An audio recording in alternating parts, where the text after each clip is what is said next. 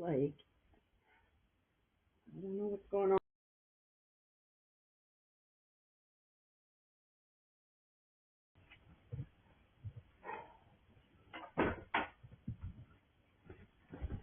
If this air goes over the fucking goddamn scanner, I'm suing you for 12.5.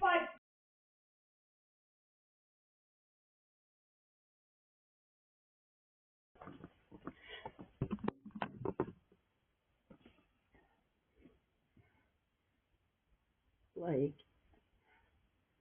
I don't know what's going on. This is a fucking pedophile.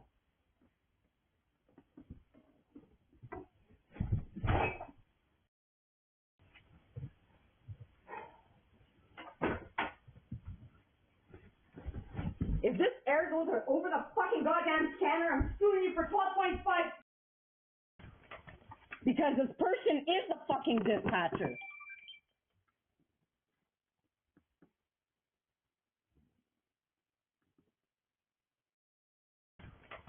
Because this person is the fucking dispatcher.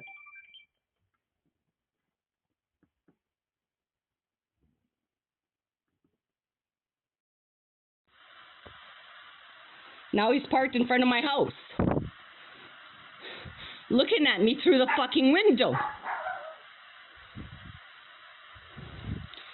This is not a mental health issue, and the police better get here quick, because I've been warning you guys, okay, that somebody's after me, and this fucking guy's definitely involved in Melanie Ethier case, and that last dispatcher I just spoke to is involved in this crime. And it's all involved with the police with a fucking scanner. It's a tow truck scandal. You could tell Dan Dawson to suck my dick. This person is trying to harm me. It's not a mental health issue. I don't know anybody in this fucking Tri-Towns. I know nobody. I have no friends here. So this person knocking at my door at 5 a.m. telling me the police sent him is not leaving. And he wants the police sent here.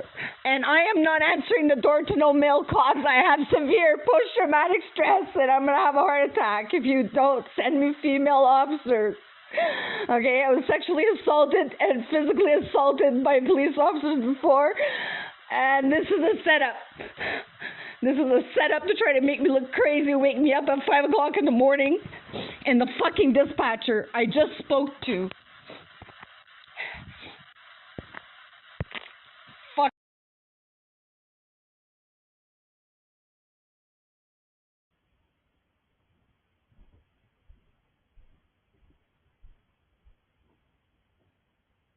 Told you guys before that the people were after me.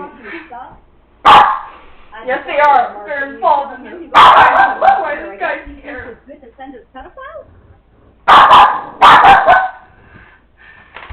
has to do with Melanie Ethier.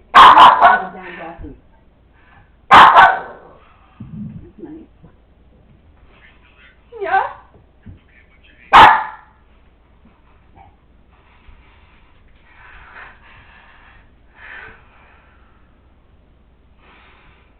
My name is CARTEL.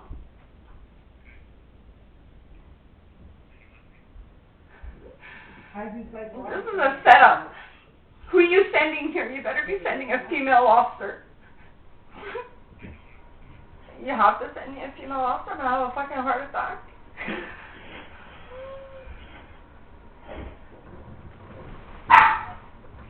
As soon as I said send me a female officer, he started to get down my stairs.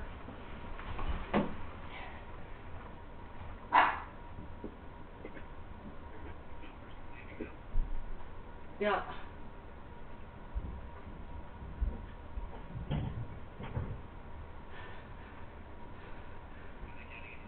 They're in their truck. They're looking at me through the window. I think he's waiting for police to come here. He's calling police or something. There's something. He just grabbed his phone. He probably called the cops. He's working for the fucking cops, this idiot. I don't know who this guy is, but definitely this guy is trying to harm me. And I'm sure I saw this vehicle before.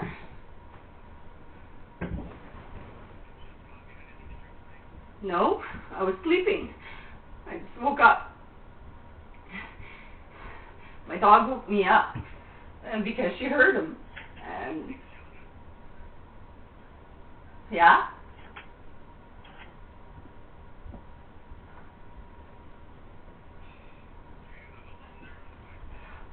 Yes.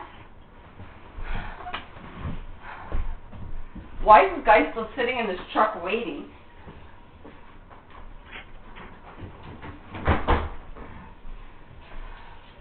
I'm scared. I don't know what's going on here, but you better send me a female officer because I have severe freaking anxiety of police.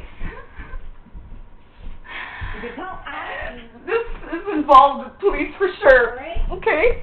This involved with Melanie Ethier. There's something going on here.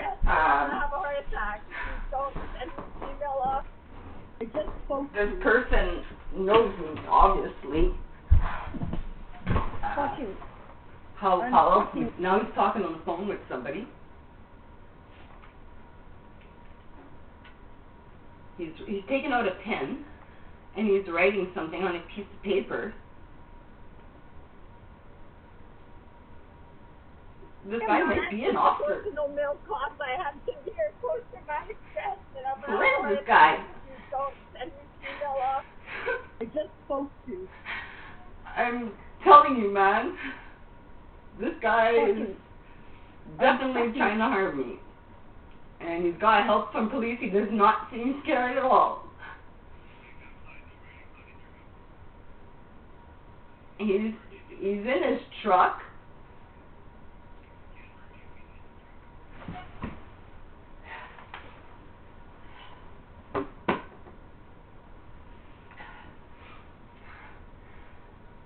Like, I don't know what's going on.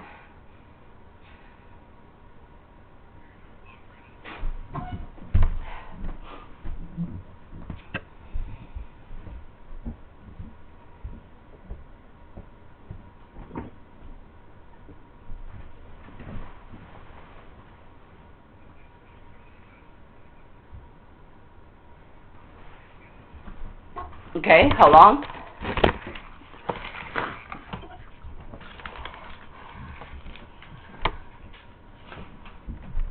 I am gonna fucking kill him if he tries to come in here. I told you guys already.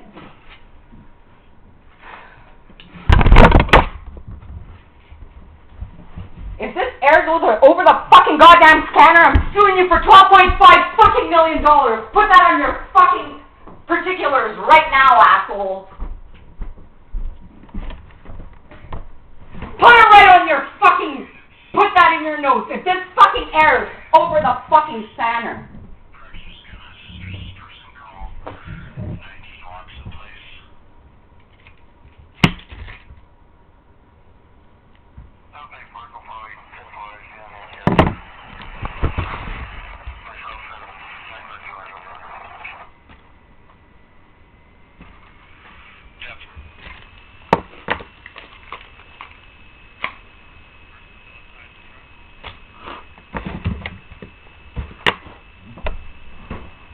Yes, and I don't know this person, and I don't care who the fuck he is. I want him charged.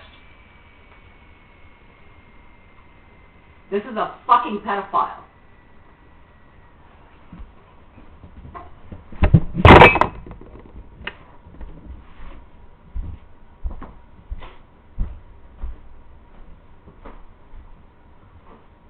I guess when you go buy some fucking stuff at the farmer's market and you tell him you got a broken thermometer, I guess he thinks it's good to send his pedophiles?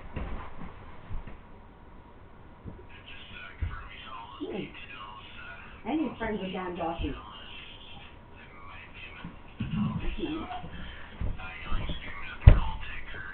It's not a fucking mental health episode, you fucker!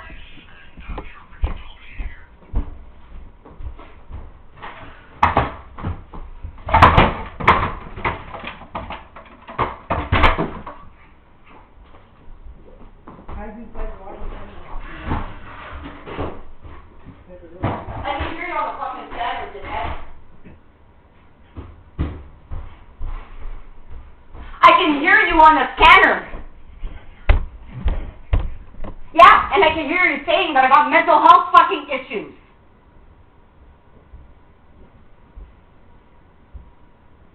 I want another dispatcher right now.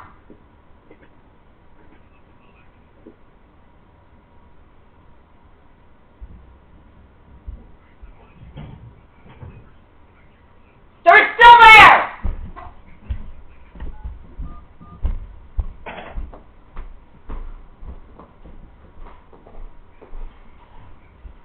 They're still there, dummy!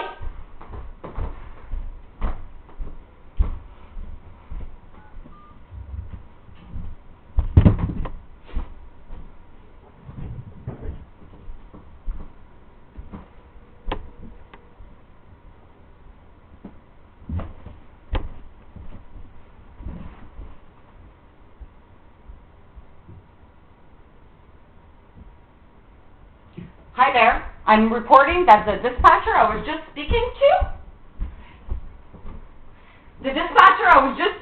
to, is going over the scanner and telling people that I got mental health issues. There's a guy in a white fucking truck knocking at my door. He's sitting in my driveway ever since I made the call. I'm sorry, what's your address? My address is 19 Watson Place. And your dispatcher that's working tonight is a fucking pedophile. And he just went over the scanner. He went over the scanner to tell fucking people that I got mental health issues. There's a guy that came knocking at my door. He's still in this truck. He claims the police sent him there. And then you guys are over the scanner saying possible mental health issues. And the fucking dispatcher I was just talking to said, it's a possible mental health issue. That's going on over the scanner right now. As this guy's sitting in his fucking truck in my driveway, telling me the cops fucking sent him. The same fucking cops. Now he's leaving. Because this person is the fucking dispatcher.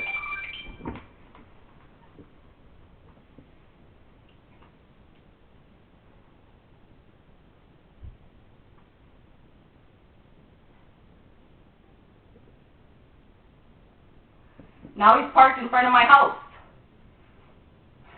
looking at me through the fucking window.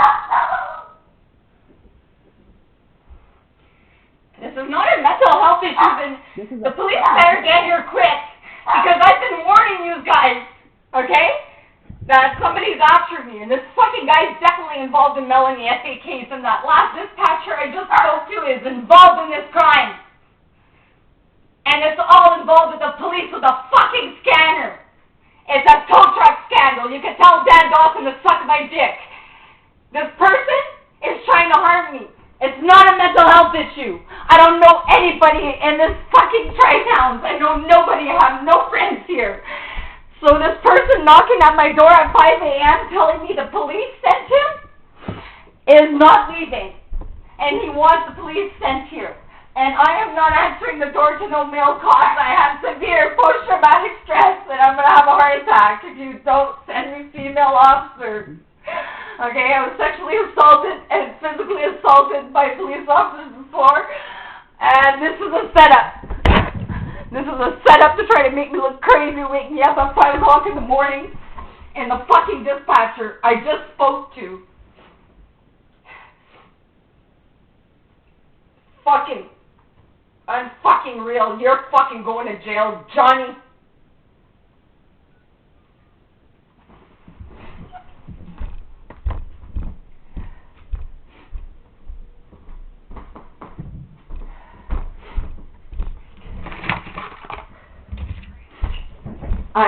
This is CARTEL. I got hung up on 911. I'm just female officer sent here. And I want that dispatcher I was just speaking to, I want him charged. He just went over the scanner and said that I'm suffering from mental health issues to send some cops here for mental health issues. There's a guy in a white truck that came knocking on my door, told me that police sent me here, that police sent him here. Now this is a setup. And I don't want no male officers here. I'm not going to be opening up the door to them. They better send me a female officer. I'm telling you right now, this is a setup. I want this person charged. He's still parked in front of my house, claiming that police sent him here.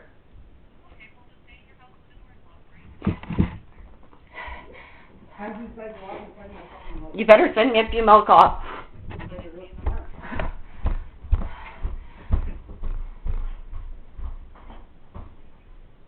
I'm scared.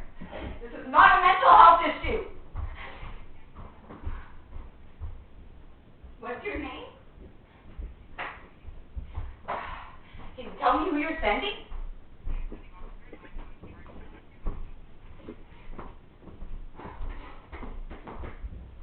Why is this person on my door saying that police sent him? And why is he not leaving? He seems to know police. I'm telling you, police are involved in this crime. You better not just send me any cops. You're trying to harm me. I'm telling you, look at my past, okay? These fucking people, I want this put on the record.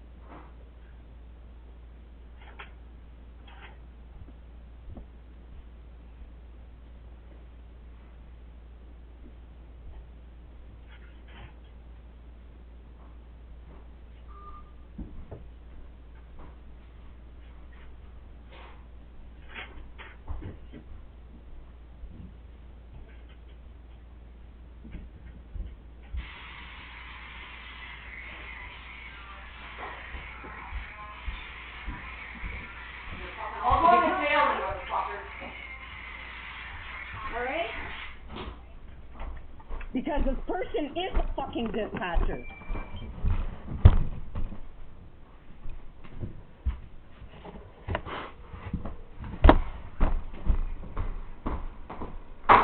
You're going to jail, bastard. Hello? Yeah, I just called police. Police are on the scanner telling the fucking pedophiles I got mental health issues as there's a fucking guy in my driveway parked there telling me the cops sent him. Which fucking pedophile cop are you sending me that killed Melanie Ethier?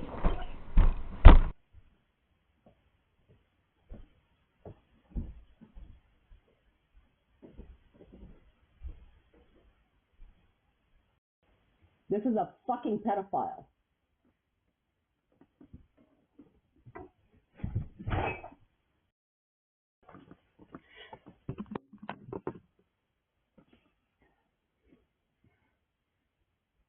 Like, I don't know what's going on.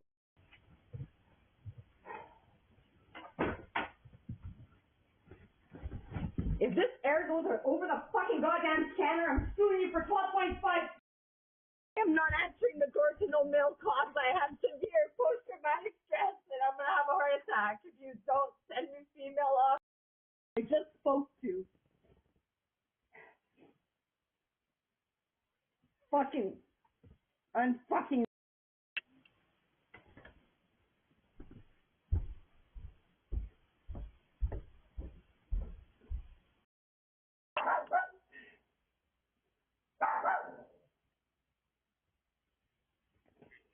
Yeah.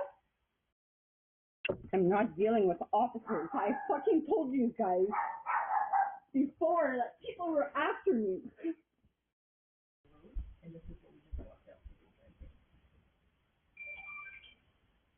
I'm just making this. Look through all my house. Activated. I just moved my curtain here.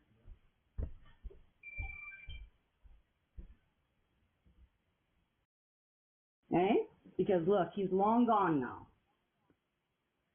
But yet my camera's still showing him parked there.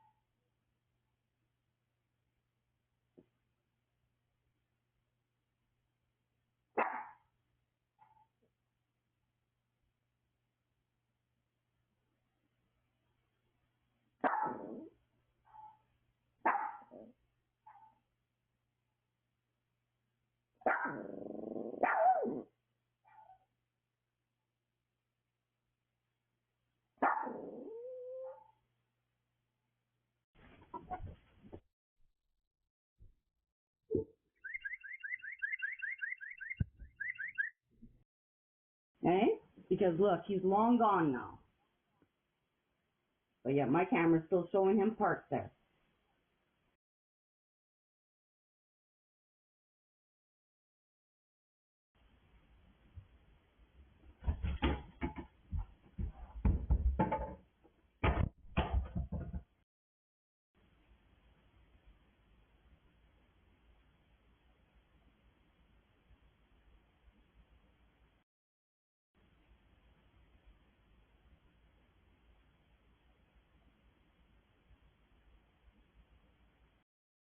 Eh? Because look, he's long gone now.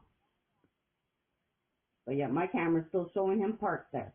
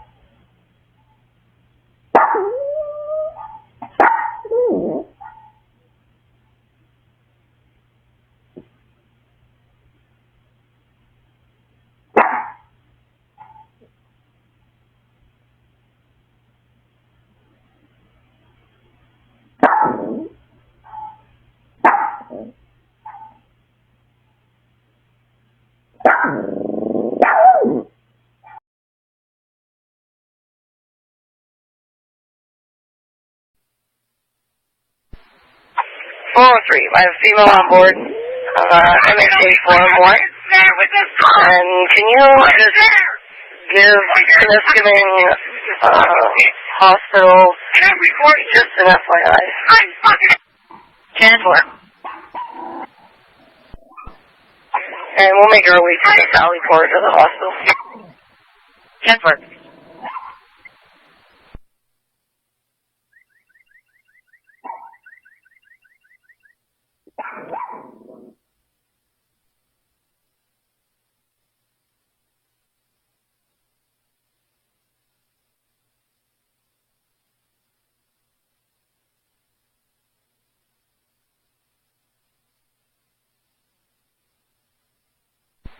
For November Alpha 601, comm center. Stand by, just on a 21.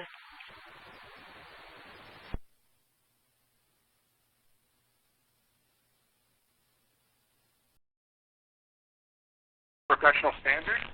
Hi, how are you? I'm good, thanks. I just thought I hadn't heard back from me from the email messages I'd sent before Christmas, so I thought I'd touch base to see if there was any further information you'd like to provide in regards to your complaints against PC Lalonde and Sergeant Perry. Oh, I did send you back my consent. Did you receive those? I sent you... Go ahead, sorry. Go ahead. No, I said I did receive the package that you sent me initially. Did you receive? A lot of the receive... materials was unrelated to the complaint, but I did find some materials relevant to your complaints that I've been tasked to investigate. And I also inquired with the hospital up there, and I sent you forms. Yeah, I sent you back those consents. You did not get them? I did not get those consents, no. See, like I'm telling you, my files are being interfered with constantly. Like it's been a fear for my safety, trying to keep all this evidence, you know, without being destroyed. And I did respond to your email with my consents already the day that I got your email. You're kidding. Okay. That was, so, like, I'm telling you, my ex there, Luke Johnson, he's a hacker. I'm scared for my life from him, you know, and he's been criminally harassing me, and he's not going to stop until he's arrested. I gave a statement against him in October, and I'm still waiting to hear back from the officers. I gave a statement in July. That officer went on maternity, so he's the one that's hacking me, and, like, he's hacking my banking. He's doing all kinds of things, him and his relatives who are ex-commanders at the OPP, right? So Dan Dawson and Joel Breault, who was the commander in charge when I was arrested, he just retired. And Dan Dawson was the commander, and those are both of Luke's relatives, and there's another officer, Joel Plount. They're all related to each other, right? Okay. So it's not relevant to what I'm investigating, but I see I sent you a message on the 22nd of December. Yeah, I responded to you, I think, the day or the day after. Okay, and then I didn't get anything, so I sent you another message on the 2nd of January, and sometime in between there you had sent me another folder, which I could not open. Now, which email are you sending it to? Chantel_G@live.com. Okay. Do you wanna copy me on both my emails, the puppy for me and the Chantel G, because it appears that I'm obviously not getting your emails or something's happening because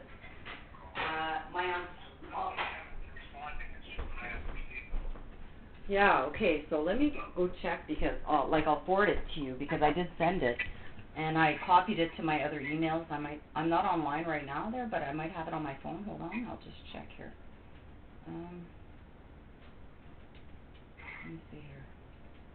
Yeah, certainly the package that I initially got was very fulsome and incorporated a long history of your information that you've been providing. But specifically what I've been tasked to investigate is your allegation of excessive force used by PC Lalonde at the hospital and engaged at the police detachment. And then with Sergeant Perry, there's allegations of discreditable conduct and neglect of duty along with PC Lalonde. That was from September of last year. Right. That's what I've been focusing on, and that's why I needed to, or requested that, depending on your feelings as to whether or not I could get the footage from the hospital. Well, I made requests for them myself because I saw that DOPP was not getting on this and because of spoliation of evidence, so I made the request myself. And after I was choked at the hospital and all that, I called the hospital and I told them, you know, that I wasn't happy of my treatment there because I hadn't been arrested or formed and I was being assaulted there. And I told them to save the videos, you know, and I spoke with the director of the hospital. He told me he kept those for quite a long time, and I told him to hold on to them because I was going to get a lawyer and that, you know, chances are that police would be investigating this assault. And then I made a Freedom of Information request for it, and then they responded to me, not officially, by leaving me a voicemail saying that they destroyed that within 30 days. Which that's their general policy, but they do have video of your attendance at the hospital back on January the 11th. Okay, well, I was verbally assaulted. Yeah, I was verbally assaulted by Lori Lalonde, threatening me that she would parade me around in the garage, you know, in the bay, like, you know, when they brought me in. She started verbally assaulting me in the car, and then when we got there, she threatened me and was like threatening me that she was going to handcuff me and parade me around, that she was doing me a favor and I owed her some courtesy. And then as soon as I came into the hospital, right in front of the nurse's desk, I asked the other officer his name, and then she started assaulting me. She threw me in the room. She was pushing me. I was sitting on the chair. She choked me till I passed out and urinated myself. And I could tell. Was there officer present during this? It was Lori Lalonde in the room with me. The other officer was at the nursing desk, but I noticed that when I went the next day, that I noticed that there's cameras pointed at the room that I was in, right by the nurse's desk, that they probably saw, like the nurse and the doctor. I'm sure the doctor saw her assault me, and I got up and then I started yelling for help, and then she pretended like I spit in her face, and she went and grabbed a mask. And the whole time, like they pretended like they didn't have my belongings behind the hospital.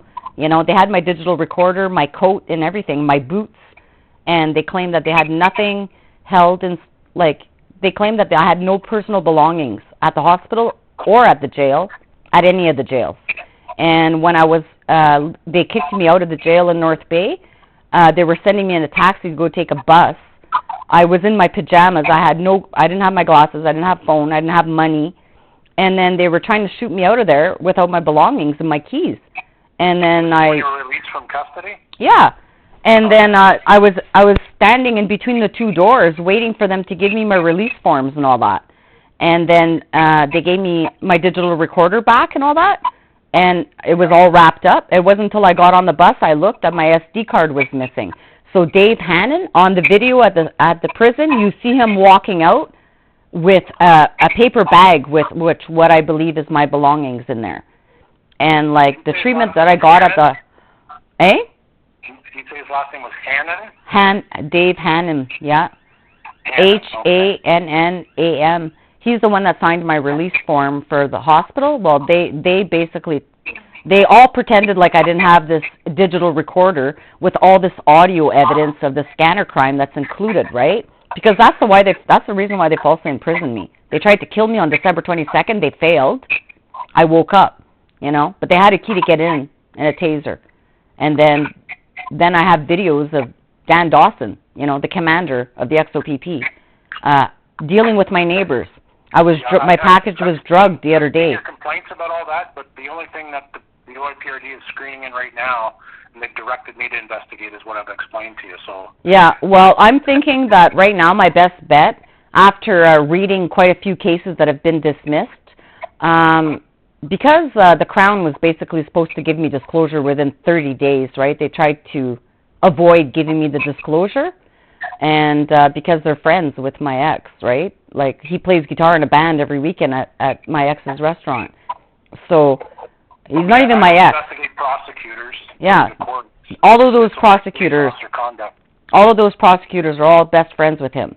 They all work at the court with his mother-in-law, and they go rock climbing. Like, it's been years they've been friends. And the whole time this crime was happening, Luke kept telling me to talk to his Crown attorney friends. But he was behind the crime, right?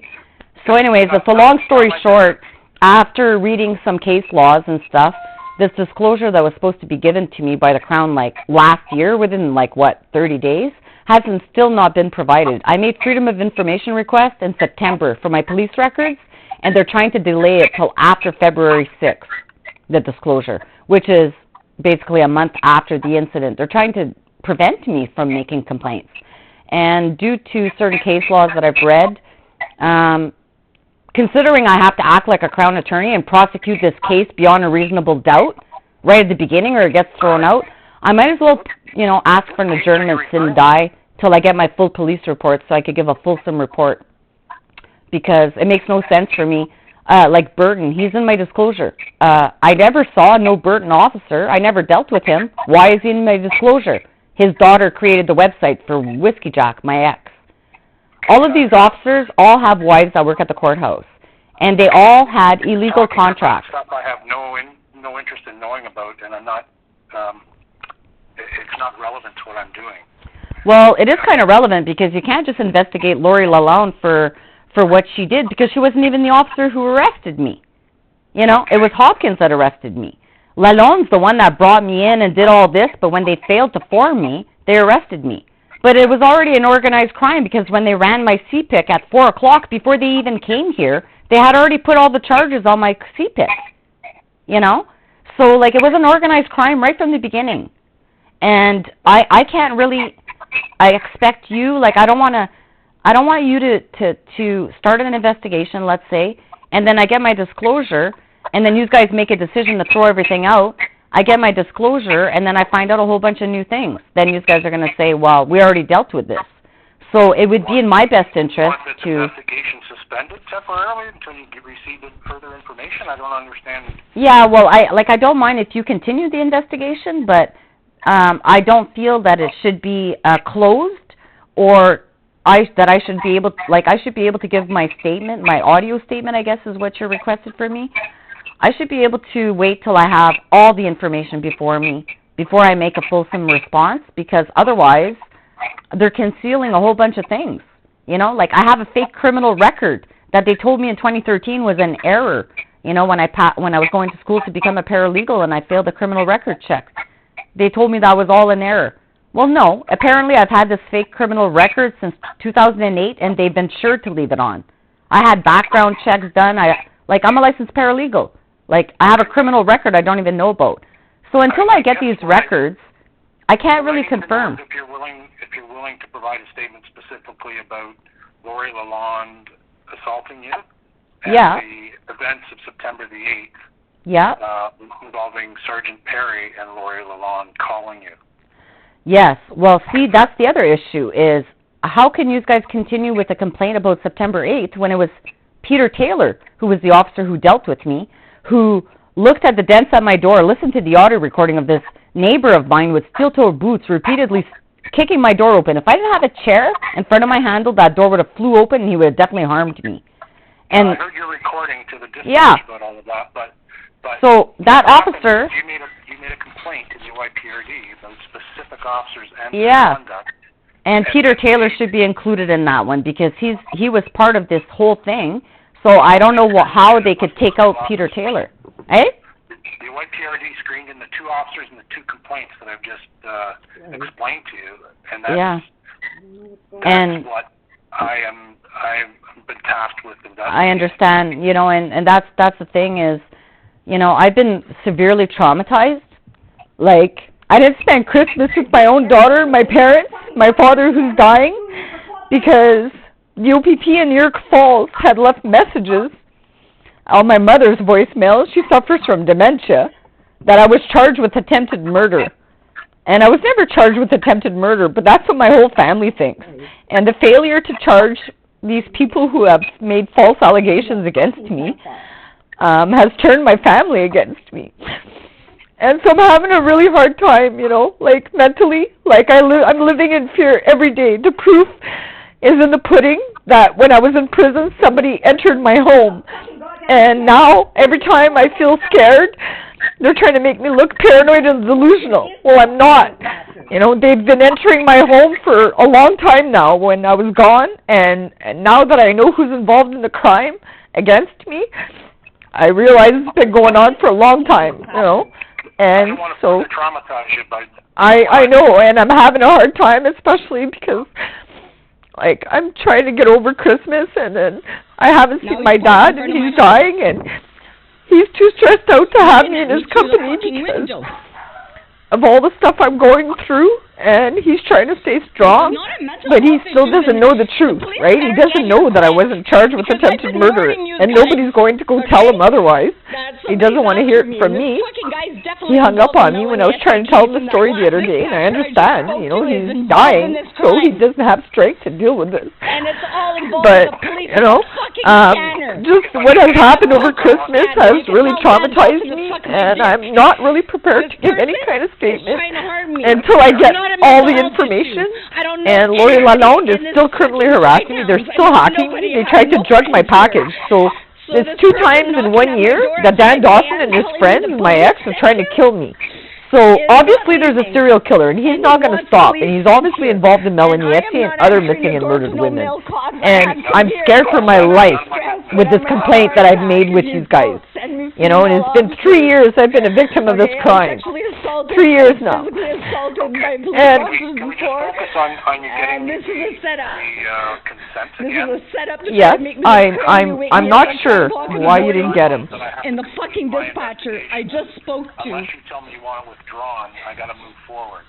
I understand, and I don't want to take it out on you either, Mr. Martin.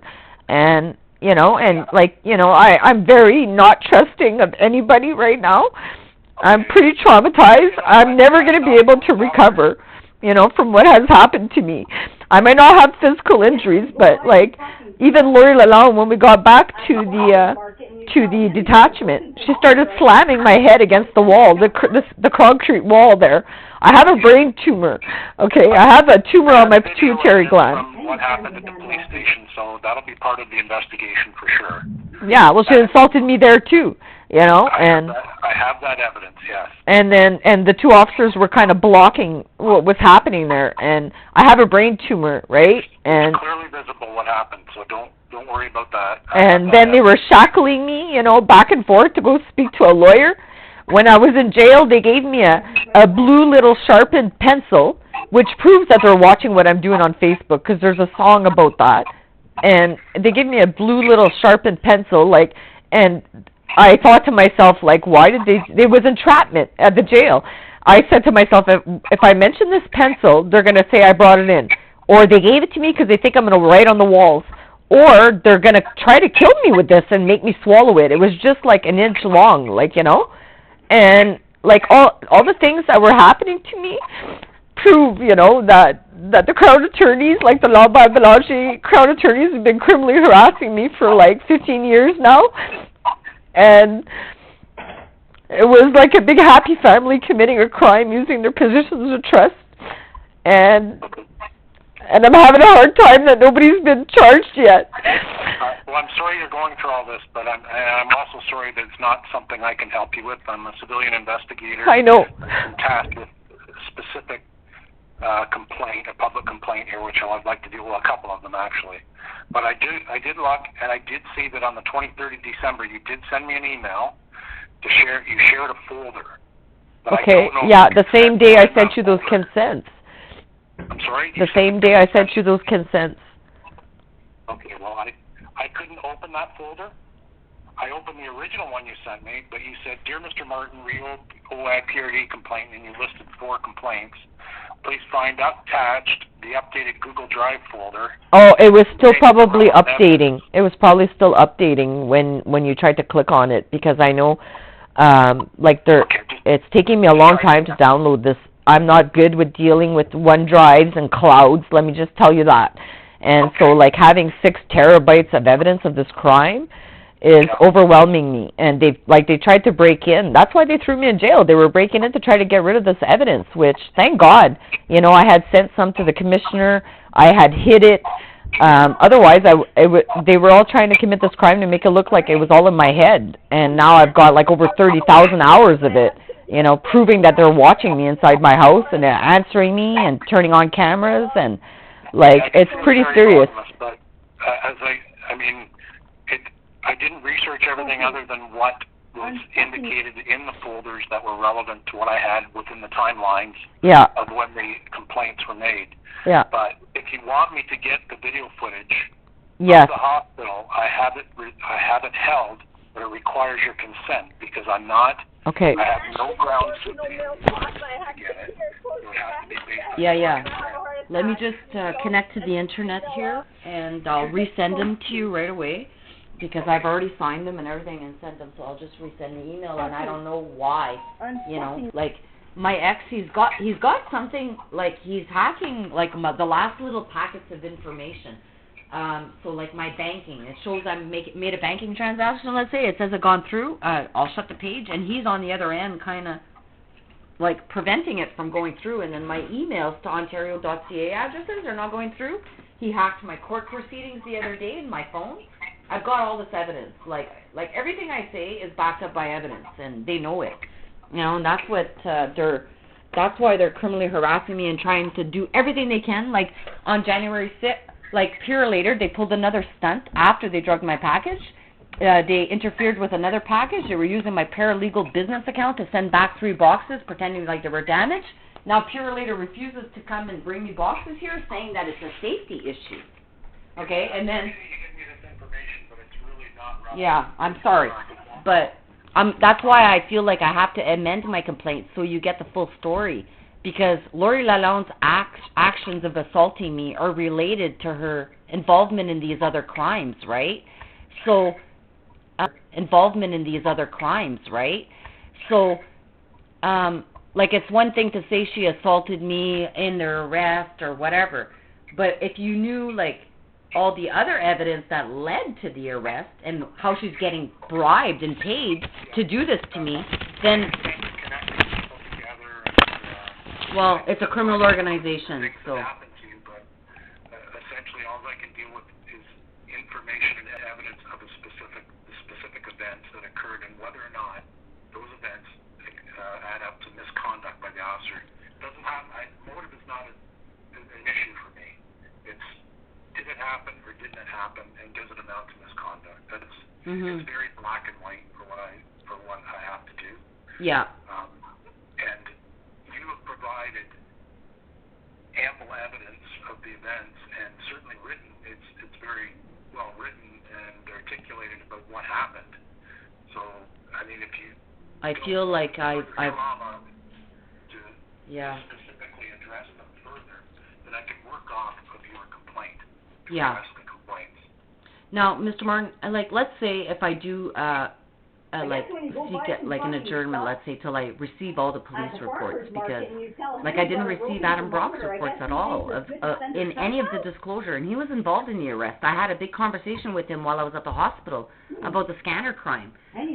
So, like, the fact that I didn't get that in any disclosure, like, it prevents me from, like, Lori Lalonde, she didn't even arrest me, you know, but she's the arresting officer, but it's sad that I'm dealing with. It's not about the arrest, but if you decide you want to suspend this investigation, then I would suggest No, I don't want to suspend it. I would just like to adjourn it until I receive the rest of the reports.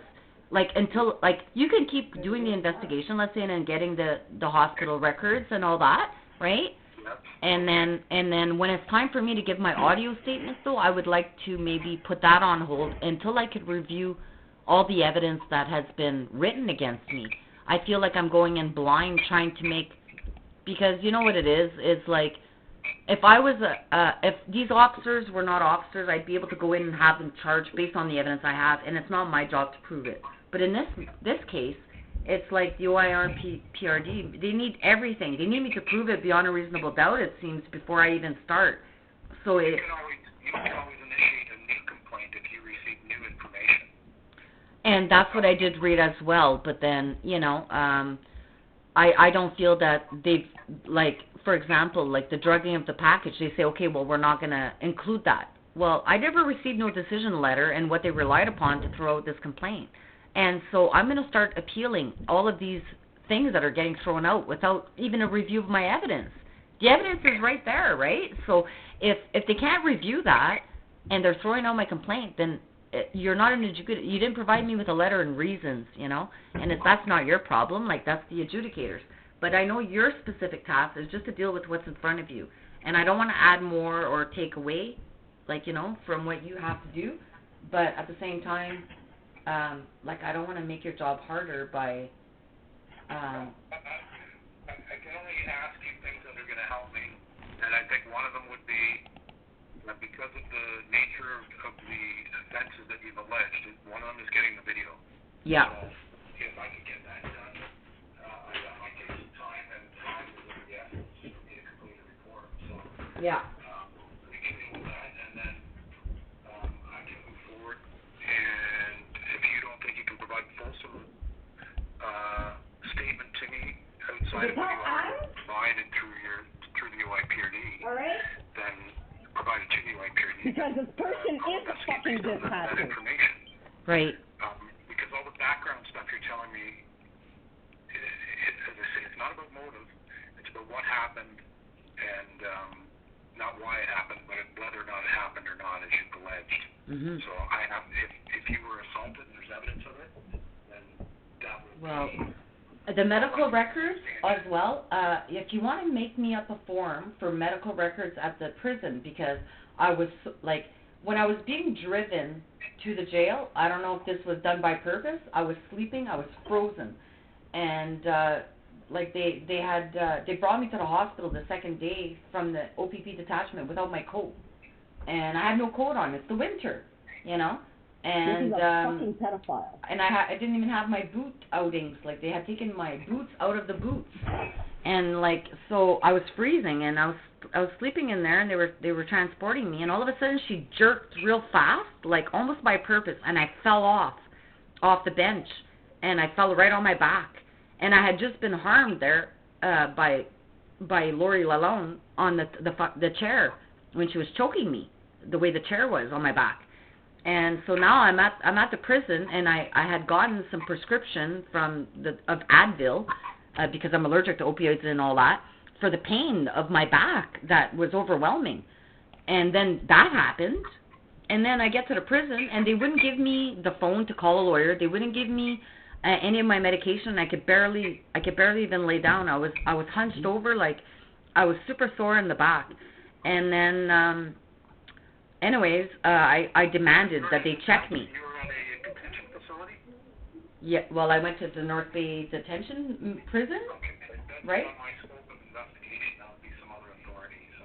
Yeah, well, that has to do with the injuries of Lori Lalonde, because I demanded that they check me because I was so sore. I thought for sure I was getting like kidney failure or something, and they did check me, and I was bleeding I had blood in my urine from the assault, and so. You engaged the SIU. Did you not make a complaint to the SIU, or did somebody complain to the SIU? I submitted a complaint to the SIU last week about everything. Last week.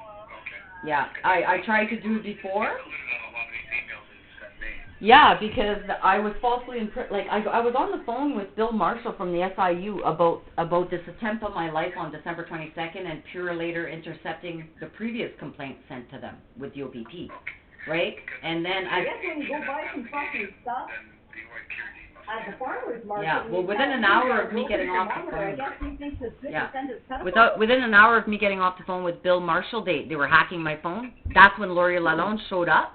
And she entrapped me. She said, "Hi, Chantal." I've got an audio recording of this. She says, "Hi, Chantal, I'm here to talk to you about the USB stick you left me." I thought it was the SIU that sent her. I said, "Okay, I'll be right out." You know? Had she told me she was there to talk to me about this alleged attempted to kill my ex at the gas station, I knew that didn't happen. I would have never went out to talk to her. You know, I went out willingly. I was in my pajamas. I left my door open. I went in her car. The only thing I could think of the whole time was my dog was getting out, and she did get out. You know, there was no urine. Yeah, and in the video you can hear my door is open. You know, it's totally contrary to what she says happened. And then my neighbor across the street was taking a video of it. Like, all my neighbors are all involved in this crime. So, at the end of the day, like, the injuries she caused me, there's evidence of at the hospital, at the nurse's station in the prison, of the blood in my urine. And the nurse was very concerned for me, and I told her, I said, I was assaulted at the hospital. I said, I've been in pain the whole time here, begging for Advil, and these guys refused to give me some, you know. And so that evidence is there. Okay. And well, if you could get those consents off to me, I'd greatly appreciate that. Okay. At my end, and I'm just opening up my email now. I'm getting your emails. I just can't open. I couldn't open that big folder. I don't know why my internet's not connecting.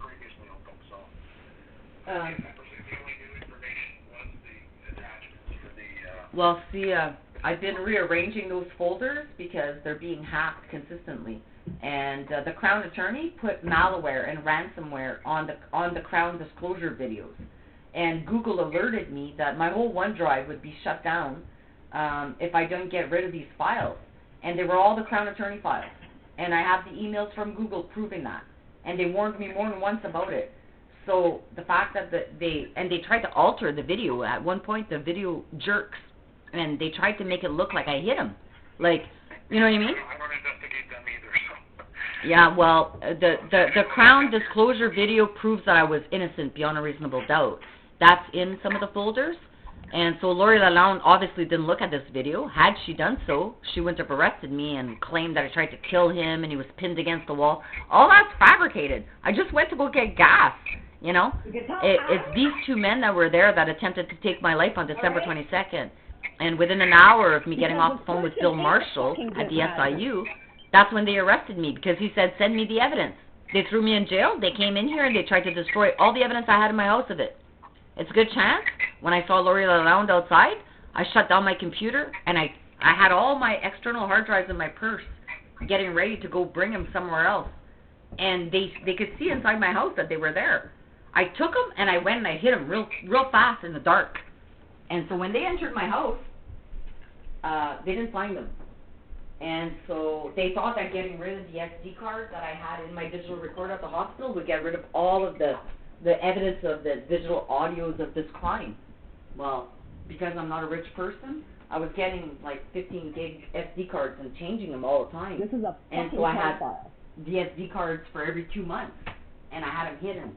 And so even though they got rid of the one that was in the digital recorder, the rest of the evidence I've concealed. But me holding on for this evidence since 2001 is putting my life in danger repeatedly. You know? I don't need all this information, Chantal. I apologize for... Well, that's what I know. I'm overwhelming you. It's just it's all related to the conduct of why these officers did what they did. I know you say motive isn't relevant, but yes it is. You know, if somebody goes and murders somebody because they cheated on their wife, well, there's motive, right, for it happening. If there's no motive, then sometimes it's harder to prove. But well, I have to prove it happened first. Yeah. So that's the issue. So let me go to I'm in my email finally here. Let's go check. Okay. Okay. Randy, when did I send you last? It was the 23rd of December. Okay. Randy, on the 26th. Yeah. I'm not dealing yeah, with the 26th. I sent you the consents. I'm going to forward them to you right now. People were after me. 26th of December? Yeah. Just checking my inbox now. I've got the 23rd of December. You sent me something, but I have nothing since that time. Well, I'm going to forward it to you, and you'll see below. You know, I'm not a liar. It says that I sent it to you. You know, I know. It's just these crimes of hacking are trying to make me look like I'm mental or that I'm delusional. Like when he hacks my phone and withholds messages by my daughter, if I call the police and say this is happening, they say, oh, it's a mental health issue. Well, come and check my phone. Like, you know, I've got evidence of everything I say. I'm not just making it up. Like I said, I sent it to you. You said you didn't get it. Now I just forwarded it to you. Look below. You'll see at December 26th at 11:14 p.m. I sent it to Randy. I sent it to the OIRPD. And everybody at OIRPD got the same copy of my signed consents on December 26th. So if they got it and you didn't, then you're being hacked by the same hackers. Like I tell you, they're a threat to the OPP. They're a Hell's Angel hacker group. They're an anonymous hacker group. Okay? Like, they could shut down your OPP station tomorrow. Like, that's what I've been warning the commissioner. Every time I email the commissioner and tell him about this threat. Okay. Location, so it'll take some time. I'll send you a message to both your email addresses when I receive it, or if I don't receive it in the next half hour, I'll let you know. How about I'll go in my other email right now, because I just sent it to you from my from my Chantal G. Let me go in my Gmail and see if you get it quicker there, and tell me which one you get it first. I had responses from you from both emails, so yeah, let's see which one you get first, my Chantal G or my Gmail, because it seems like my Chantal G email, like the entire Temiskaming detachment, has blocked that email address. Okay. Right? So. Okay, well, send them from both, and then I'll let you know when or if I receive them later today. Yeah, I'm just looking here. Okay, so what I'll do is I'm going to, oh yeah, I did send it here. Okay, so now I'm going to forward it from my my Gmail, and then you let me know which one you get quicker. And so it sounds like you're getting mine okay, which is good. And I will...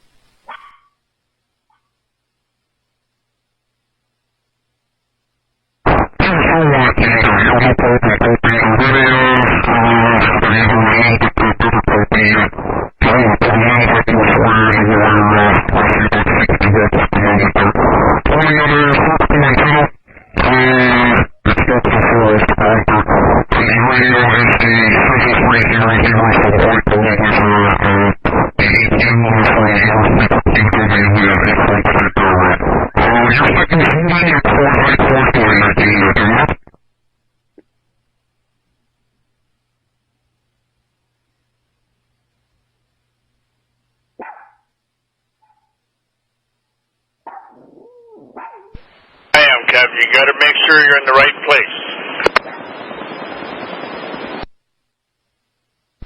Where you get to look.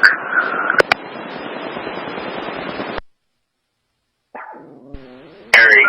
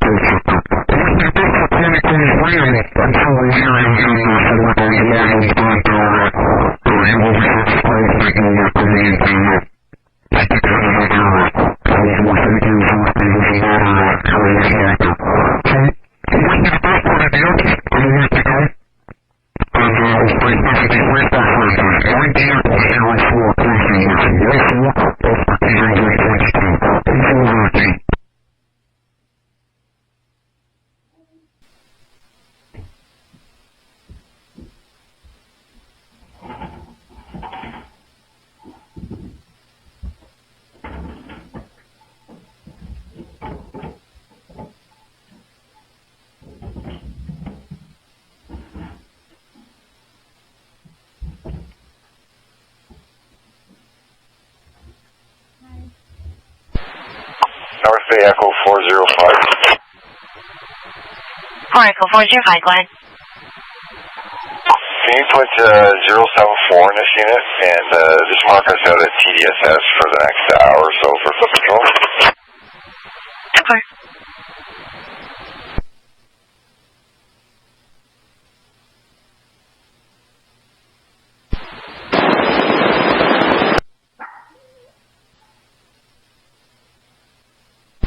Alright, Bay 4 Echo 201, status check. 21024. 24.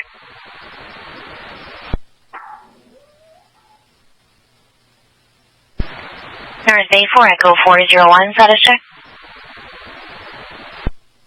Just clearing now. 24.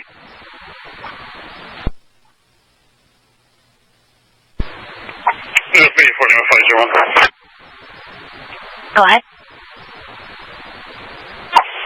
102729, CNI check or NCIC. This is an American citizen from Washington.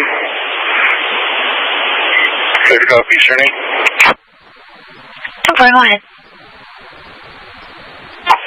His name's Hamel, Echo, Mike, Oscar, November, Sierra, even known as Harris, Hotel Alpha, Romeo, India, Sierra, date of birth 1964-03-27. I copied. Is there any given to or given to initial? Usually the DLs have to be exactly the same.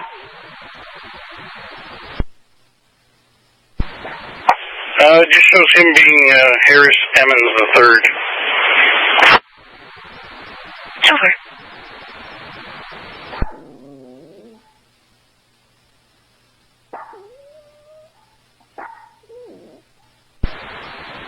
Lima 501, he's showing 1060 negative NCIC, valid BL from Seattle.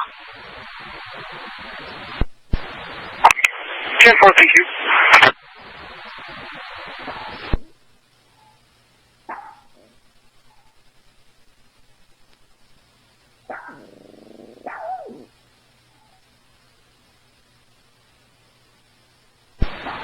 Alright, 4 Lima 501, status check. Everything's 10-4, thank you. 2-4. Okay? Because look, he's long gone now. But yet my camera's still showing him parked there.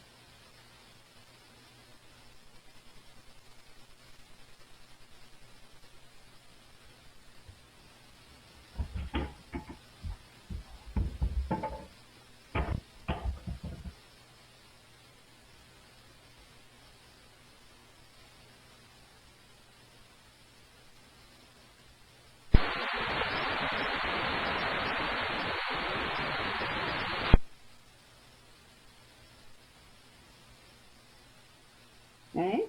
Because look, he's long gone now. But yet my camera's still showing him parked there. Alright, 4 Lima 501, status check. Everything's 10-4, thank you. 2-4.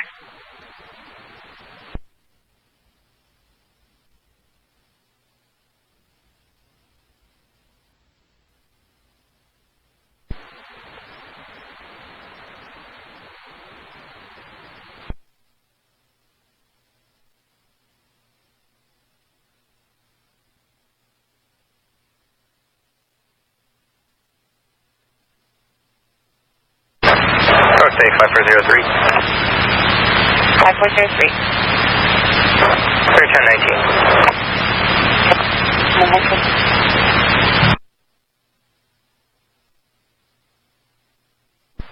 Road building 503. William 503, go ahead. We'll be able to vehicle, Quebec murder. I just can't read the plate. I'll go back to the details. Over.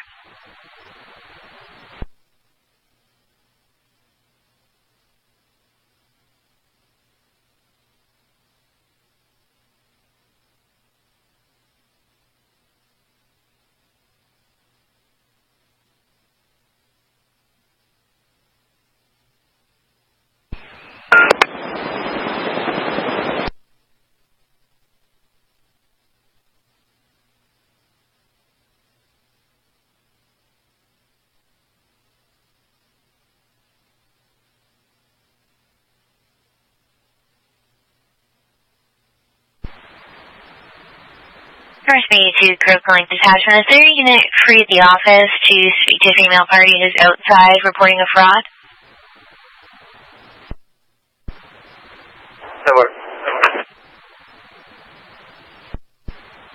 There's a female party at the door. She lives in Largo Lake. Her name is Cindy Sheldon. She wants to report that someone called her pretending to be her son, and she's given them money over the phone.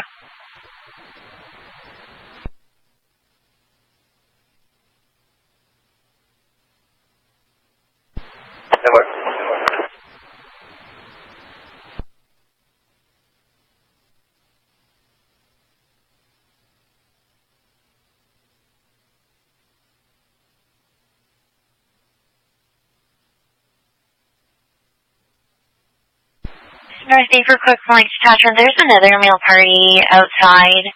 He's wanting to follow up with a theft occurrence from yesterday. Is anybody expecting Wayne Archer? Negative. Negative.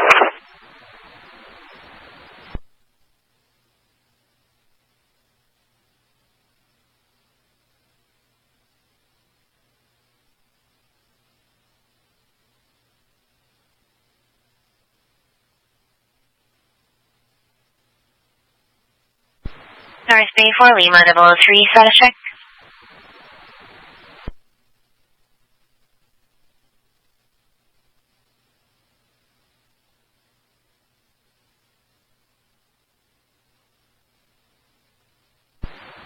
Lima 003, status check on your stop.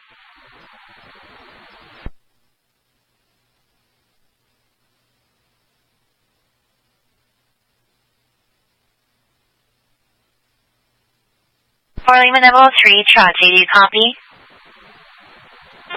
Tell the driver everything's that far. Super.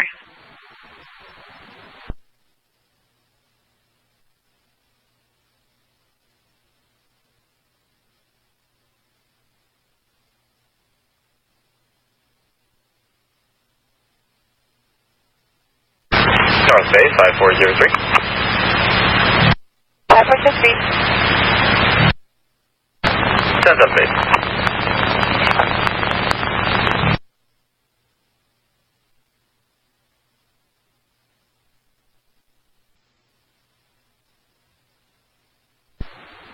Lima 003, be off. Do notes, just clear me from the stop, please. Super.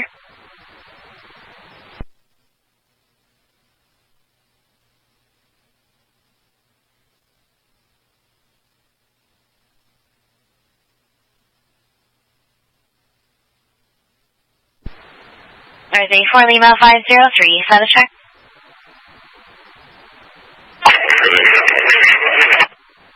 Super.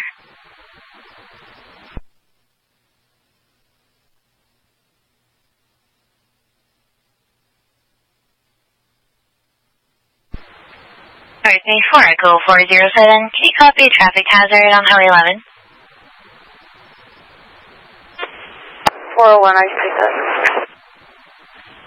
I'm going to call reporting that there's a metal sign in the middle of the highway somewhere between Hornet Lake and Temagami. MTO is aware. 10-4.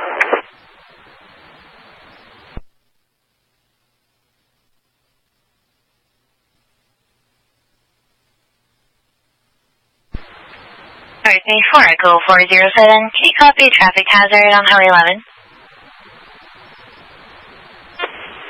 401, I take that.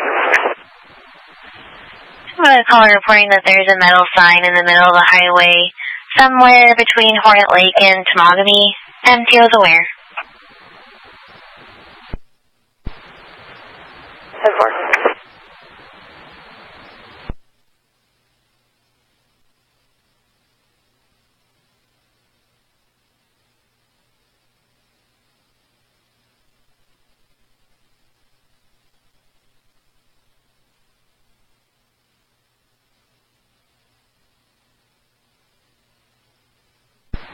Alright, 4 Echo 401, MTO advise that debris is already clear.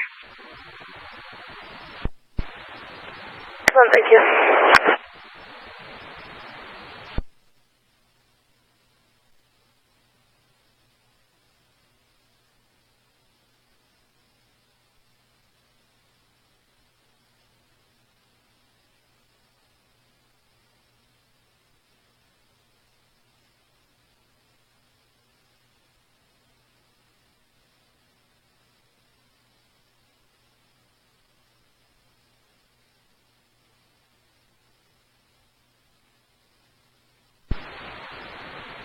Thursday 40403. Can you copy domestic going on over the phone with the complainant who lives in Elisford?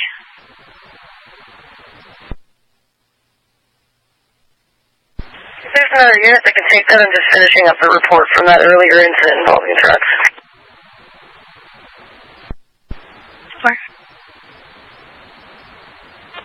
401, I can take that. So for a caller saying they have a no contact order and her ex is using their child exchange phone application to harass her, she'd like a call.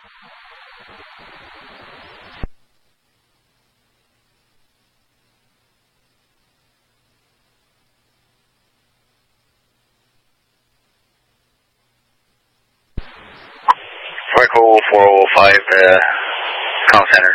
You can take PC Hopkins out of this unit or 1019. Over.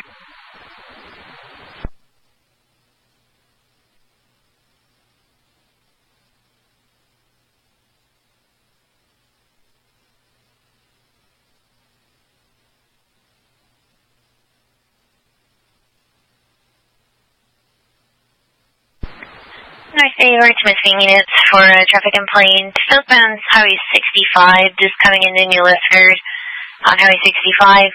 Call reporting a white pickup truck, unknown marker, moving all over the road, driving in oncoming traffic. 405, I'll take care of that. Over.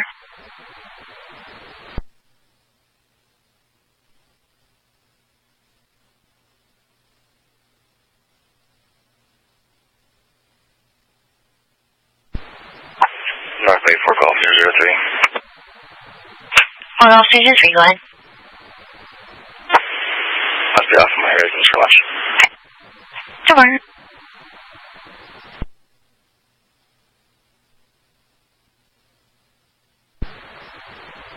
Thursday 4 Echo 407, are you clear to attend an alarm on May Street at the CMHA building?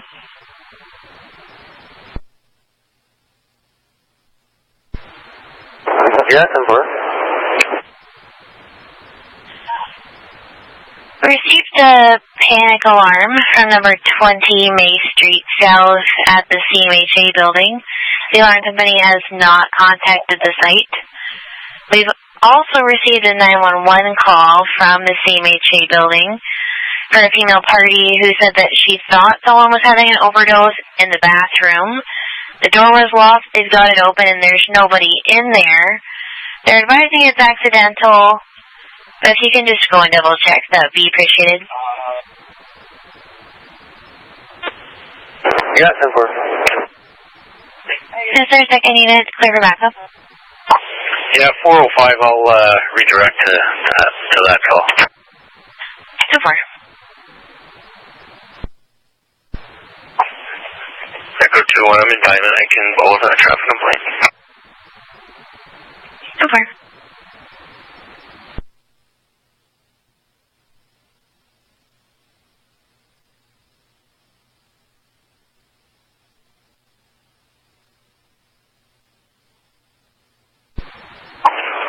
The complaint is a white Chevy pickup.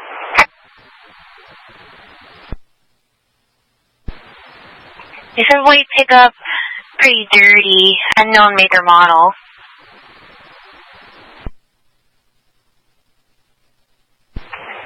Ever.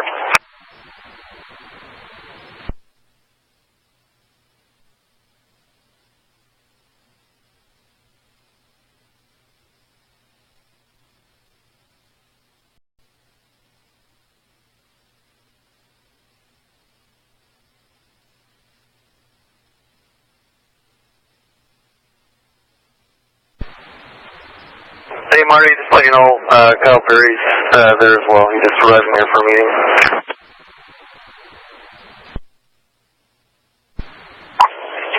Sword tonight? Just wanted to let you know that Perry is at the CMHA office. He just arrived. He's there for a meeting. Okay, 10-4. Echo, 4 Echo 001's on scene at CMHA. Sure.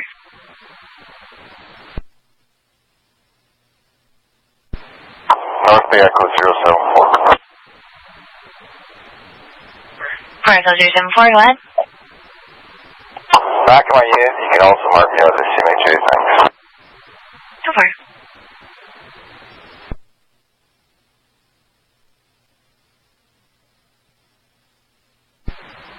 North Bay is 4 Lima 503, confirming you need a tow there.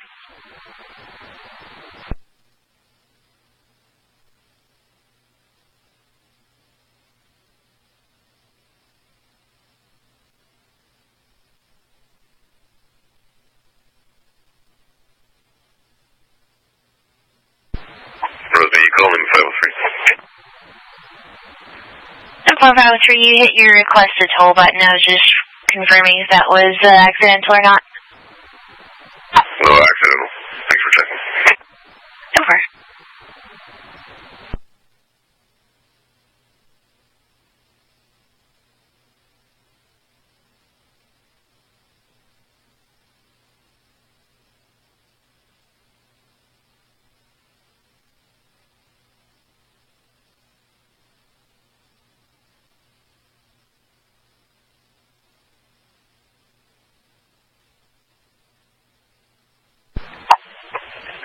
Center 4 Echo 405, I can confirm the alarm was accidental. 10-4.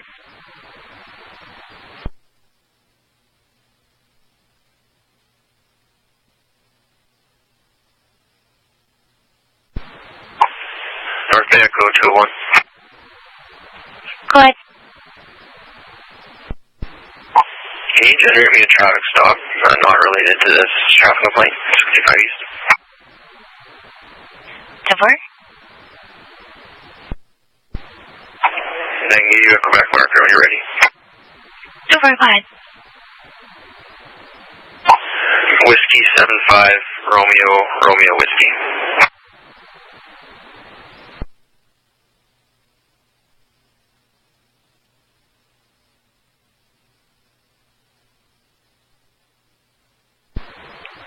That's 1060 on the 2018 BMW X4. Doesn't say which color it is. It's registered to male party born 53 from Quebec.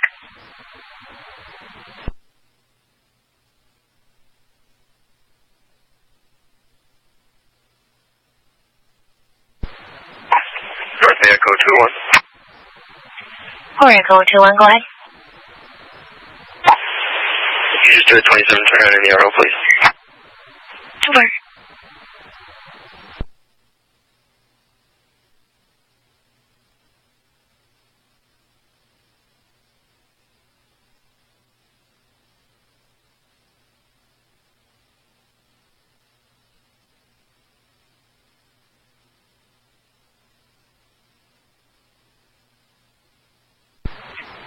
Echo 201 East 1060, 27 is valid.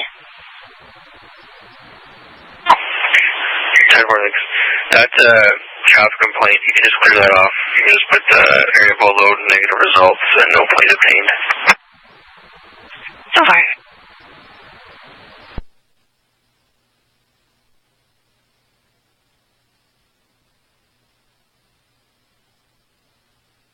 BJB.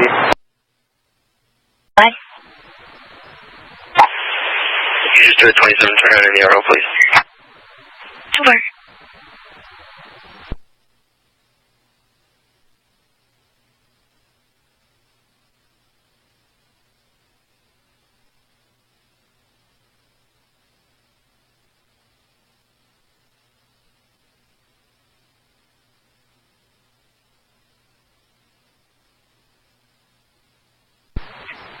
Echo 201 East 1060, 27 is valid. 10-4, that's a traffic complaint. You can just clear that off. You can just put the area below load and negative results and no plate obtained. So far.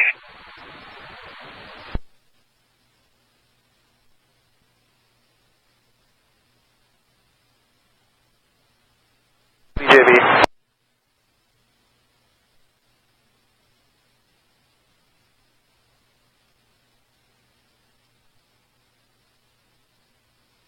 We're looking at wheels down at 1 o'clock in the Timmins, dropping off 1+ nice west.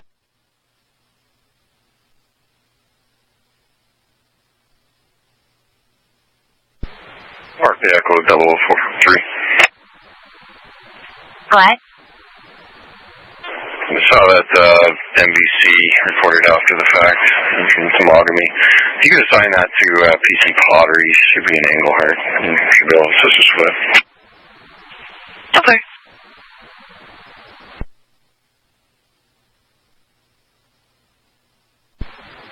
I just want to give him a call. I haven't spoke to him about it.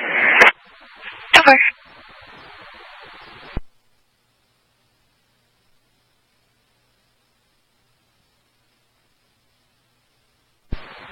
For November Alpha 601, com center. For November Alpha 601, go ahead. I'll be 10-8 from Metogamy. I'll be northbound to Timmins. I'll be catching a northbound flight to Saskatchewan for a prisoner run. Okay.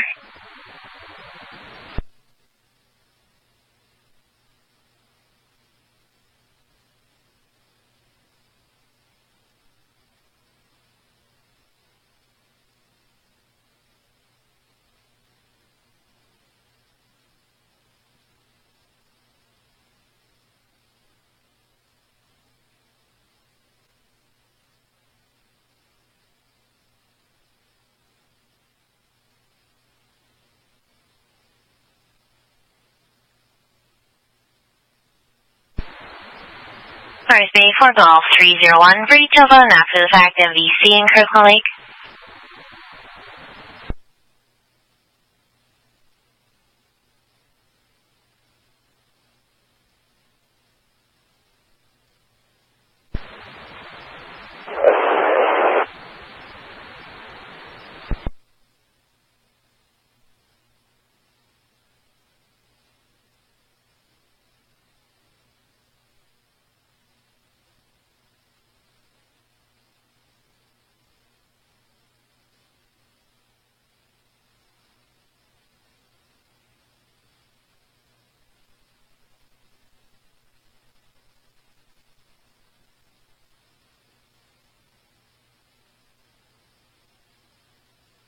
North Bay 5311. 5311. Mobile, Englehart. 10-4.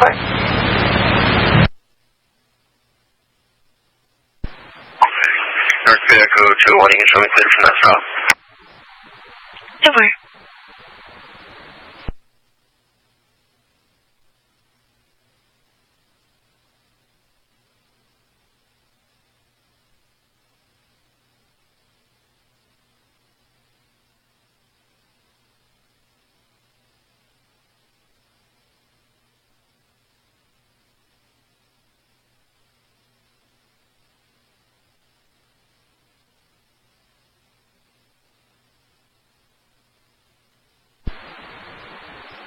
Birthday for Smith Spring. Are there any units expecting a male party to attend Tomogamy detachment for a 1 o'clock appointment? There is a male outside now, Martin Butler.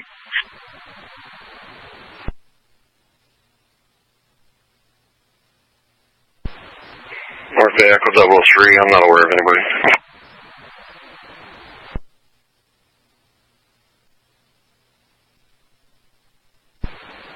North Bay Echo 003. Go ahead. 29 CNI in the arrow. Support.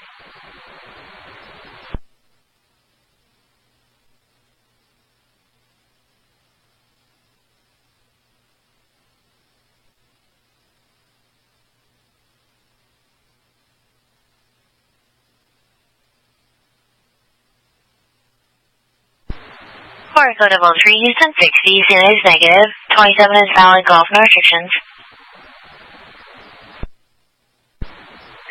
10-4, thanks.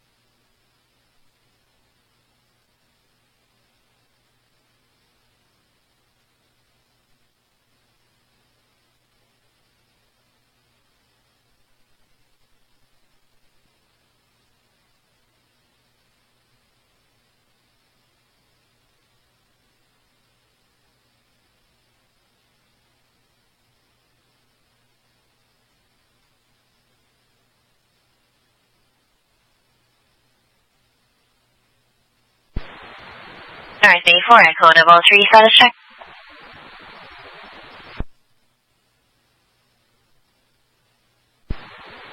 Echo 3, I'm clear, thank you. So far.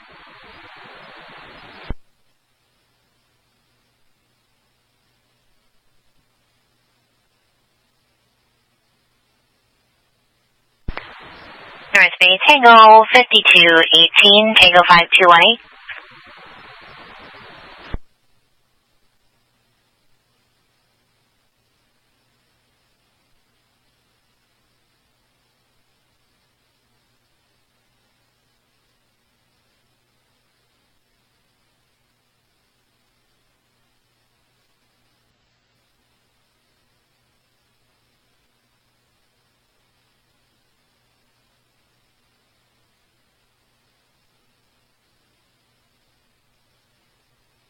For Golf 303, are you clear for details on after the fact MVC in Kirkland Lake?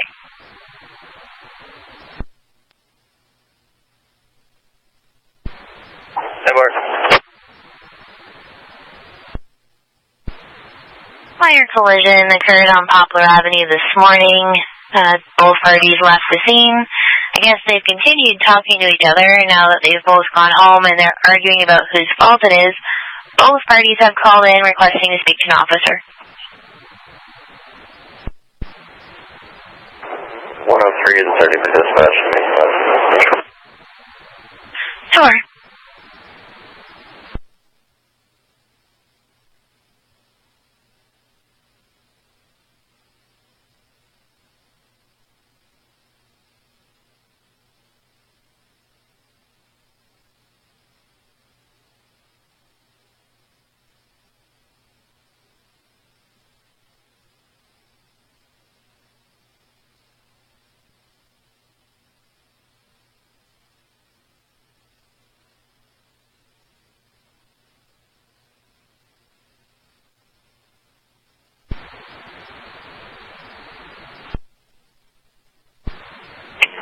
Thunder Bay Lima 303. Lima 303, go ahead. Myself and 301 will be out at Monteith for follow-up. Support.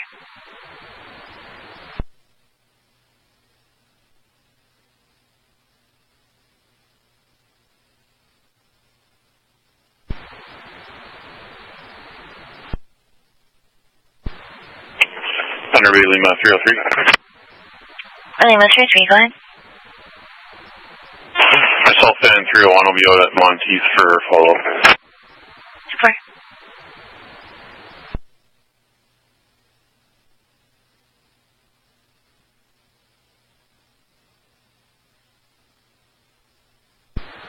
Alright, Dave, Rico's Park Bang units for traffic complaints on Highway 101 eastbound to the area of mile marker 365 on 101 eastbound from Municipal Road now.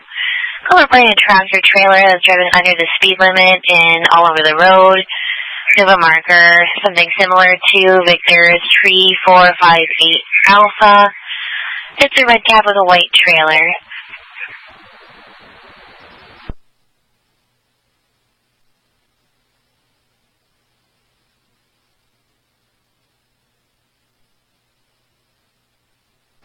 Lima 501, I'm west of Timmins in that position. So far, I don't think we do have anybody in position.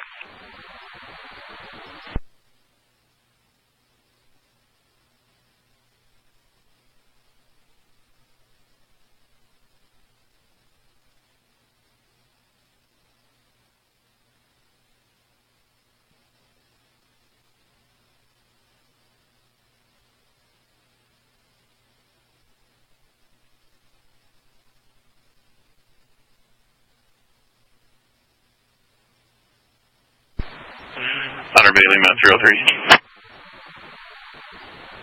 Go ahead. Show us 10-8, we'll be heading back to the office. So far.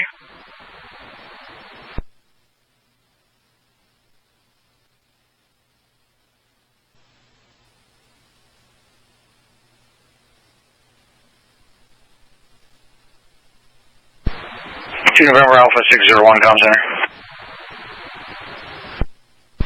Go ahead.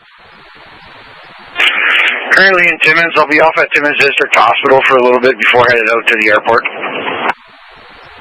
So far.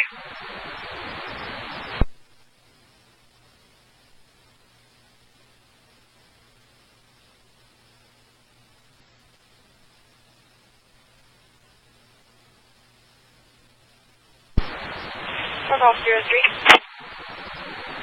Golf 03, go ahead. Can you create prevent breach of the piece at 29 Woods and attach Golf 103 with me? So far.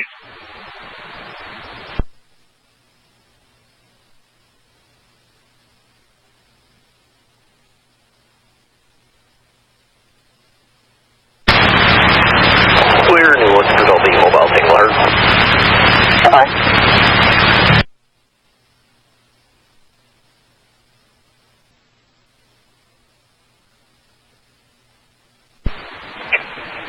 Golf 103. Go ahead. I'll go back shortly and deal with that assist for York Regional. So far.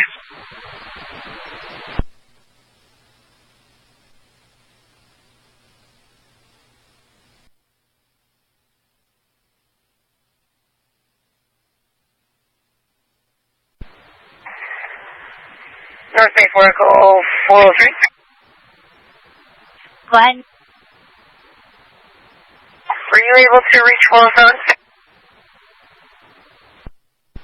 I've been advised he's 10-6 at the courthouse, and 405 can take that call. Okay, 10-4. And if 405 is reading, if you need any assistance, just let me know.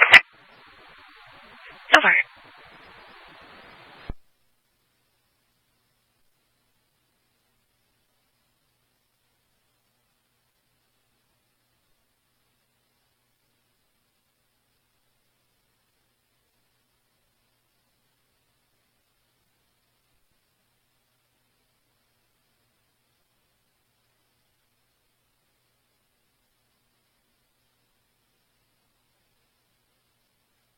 Go Patrol, please stand by for road report in 5 minutes.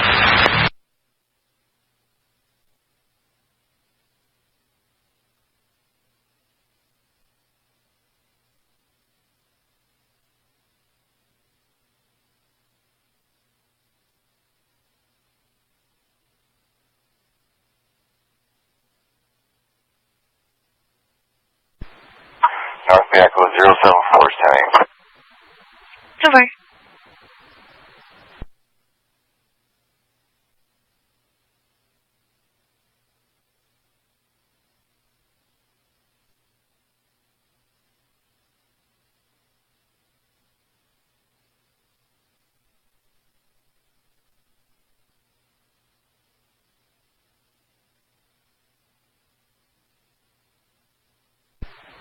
November Alpha 601, come sir. 4 November Alpha 601, go ahead. Teddy from Timmins District Hospital. I'll be making my way to the airport. So far.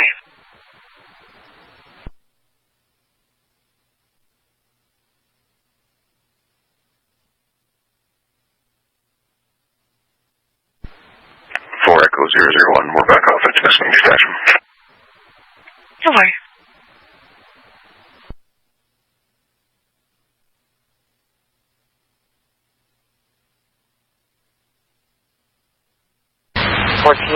Total accumulation is 8.1 centimeters of snow. Currently minus 8 degrees, winds coming in from the southeast, wind speed 12, gusting at 16. Remaining the same throughout the evening and overnight. Warming up to minus 6 by 0600, winds coming in from the southeast, wind speed 9, gusting at 11. Remaining the same for most of the morning. And the weather forecast for the Boosterville River area varies to begin at 1700 to continue into the morning with 0700. Total accumulation of snow is 3.9 centimeters, currently minus 9 degrees, winds coming in from the southeast, wind speed 11, gusting at 14. Remaining the same through the evening and overnight. Warming up to minus 7 tomorrow morning by 1100, winds coming in from the northwest, wind speed 4, gusting at 9. So no major changes throughout the evening and overnight. And go ahead, Patrol 41. Good afternoon. There's no precip, it's -9, wind southeast light. This is good. Overcast, no foggy drifting. Primary highway fair dry. Highway 558 and 567, there's no pack. Highway 562, 571, 569 are partly no pack, and I'll be patrolling 11 after the report. 41A. Afternoon, -10, AM, -10, southeast light, good, overcast, no fog, no drifting, 11 to 56, fair dry, no operation. Thank you, go ahead, 41B.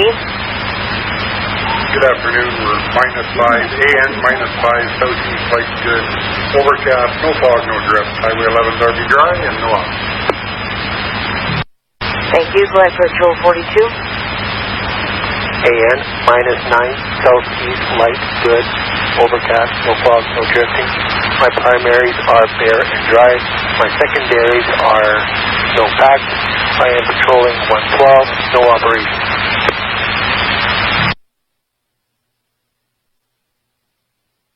(42A).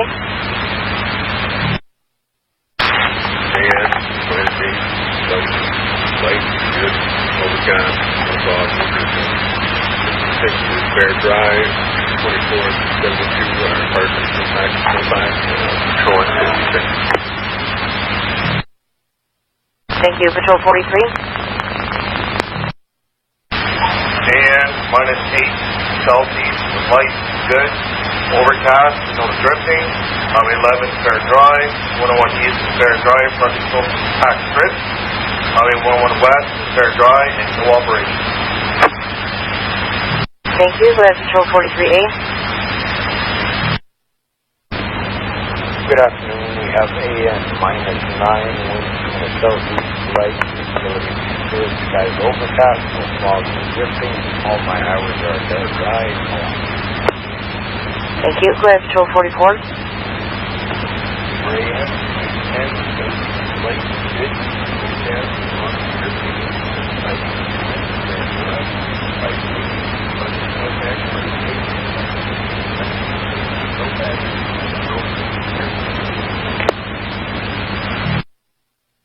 I'm sorry, could you just repeat the road conditions starting with 568?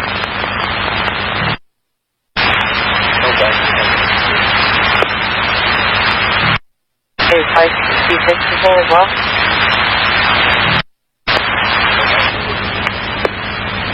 Thank you, go ahead, Patrol 47. Yeah, good afternoon. AN, -8, southeast, light, good, overcast, no to fog and drifting, all highways very dry, and currently no off. Thank you, go ahead, Patrol 47A. Getting light snow, -6, southeast light, good, overcast, no drifting. Highway 101 is partly snow covered, partly snow packed. 71, 72 is snow covered to partly snow packed, and currently plowing and salting on Highway 101. Thank you, Patrol 47B. Good afternoon. Currently getting some light snow, -7, southeast light good, overcast, no fog, no drifting. Highway 144 is very wet. 661 is partly snow covered. 7151 is partly snow packed to snow covered, and no offset this time.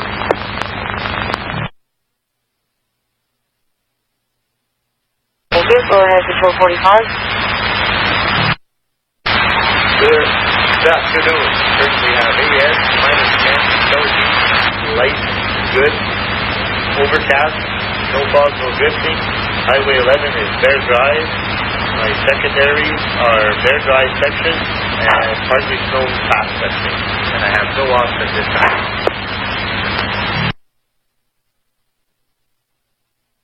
Patrol 45A. NE, -9, light wind, good, speed, no drifting, no drifting, no fog. Secondary roads are closed back, and no operation. Just patrolling, going to global patrol the Highway 11.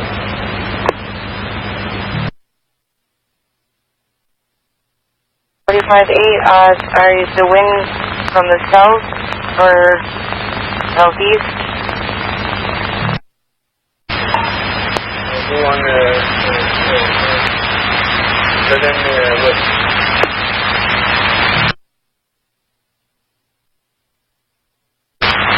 The wind direction, sorry? Sorry, it's southeast.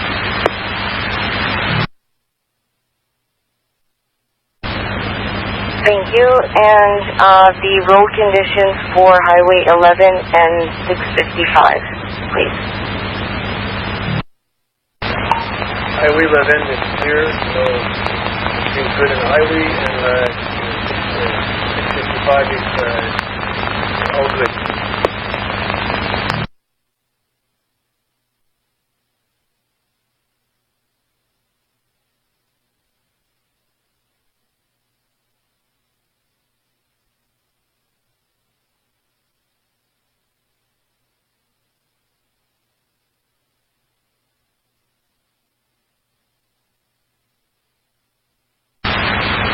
Thank you. Go ahead, Patrol 46. Weather will be the same from 846, 46.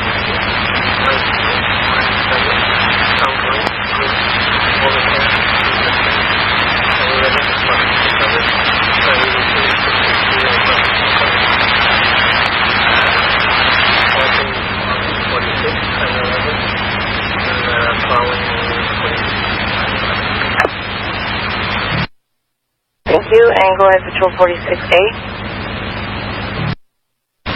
We have light snow, -9. Wind from light from the northwest. Good. Overcast. No fog, no drift. Highway 11 is fair wet to fair dry with some snow-covered patches. Highway 581 is fair wet and partially snow-packed. I have a salt truck headed out to salt shortly. 10-4, thank you all patrols, and have a great afternoon.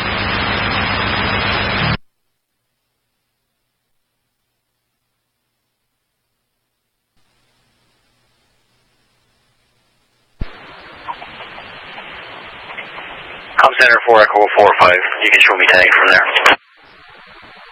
10-4.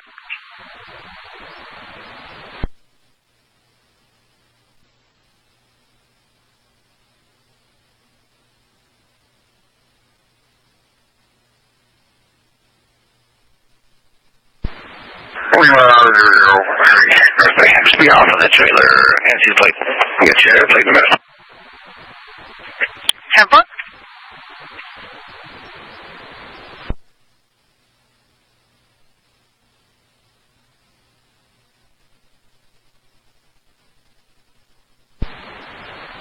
Lima 003, clear for turn 1. 10-4. Go ahead.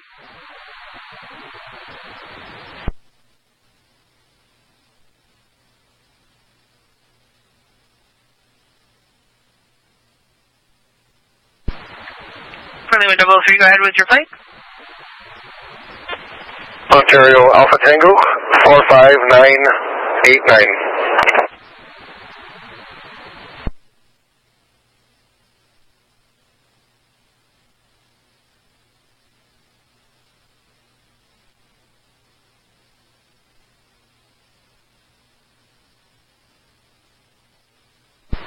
Showing 1060 on a black 2003 Dodge pickup, registered to Mark Drapeau from Iroquois Falls. And clear for a quick slot marker. Go ahead. Ontario 881323, and I don't have a trailer marker yet.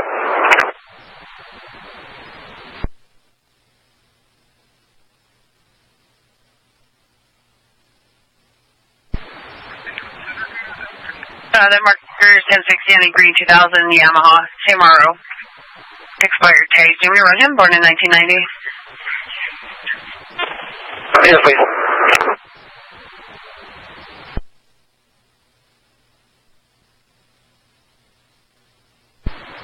For Lima 003, he has a CNI Flight Victor. Last entry is in 2017. Other criminal code, a valid 1027. Class golf restriction X-ray. I know, okay. Go ahead.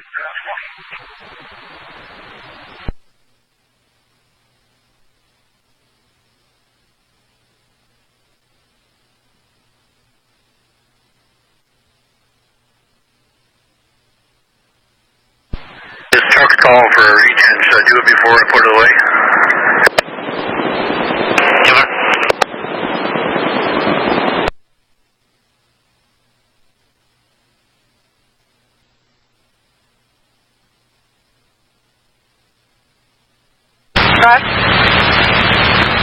I'm going to be returning to Temiskaming Hospital.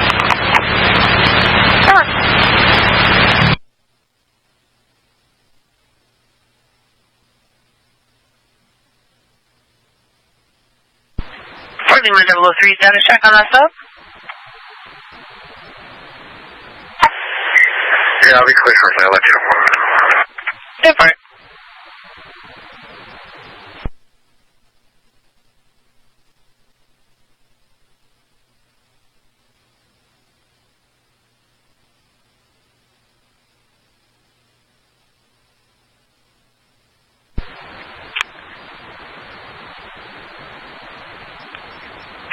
Echo 203 Northway. Can I give you an MVC? They're southbound on Highway 112 heading towards North Cobalt. Echo 203, you calling me? Yeah, are you available for an MVC? They're heading southbound though. Okay, 10-4. We're speaking to the 911 caller is Dylan Robinson. He's on his way home to North Cobalt. He's currently on Highway 112 and was following a tractor trailer where a piece of metal flew off and damaged his vehicle. I'm not sure if the tractor trailer's aware or not, but they're all both southbound, Highway 11 now.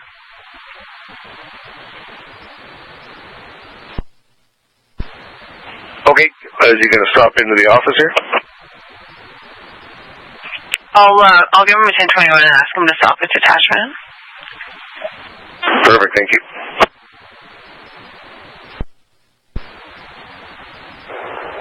Call 103, assign that to me.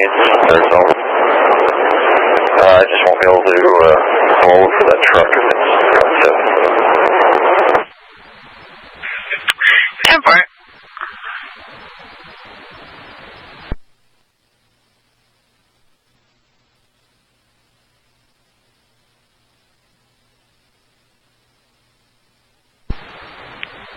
Echo 203, he's just passing Chamberlain Road 3, so he should be anytime. He's not able to get a marker on that tractor trailer. It's all rusty, he said. Still in front of him. Okay, 10-4.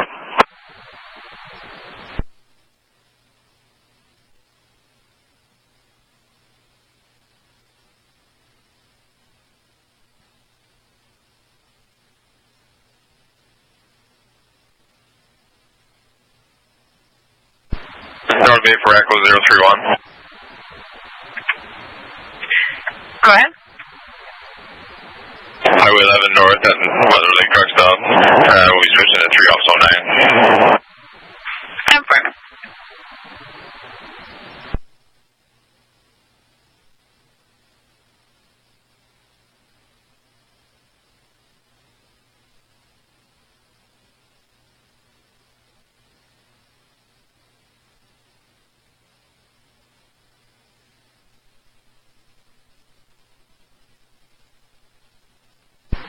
Thunder Bay for Echo 031. Go ahead. Still have North Bay though. Just entering dock group on Route 10, Monteith with 2 female 1092s. 10-4.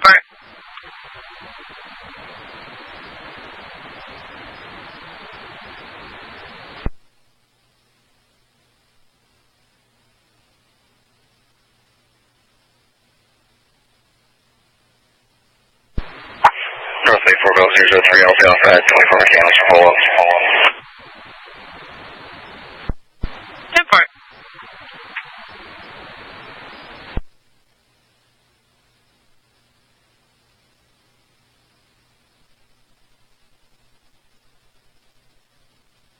Diabetes, pneumonia. Never.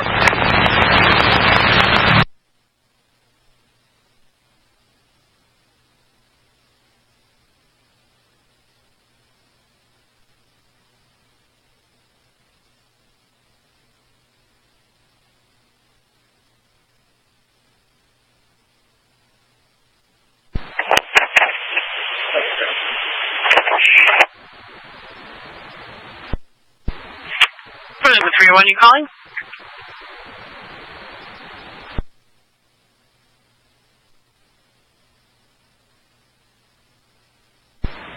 For Lima 301 right there. Yeah, 301, all 10-4. I'm just at 1137 Wild Goose Road to speak with the occupant. 10-4.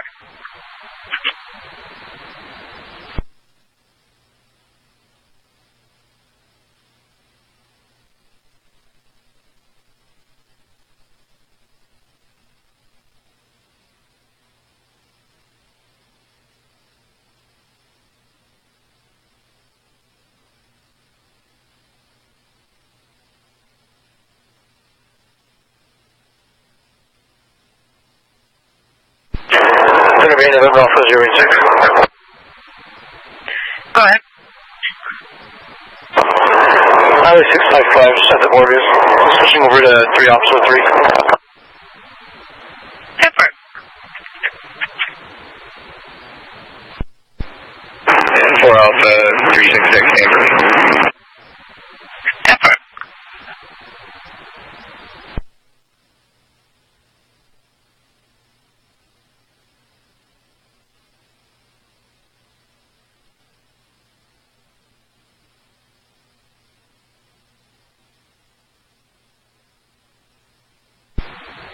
Northway Tango 5218.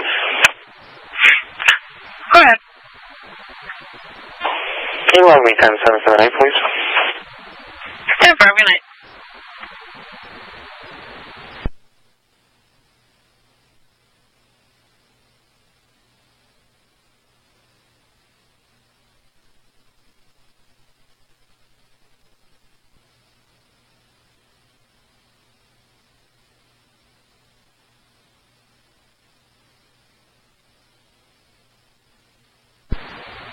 Birthday 4, go 401. Go ahead. Can I get you run on Terry Market, please? Armstrong Street. Go ahead. Charlie Echo Delta X-ray 468.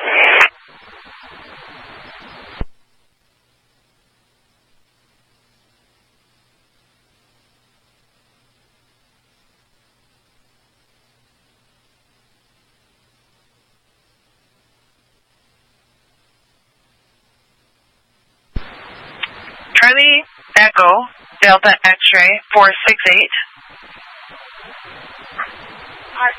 Showing on a gray 2007 Kia. Trying to shoot your Royal Farquharson. Got a Mississauga expired in 2020.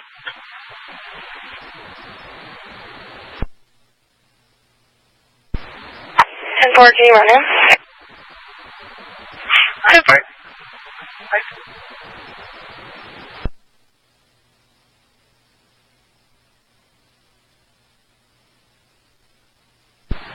RMS has it associated to a Clive Farquharson, just so you're aware, out of New Liskeard, but running the RO, 87-year-old male. He is coming up as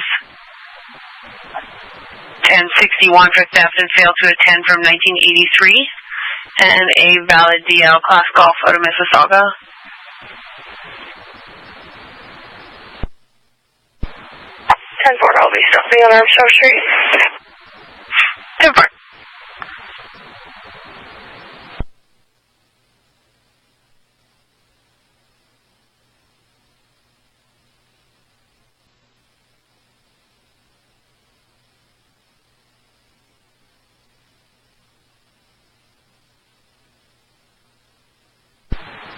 Lima 503 North Bay, Satisha. 503, 604, thanks. 10-4.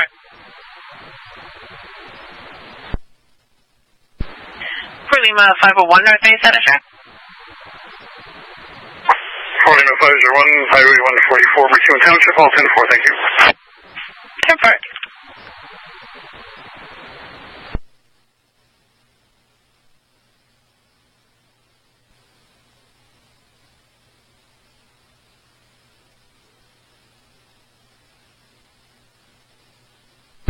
February Dispatch, Romeo X-Ray Hotel.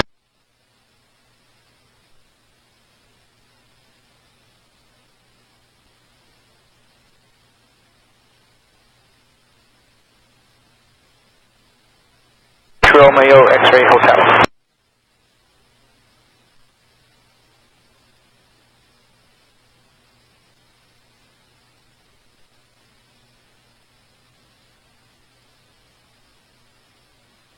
Hotel, I think they're at 1630, dropping off.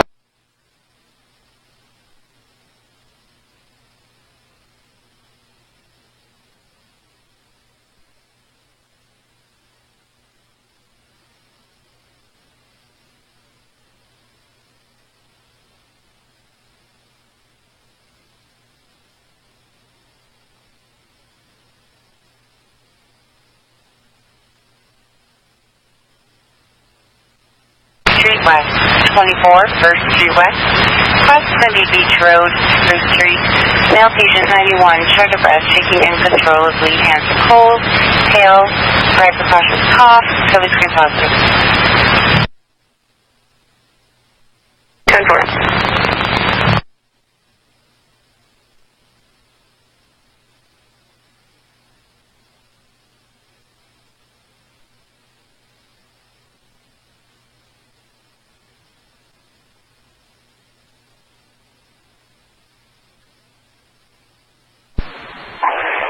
Echo 2-1, you can send me that fraud.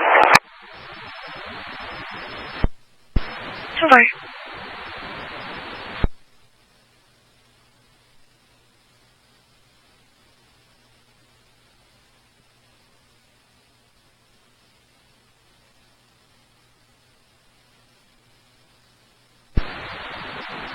North Bay 4 Lima 301 for neighbor complaint in Lalonde.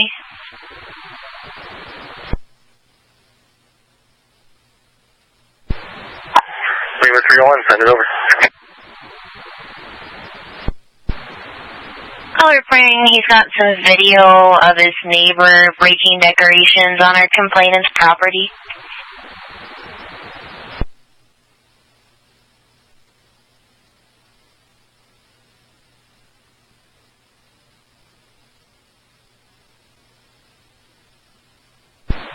North Bay for Echo 031.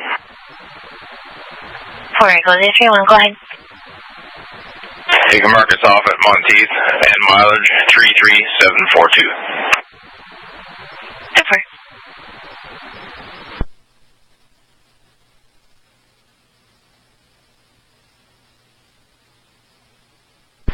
Call center 4 Papa 030. Go ahead.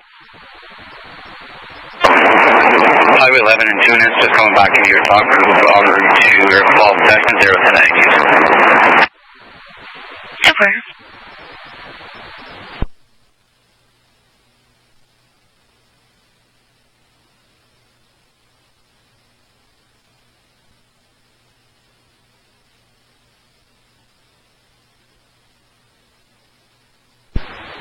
Four Papa 032, Senator. 4 Papa 032, go ahead. Highway 11, Newmarket Township, just entering your talk group on route 2, Monteith, 1 male and 1 female on board. Super.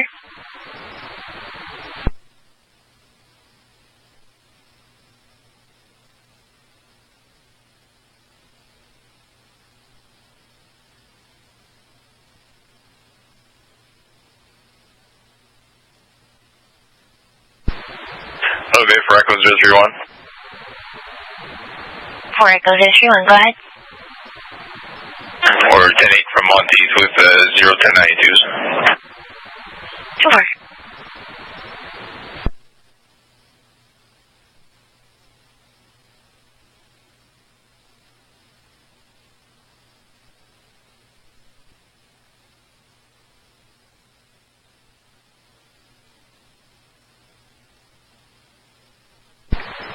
Thursday, 4 Lima, 303 for details on the theft in Iroquois Falls. 303, go ahead. Our caller is the landlord of 123 Calvert Street. Wanting to report his tenant, who already has been warned about doing the same thing, has been taking wood and giving it to someone else. Our caller would like him charged with theft.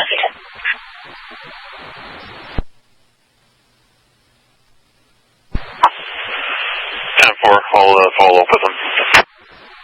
10-4.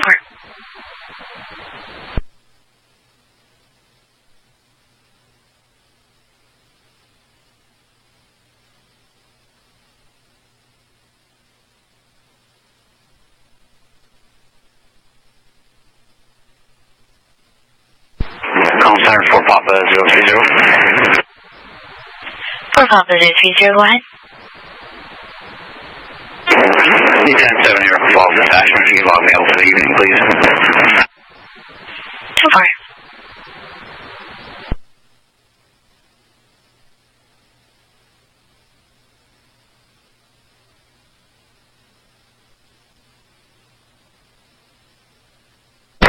North Bay, 546 1. 546 1. Our 20 is in Gloire, we're going to be mobile.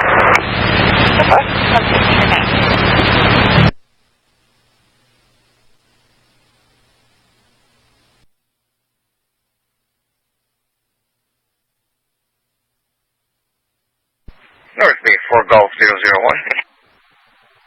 4 Golf 001, go ahead. Advising, I'm 10-8 out of Kirkland Lake, and I got a vehicle stopped Highway 66 at 112. Clear to copy marker. 2-4, you can go ahead. Charlie Alpha, Juliet Sierra 494, and I'll get back to you for details. 2-4.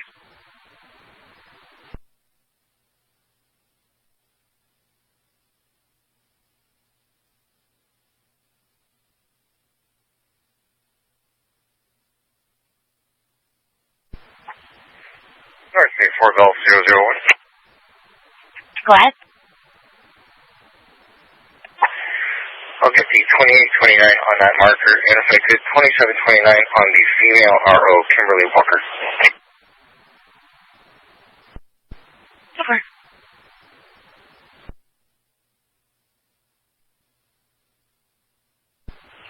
North Bay Lima 303.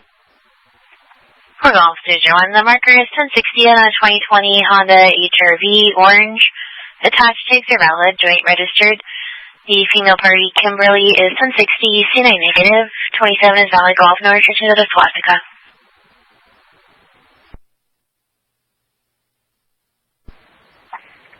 And 4 Texas, Bell Advisor on 10-8. 2-4. 4 Lima 303, go ahead. Can I just get a 29 CNI on the subject of my theft?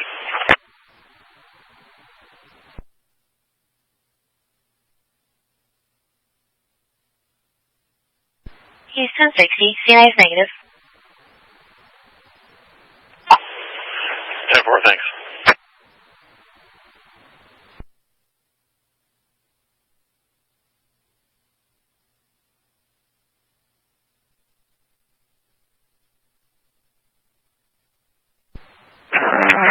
Echo 001, turning from Tennessee Detachment. 4.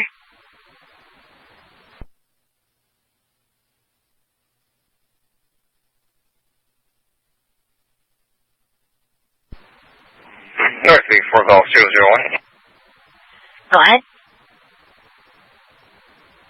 Hi, advising, I'm 10-8 from that side. 2-4.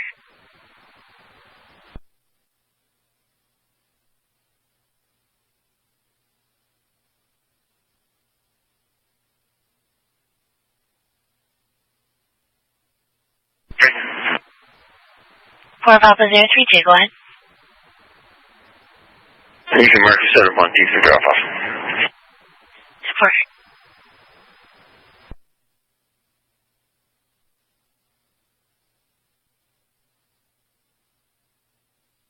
Might as well give your white line a little scrape there, Gary. You give the highway a place to go.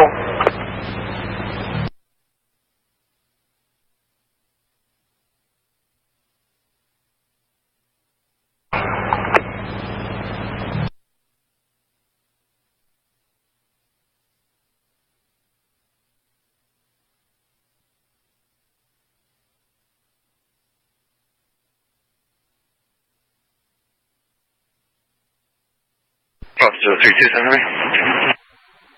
Go ahead. Turn from Monteith on route back to Cochran 01092. Super.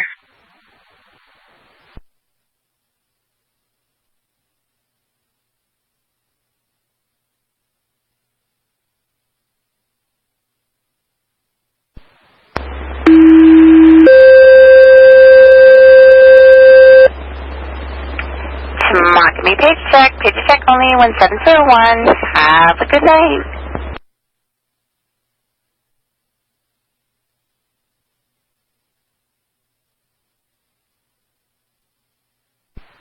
North Bay for Echo 031. For Echo 031, go ahead. Highway 11 South Butler Lake. Looking to switch back to 3 off 11. Super.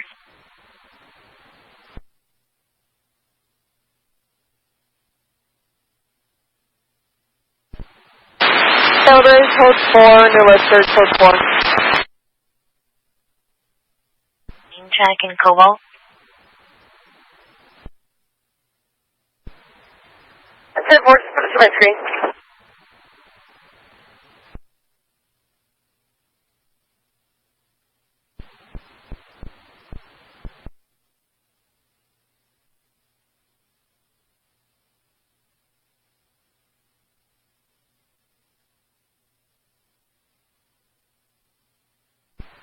North Bay for Echo 031.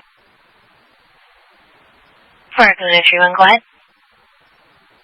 Highway 11 South Butler Lake. Looking to switch back to 3 off 11. Super.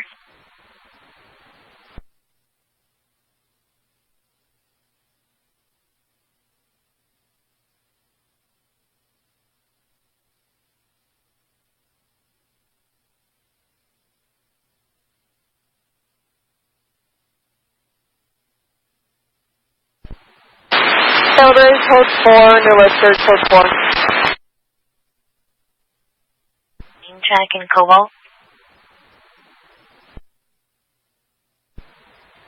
That's it, Morse, put it to my screen.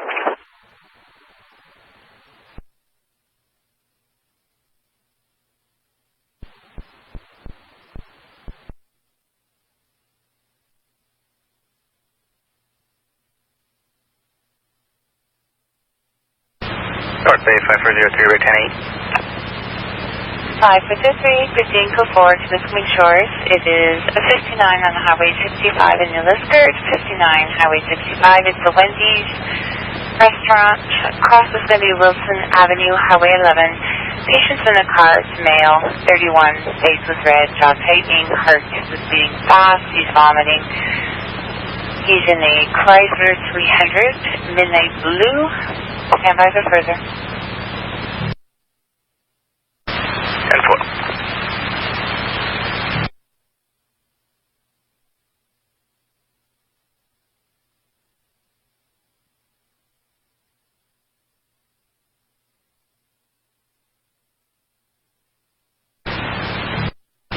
Take to Hilbury.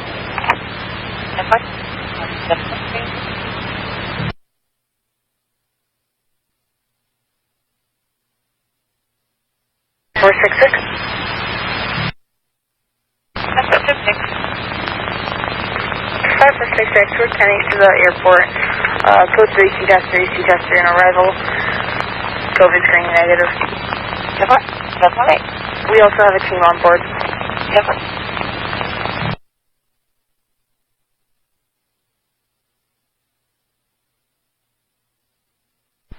032 Thunder Bay. Go ahead. Highway 11 to Market Township. We'll be switching back this around, so 2. So far.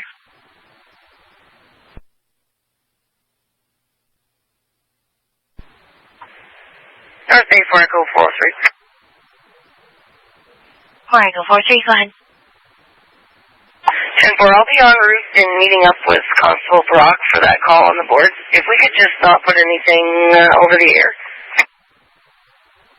Over.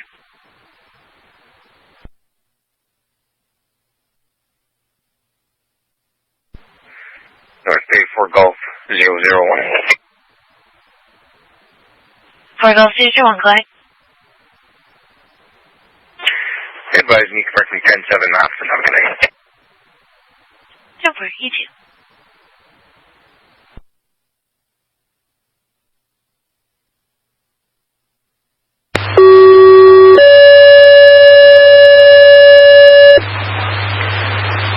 Armstrong Fire, Earlton Fire, pager test, Armstrong Fire, Earlton Fire, pager test, Armstrong Fire and Earlton Fire, this is your pager test, 1737.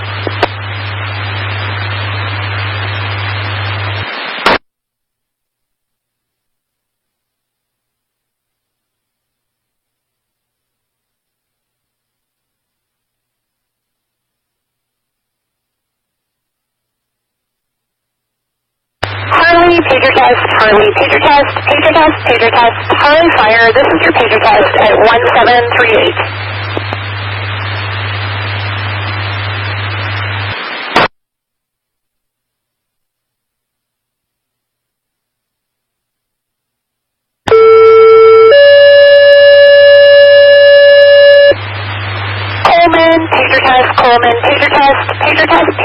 Coleman Fire, this is your pager test at 1738.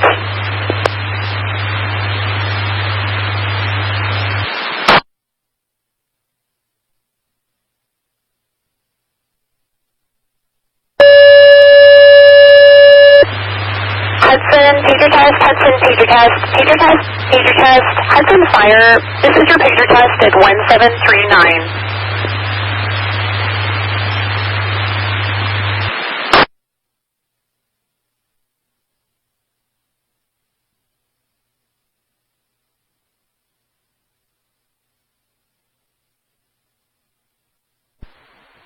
North Bay 4 Echo 407 for details on a fraud complaint. Yeah, go ahead.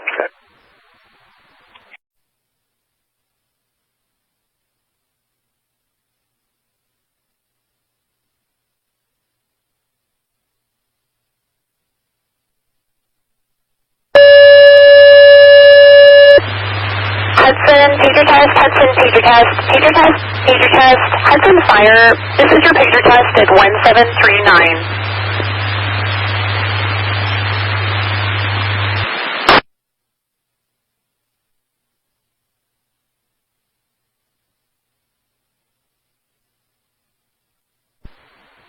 North Bay 4 Echo 407 for details on a fraud complaint.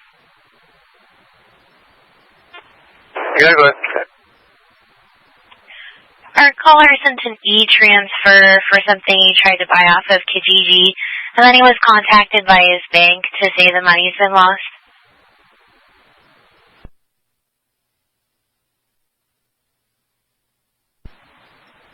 Over.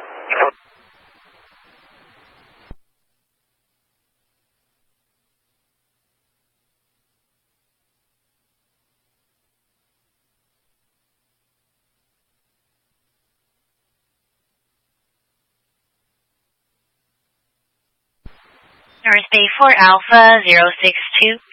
Status check.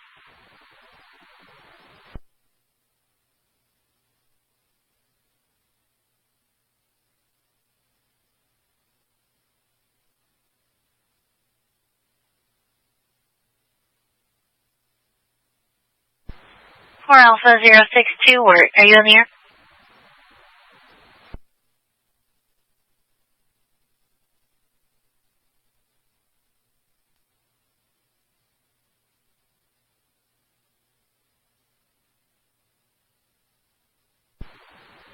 Comm Center 4 Alpha 062, go ahead. Just looking for a status check. Yeah, 10-4, just still in the city of Timmins. Just at the conservation area here. Over.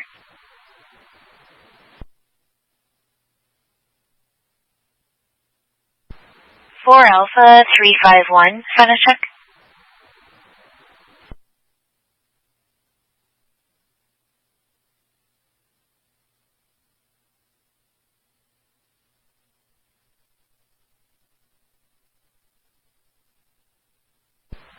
For Alpha 351, Purino, are you in the air?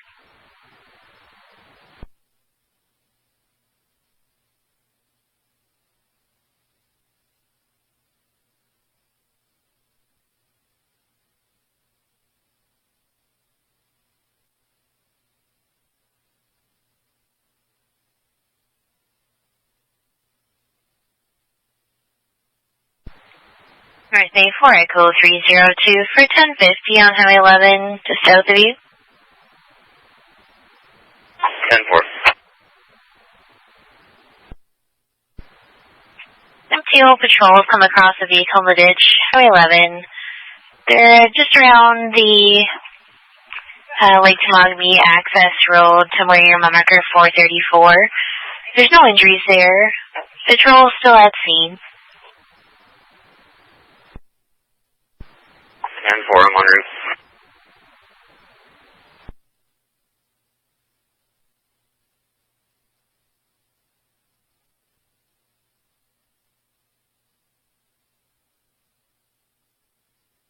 Car still southbound Highway 11.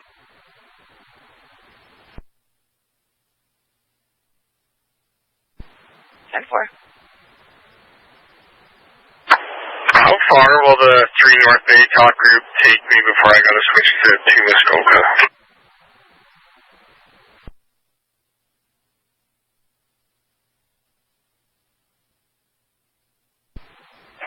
Four Echo 001, you can log me off from Kirkland Lake, thanks. 10-4.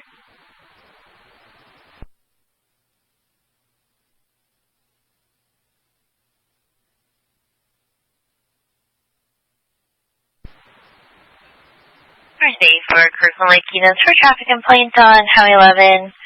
It stays on Highway 11. There's not going to be anybody in position. It's Highway 11 northbound from Dump Road, mile marker 58. Caller's a tractor trailer driver reporting another tractor trailer that was tailgating, high beaming them, and then once it passed, our caller went slowly in front of them. The blue Portage transport truck hauling a box trailer. We don't have a marker.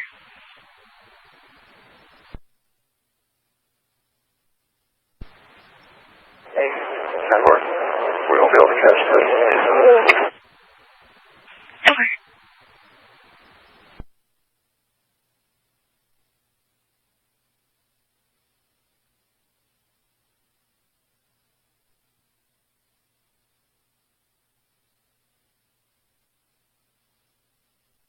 Comm Center 4 Echo 302. 4 Echo 302, go ahead. Echo 403. 4 Echo 302, go ahead.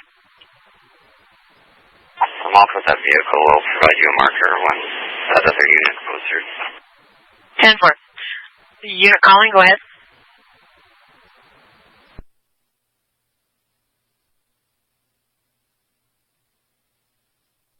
Four Echo 403, recalling North Bay.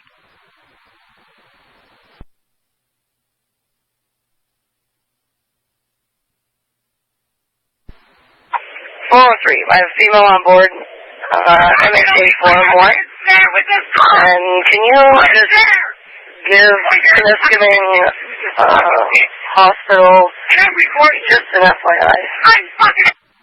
10-4. And we'll make our way to the Valley Port to the hospital.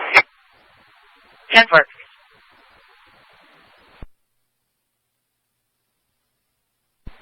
November Alpha 601, comm center. Stand by, just on a 21.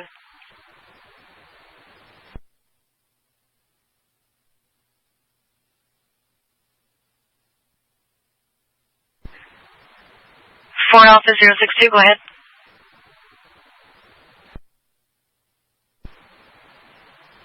North Bay 4 Alpha 062 calling.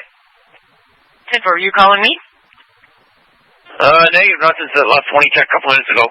Got me all excited there. 10-4, there was a unit calling, go ahead. 4 November Alpha 601, Comsar. 10-4, go ahead.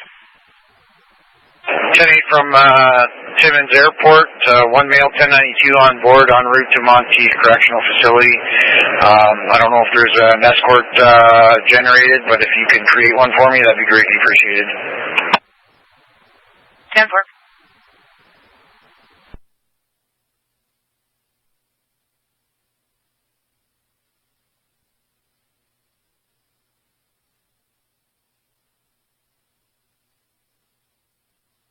North Bay 4 Echo 302. 4 Echo 302, go ahead. Just be advised, I've contacted Cobalt Car Clinic. Their ETA is 45 minutes, and I have a mail party when you're ready.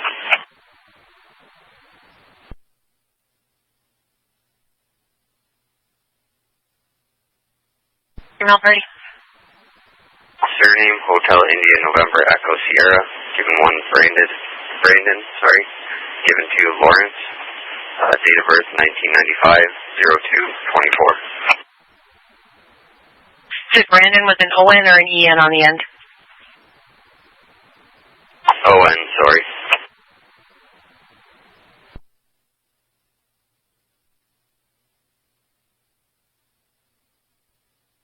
No, party's coming back. 1016, negative CNI. License, Golf, restriction X-ray, address in North Bay. 10-4? 10-4.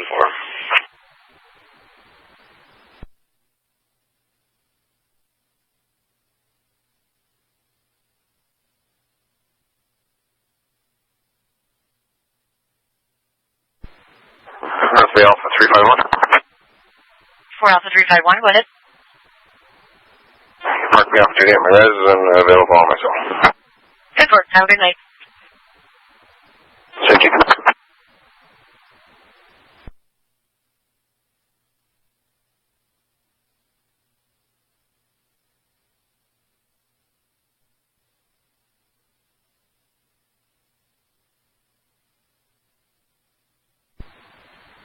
Echo 44 off at the hospital. 10-4.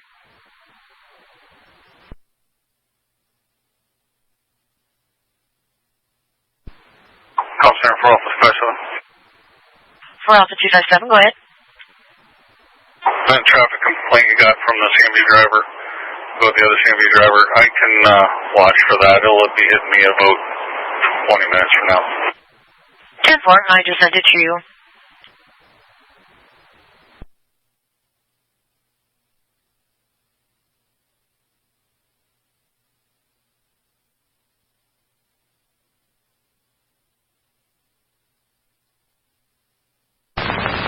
North Bay 5324. 5324. Mobile to Hillberry Base. 10-4.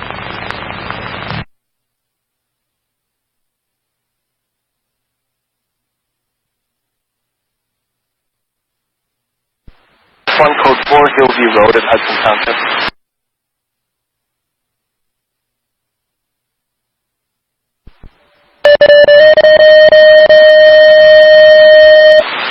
Hillberry Base code 4 for unit 5461 Hillview Road in Hudson Township. 22.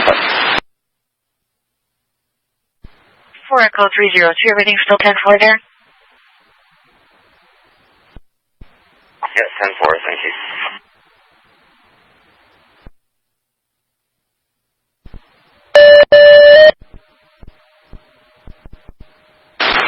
Hillberry Base 5403, code 3, Paget Street, South Lewiston. 5403, code 3, Paget Street, South Lewiston, 22. 5403, code 3, New Lisker, the address 39 Paget Street South. Once again, number 39 Paget Street South. Provided a buzz code to enter 5896. Streets are Lakeshore Road North and Fair Avenue. Male patient, complainant's lower back pain, male patient age 36. He hurt himself on the trampoline last week. Unable to ambulate, code scooter negative.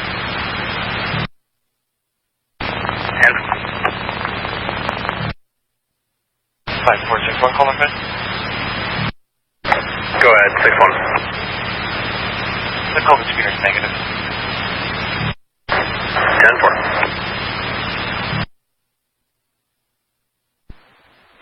Call center 4 November Alpha 039. 4 November Alpha 039, go ahead. So right now I'm in your talk group, Highway 11 South, Newmarket Township. En route from Monteith. I have 2 10-8s on board, 1 male, 1 female. 10-4.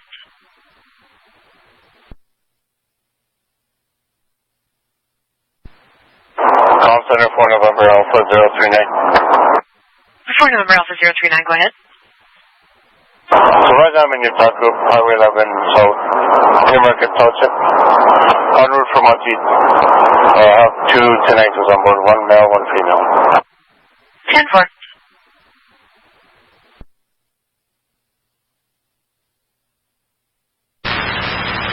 Five, 4, 6, 6,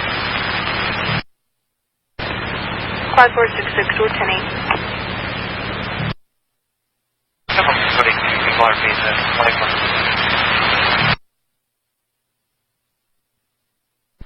4 Alpha 062, just a status check. First aid, 4 Alpha 062, Highway 101, just go by the Met site, eastbound. 10-4.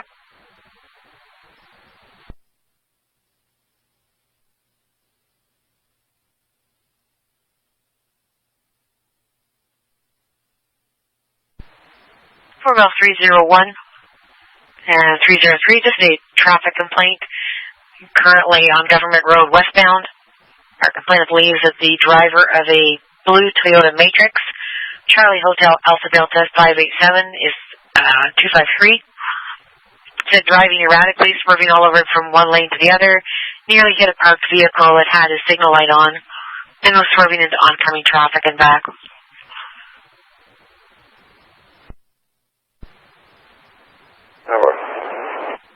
Just running that marker, stand by.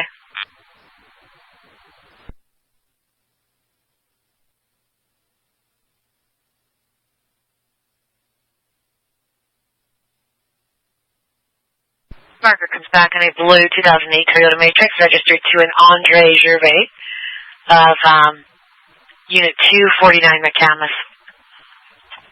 Couched and current.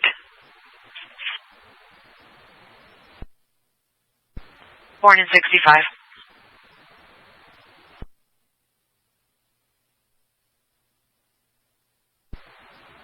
I'm just getting loaded up once I'm ready. I'll hazy mail a visit there. 10-4.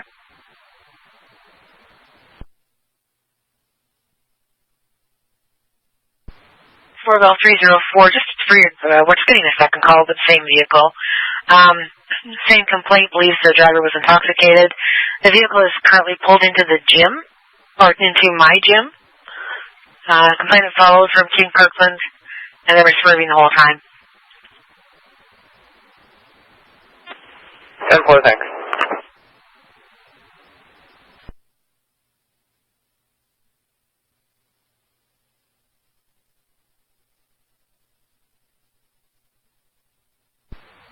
Four Golf 102, North Neck.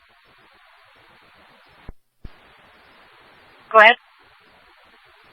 Jerry from South Park, heading Kirkland. 10-4.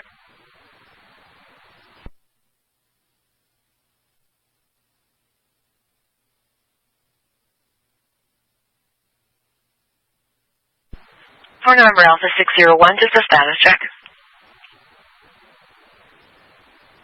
601, 10 kilometers from Monteith Road.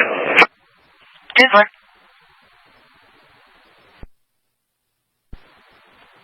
Alpha 257. For Alpha 257, go ahead. Manitoba. Charlie Hotel Charlie 058.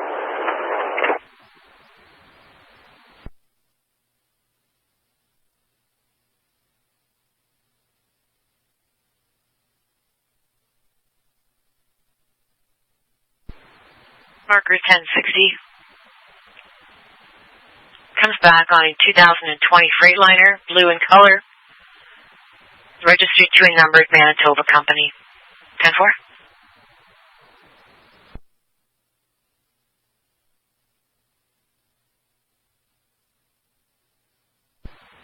10-4. I'm just going to add a guy here. You can check him quick for status and I'll clear. Okay, go ahead.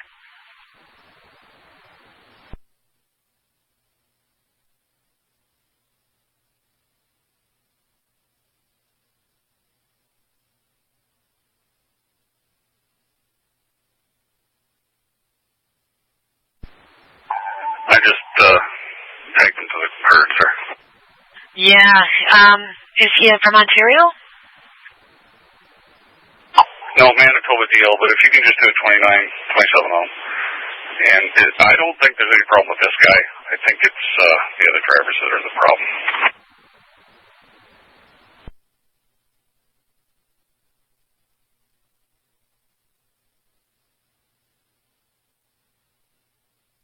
Back 1060, negative CNI, showing licensed Foxtrot with your brake endorsement 10-4.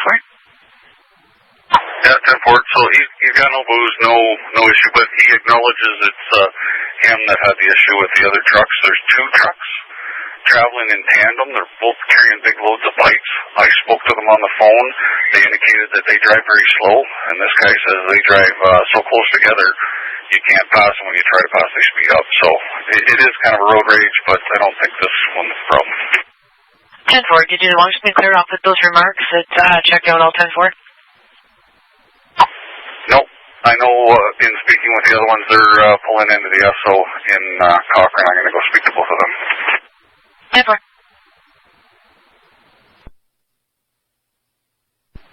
I've got it to Miss Meunier, that detachment. There is a Nicole Belanger outside detachment. She says she's there. She needs to speak to an officer regarding a bench warrant her lawyer advised her about. Is there a unit available to speak with her?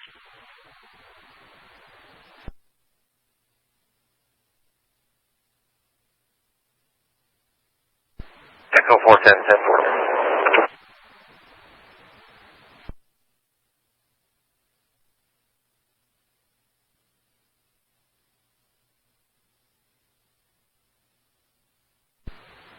Alpha 257, I'm clear from this fella. I'm going to head into Cochrane and speak to the other two. 10-4.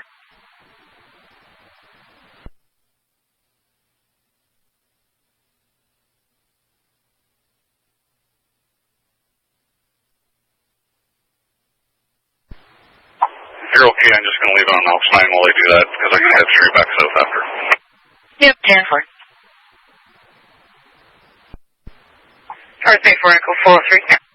For Echo 403, go ahead.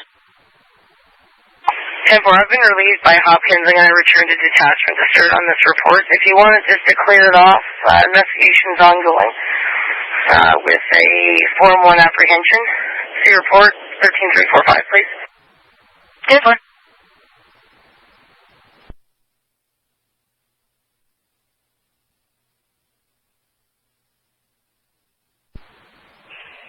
North Bay 4 Golf 04. Go ahead. I have that vehicle in the driveway of 49 McCandless. Doesn't appear anyone's in it. 10-4.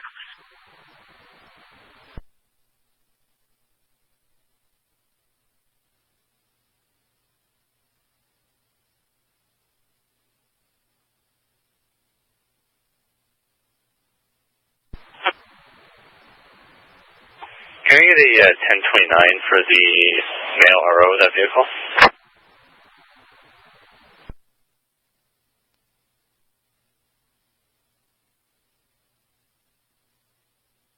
All right, 1069. Good. Stand by. Hang on 1 sec.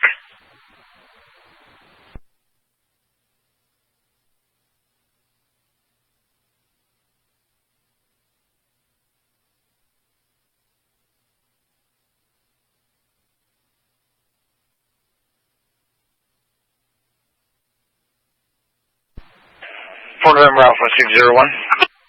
Stand by 1.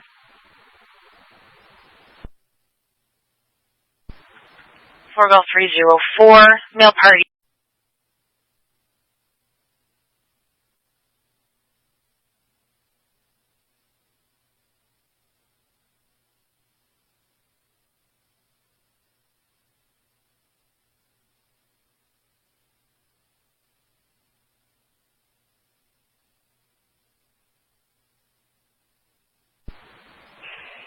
North Bay, 4 Golf, 304.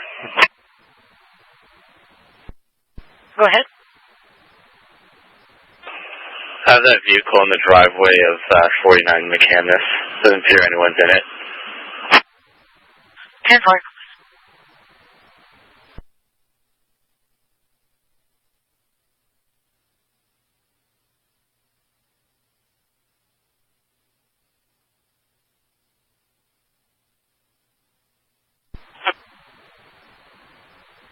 Can I get a 1029 for the male RO of that vehicle?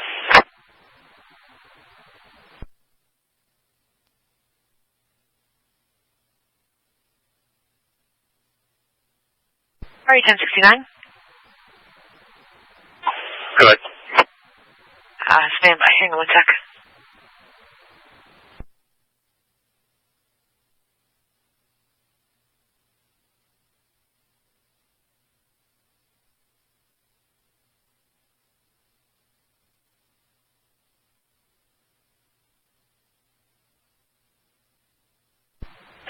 Fort November Alpha 601. Stand by 1.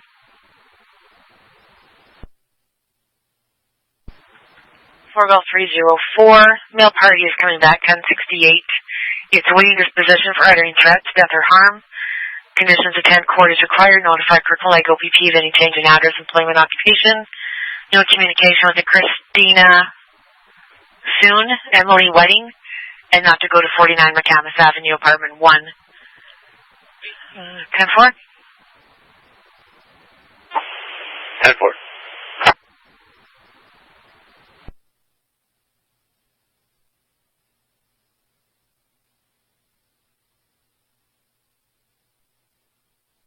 Unit calling North Bay, go ahead.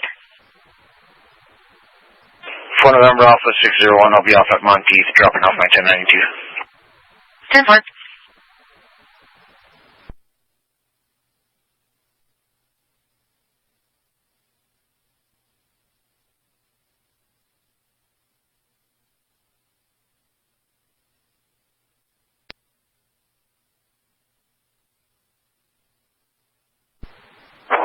Call center Fort November Alpha 039. Fort November Alpha 039, go ahead. Legend 10-8 Monteith. Return to Cochrane. 01092 is on board. 10-4.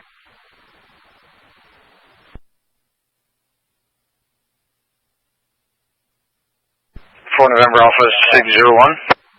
Fort November Alpha 601, go ahead. 10-8 from Monteith, 01092 is on board. I'll be making my way back to Timmins. 10-4, I'll just clear off the escort occurrence to you. 10-4, thank you. Much appreciated.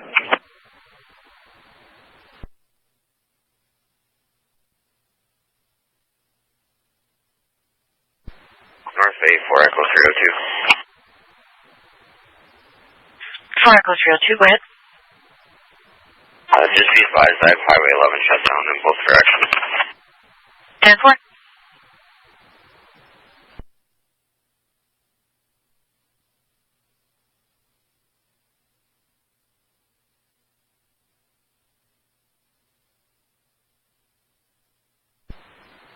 Call center Fort November Alpha 039. Fort November Alpha 039, go ahead. Supposing my 1020 is New Mexico Township, Highway 11 North. And I'll be switching back over to 3002. 10-4.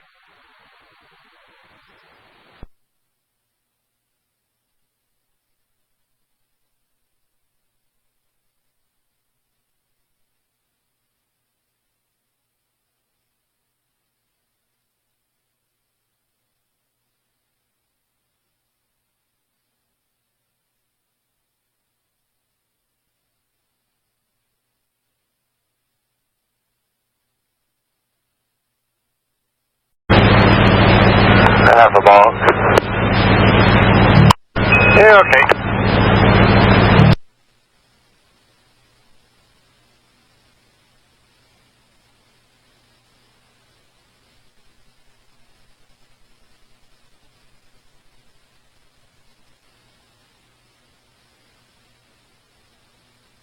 I may as well wait now. Get a whole string of them coming again.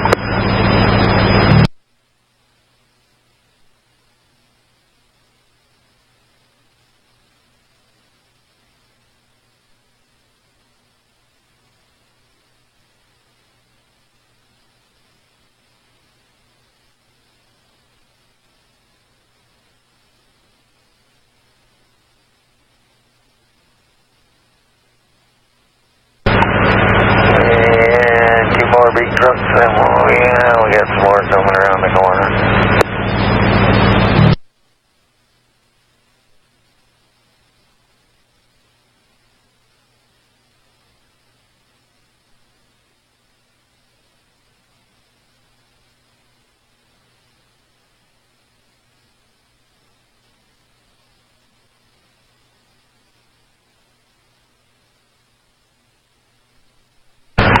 You say when.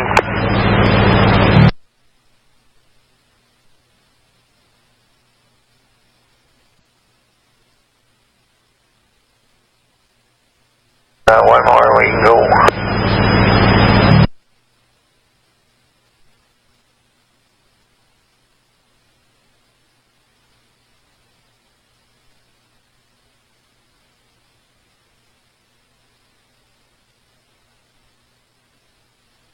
Hang on again.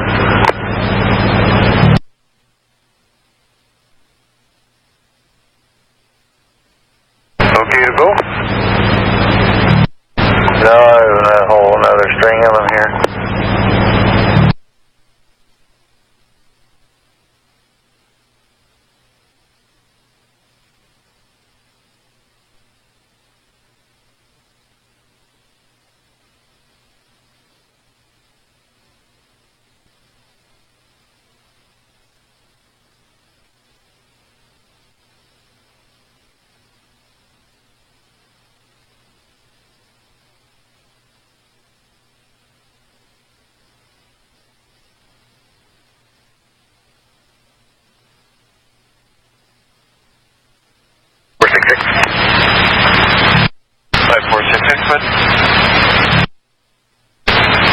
Clear scene for 33 CTAS 3, 63 male on board, screening negative, stand by for report. 14215.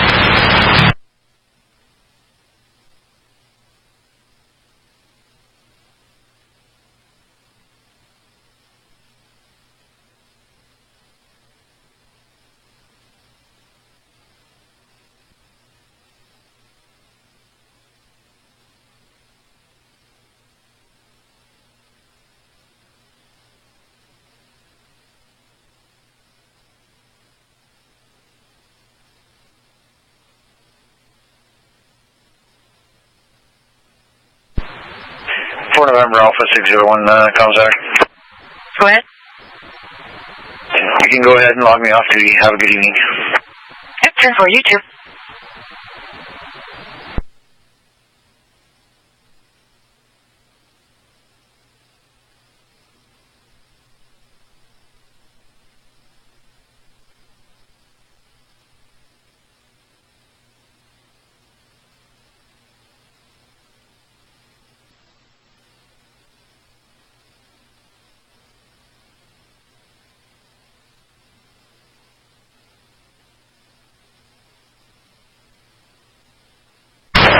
North Bay 5245, back on north. Hi.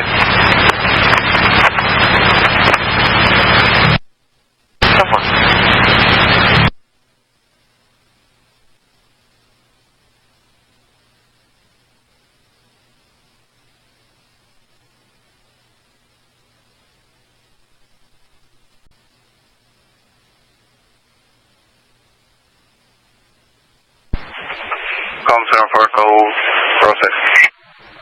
For Echo 46, good. In relation to that traffic complaint, I'm going to be out that motor vehicle at the GPS location. 10-4.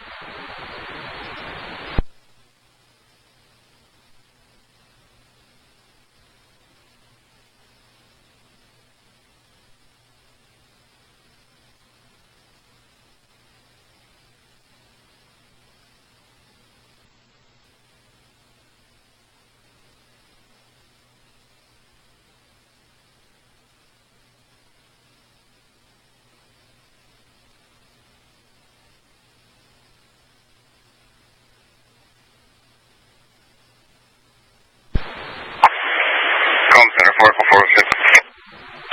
46, good. Intermountain 6, give me a mail party with Ontario, please. Go ahead. James Petty, Papa Echo Delta Delta India Echo. You wanted Jonathan Juliet Oscar November Alpha Tango Hotel Alpha November, given to a Charles. Date of birth is 2002 0821. If you could also run that vehicle, please.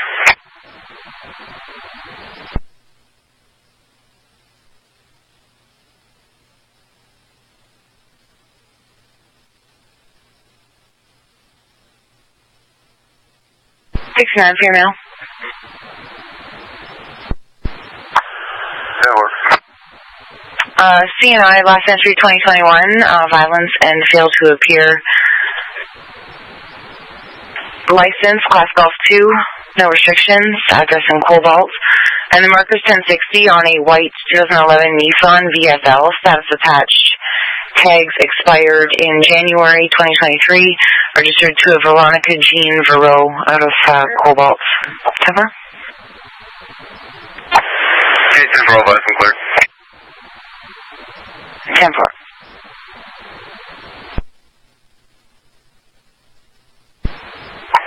Four Golf 002 and okay.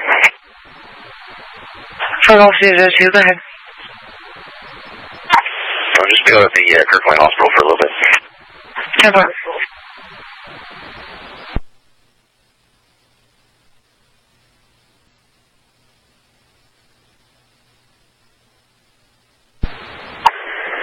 Center for 406, will be 10-8. You just clear that off. Driver spoken to and warned for driving habits. 10 for.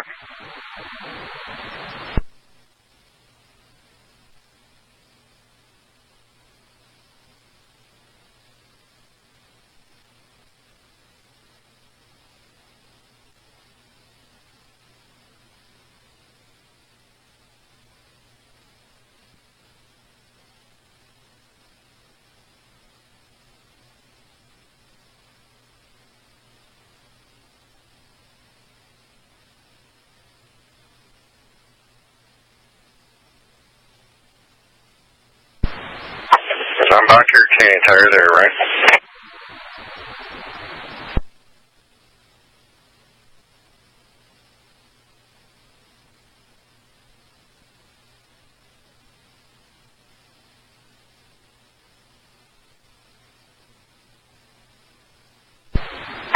Four Golf 402, Doctor.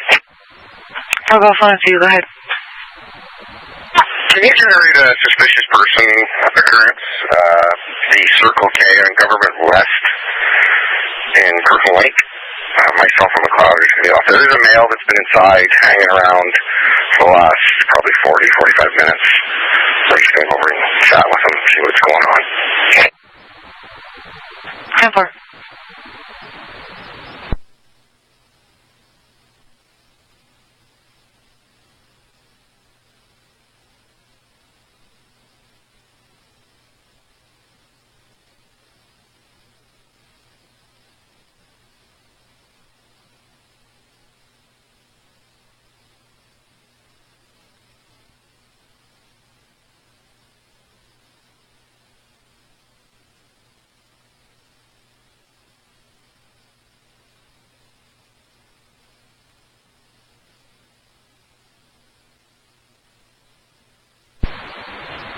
Four Golf 102, North. Go ahead. 29 CNI, the male, please. Go ahead.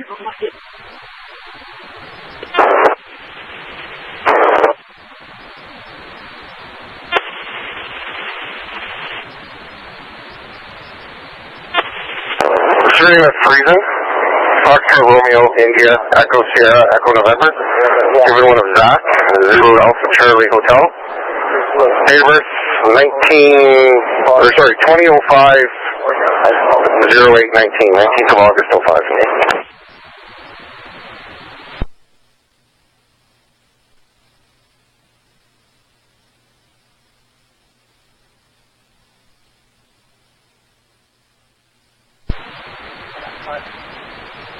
$1069 female. But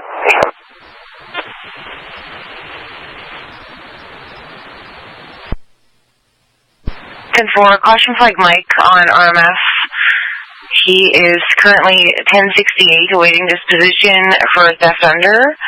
He's not to attend Ace Liquor on 23rd Avenue in Edmonton, sponsored by Edmonton Police Service, August 2022.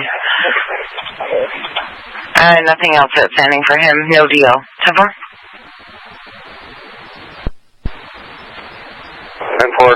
Can you just check me? Is there any address or anything related to Kirkland?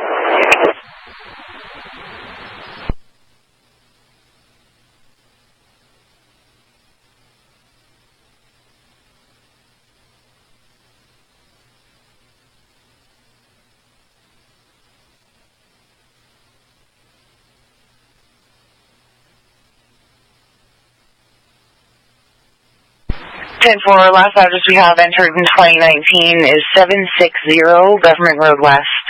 760 Government Road West. 10-4.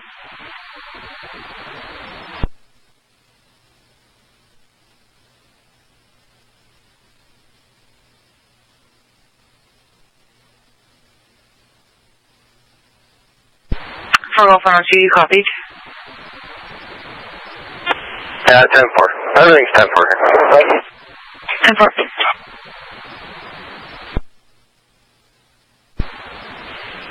North 8, 4 Lima 302. 4 Lima 302, go ahead. I'll be off 460 Laurier Avenue, ILP check, Jericho Falls. 10-4.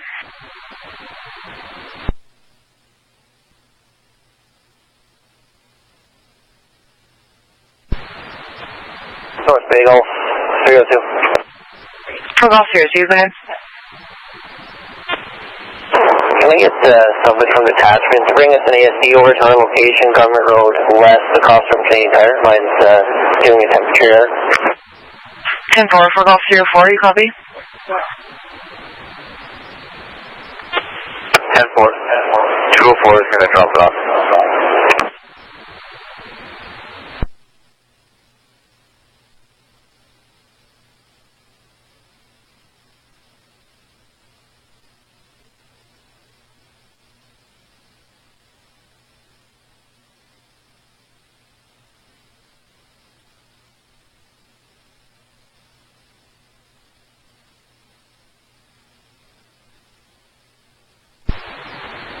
Bay, call 302, Ontario marker, right? Good. Early Mike Alpha Sierra 655.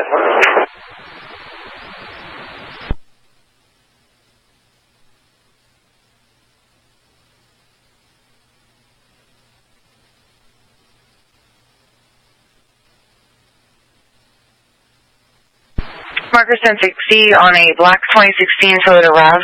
Status attached. Tags are valid to a Carol Price. Address in Kirkland, 10 Wishman. 10-4.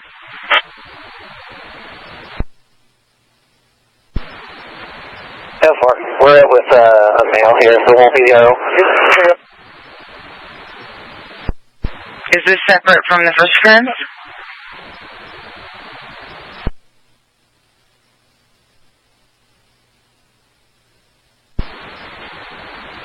Sorry, 10-9. Is this to do with the first suspicious person occurrence, or do you need a second one? Yeah, it would be a secondary traffic stop. Same location, sir. Okay. Okay, 10-4, I'll get it started for you.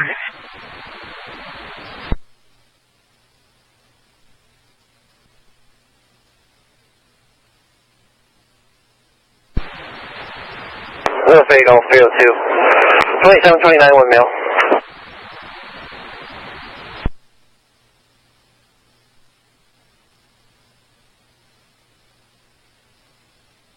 Go ahead.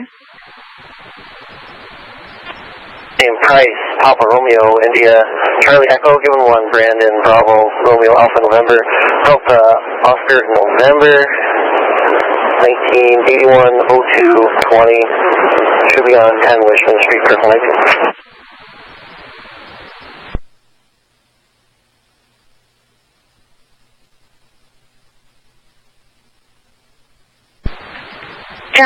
Houston 60, negative CNI. I didn't get a jail back for him.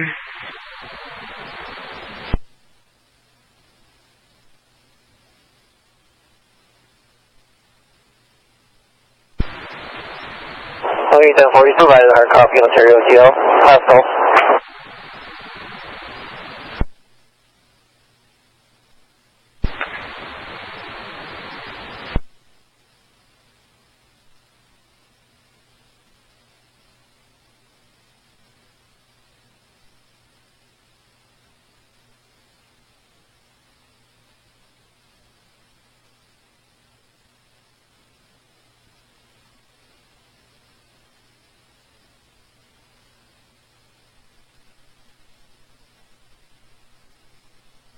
For Golf 304.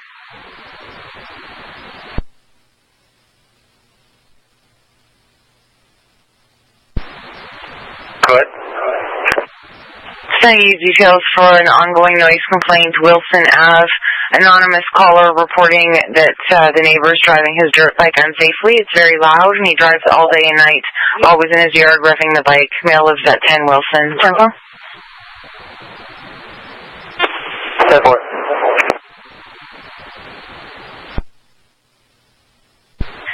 And broadcasting a traffic complaint for Temiskaming units. It's currently in KL's area. There's no one in position. I have a traffic complaint, Highway 11 southbound, currently southbound from Kenogami Lake. Caller's behind a tractor trailer that doesn't have any lights on. It's very dark, and you're unable to see it until you get too close. Caller has attempted flashing his high beams at the... I'll take that. I'm just in Lisker, go through it north. 10-4, caller can't see any details on the transport as visibility is poor. He's behind in a white Volvo transport truck with a box trailer with a large eagle on the box. 10-4. 10-4.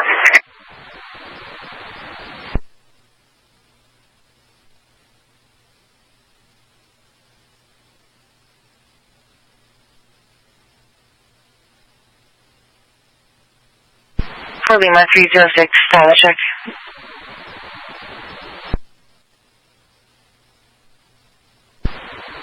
Lima 306, I'm Highway 101, just in North Bend, I think, so far. 10-4.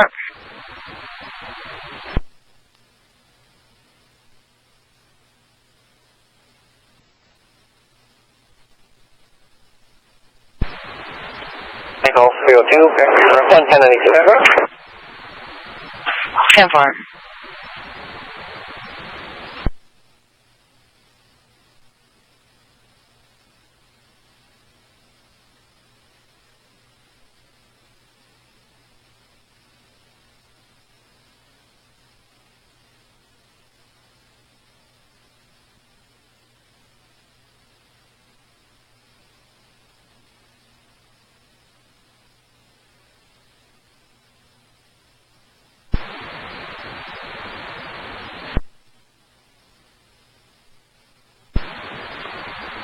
Mark up to McLeod, I'll get the intoxilizer ready.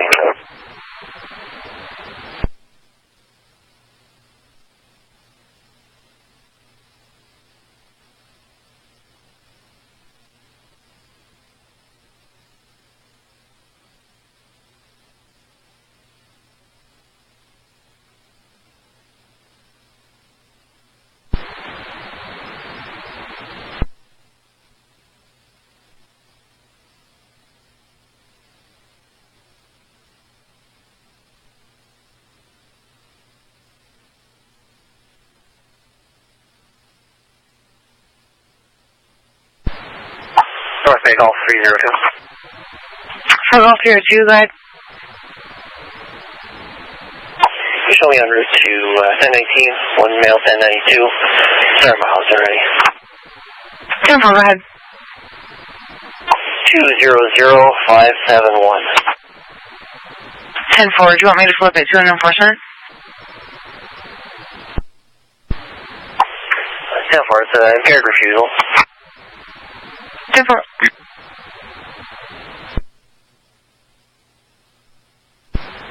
Well, 204 to 102. Do you want me to have Claremont tow this vehicle? I can sit behind until I get here.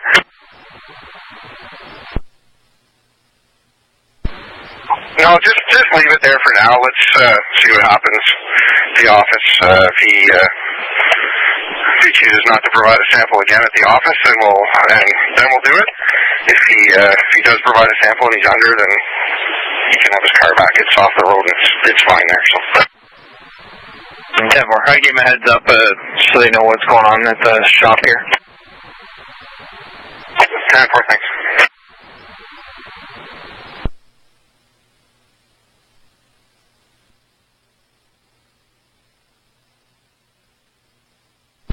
For Golf 304.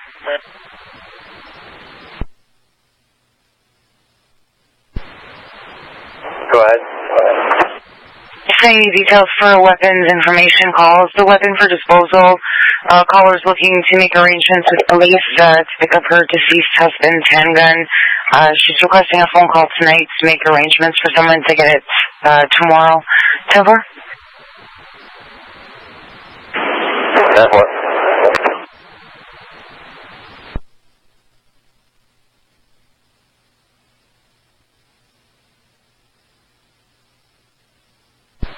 For Lima 003, status check.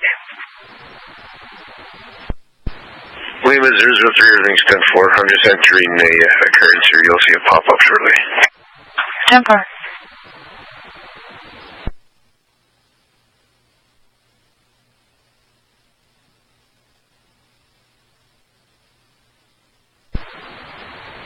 Golf 204.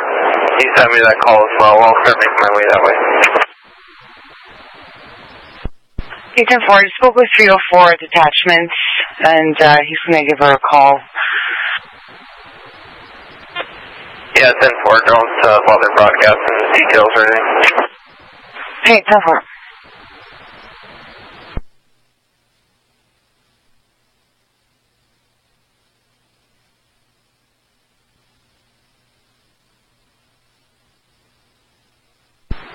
Perfect. 4 Golf 204. For Golf 204, go ahead. Are you able to see if the male has any vehicles registered to him and just put it in the cab there so I know what I'm looking for? 10-4.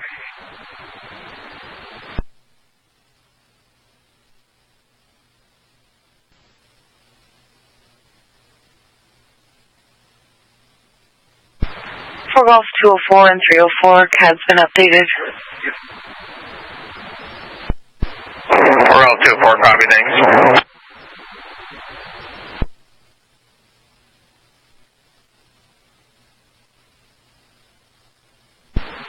Golf 204 to 304. Did she indicate if the vehicle's still there or is it gone mobile?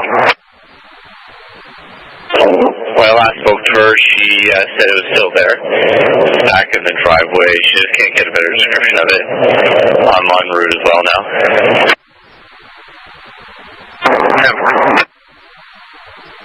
Did you want me to call her back, see if it's still there?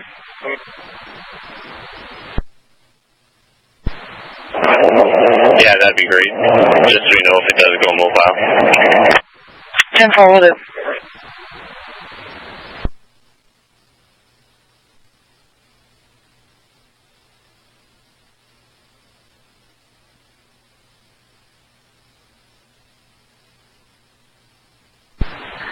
For Golf 204 and 304, vehicles still at the scene in a parking spot running. 10-4, thanks. 4 Golf 204, if you're not 10-6, can I just get his conditions if he's on any?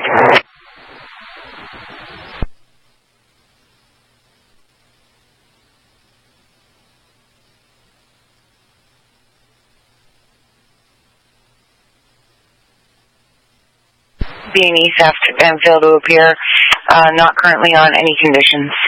10-4? 10-4. And 204 to 304, do you know what the RG is for? Yeah, it's assault and assault with a weapon. 10-4.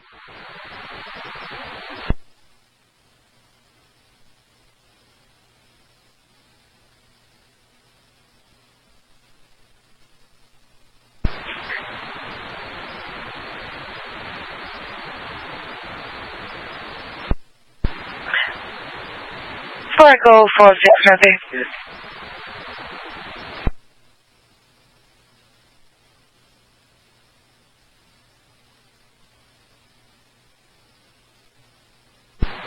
Broadcasting for New Liskeard units, details of a 1050 PD, Highway 11, 3 kilometers past the cheese factory in Thornlow. Callers advising that they witnessed an accident. Vehicle hit the blade of a snowplow, located about 3 kilometers from the cheese factory. Vehicle is a Ford Edge rental, Ontario marker Charlie Victor Whiskey Zulu 512. No injuries. Airbags have deployed. Car has some white smoke coming from it. Can't see any leaking fluids. Blizzard-like conditions outside. Not blocking any lanes. Vehicles on the shoulder. No debris on the roads. No unit acknowledge. 301, I'm in Cobalt, but I can head that way. Echo 410, I'm downtown this flag now.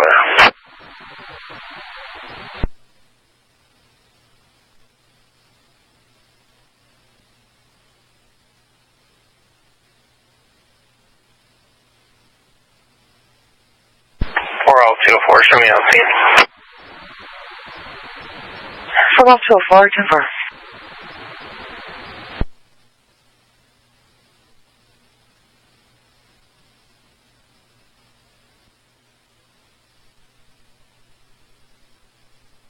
And some missing units, broadcasting details, 2nd MVC, possible PI, 2 vehicle. It's been entered as PD only, snowplow with another vehicle. I guess injuries are unknown at this point.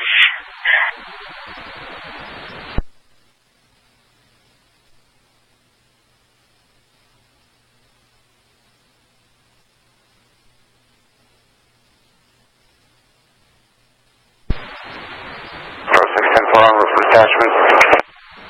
10-4.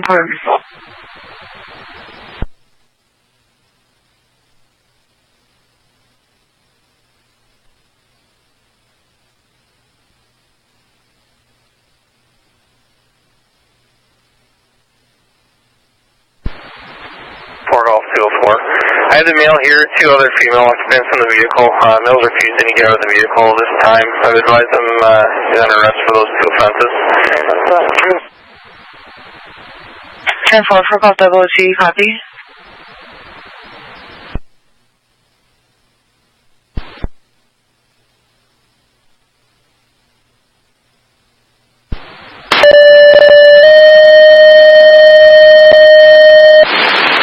Calgary base code 3, the intersection Highway 11 and Highway 559, Evangeline Transit, 2327.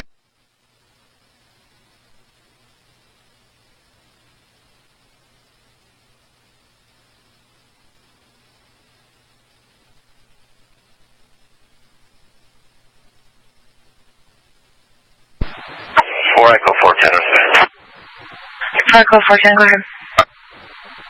Very likely that both those collisions are the same, vehicle versus snowplow. The one is asking for a tow to be dispatched already, so if you want to make some arrangements on that. Okay, 10-4.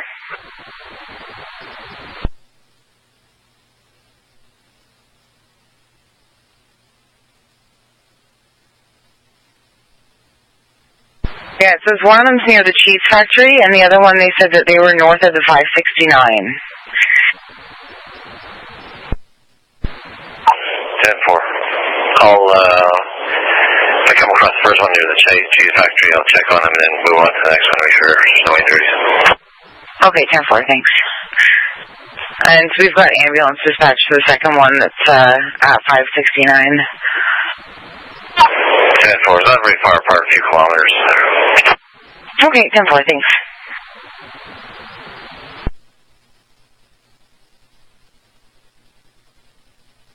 Vehicle versus snowplow, all unknown information. Alright, you have to notify the chief code 1. Hey, caller. Call them by OPP, they're responding.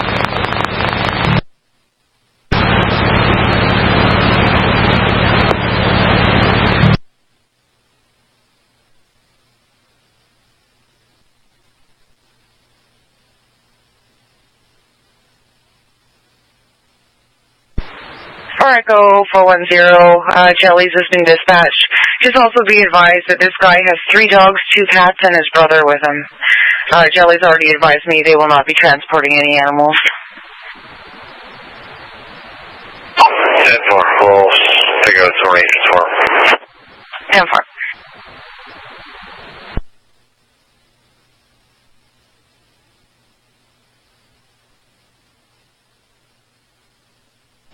Four Golf 204, status check.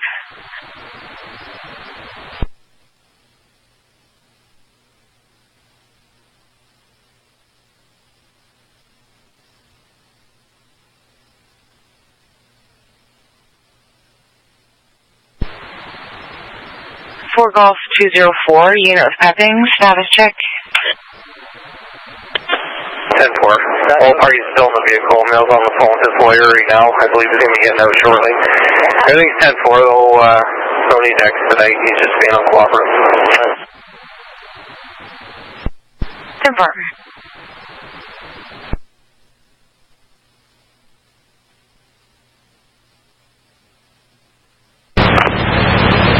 It's a code 4 on Highway 11 between Englehart and the intersection of Highway 11 and Highway 569, so just a little bit south of you on Highway 11. Yeah, my reason. 10-4.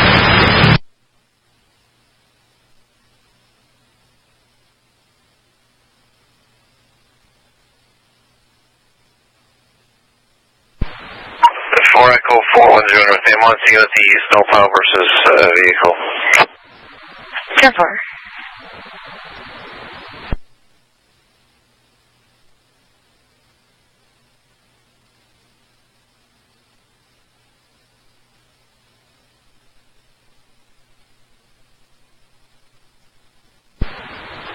Breault 204, what is Breault 1092? 10-4.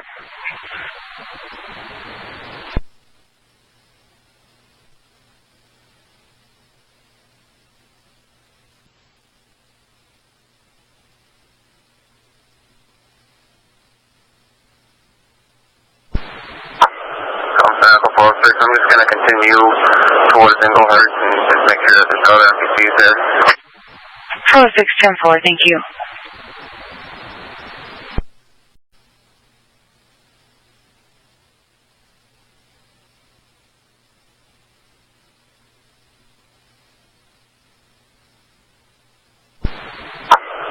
Echo 406, I'm just going to continue towards Englehart and just make sure that there's no other NPCs there.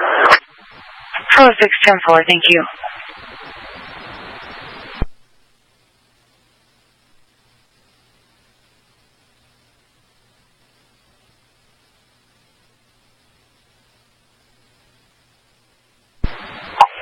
Echo 410. 4 Echo 410, go ahead. You can advise ambulance that the occupants of the small motor vehicle, the van, are seem to be fine. The plow driver seems to have some pain, so she'll probably want to be looked at. No reason to be urgent on that. Okay, 10-4.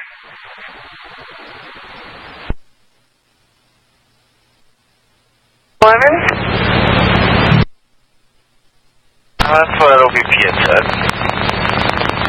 10-4, you just want to check with them if it's north of 569 and 11 in Harley Township, because I just passed the junction of 569, no indications yet. We will have a look.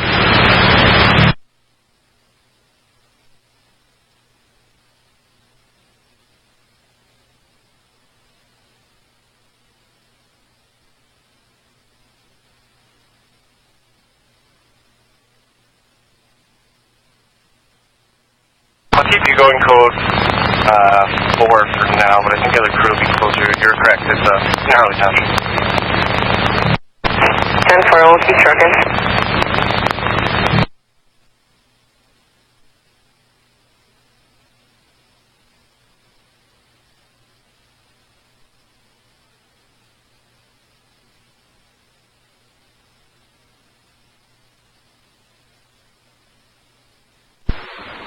Day 4 Alpha 257, show me 10-7 shift, please. 10-4, have a good night.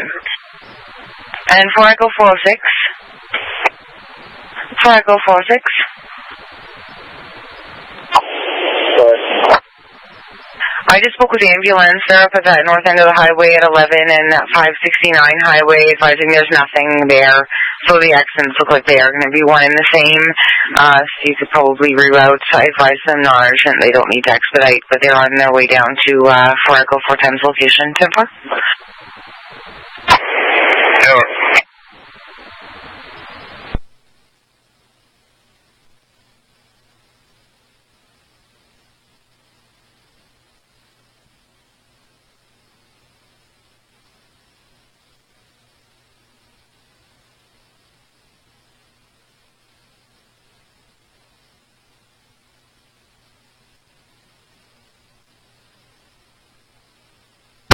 Fire attend at Bell Valley Road and Highway 11 for an MBC. Heavy fire attend at Highway 11 and Bell Valley Road for an MBC. Fire station? Highway 11 and Bell Valley Road for an MBC, time out 2346.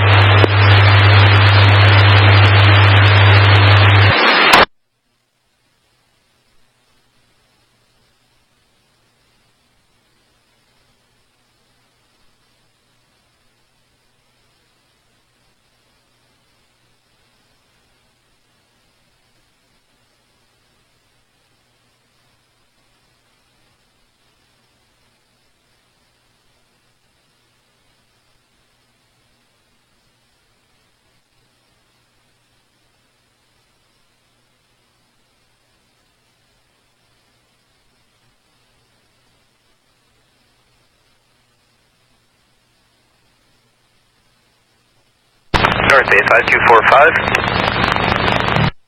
5245, good. 5245 to 7 Round Lake. 74347.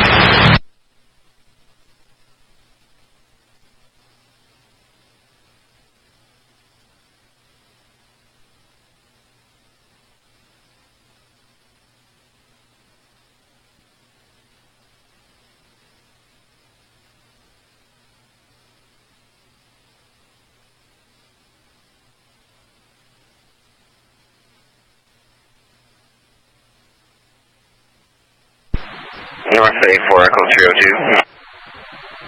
Echo 302, go ahead. I just received a dispatch from my fire department to attend that MBC. I was just wondering if fire was actually required.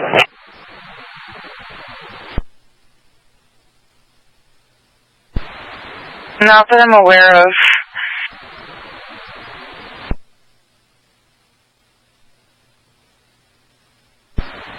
Is that for the one in on Highway 11 by the cheese factory?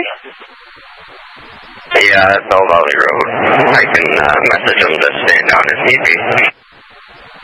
They may have been tiered. 410, there's no need for any fire department out here. Everybody seems to be fine. The vehicle's off the road. Nobody's trapped so far. 10-4, it's likely due to ambulance's policy. I'll call them back and let them know they can have fire stand down. 10-4.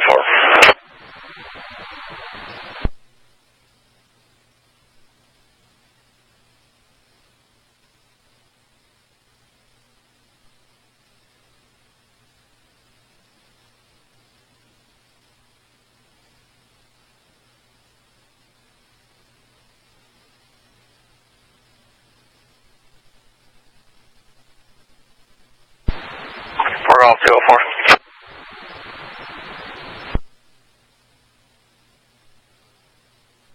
For 204, 10-4.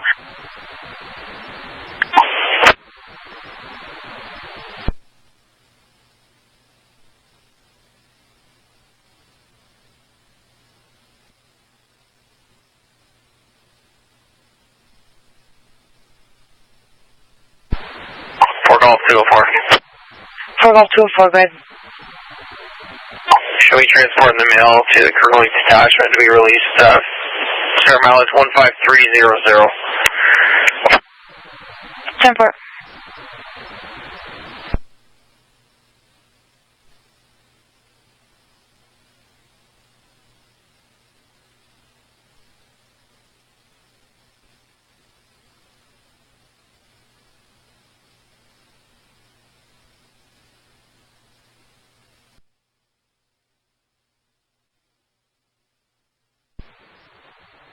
Cafe for Echo 404.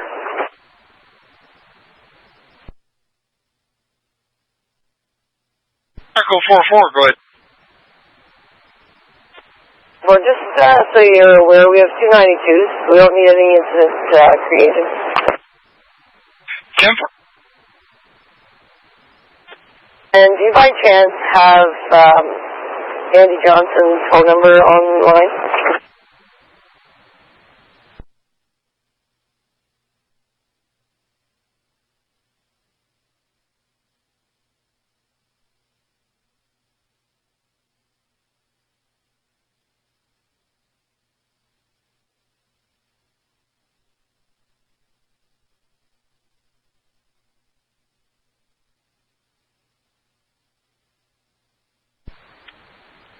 Echo 404, sorry, is that an officer or?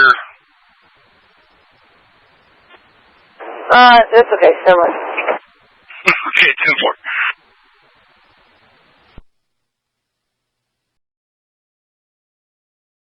10-4. Now here's my neighbor coming to bang on my door, almost breaking down my door. If I didn't have a chair in front of my door, I'm sure my door would have broken down. There's a maniac that lives next door who apparently got pissed off because I had my music on. I've been living here for 8 years, and not one of my neighbors has ever complained about my music. And somebody who does have a problem with my music does not have the right, legally or otherwise, to come banging on my door like a maniac like he did. Now, here's a recording of it, because he later called the police because I threatened to call the police on him. So he hurried up and called the police. But here's a recording of the banging he did on my door. And so if police do come here, he's the one that's getting charged. In fact, I'm going to get a peace bond and a non-harassment order against him immediately. I'm not going to put up with this type of behavior. Now, here's him banging on my door.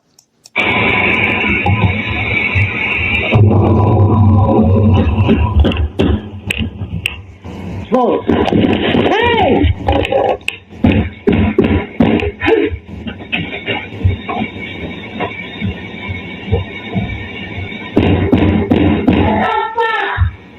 I'm pulling the fucking clock!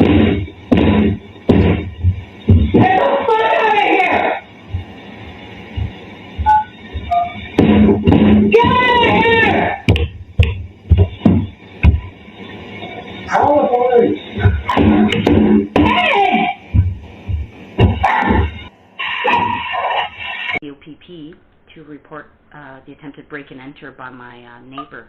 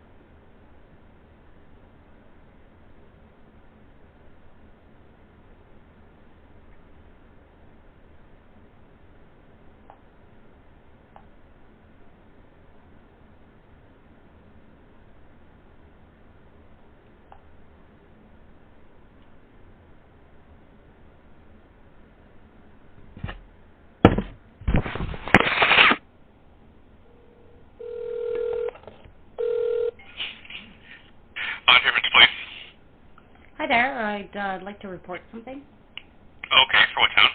For Cobalt, Ontario. address did it happen at? 19 Watson Place? 19 what, sorry? 19 Watson Place?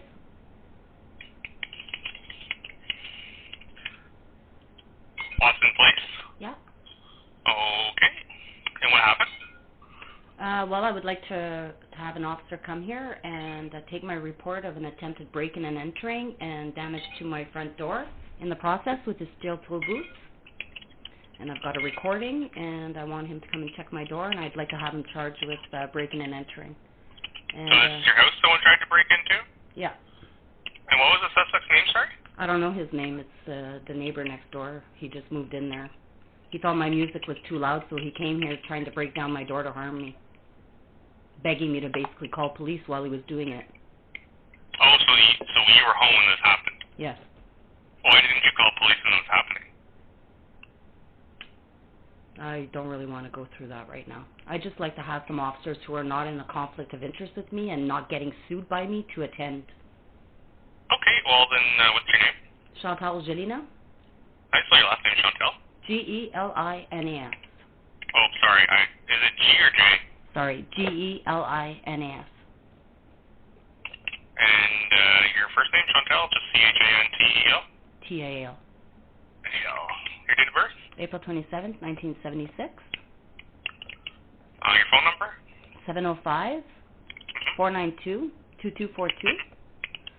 Now, if possible, I would like for this not to be aired over the air.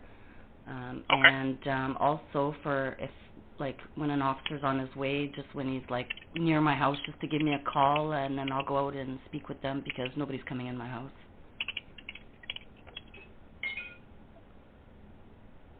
Well, if you want them to investigate, they might have to, like, enter the house to see the damage if it's the damage is just outside my door. Okay, well, anyway.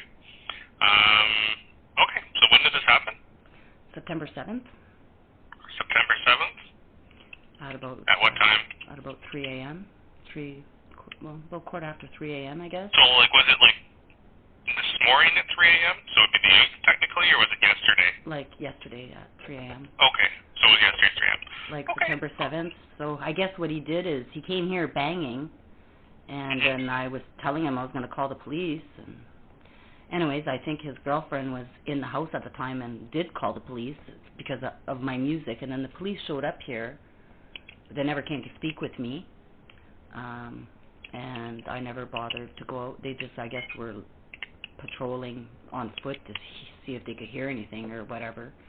But they never came knocking here, so I know it was Echo 406 and 408 who dealt with that call. But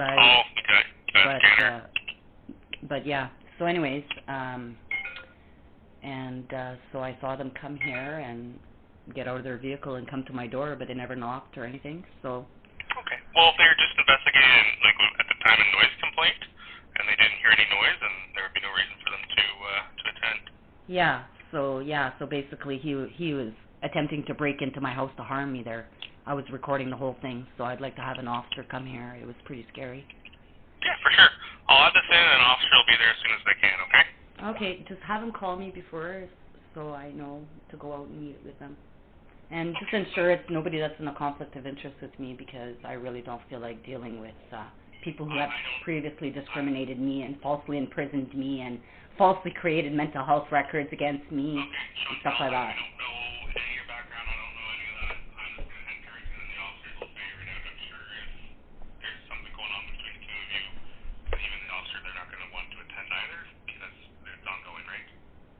Well, I shouldn't be refused the police service because they're getting sued for falsely imprisoning me. And I shouldn't be treated with discrimination because of it. So I don't know. You guys can figure it out. I don't know. There's a lot of them that are in a conflict with me. That's the reason why I don't call police.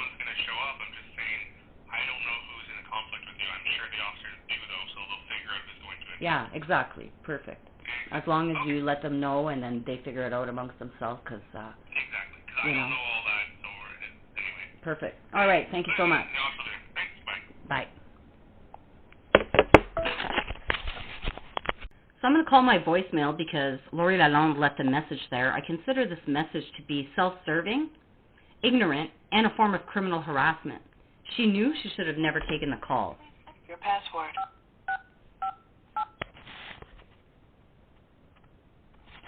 You have 2 saved wireless voice messages. Now listen to her Saved tone. message. Hi, Chantal. It's Constable Lalonde calling. I think our phone call got interrupted accidentally. Do you want to give us a call back at the police station? As I can hear some of your complaint, I'd be more than willing to hear it. Thank you. Bye-bye. To erase this message, press 7. Message will be saved for 5 days. Next saved message. Hi, the message will be saved for 3 days. End of messages. Hi, Chantal. It's Constable Lalonde calling. I think our phone call got interrupted accidentally. Do you want to give us a call back at the police station? As I can hear some of your complaint, I'd be more than willing to hear it. Thank you. Bye-bye. To erase this message, press received at 4:46 p.m. from September an outside 8th, caller. 4:46 p.m. To Lori erase this Lalonde. message will be saved for 5 days. Next. And this is the type of conduct that I find unacceptable. She used that position of trust as a police officer, knowing she had SIU and OIPRD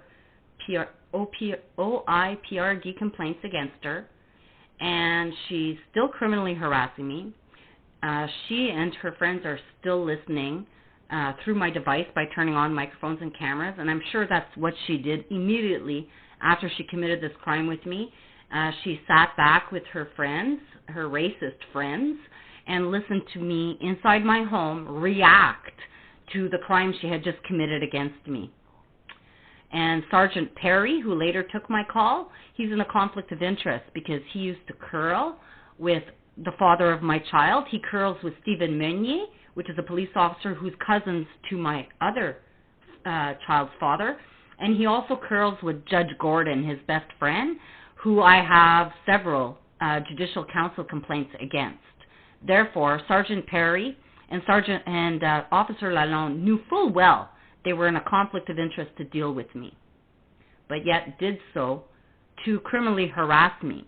For Sergeant Perry to tell me not to call back when I fear for my safety and my life from this neighbor trying to break into my house on September 7th is unacceptable. That is called neglect of duty and a denial of police service, which is an offense under the Police Services Act.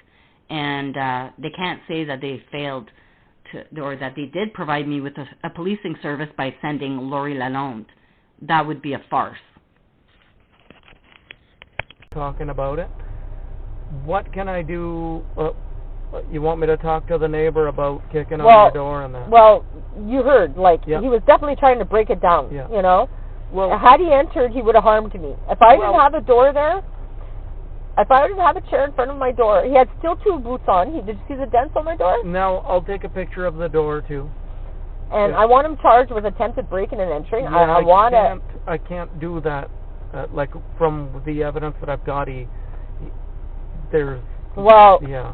this, like, if you listen to the audio, I've got the audio. I can send it to you so you can really listen to it. But I recorded it. But he's kicking so hard, like my door was bouncing open. Like I said, if I didn't have I was ready to kill this guy if he entered. I thought it was the guy that showed up on December 22nd.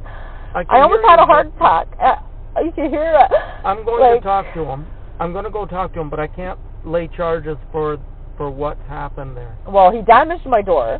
Well, I'm going to take pictures of it. And he had steel toe boots on. Yeah. And the officer that came later was Hopkins, which is the guy who falsely imprisoned me, right? Okay. And when he was doing that...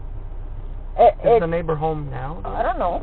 Okay. When he was doing that, and I told him I was calling the police, he told me to call police. Like, yeah, I could hear you know what I in mean? the report, And he's kicking harder, and that scared me so much that... To me, it wasn't an isolated incident. It had everything to do... Yeah, I believe it was scary, but I can't... I believe it has something to do with Lori Lalonde and the same group of people. Like, I don't even know what his last name is. But if I knew his last name, I could probably find 1 degree of separation to the people that are involved in the scanner crime with me. Well, I'm going to find out, and I will be talking to him and stuff. And because I'm not going to put up with that. And, like, that's harassment, and it scared me. and he attempted to break and enter into my house. If I wouldn't have been here and there wouldn't have been the chair in front of the door, he would have kicked that door open. Like, look at the dents he did on there. It's a steel door. Like, you had to be kicking pretty hard, you know, to make those dents. And he was kicking hard. And you know how loud it was when you were turning it down? That's how loud it was when he came. Yeah. You know, and I'm sure all the neighbors heard it because I was yelling, you know. I am going to deal with it. I'm just saying I can't. And then the other neighbor, come and see the camera he's got pointed there.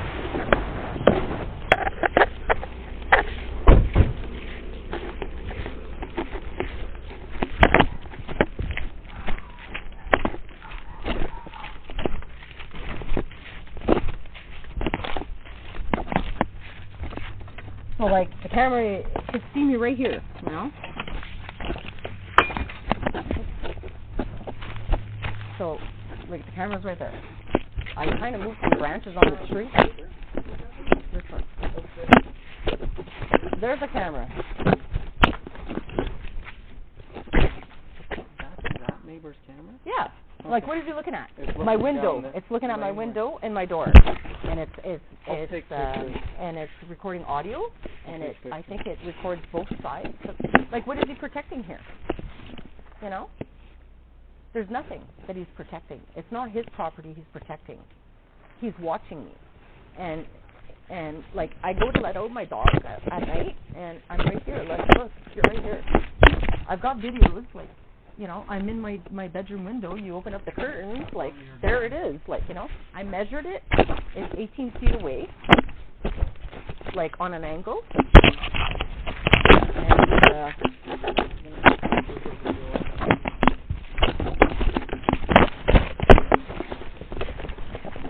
oh no, you can't see it good, hold on, there's like 8 men, I got a video of it, actually.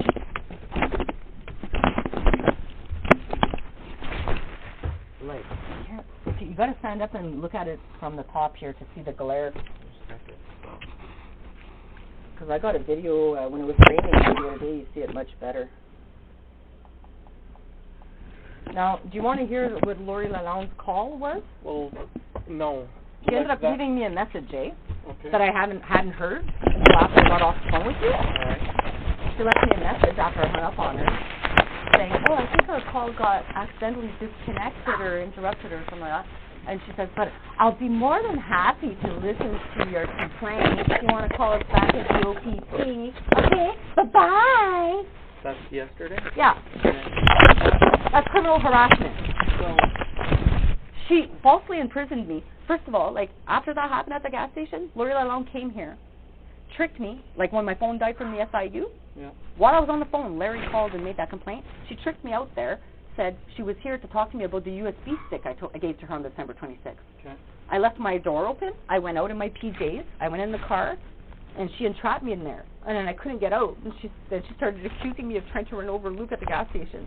In her brief, she says that I knew where they were. I was yelling at them as I was coming in. I tried to run over him twice. I went around him. He was pinned against the wall. None of that happened. You've got a complaint for that, right? Yeah. Okay, so you'll have to deal with that. Yeah, like but for her to deal with me like she did yesterday after she did that and choked me at the hospital and all that, like, and I specifically asked a dispatcher for somebody that wasn't in the conflict, and it was the same dispatcher there that dealt with me December, like, they work the same shift, it seems. Yeah. Okay, now you guys aren't safe, because I've never, I've never met you before, but I've been here for a lot of years. Yeah. So it's like you're dealing with the same police officers a lot, yeah. And they're all related to Dan Dawson, and they're all relatives of my ex, right? So I go to court, and there's Joel Rose, Larry's the informer, making a false complaint. Joel's the commander. The guard is Breault, and they're all, you know, and I know you got to go, but I do. I just, I don't know what to do here because I don't feel safe with this. I don't feel safe with him. But I can't go ahead with charges for this. I can't. Like, that's not an attempted break-in. It is. No, it's not. Do you want to listen to the audio again? I've got it recorded on listen here. Listen to it again. And you pretend like you're at home alone with your children. I'm not saying and it's you not don't know scary. who the hell is there. I'm not saying it's not scary. I get it scary. I've got to deal with it. It's damage to property, for sure. Well, there is some There's light dents on there, dents. which I took a picture of. like, I don't know if you can't see it good, but you have to, like, stand here to see him. But in my video when it was raining, you see it really good. I took a couple of pictures. But he was just, like, kicking, like, full And I could hear both swing. of you on the recording. I'm just saying, I'll deal with Listen to it again, because if he doesn't get charged, I'm going to have to sue the OPP. Because I will not be terrorized like this any further by any fucking men around here. Well, I don't want you to feel that way either. Get the fuck out of here.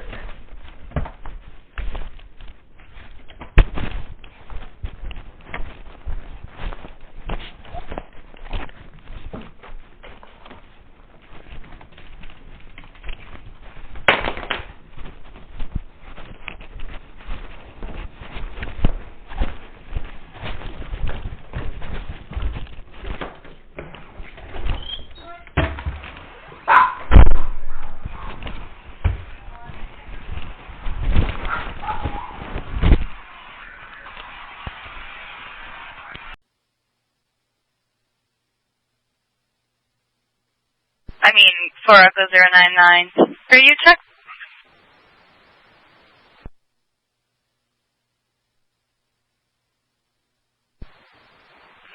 Thunder Bay, we're en route.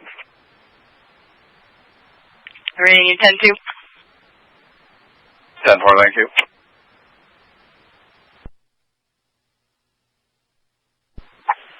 Cha-ching. Moneymaker, over and out.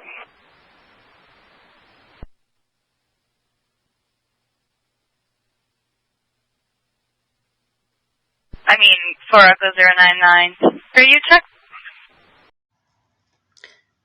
Here's the dents on my door from my neighbor coming at 3:30 in the morning, banging on my door like a maniac, denting it.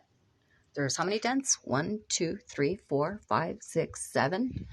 And, well, we'll attach that with the audio of him banging down my door like he's coming to kill me.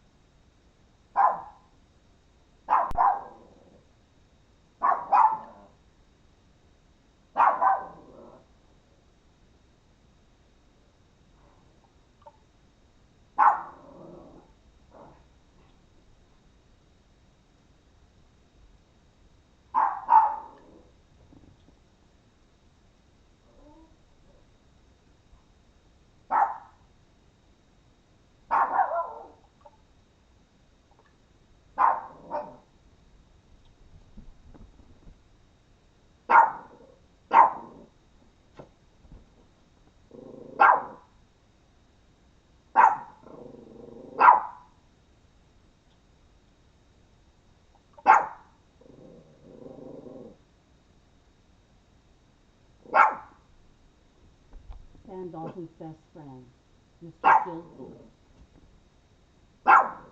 Also good friends with Mr. Osmer.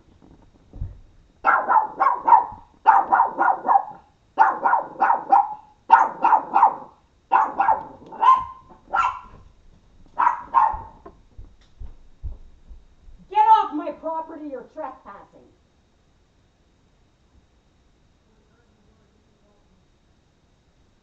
Get off my property, don't come back here.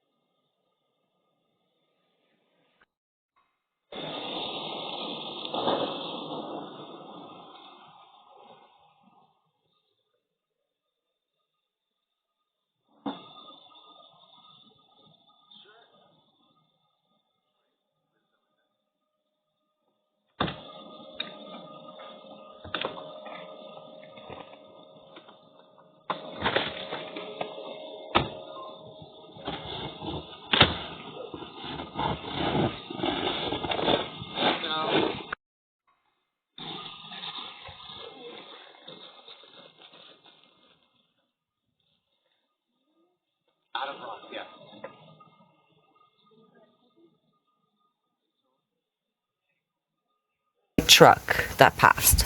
The guy came out, came onto my stairs, did this, walked really fast, grabbed something at my door, obviously, that they're bugging.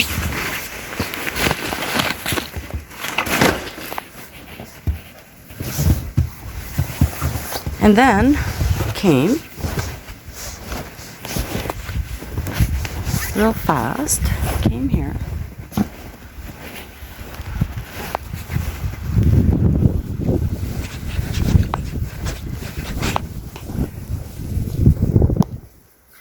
And then came to check my parcel, I guess.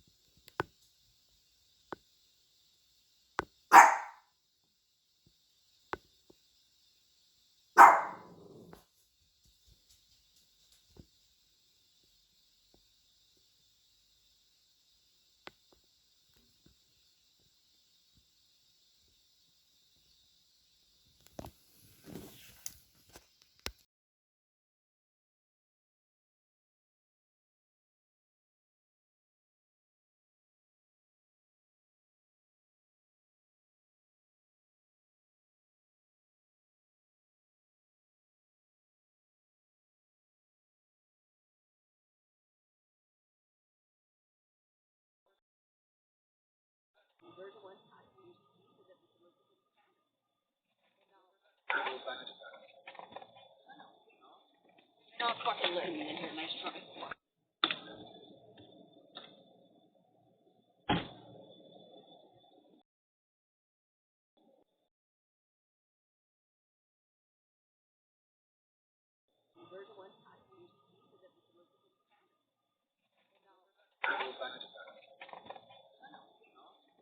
Not fucking letting me in here, nice try.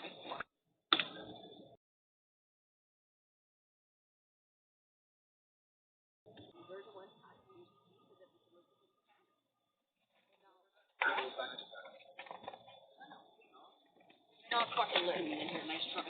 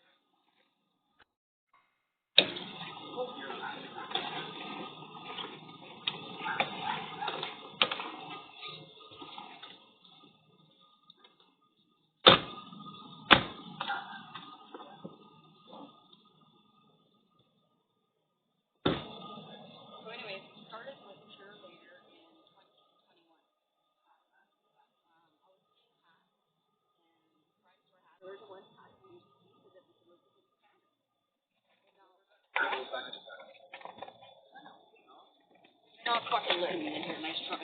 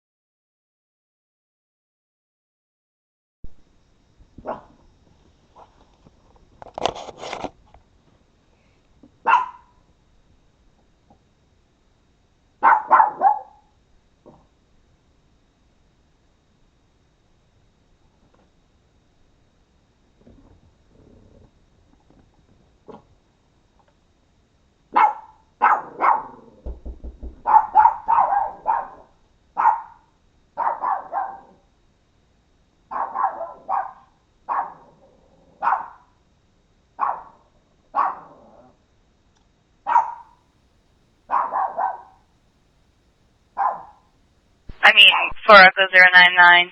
For you, check.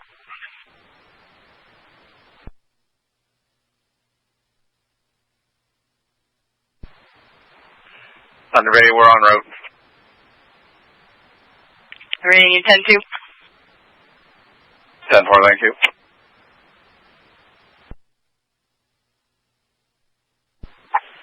Cha-ching. Moneymaker, over and out. I'm not gonna live here in fear of these fucking neighbors. I'm the victim here. So now I got a camera pointed on my door. It's motion activated and it listens to me. So the bedroom is right there. If I had a fucking pool right here with kids swimming in it, he would be told to take it off because he'd be deemed a fucking pedophile. Watching my kids in a fucking pool. There's no reason why this camera has to be pointed 15 feet away. So now he catches mice. He throws them in my yard. 3 days ago, I had a dead fucking bird here. It's right there.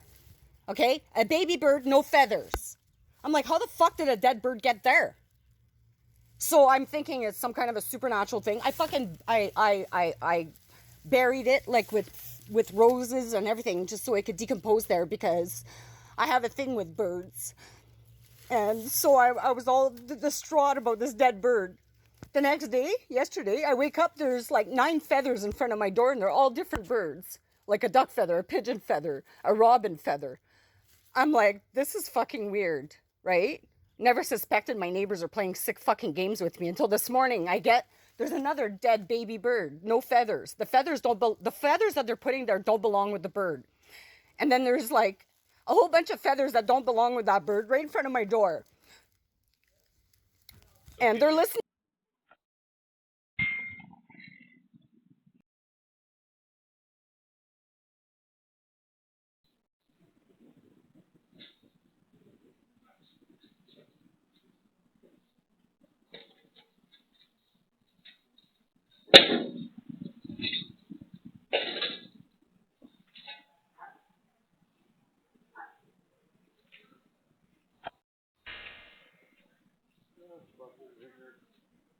Puppy.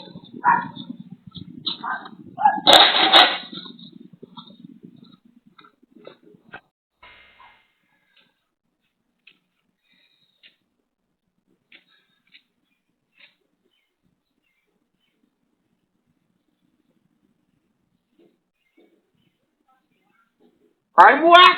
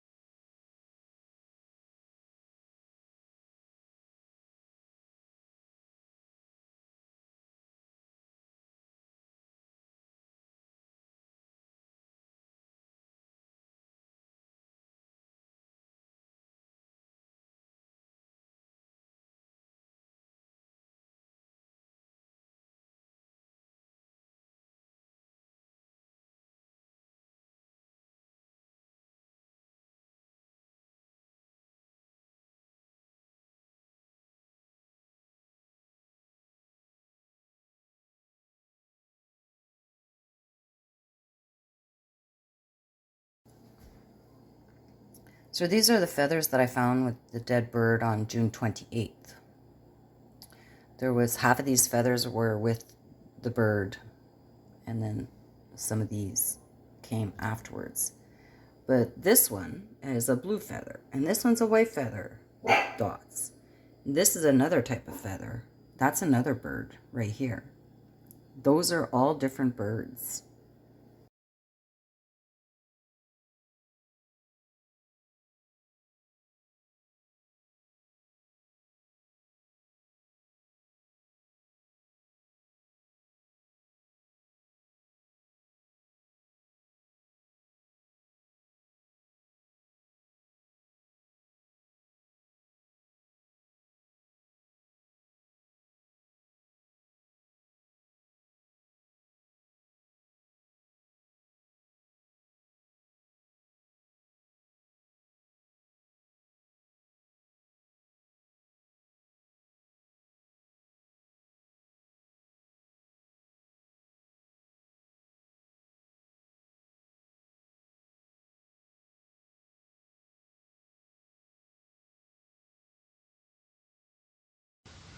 These are all his cigarette butts.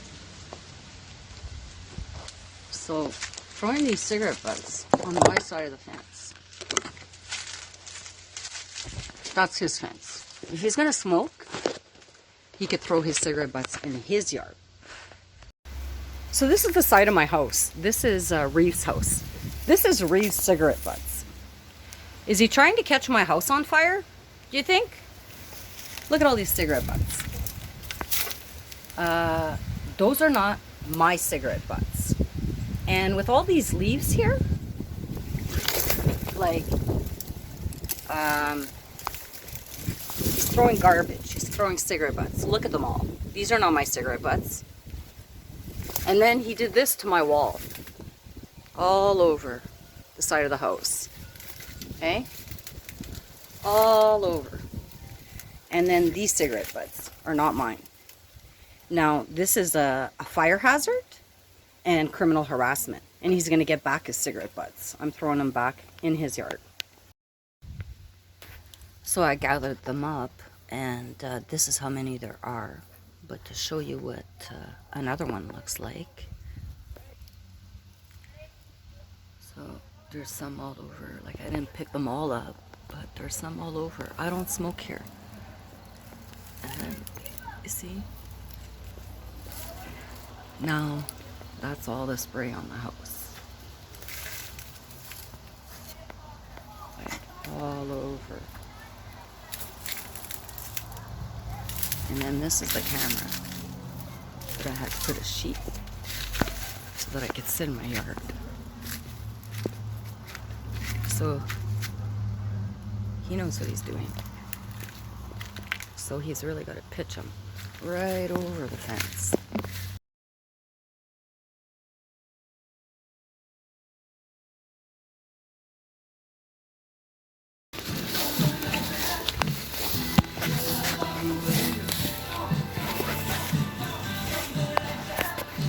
So this is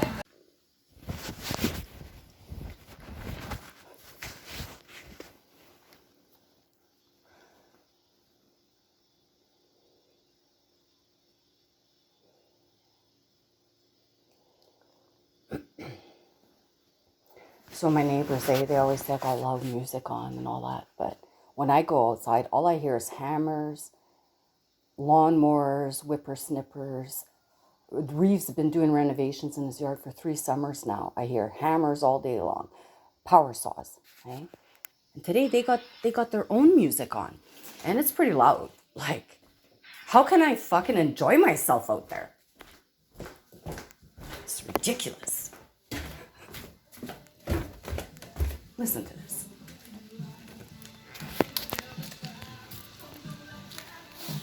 The paint on my wall. All over, eh? Like, it doesn't look like an accident to me, right? Who paints like this? All over the place. All the way. Hey? Look at this. Listen to that. That's pretty loud music out there. Oh, there's paint. Look at this. Paint everywhere.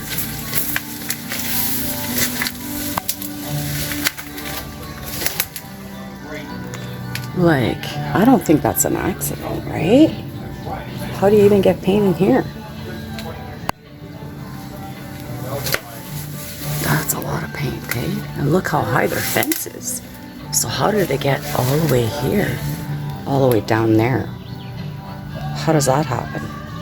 Unless you're on this side of the fence, right?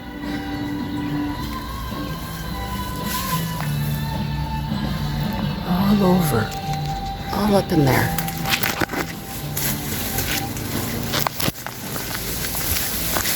Even in my window. Look at that.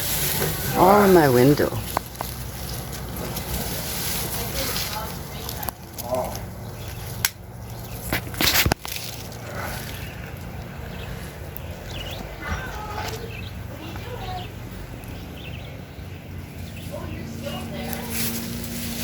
So the only way they really could have done that is if they were on this side of the fence.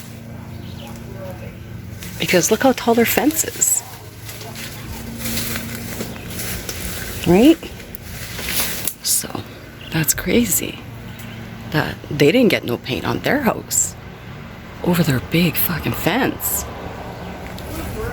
But yet, my entire house, more than the entire house, not just an accident, I don't think.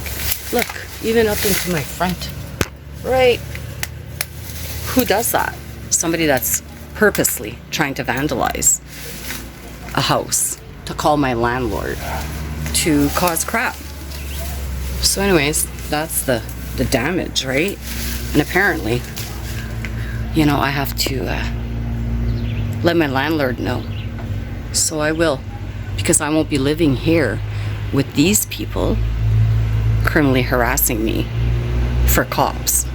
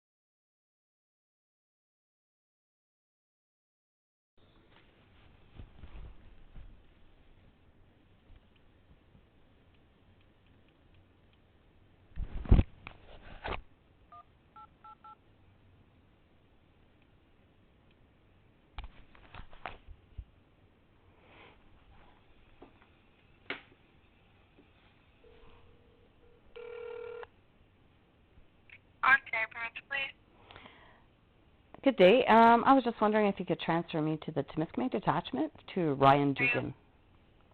Go ahead. To Commander Ryan Dougan if he's in. Spell the last name. DOUGAN. Might be spelled Duggan or Yeah, Dougan. that I don't officer's know. not working right now. Is there anybody? He's the commander. Is anybody acting in his place? Like you're looking to talk to the sergeant?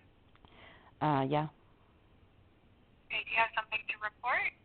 Well, I'm being denied the right to report it by officers who are in a conflict of interest who keep, every time I call the dispatch center and I request to lay charges against a certain individual, all his friends come and answer the call. And most of these officers have complaints at the OIRPD against them, and I'm finding this conduct very discriminatory, and then they blame the dispatchers. They say it's the dispatchers that dispatch them. And it's not right, because I listen to a scanner and I always hear them say, I'll take that one on the board. You know, so they're volunteering to obstruct justice. What is your name? Chantal Gelina. Chantal what? Chantal Gelina. How do you spell your last name? G-E-L-I-N-A-S. Sorry, G-E-L-I-N-A-S? N-A-S? Yeah. And what's your date of birth? April 27th, 1976. So I called there. Phone number for you. Yeah, 705-498-3969. So okay, I'll call the detachment and see if I can get a hold of a sergeant. Just one moment. Thank you so much.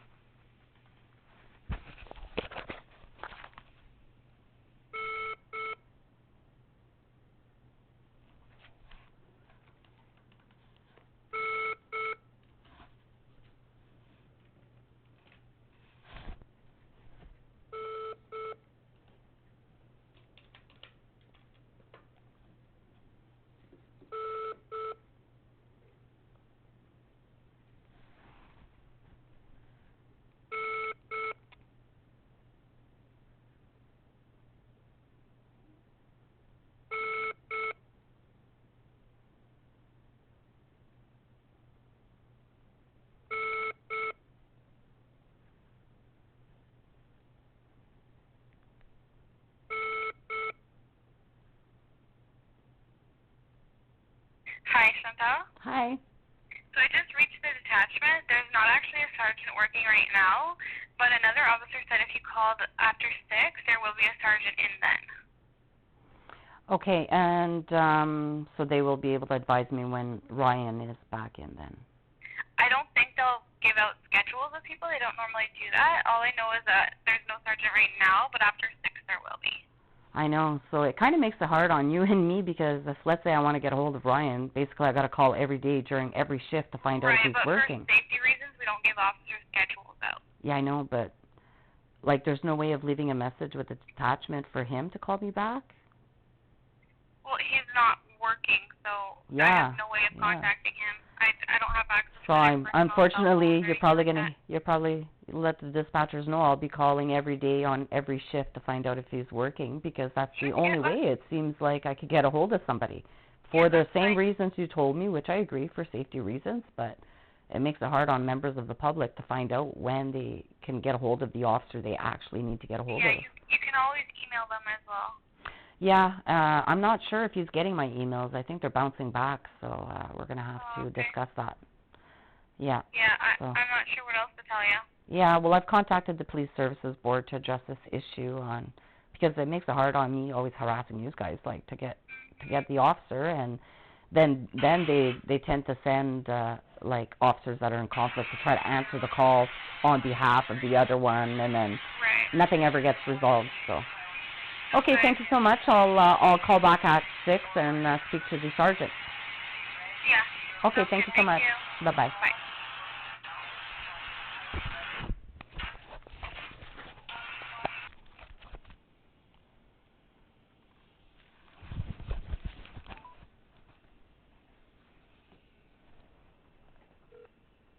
You have reached the Greater Sudbury Police. Bonjour. If you have an emergency, hang up and call 911. Si vous avez une urgence, accrochez l'appareil et signalez le 911. For options in English, press 8. Pour des options en français, composez le 9.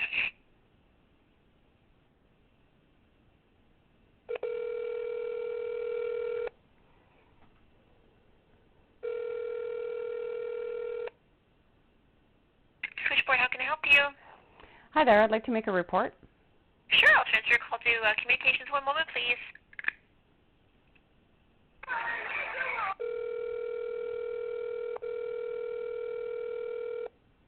Greater Sudbury Police. Hi there, I'd like to make a report. Okay, in regards to what? I'd like to report bribery. Okay, are you being bribed, or? No, there's other individuals bribing public officers. Okay, so happening? There's Weaver Simmons, the law firm Weaver Simmons, is bribing judicial officers and public officers, and I have evidence of that, and I'd like to report this crime. So they're bribing public officers? Yes. What are they doing? They're offering, I guess, money or other consideration in exchange for crimes. In exchange for what, sorry? In exchange for them committing crimes and obstructing justice. Okay, do you work for Weaver Simmons, or? No, so basically what they're doing is they're, like, let's say, paying off court clerks to remove a court matter from the small claims court registry, which is illegal. All matters that are filed in the small claims court are registered and recorded by the registrar of the small claims court, and there is a running registry. That's fine. What's your name, ma'am? Chantal Gelina. Chantal Gelina, and what's your date of birth? April 27th, 1976. Do you live in Sudbury? No, I do not. I'm a paralegal. I live in Cobalt. Cobalt. Okay, so how did you find this out? Because there are quite a few victims of crimes involving this law firm, involving 3 different, like Timmins, Sudbury, and North Bay. This law firm has been bribing court clerks to commit crimes, and I have evidence of that, such as, like the small claims court registry, they've paid off this court clerk to remove a certain court filings that was filed in the court. It was a public proceedings that had a court file that was paid for. You're in OPP's area. I might just have them come check on your well-being. So you can Pardon me? explain to them, just because I might just come to get them to check on your well-being, and you can explain to them. No. You're not coming to check on my well-being. What are you talking about? I'm reporting a crime against Weaver Simmons. Okay, but you can report that. You have to report it with OPP first, and then when they have issues, they contact us. Weaver Simmons is in Sudbury. The court is in Sudbury. Okay, are you at 19 Watson? The court is in Sudbury, and if you send what's your name? What's your name? My name is Katie. Katie who? I don't give out my last name. Are you a dispatcher? Yes, because the You have no authority to send any officers here. I'm reporting a crime in Sudbury. Okay, then I will get an officer to call you on the phone. But are you at 19 Cobalt? I'm at 19 Cobalt, yes. Okay, and what's the... Fucking dumb bitches.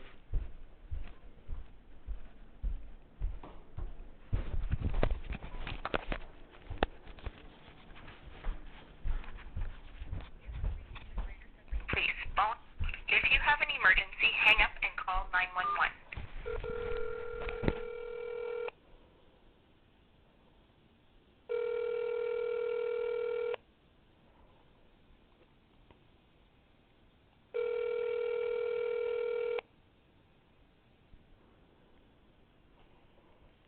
Switchboard, how can I help you? I'd like to speak to the sergeant of the Sudbury Police immediately. Sergeant. Okay, are you looking to report something? Yes, I'm looking to report the communications clerks obstructing justice. Okay, I'm just going to put you on a brief hold. A moment, please. Hi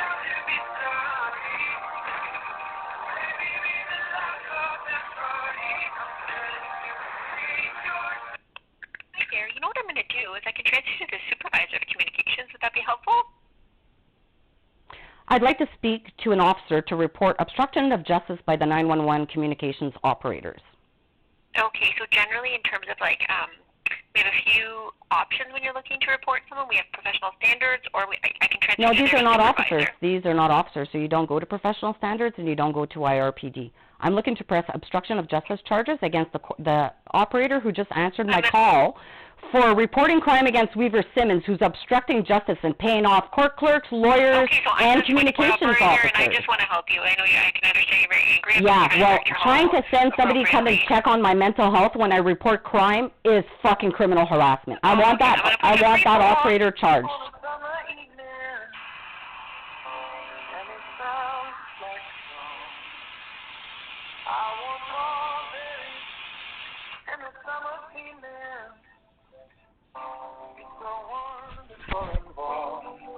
Breathe me in, breathe me out. I don't know.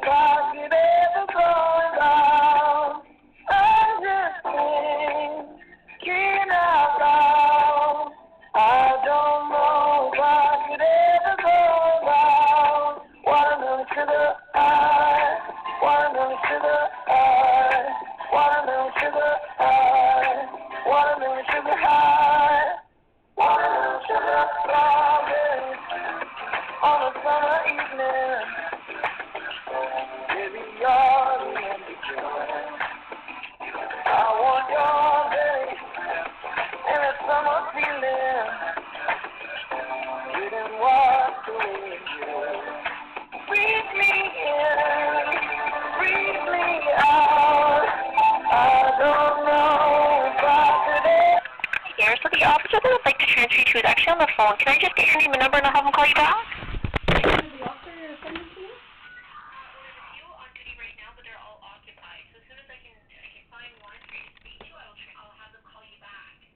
Okay, and so in the meantime, can you pass me to your communications supervisor? Sure. Okay, so do you want to start with the supervisor then? Well, the communications supervisor, is that a member of the OPP or a member of... No, we're not OPP, we're Sudbury Regional. Exactly, so the operators that are answering work for who? For the city of... They work for the city of Sudbury or for the Sudbury Police Services? It's same thing, the Sudbury Police Services, yes. Okay, so basically, yeah, I'd like to make a complaint. This is ridiculous. Well, I'm being misled. Just yeah. one moment, please. Thank you. Hopkins done this.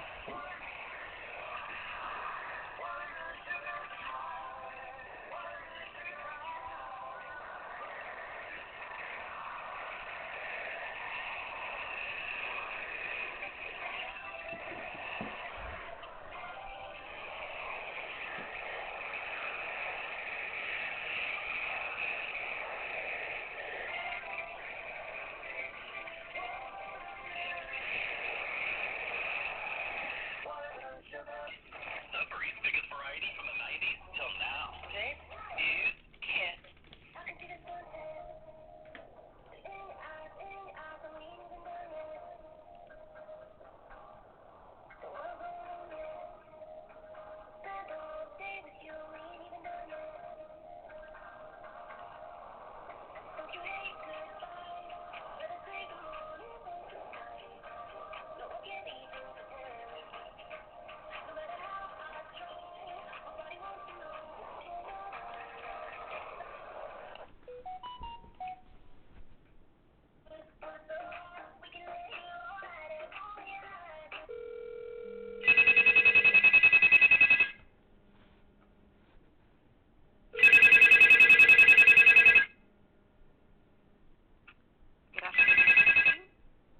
Hi there. Hi. Hi, I'd like to make a complaint. Okay. Who am I speaking with? Chantal Gelina? How do you spell your last name, Chantal? G-E-L-I-N-A-S. N-A-N or S? N-E-S. Okay. Okay, and what is the complaint? Basically, I called last week, and I was, I guess, misled by a dispatcher to call back during the week that an officer during the week would call me back. But I could have misheard. It could have been they wanted me to call back. So I called back today because I've been waiting since July 5th and nobody called me. So I've been patient and thinking, well, maybe I misheard because I am a little bit deaf. I have a disability. Okay. And so I called back today, and I'm told that I could go online to make this report. And I said, oh, well, I thought this was, you can only make, like, OPP has this, but you can only make, like, general reports about things that are not in progress or, like, breaking into vehicles. And she said that, she said that I could basically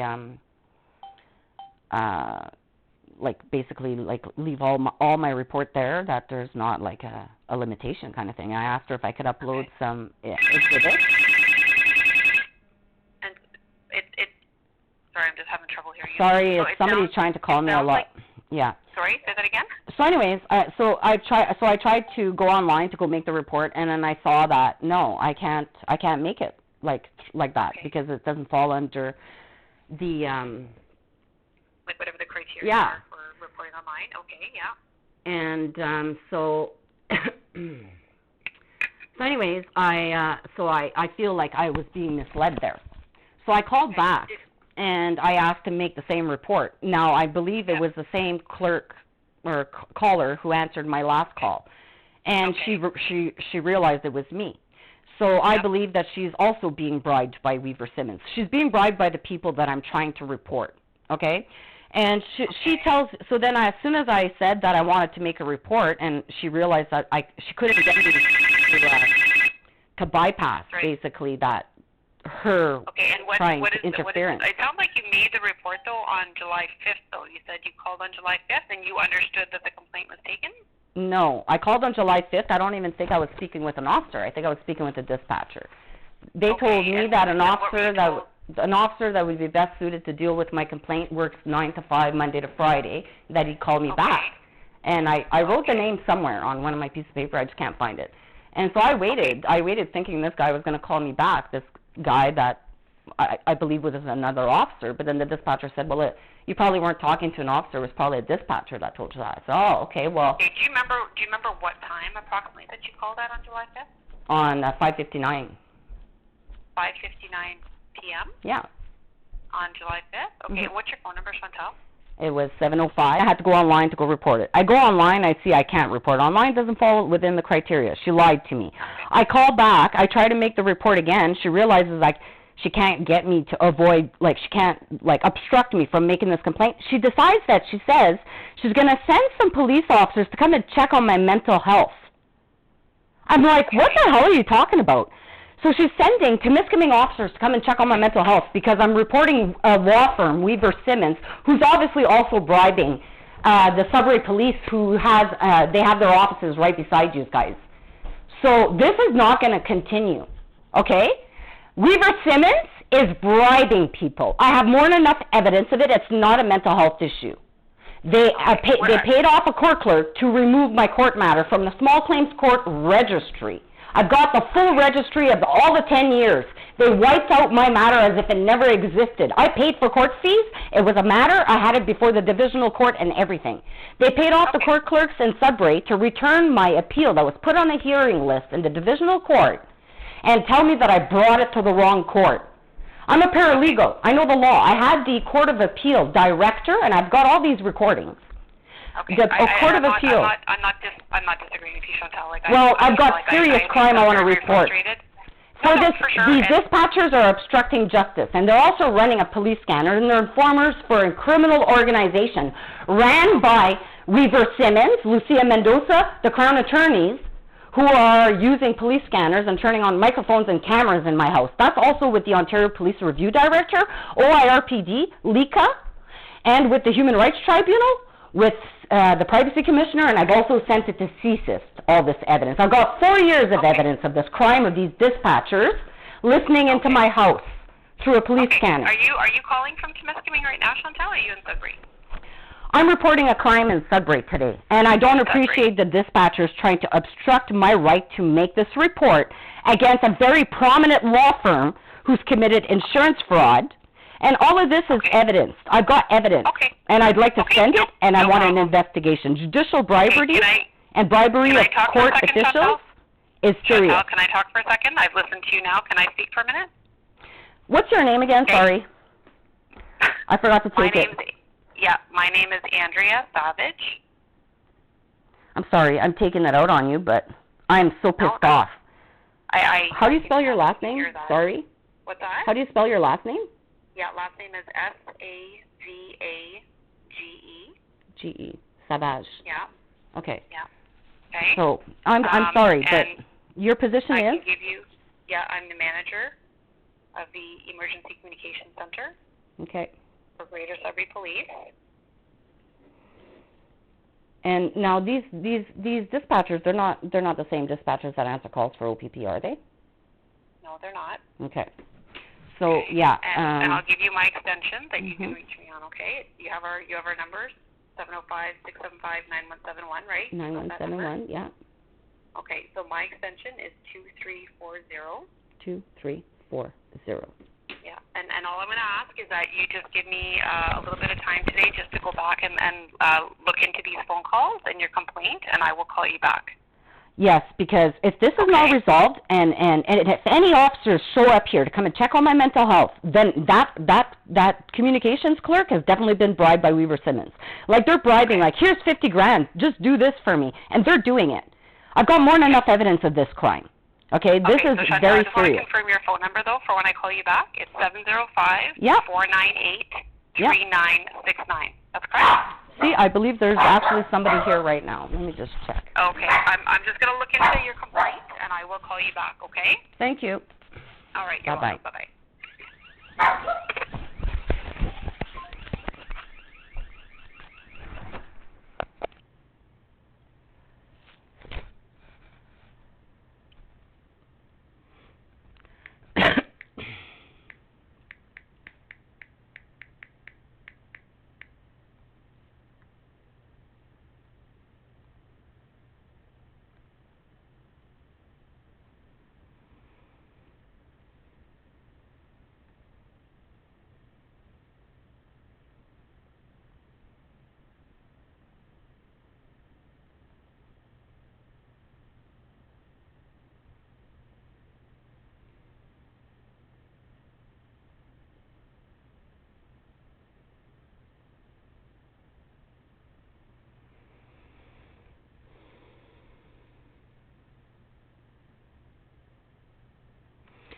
We're going to call the Sudbury Police again.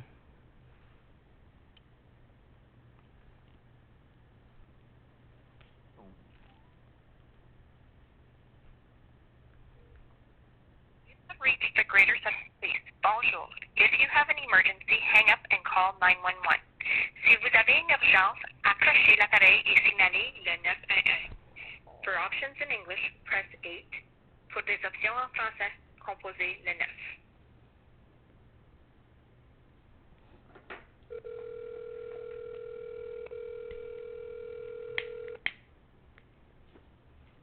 Switchboard, how can I help you?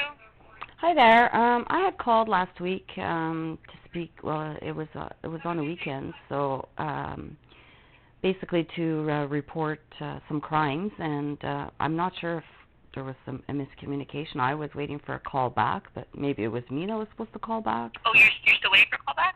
Well, Okay, I'm not sure. Yeah, I'm not sure if somebody was supposed to call me back or if I was supposed to call them. It was reported Saturday? Yeah, and they told me that something along the lines that a certain officer would be able to help me, but he works like a 9 to 5, Monday to Friday kind of thing, so that he'd call back. So I was waiting, and I haven't heard back. It's been a week, so I think... Since you reported it, have you been in contact with this officer? Well, it hasn't really been reported. I attempted to report it, and that officer I was speaking to told me that another officer would be better to speak to during the weekday. But I don't have all the details. I thought he was gonna call me, like this other officer was gonna call me back on between Monday and Friday kind of thing, because he worked during the week. But maybe I misunderstood. You know, maybe it was me that was supposed to call back. So when you did report it initially, or you attempted to report it, they said someone would be in touch with you, and nobody has been in touch with you. Is that correct? Yeah, that's what I understand. But maybe I misunderstood the officer I was speaking to. But anyways, it hasn't been yet reported. Was it an information officer by any chance, or? It could have been even a dispatcher I was speaking to. I don't know. That's what I'm thinking, because generally when someone calls to report something, it goes to dispatch. Yeah. And from dispatch, they assign the officers, right? So I think that's what happened. Yeah, maybe they told me to call back during the week, and maybe I thought he said somebody would call me back during the week. So I don't know. So I'm calling. Were you provided with an incident number? No. I didn't get a chance to report everything. Okay, so I'm going to transfer back to communications and just maybe clarify that the report has been taken, and maybe proceed for. They may very well send you the information if they're saying someone. It's just there's someone with the information desk 24 hours a day, right? So for them to say Monday to Friday, so unless it's someone out in the Zilda, I'm going to transfer you back to communications. Just make sure that they've taken down that report for you, though. Okay? Okay, thanks. Okay, you're welcome.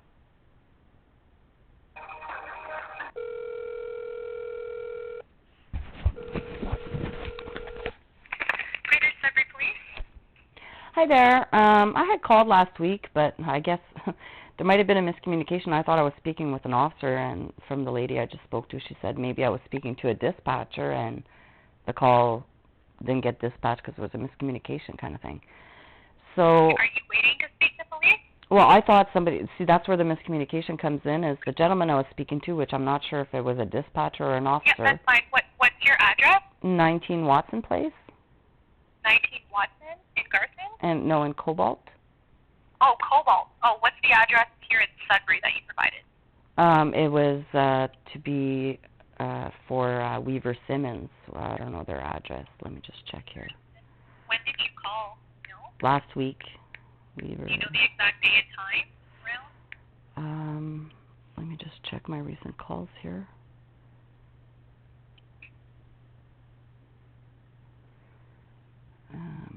Let me search it. 705-6. Sudbury Police, July 5th. The 5th? Do you know what time you called? It was at 5:58 p.m. And I guess the miscommunication was the gentleman I was speaking to, which I'm not sure if it was a dispatcher or an officer, said that I would be. The phone, so. Yeah, so maybe it was a dispatcher. He said it'd probably be best for me to call during weekday. What's your name? Chantal Gelina. And what is it that you wanted to report? I was going to report some crimes by Weaver Simmons law firm. That's okay. And what did the dispatcher say on the phone to you, that they would dispatch it out, broadcast it out to the officers, or? No. See, I'm a little bit deaf, so I think there is a miscommunication. I thought he said that an officer that would be better suited to deal with this works during the week, like Monday to Friday kind of thing, a 9 to 5 Monday to Friday, and not on weekends, and that I would be best to talk to him. And then no, the officers don't answer the phone, so I don't understand what was. Okay, so it was a dispatcher then. I must have said. Yeah, we're the only ones that answer the phone, the dispatchers. I mean, there's switchboard, like customer service, but dispatchers make calls for the police.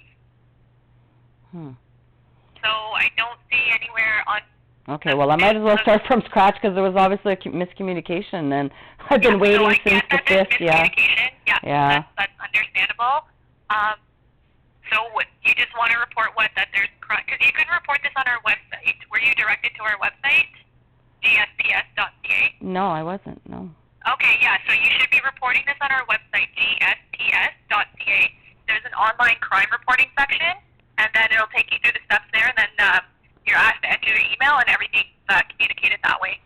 Really? They have that set up at the Sudbury Police? Huh. US start? Yeah. Okay. I thought that was just for, report, I know OPP has that, but that's for, minor crime and stuff like that. No, you can report multiple things on gsps.ca. The online crime reporting is what you click on. And can you submit evidence there? Yep, it'll ask you can attach things if you need to, and go that route. And does it create an occurrence report? Yes, it does. Oh, well then. That's perfect. Okay, so I'll go do that then. Okay. Thank you. Bye-bye. You're welcome. Bye-bye.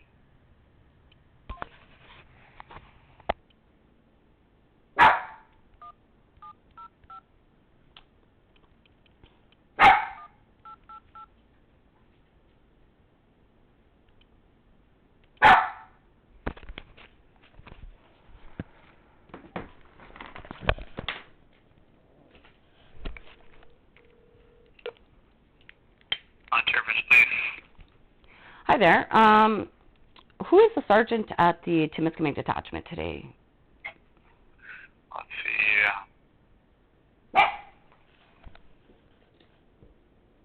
Oh. They don't have they don't have a sergeant. They just have somebody kind of as the officer in command, but he's not a sergeant. He's not a confirmed sergeant. And what's his name? What's his name? Yeah. Jason Joe.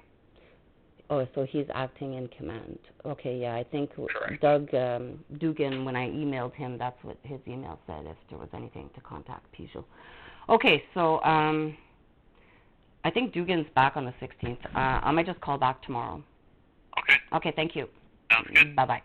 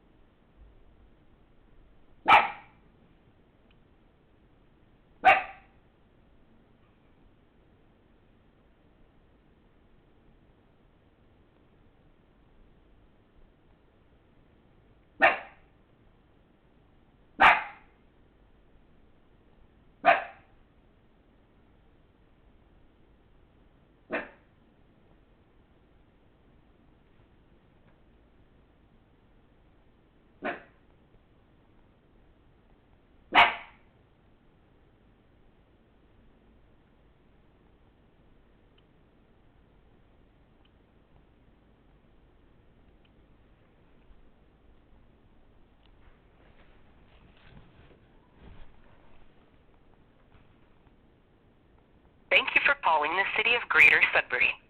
Pour le menu en français, appuyez sur 8. Please stay on the line or press 0. Your call will be recorded. To hear our privacy collection notice, please press 9. If you know the extension of the person you wish to reach, please dial it now. To access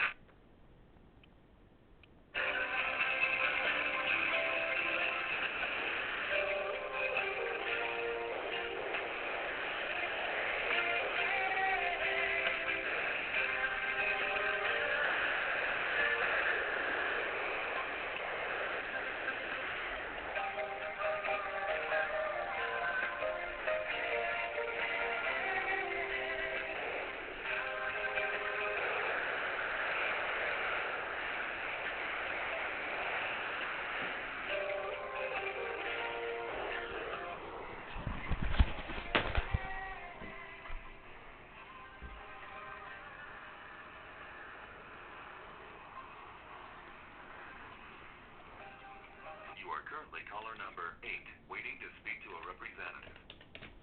The estimated hold time is currently 11 minutes.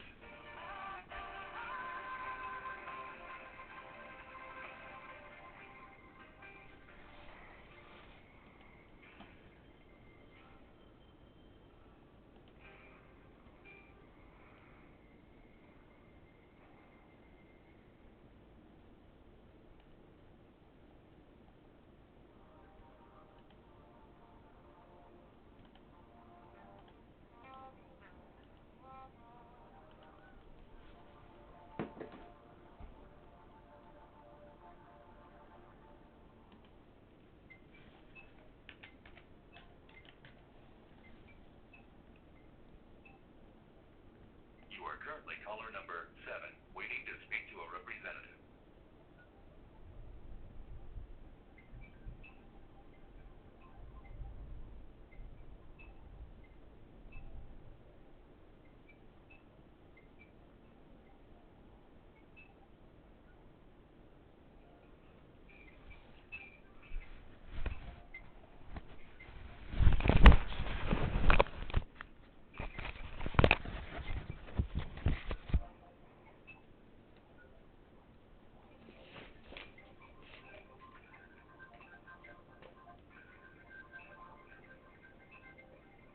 Weaver Simmons, eh?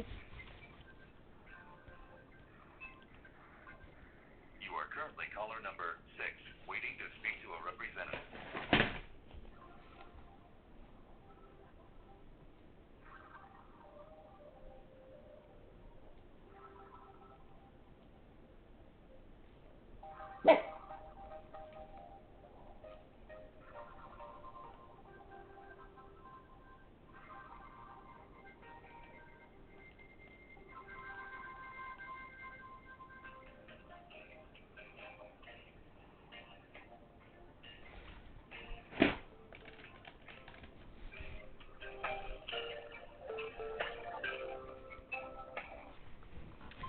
Hello? Hey, is this the Chantal? Who's this? This is the Constable Not Constable who? Not KNOTT. Just calling to do a wellness check. Make sure, Yeah, actually the Sudbury Police is reviewing that little wellness check. I called to report a crime by Weaver Simmons, and the operator suggested that she send officers to do a wellness check. And so the manager of communications at the Sudbury Police is currently investigating this dispatcher being bribed by Weaver Simmons to send you guys here. And if you guys show up here, I will file immediately a lawsuit for $2.5 million for criminal harassment. These are not mental health issues. Reporting bribery with evidence is a serious crime. And any person who wants to try to make this look like a mental health issue is going to get sued for genocide. And you're going to get charged. And I'm going right away. What's your badge number? What's your badge number? Pardon me? 168. 57. Now you can call manager Andrea Savage at the Sudbury Police at 705-9171, extension 2340. She's currently investigating this crime, hate crime against me that involves you now. So I would suggest you refrain from acting on a dispatcher's instructions to send you. I'm going right away on Lika to go file this complaint. You're indirectly going to be named, but if you don't show up here, I won't be making a complaint about you. Anybody from the Timiskaming detachment continues to criminally harass me for reporting crime and trying to make it look like a mental health issue, you'll be involved as aiding and abetting a serious crime against the administration of justice. I'm a licensed paralegal. I have the entire docket registry of the small claims court with my court matter wiped off of it. Okay, I've got recordings, I've got videos, okay, of a pay for justice scheme involving these court clerks, Weaver Simmons, and obviously now the dispatchers at the 911 communication center and at the Sudbury Police are being bribed to make everything I try to report look like a mental health issue. This is a serious fucking crime. I'm so disgusted. Anyways, you can call the manager at the communication center in Sudbury, and I would suggest you don't fucking show up here. I'm going straight on to Lika, and I'm going to make a report there, and every time this happens, every time from now moving forward, you can let everybody in your detachment know. I will be going on Lika to make a complaint and a human rights tribunal application at the same time. I'll call you back, okay? Pardon me? I'm going to follow up with the Sudbury Police. Yes, you do so, right now. I'll call you back, okay?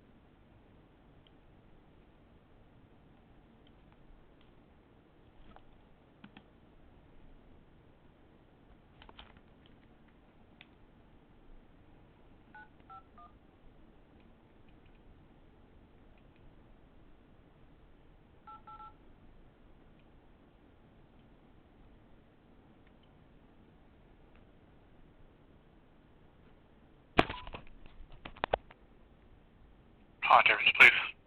Hi there. I'd like to report a crime. Sure. What city or town? Sudbury. In the city? No. Okay, whereabouts? Well, I live in Cobalt. Okay, did the crime happen to you in Cobalt? It happened when I just called to report crime at the 911 the communication center in Sudbury, which I thought were ran by the same people as the OPP, but I was told by the manager of communications they have their own. Yeah, so I was calling to report, and it's been 3 times now I called that detachment, and I guess I'm dealing with the same person who's answering my calls, and she's misleading justice. She's telling me I could go report these crimes online. I go online, I can't report it online. I call back. This will be the 3rd time. Then when she realizes, like, she can't deter me from making this complaint, which I have evidence of, she suggested she said, I'm going to send an officer to go check on your mental health. And the crime I'm reporting... When did you do this? What number are you calling? I was calling, well, right now, Andrea Savage, which is the manager of emergency of the communication center at the Sudbury Police. She's reviewing what just happened here. But I don't care what happens with her review. I want this communication operator that answered that call, who's not an officer, so I'm not going to go to Lika or make any kind of complaints there. She's an individual. She's employed at the Sudbury Police. She's not a Police. Yeah, and she's not a police officer. And so she has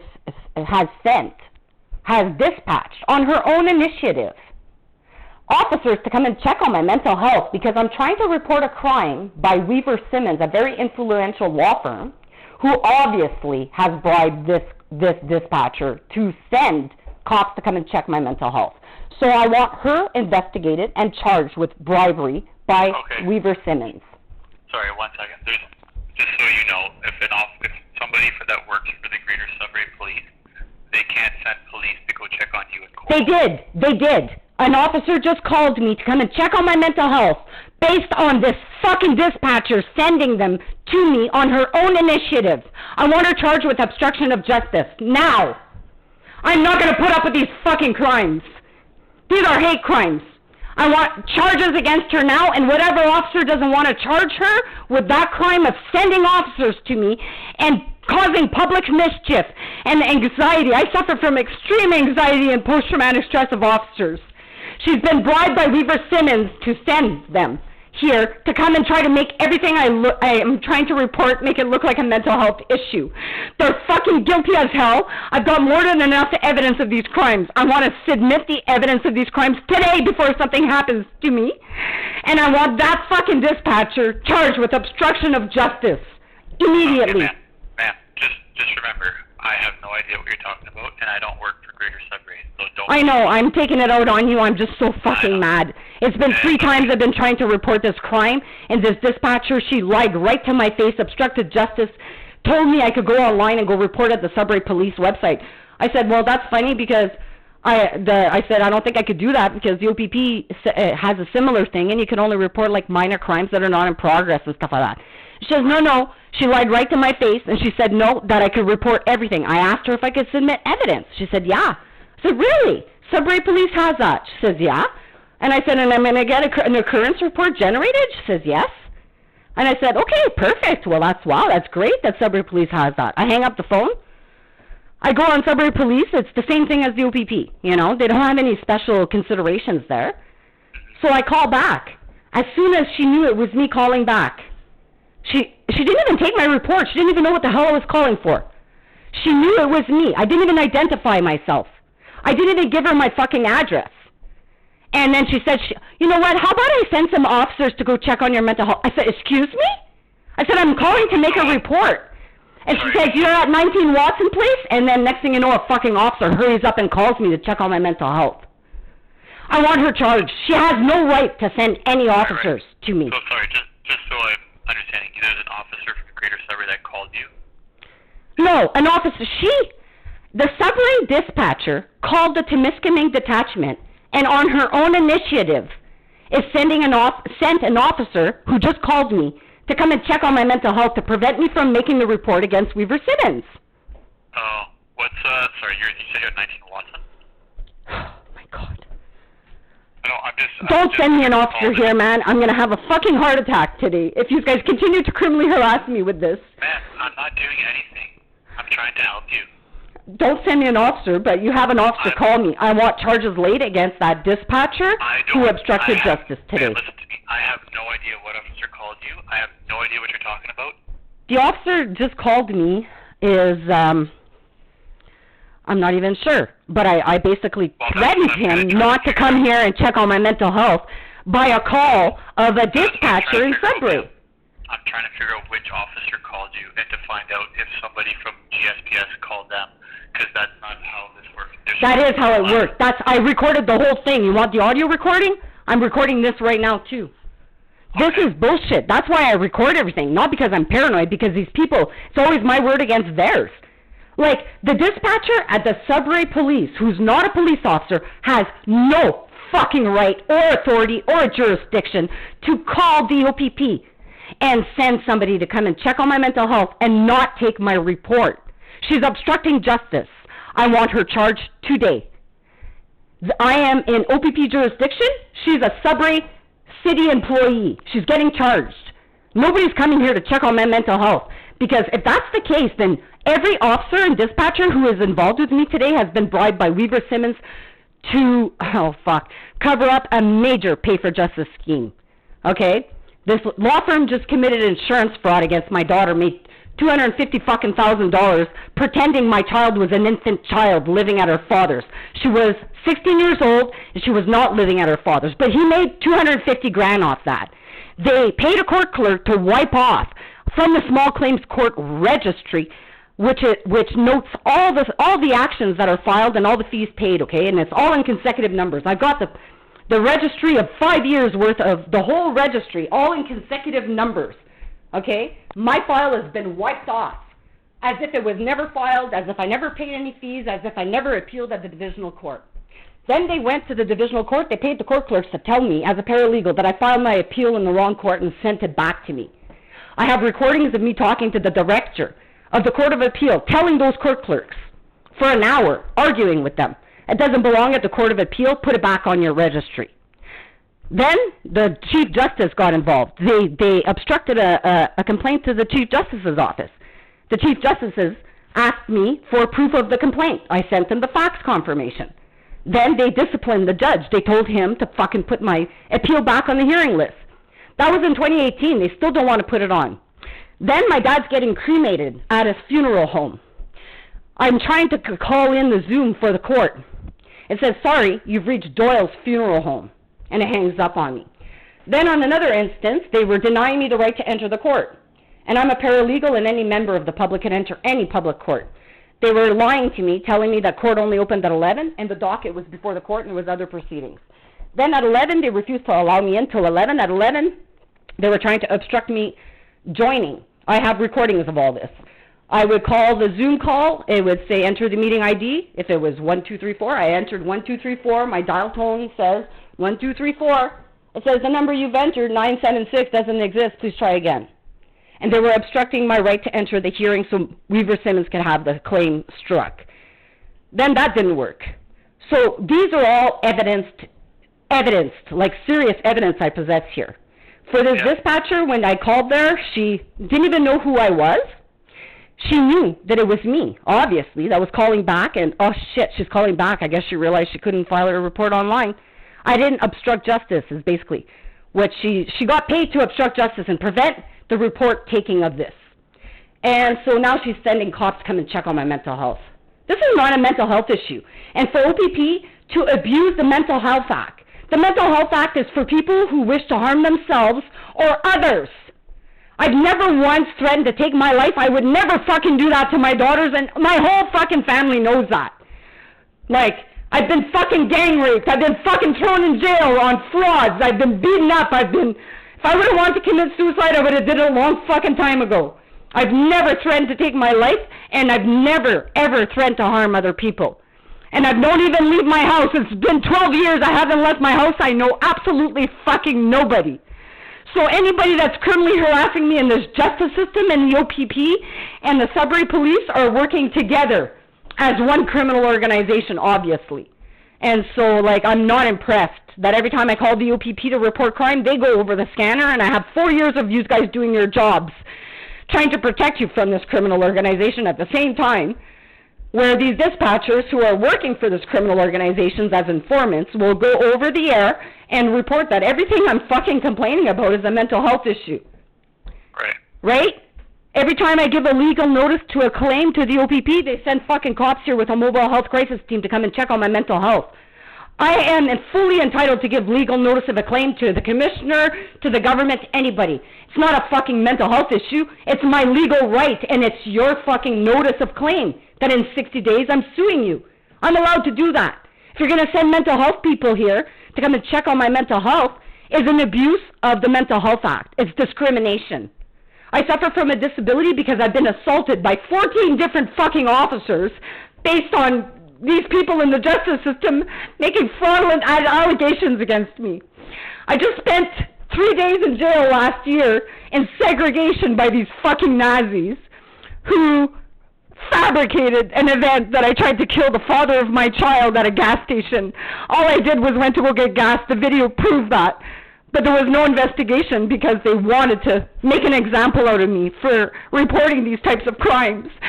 So they threw me in jail for 3 days in segregation. Lori Lalonde strangled me until I passed out and pissed myself when the hospital refused to form me because that's what they fucking wanted. The doctor was smart and knew I was not suicidal or threatening to harm myself or others. He let me go. They arrested me on hearsay. They threw me in jail and they brought me there, and then they fucking slammed my head against the wall 5 times and I had a concussion. Now I suffer from a brain injury and hearing loss, and I'm waiting for the results of my MRI. Okay? And I've been struggling with this injury, with my deafness, for a long time now with you guys.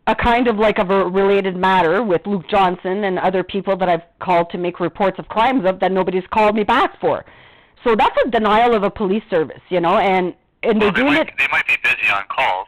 Well, like when I called earlier, they said there was no sergeant at that dispatch, at that detachment today, and that Jason. The one that I mentioned, he's not a sergeant, so they weren't lying. Yeah, so anyways, so I'm thinking it'd probably be best that you assign this to the sergeant that's working after 6, like I guess he goes on shift after 6, to get him to call me, or I can call back at 6 because obviously Peugeot, who's acting right now, is the one sending these cops. Like what basis did they have to send a cop here on my mental health on this dispatcher's call?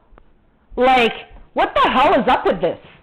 Well, we can definitely, if you wanted to call back after 6 when the night shift crew is in, I'm assuming they're probably going to have a classified sergeant on duty. And if you need to speak to a sergeant, which I would recommend, then that way they can call you back and see how you would want to proceed with what happened today. Well, I want you to create an occurrence number right now about this report and then give it to me, and then I'm going to call back, and then I'm going to speak to the sergeant, and then he could look over what I'm talking about, and then we could go forward. Okay. So what's your address? You said 19 Watson Place in Cobalt.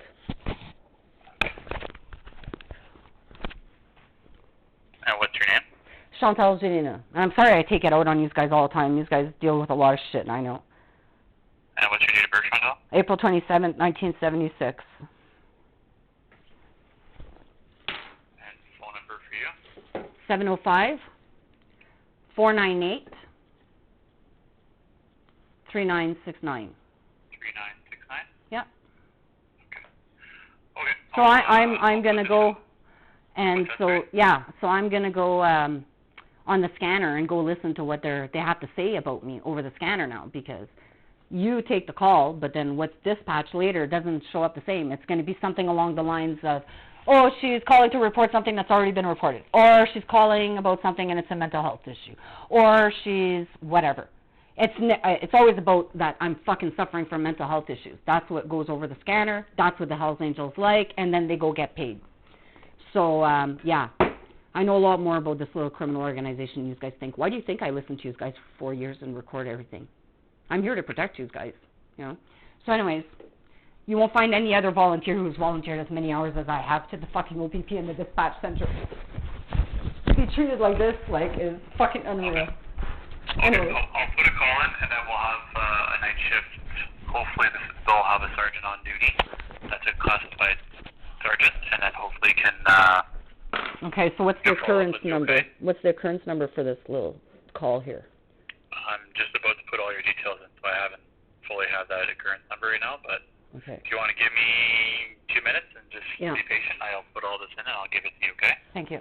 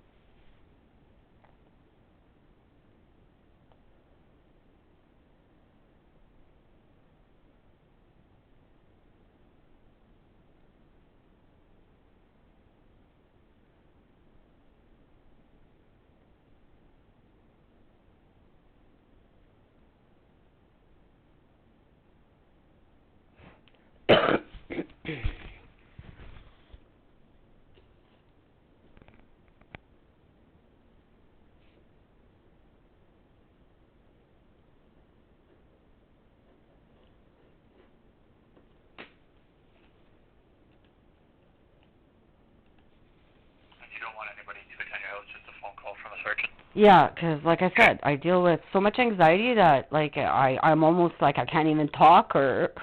Okay. You know, That's fine. I'll just add that into the call. You just want a phone call from them. It's sad. Like I try to control it, but I can't. It's trauma. Like it's like a soldier that goes to war and sees all kinds of things and then is traumatized. I'm the same way. I've gone to war with these fucking people and they've committed genocide against me, and I suffer from the effects of these police brutality that occurred because of these people committing fraud. And it's just fraud after fraud on my character, and I don't even leave my house. I don't talk to anybody, and like I don't know how everybody could know that I'm crazy. What the fuck am I doing outside of my house that's crazy? You must be listening to me inside my house talking to you guys, like kind of thing. That's the basically what's going on is they're scared of getting caught with their crimes because I have more than enough evidence of it. So the only way that they could try to get it off on is to try to throw me in jail or try to make me look crazy and put me in a hospital. And this tactic is pretty serious. It's a threat to my life, liberty, and security of my person, and it gives me fear of even calling police to report crime. It's like they're trying to send the message that if I continue to report them, that they're going to fucking take care of me. And I've been getting threats online that they've already tried to take my life. I've got videos of that with a man with a taser. I wouldn't be here if my dog didn't wake me up that day. You know, there's a lot of things that have happened to me that's not mental health issues. I've got videos of this, of everything I say that comes out of my mouth is attached to a piece of evidence that they're consistently trying to hack. You know. I got the event number for you here, Chantal. Okay, go ahead. 240-922. 922. 169. 169. Yeah. Okay, thank you for listening. I appreciate it. You're welcome. I'll wait for the call back, I guess. Do I have to call back, or are you going to put a note in the file that somebody sergeant calls me back? Well, I put the call for service here and wanting a sergeant from night shift to follow up with you. Yeah. So, I don't know, I'd say maybe wait till 7 if you don't hear from one. Okay. Just call back. Like, it depends what's going on. Yeah, there could be a lot of emergencies. Yeah, I understand. I listen to how hard these guys work every day, so I'm your biggest fan. All right, we'll talk to you later. Thanks. Thank you. Bye-bye. Bye.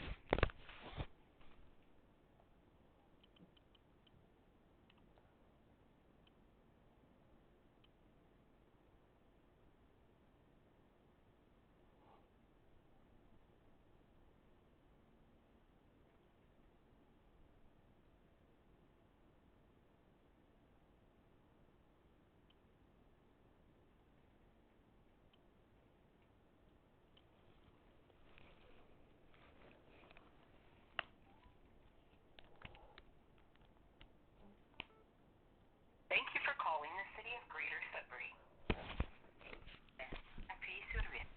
Please stay on the line or press 0. Your call will be recorded. To hear our privacy collection notice, please press 9. If you know the extension of the person you wish to reach, please dial it now. To access our dial by name directory, please press pound.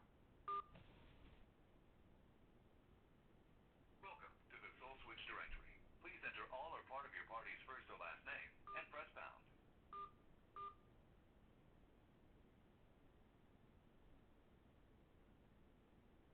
M-A-R-C space L-E-D-U-C. If this is the person you're looking for, press 1 now. Otherwise, press star. If this is the person you're looking for, press 1 now. Otherwise, press star. Jump Anchor A.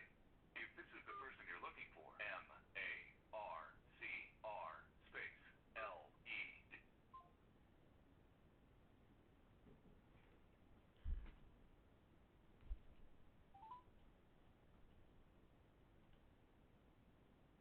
Thank you for calling the City of Greater Sudbury. Pour le menu en français, appuyez sur 8. Please stay on the line or press 0. Your call will be recorded. To hear our privacy collection notice, please press 9. If you know the extension of the person you wish to reach, please dial it now. To access our dial by name directory, please press pound.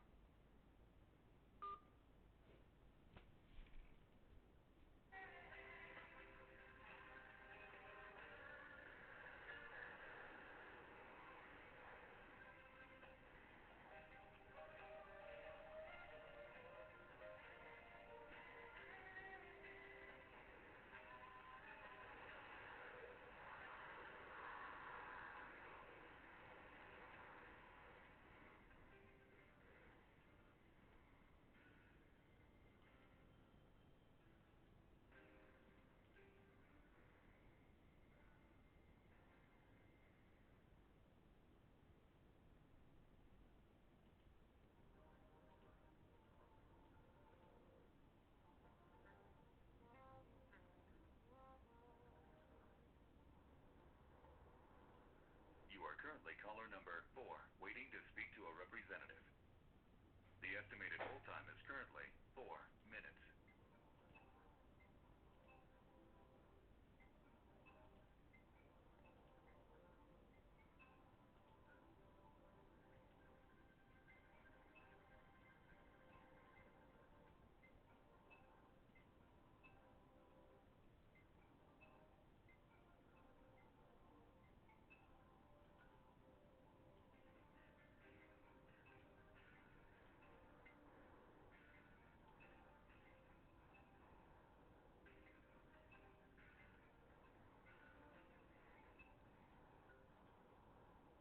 You are currently caller number 3, waiting to speak to a representative.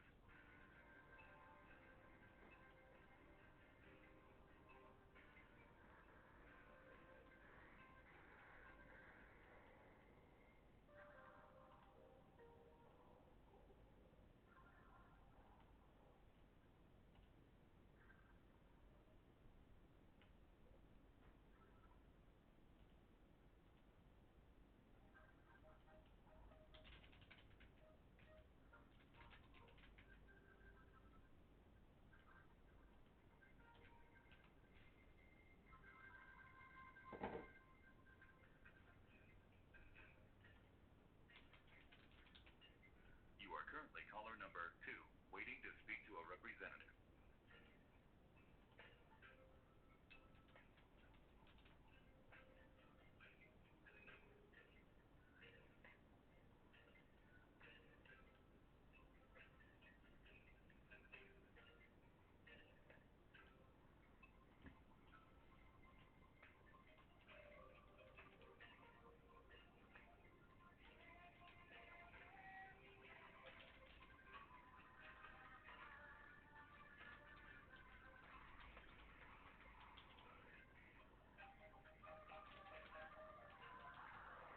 James C. Simmons, you fucking idiot.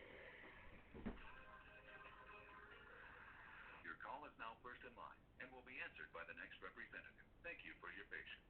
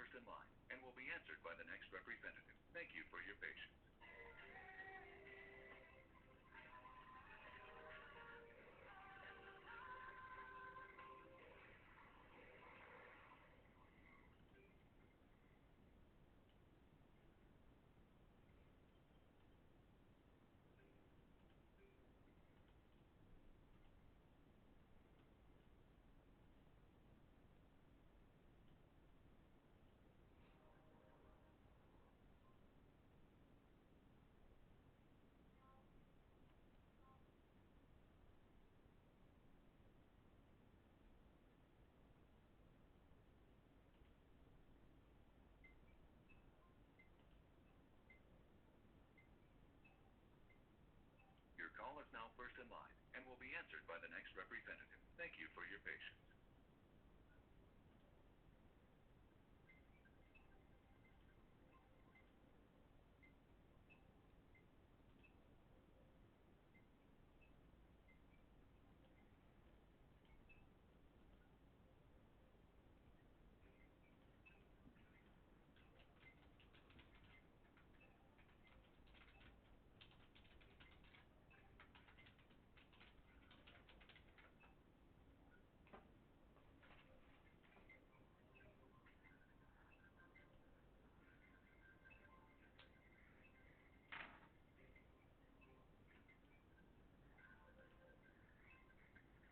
Your call is now first in line and will be answered by the next representative. Thank you for your patience.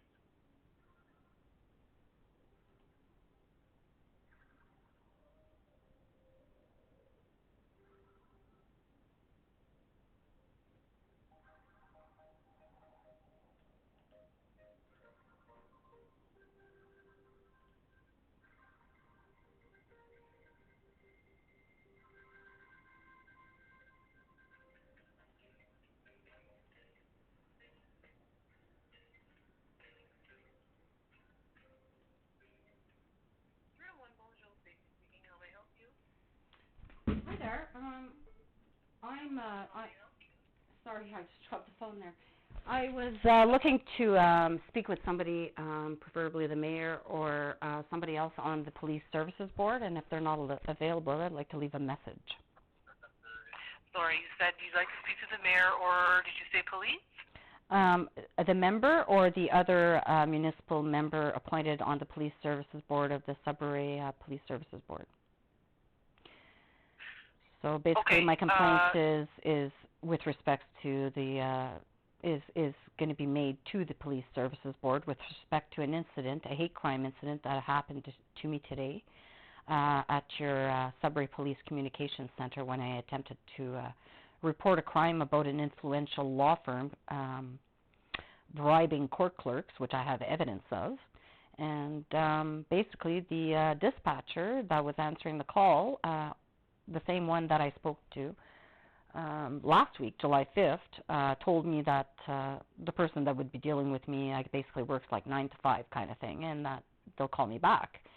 So I waited. Nobody called me back. I'm just going to stop you there. The only reason I'm going to do that is because I'm going to provide you with the phone number. Oh, okay. The police service is a separate entity from us, actually, and I'm not able to help you with any of their complaints.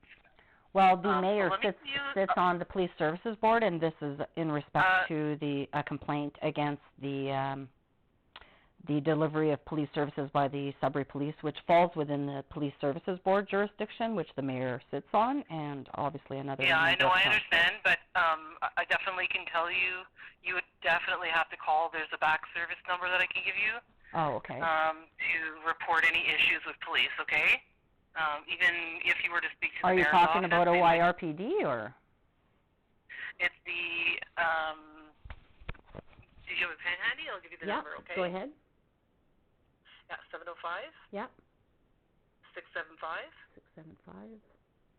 9171. That's the Sudbury Police. Yes, that's their backdoor number that you've got to call.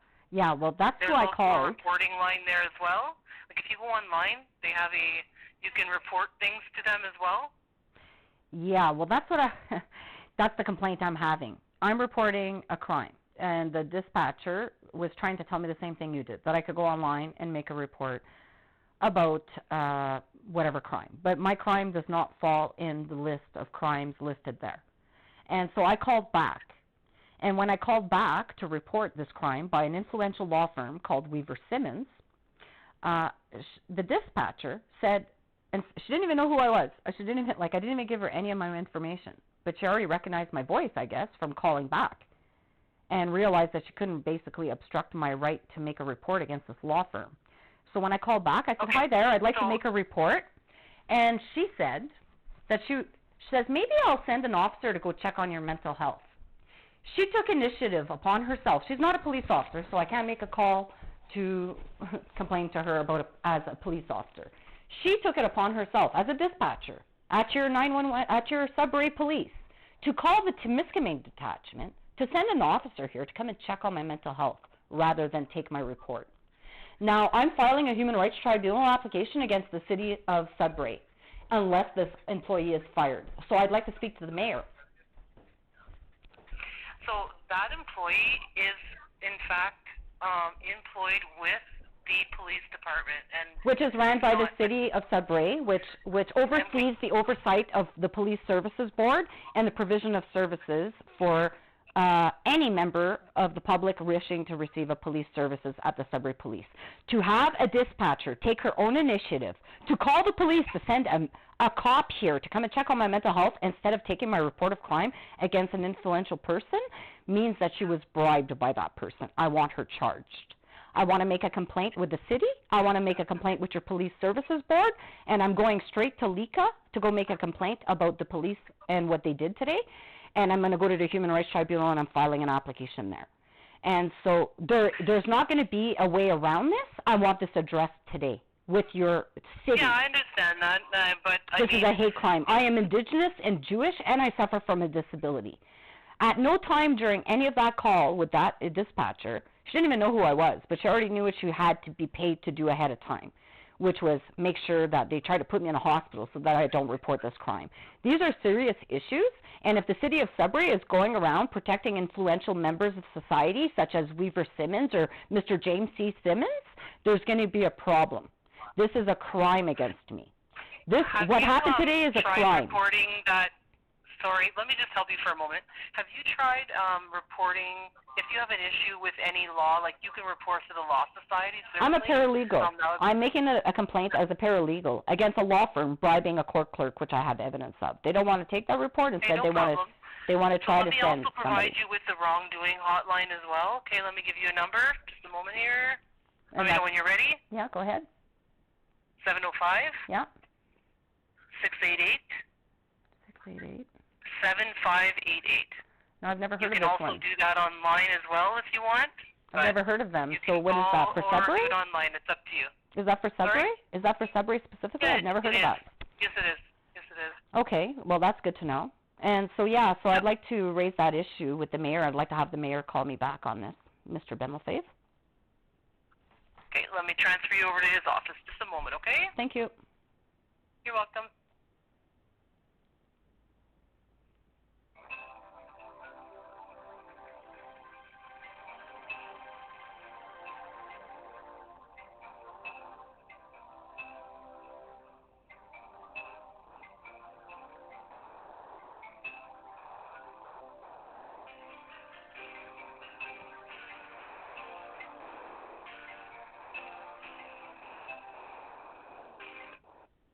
Hello, you have reached the mayor's office. Kindly leave a detailed message and we will get back to you as soon as possible. If you're calling about city services, please contact 311 during regular business hours for immediate assistance or email 311@greatersudbury.ca 24 hours a day. Bonjour, vous avez joint le bureau du maire. Veuillez laisser un message détaillé et nous vous rappellerons dès que possible. Si vous nous appelez pour une question touchant les services municipaux, veuillez composer le 311 durant les heures d'ouverture normale pour obtenir une aide immédiate ou envoyer un courriel à 311@grandsudbury.ca 24 heures sur 24. Good day, this is Chantal Gelina calling. I'm leaving this message for the mayor as a member of your police services board. I am making a complaint with the police services board, which I expect you to forward to the OIRPD. In its respect to services that I'm being denied. A denial of a police services is an offense under the Police Services Act. And I'm being denied by the Sudbury Police to make a report about an affluential member of society, Mr. James C. Simmons at Weaver Simmons. And so this law firm, I was, as a paralegal, reporting them for crimes of bribery of court clerks, which I have evidence of. I tried to make that report on July 5th, and I was basically dissuaded from making the report on that weekend and then told that an officer would be calling me back. I could have misunderstood, and so I called today to see why I hadn't gotten the call back. So then I was misled by the communications operator at your Sudbury Police that I could go online and make the report that I want to make online. which I told her that it usually, if it was like the OPP, it didn't fall within any of those crimes, and she guaranteed me that I could surely report this crime, upload my evidence, and that I would generate an occurrence report from that. I was pretty satisfied that, wow, the Sudbury Police has a service, OPP doesn't. So I went on their website, and it was a similar website such as the OPP, where you can only report minor crimes and crimes not in progress, and they're listed there. So I called her back, and without giving my information or who I was or anything, just calling to say that I was reporting a crime, she, on her own initiative, this little dispatcher, decided that she was going to send some officers from the Temiskaming area to come and check on my mental health for reporting a crime against Weaver Simmons, who I believe also bribed that dispatcher. Now, these hate crimes against me as an Indigenous Jewish person and the denial of a police service, and the fact that this dispatcher took it upon her own initiative to, instead of taking my report of a serious crime that I have evidence of, decided to call on her own initiative the Temiskaming detachment, who later called me to come and do a mental health check on me. Now, I am filing a Human Rights Tribunal application due to this incident today. I am naming the mayor of the city of Sudbury and the Police Services Board and the Sudbury Police. Now, I'm preparing it today. If the mayor would like to give me a call back, I'm giving him till Friday to give me a call back to see how we could discuss how we could rectify this discrimination amounting to a form of genocide or hate crime against my family by a dispatcher who had absolutely no authority under any law to send any officer my way from the OPP to come and check on my mental health for reporting. This recording. Press 2 to listen to it, or press 3 to re-record it. I would like to get a call back from the mayor or a member of the Sudbury Police Services Board. I would like to make a serious complaint regarding the provision of services by your chief of police in the Sudbury Police. Now, I called on July 5th to report a crime. I was told that an officer would call me back. An officer that was more suited to deal with my call would call me back between Monday and Friday, because he works Monday to Friday. I could have misheard, so I called back today, July 15th, to find out about this report and who was calling me back. Apparently, there was no incident created for that.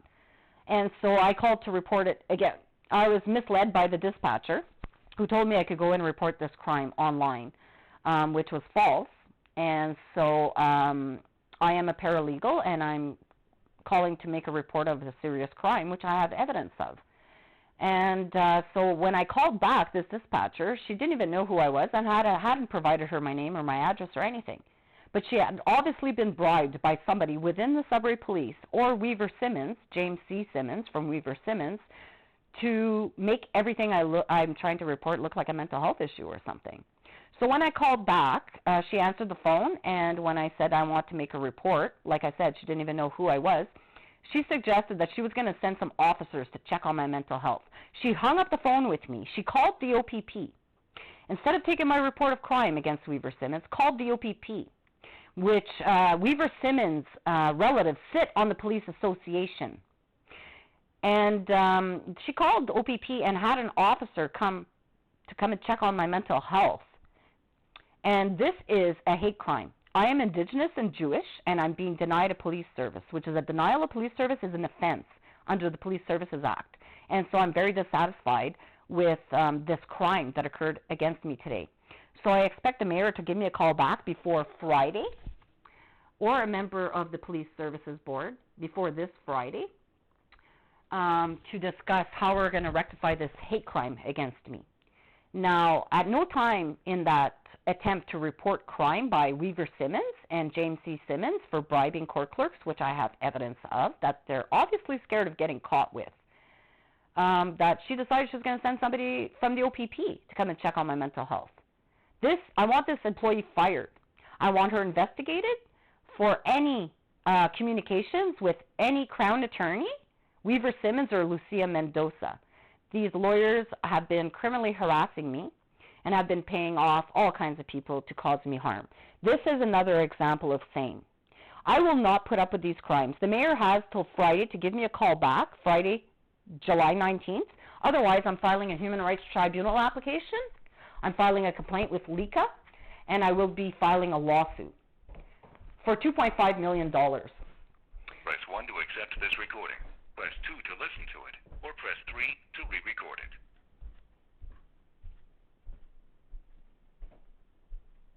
Press 1 to accept this recording.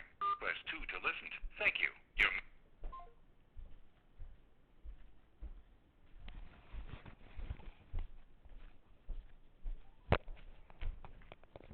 You want to play games, assholes? Let's go.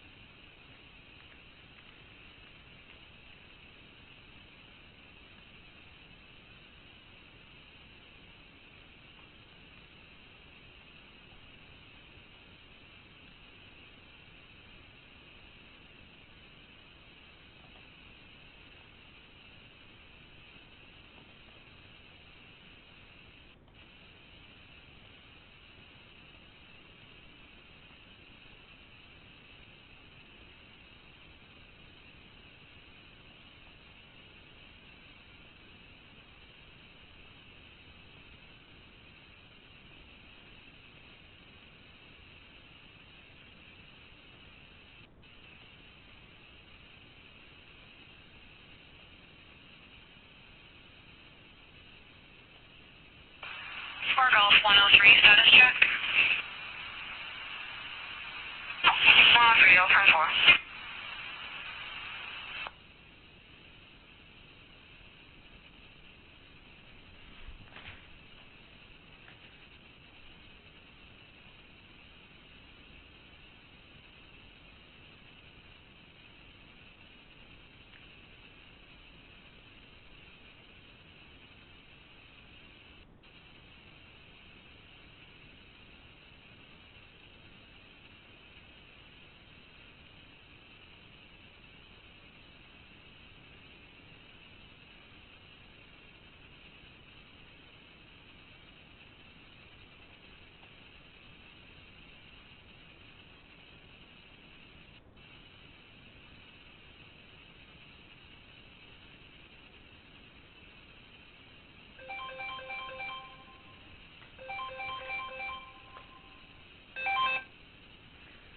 Hello? Speaking. Hi, it's Sergeant Proctor, DOPP near Pulse.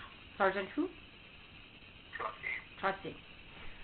So I'm calling to complain about this denial of police service that I keep receiving regarding the various crimes that are being committed against me, which are all criminal code offenses, which no officer seems to be willing to press charges or telling me that this belongs like in a civil court, which I disagree. And I'm looking at the criminal code here, and there's, you know, several criminal code offenses. Section 380 of the criminal code is fraud, and those are the charges that I'm seeking to lay. Now, I also have a case here where a police officer did the same thing that my brother did, and he was also charged with fraud in an estate matter. So if you want to refer to that case and the criminal code and answer to me why your officers are denying me a police service to lay charges. What are you alleging exactly? I'm alleging that my brother and my mother, and obviously Susan McGrath's law office, are laundering proceeds of crime, number one. They forged documents, powers of attorney. They forged a will. They sent me pictures of my dead dad with threats to put me in a hospital for reporting them. Like, how much more crime can happen to me for you guys to just dismiss it? Involving a lawyer, the only person that can change a will is the person that passed the will, and if your mother was there, then you have to take that up with her and the lawyer. That has nothing to do with the police. No, it has everything to do with the police, because the will was not changed. It was committed fraud. I have evidence of a conversation. No, if you're not going to listen to me, I'm going to hang up. So listen to what I have to say. I've reviewed multiple reports of you making the same allegations over and over, and you keep being told the same thing. It's not a police matter. You're going to have to go see Susan McGrath. It's quite clear to me that the Israelis are committing genocide in Gaza. Professor John Mearsheimer. John Mearsheimer. My internet just went back on actually. No, like... What I'm telling you is there is an officer working tonight, Don Arsenault. He is investigating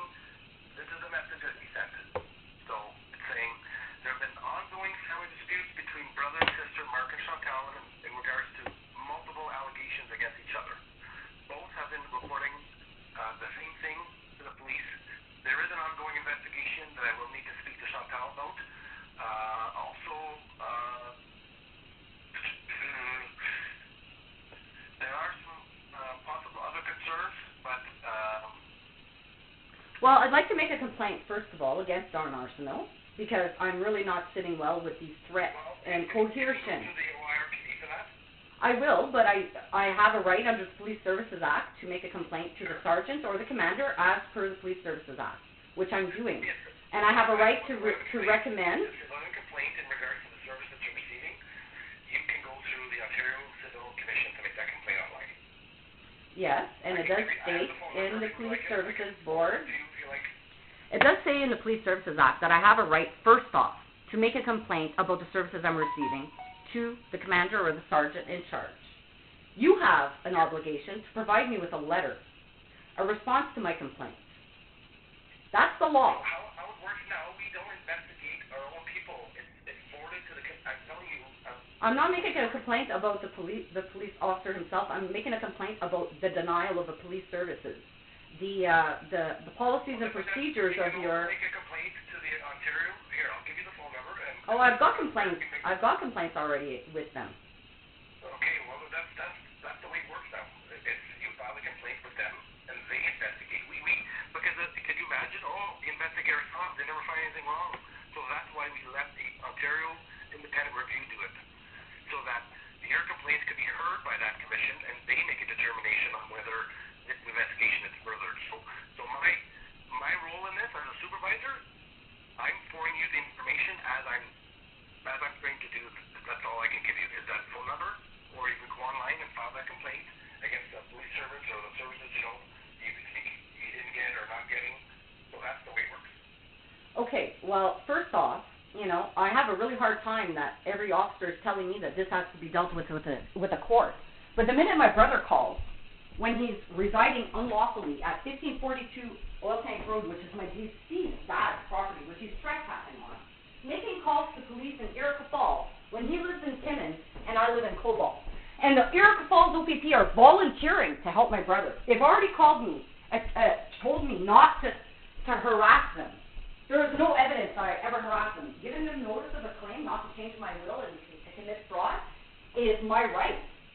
To give notice to the executor of the will to get a copy. For your officers to call me back to threaten to charge me with harassment, it's not going to be a complaint to the RPD. On Tuesday, I'm filing a lawsuit against Sergeant Myers for assuming, without investigation, that I'm criminally harassing my brother. And you guys could go get a lawyer, and the Police Services Board could go get a lawyer, and you guys could pay for a lawyer for why Caitlin Myers wanted to charge me with criminal harassment. When it's my brother criminally harassing me. My mother sent me a picture of my dead fucking dad with threats to put me in a hospital. Drug dealers, basically, who killed my dad. Sending me pictures of my dead dad. A dead father. If somebody did that to you, would you not think that was criminal harassment? Don't fucking tell me this is an estate matter. I want my mother charged with criminal harassment. End of story. They're the ones harassing me. They are the ones committing fraud. And my brother lives in fucking Timmins. Timmins Police Service is police service, not Erica Falls OPP. He does not reside at 1542 Oil Tank Road. That's my deceased father's address, where he's trespassing. He's forged a will. It's Section 380 of the Criminal Code. False pretenses, that's in the Criminal Code. Fabricating evidence, that's in the Criminal Code. Misleading police, that's in the Criminal Code. Public mischief, that's Criminal Code. Mischief to data, that's in the Criminal Code. Laundering proceeds of crime, that's in the Criminal Code. Drug dealing, that's in the Criminal Code. Criminal harassment, that's in the Criminal Code. Now, which Criminal Code offense did I just say here that belong in the estate court? A judge in the estate court can't charge my brother with fraud. I've got a case here of Ontario police officer who committed fraud the same way my brother did. It was a criminal matter there. It wasn't an estate matter, and that police officer was charged with fraud. He wasn't above the law either. So I don't know why you guys are in your calls are giving my brother, who's a resident of Timmins, some special consideration. And I'm starting to think that the reason why this is all going on is because you guys are his drug clients. Okay? Because he's trafficking drugs and he's trafficking proceeds of crime. How the hell did they cremate my dad with $8,000 that he didn't have? Proceeds of crime. But nobody wants to take my report that he's fucking dealing drugs and is laundering proceeds of crime over my dad's dead body? Like, there's a problem here. I'm reporting serious crimes, and you guys don't want to take it? Like, what's wrong with you?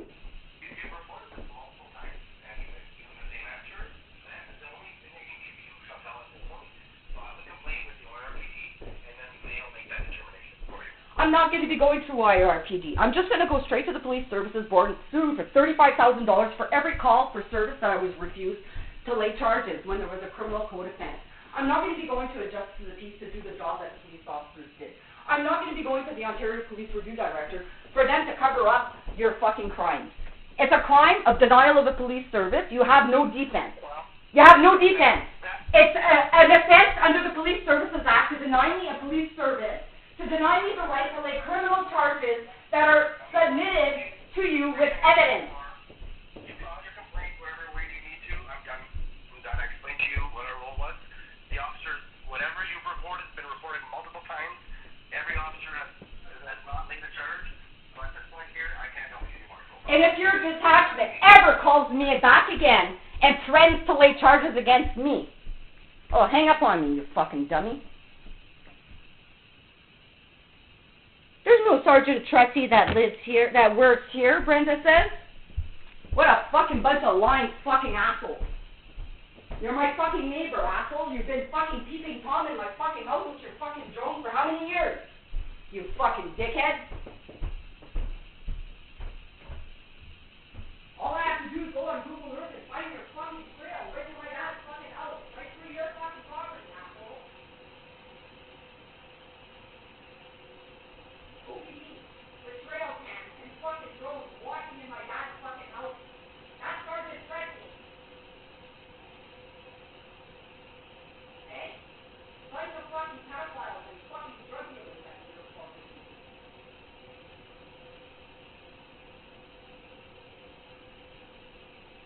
Sergeant Tretty, I went to school with him. Not even over to motherfucking loyal.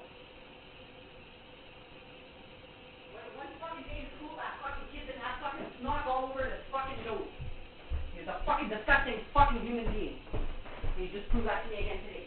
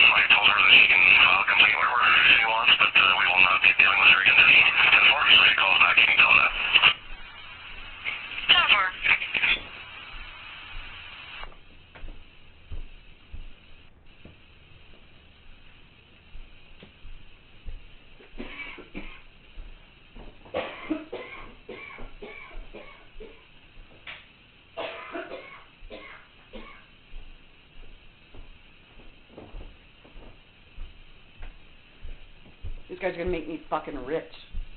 $35,000 a pop. You have no defense. Good luck. Starting Tuesday.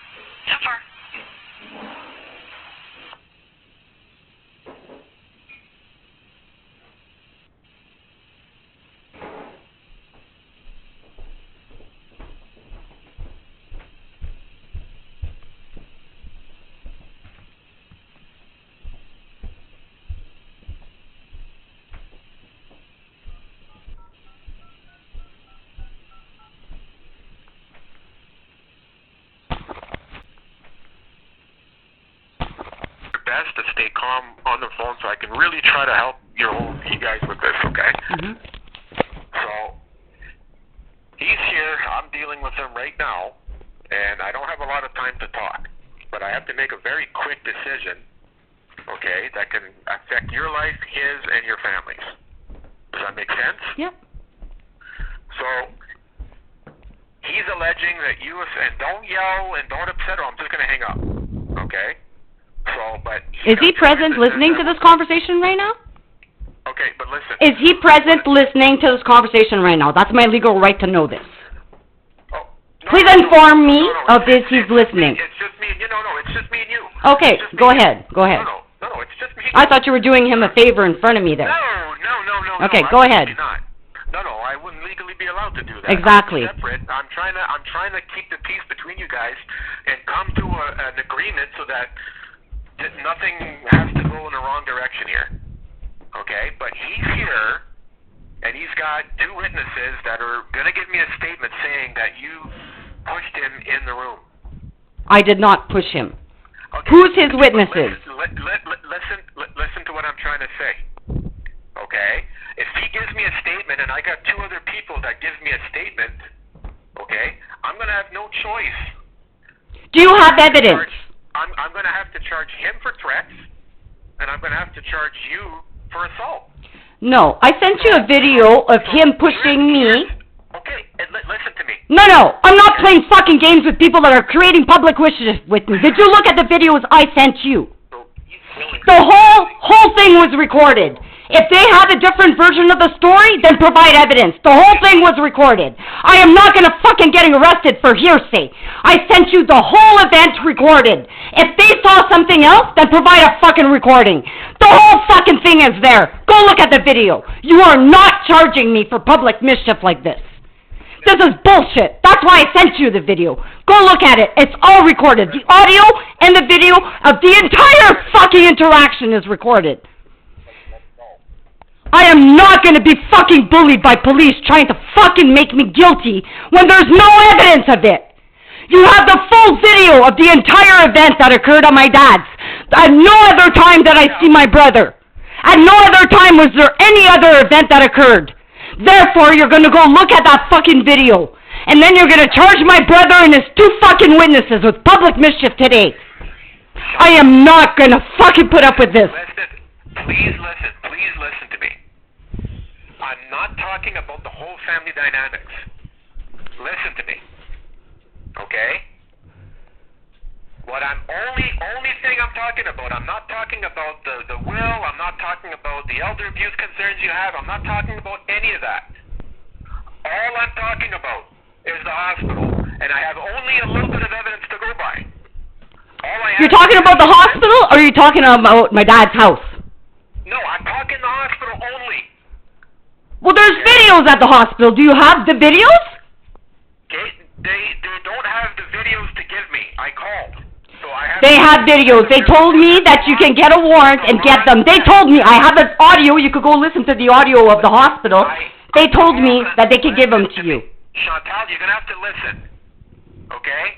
If you fucking Erica Falls OPP fucking charges me right now, I'm telling you right now, you're getting fucking notice right now. I am gonna run to the court tomorrow. I will file a $2.5 fucking million lawsuit for you, Mr. Arsenault, refusing me the right to say goodbye to my father. My father is dead because of these people. There are no fucking times that I ever pushed Mark. I'm sorry that happened. I'm very sorry. Yeah, well, it's your fault. It's your fault that I didn't get to say goodbye to my dad. And this guy is a liar. Go look at the videos and the audios of the whole thing at the hospital. Like, there is no time I pushed him. Like, when are you guys going to make up your mind to look at my videos and my audios? For a minute, Chantal, there's no video in the room. Guess what? Taylor and Megan were not allowed in the room. The nurse fucking said they weren't allowed. Go look at the videos at the hospital. They were sitting in the emergency department the whole fucking time. So you go get those fucking videos and you go charge them with public mischief. There was at no time that I pushed my brothers, and the videos at the hospital show them sitting in another fucking room. Listen, they're saying that you did. They were sitting in another room. Go get the videos at the hospital. They're fucking liars. But what's going to end up? You fucking charge me without going to get evidence, Mr. fucking Arsenault. You will be charged. You will be fucking charged with criminally harassing me. You fucking dickhead. You've been listening in my fucking house this whole time with your whole fucking detachment. You are not gonna fucking arrest me without fucking doing an investigation and getting the fucking evidence that proves that I'm guilty. There's fucking videos at the fucking hospital that prove that these fucking witnesses that my brother has here were sitting in another room. Go get the evidence. Go do your investigation. Like, there's no reason for this. I have every right to be upset. Okay, I just lost my dad. I understand. And you're doing this to me. Like, I can't believe this. Go do your fucking job. You go get those fucking videos at the hospital, then you call me back. And you tell me you're charging them with public mischief. Can you please... I am not gonna fucking put up with this. Can you please listen for 1 minute? No. And stop yelling at me? I am actually gonna be calling your fucking commissioner right after I get off this fucking phone. And I am gonna fucking sue the OPP so big. You guys have apprehended my kids in fraud without evidence. You put me in fucking jail for 3 days in fraud. You allowed me to get removed from my dad's house by force in fraud with a fake power of attorney. And now you're going to listen to this fucking drug dealer fraudster say that I tried to push him and that he's got witnesses? The videos at the fucking hospital show these fucking people sitting in another section of the hospital. So, like, I'm not going to put up with this. You're going to go do your fucking investigation. And you're going to go get the fucking evidence. I made my complaint on April 22nd. You're calling me now about Mark, okay? He goes in there and within 2 fucking minutes you want to arrest me. You go do your fucking goddamn investigation. And you stop fucking criminally harassing me. You and your entire fucking department full of fucking pedophiles. You are not gonna fucking arrest me on hearsay, Mr. fucking Arsenault. I demand another officer to deal with me and another officer to deal with my brother. You are in a fucking conflict. You are in a conflict to take my brother's fucking report, asshole. You're gonna fucking follow the Police Services Act. You're gonna follow the fucking criminal code. You're gonna follow the law. You're gonna fucking conduct an investigation. If you have fucking evidence that I pushed my brother, you're more than welcome to come and fucking arrest me, asshole. If not, you're gonna fucking stay in your corner and you're gonna stop criminally harassing me or I'll lay fucking charges on you. And your whole detachment. This is fucking bullshit. The reason why I didn't talk to my dad for a year is because your detachment told my dad I was charged with attempted murder. My brother's a fucking liar. He's a drug dealer. He's getting caught. He's scared. He's trying to have me charged and cause me further trauma. You have no evidence. The evidence that does exist is my videos, my audios, and the fucking hospital videos show these people were not even in the room. So you cannot proceed with charges with me telling you that. You will have to go fucking investigate what I just told you. And go get the fucking facts before you start swinging your fucking power on me illegally ever again. You are gonna follow the fucking law, asshole. You got a badge, you got the Police Services Act, I got Charter of Rights and Freedoms, and you have a fucking duty. You're gonna go fucking investigate. You're gonna go get the video at the fucking hospital, then you're gonna turn around and charge my brother and his fucking witnesses with public mischief. This is bullshit. I am not a fucking liar. They are. I'm so upset. Can you listen for 1 minute, please? I will listen now. You listen to me, now I'm listening to you. Go. Okay, thank you very much. Okay? I have a suggestion that will basically help your family more than what... I don't want to charge... I'm not fucking dropping charges against my brother in exchange for this fucking fraud. Nice try. You're gonna fucking charge him. If he wants to charge me back, you're gonna fucking lose your job. That's all I gotta say. I will fucking get charged. You were gonna go to court and I'll see the fucking OPP for genocide.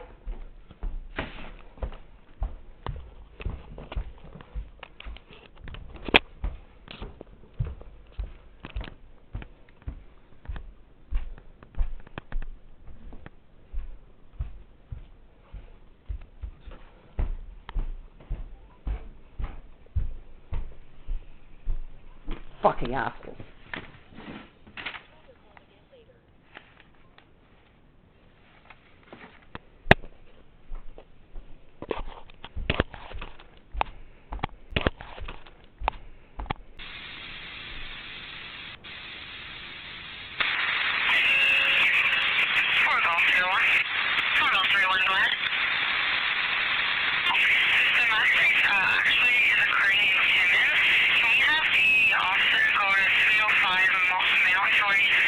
Street South in Hamel.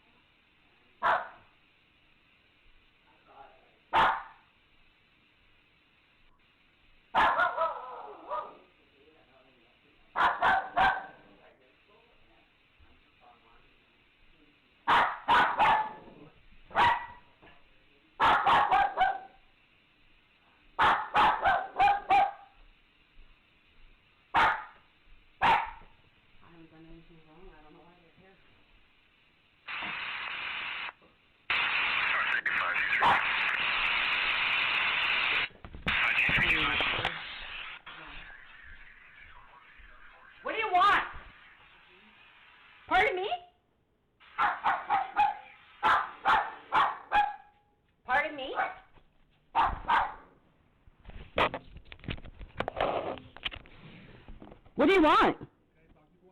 No, what do you want? What's that? My daughter? I haven't talked to my daughter in 2 years. You tell her to stop criminally harassing me. The next time she fucking calls the cops on me, I'm charging her. Everything's fine with me. Pardon me? No. You have no right getting here. Get the fuck off my property or I'll charge you with trespassing. You guys are criminally harassing me. What's your name? Pardon me? Lauren. What's your badge number? Which daughter called you? You guys called me 2 months ago and you told me not to talk to her or I would be charged with criminal harassment. She has no fucking right calling. You tell her the next fucking time she checks up on me like that through police, she's gonna get charged with criminal harassment with her fucking dad, the fucking rapist. Get the fuck out of here. Okay, so you're alright? Now we'll I'm on the phone with a women's shelter discussing this criminal harassment of DOPP. Get the fuck out of here. Get the fuck out of here. You're criminally harassing your whole detachment. I've got a judicial review.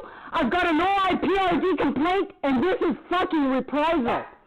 This fucking bullshit of using the Mental Health Act, I have never once threatened suicide. Never once. You guys are using the Mental Health Act illegally. The only time you can fucking use that, assholes, is when I'm a fucking physical threat to somebody else or myself.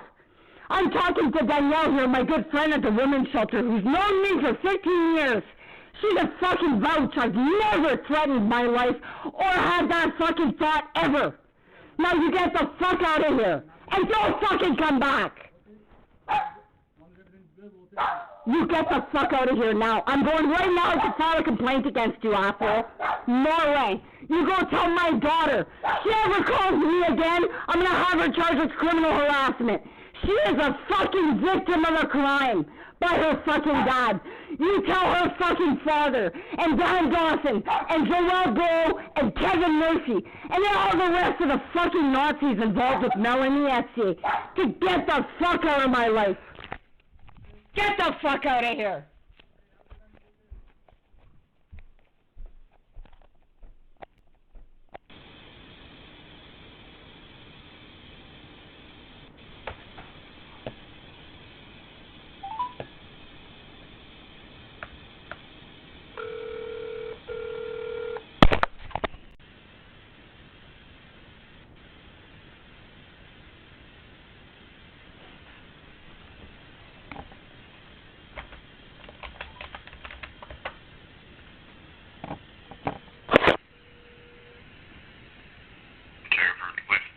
Hi there. I had Constable Morin come knock at my door, and I'd like for him to give me a call back to discuss Cobalt, Ontario. Yeah.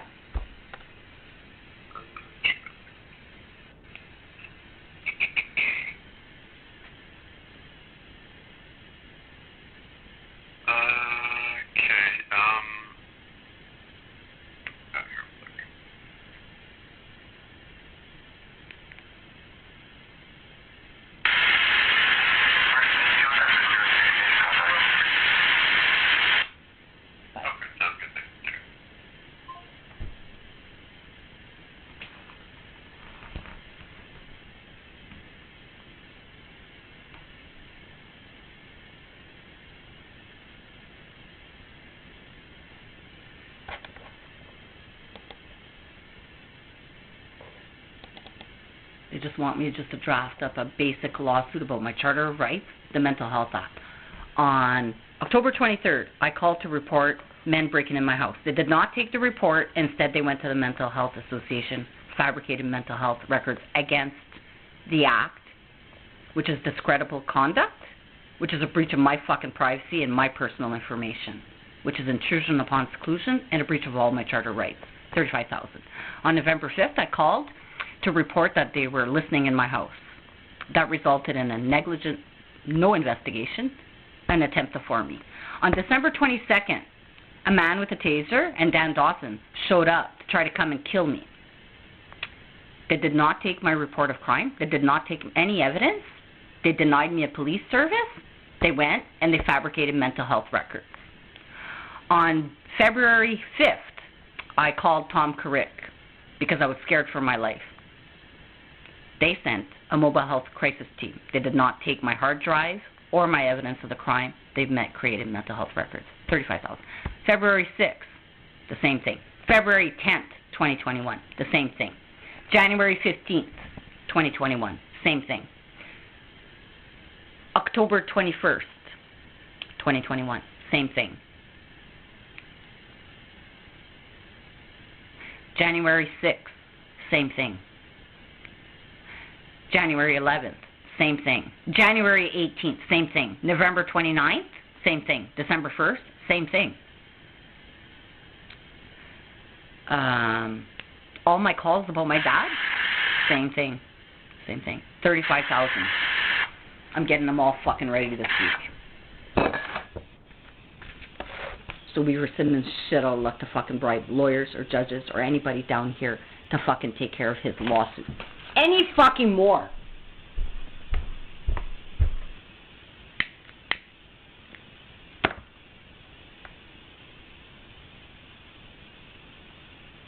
And you're going to have to prove it's my daughter that fucking called, assholes. Because I can guarantee you it's not her calling. It's probably Tammy. Or somebody impersonating my daughter, once again. Luke, using his little girl voice. Hi, I'd like to have Chantal's mental health checked. On the day that she's fucking making a playlist for Melanie Ethier, we're trying to block her. Because everybody's fucking watching it. And we don't like that. We don't like that. We're guilty. Get the fuck out of here, you fucking losers.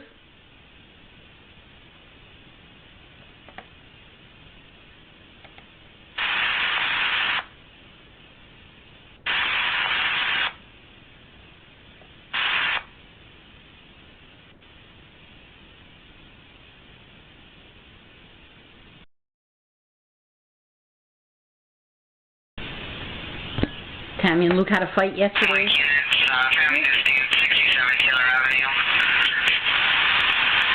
Both parties are present, but our complainant who is not is requesting a phone call to get a scene between mom and daughter. We're familiar. Yeah, 10-4.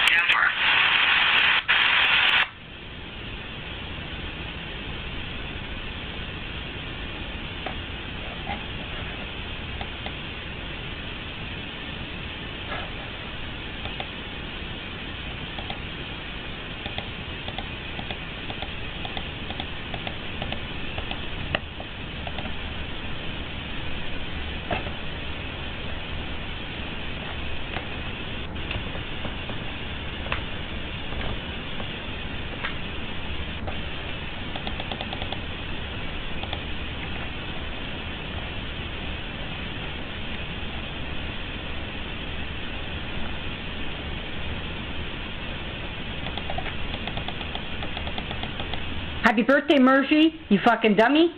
Hey? I'm gonna give you a good present for your birthday. I'm gonna make you a fucking Lika complaint. I'm gonna say this fucking dickhead's running the scanner with his buddies. happy birthday. It's the best gift I could give you, bud. Jail? Yeah. I think that would be a good place for you. And all your fucking friends.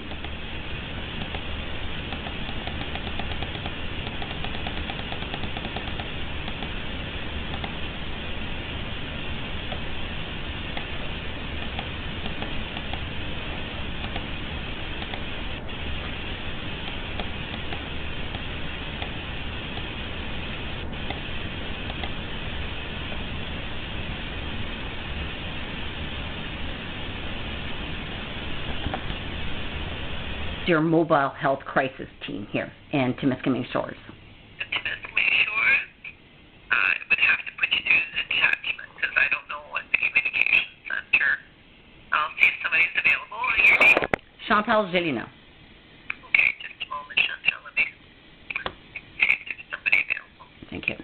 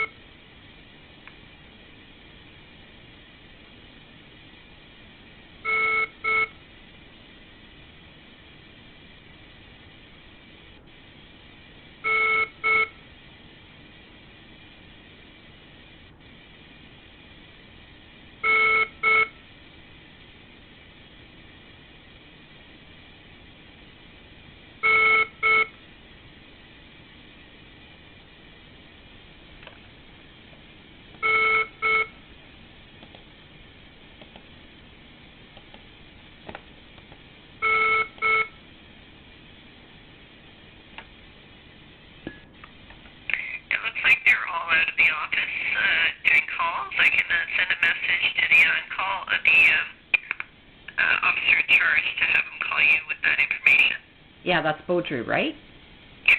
What's his first name? Sorry? I think there's more than one Beaudry. I might be getting mixed up. This one is Peter. Peter. Okay, thank you so much. I'll wait for his call. Okay, bye-bye. Thank you. Bye-bye.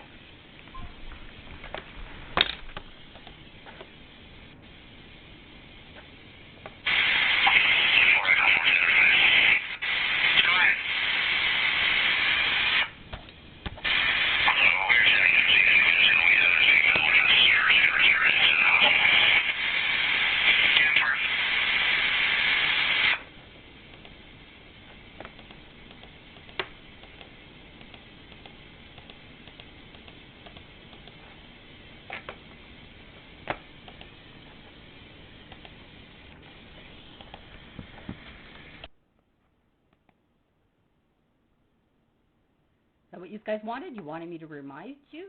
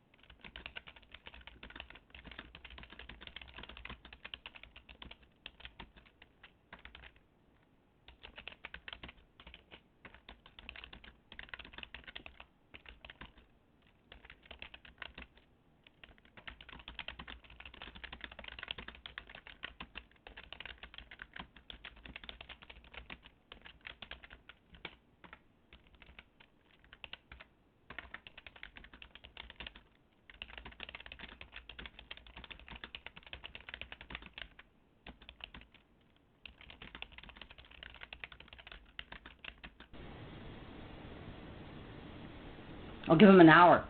And then I'll call back. And then I'll give him another hour. And then I'll call back.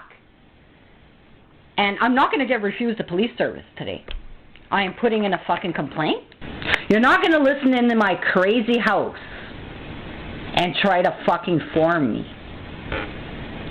You guys are proving to be so fucking guilty. All of you. And you're all getting caught.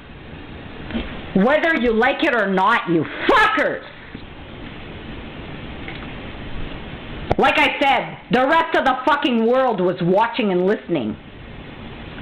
So don't try to pretend like it didn't fucking happen, assholes.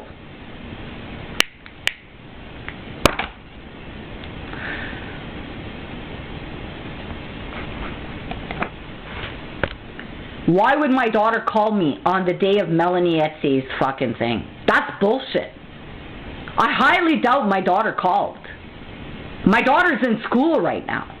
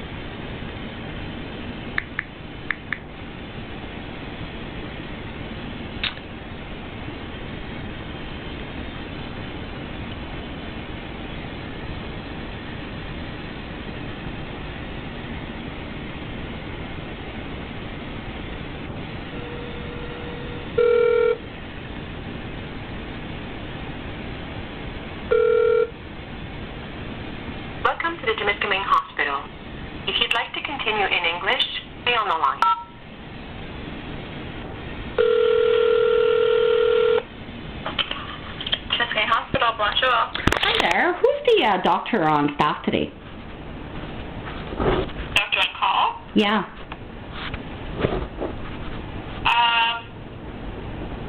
That's Wilson. Wilson? What's Dr. Wilson. Is that a female or a male? It's Spencer, male. Spencer Wilson.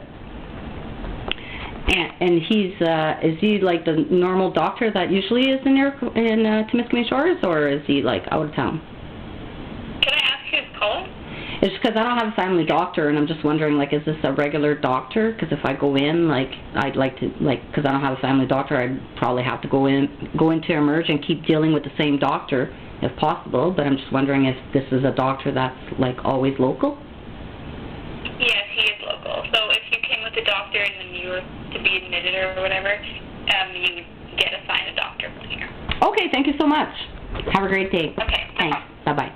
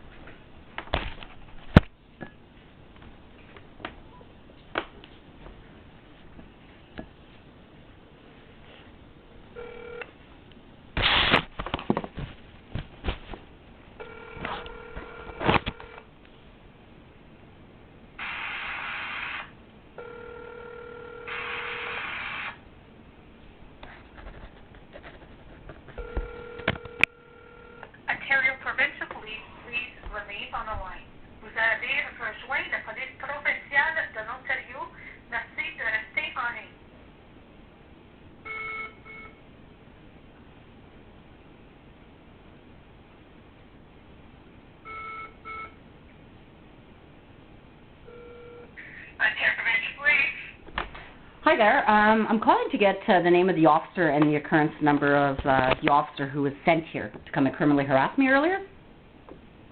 At where? At 19 Watson Place in Cobalt. In Cobalt?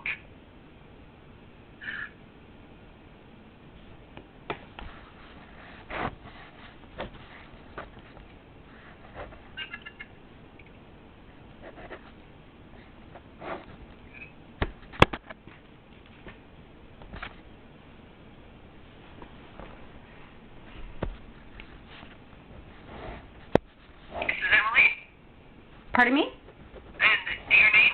My name is Chantal. Okay. And the gentleman that attended was Constable Morris? Yeah. What's his first name? Just a minute. I can give you his badge number. Yeah. 173. Yep. 76. 676. No, 17376. 17376. Yeah, and Constable Morin, and I can give you the incident. Yeah. E. A as in Alex? No, E as in Echo. Echo? 2413. 2413. 07. 07. 015. 015.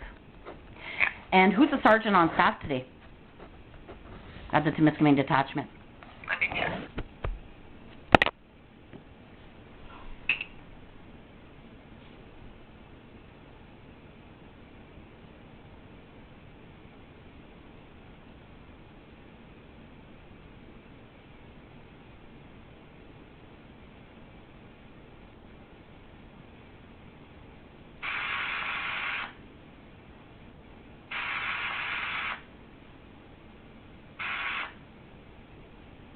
They don't have a surgeon available today. They have what we call an OIC, the officer in charge, would be the most senior badge number, and I'm not sure. I would have to send a message. It's likely Beaudry. Well, I need to find out because I'd like to speak with him today, right now. Yeah, okay. I can ask Beaudry to call you. He can call me, but he's not to show up here. I will ask him to call you. Let me just put this in here.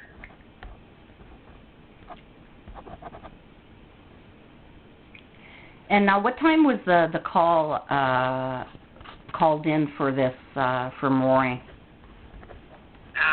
Sorry, I've gotten rid of it. I'll have to look it back up again. Okay.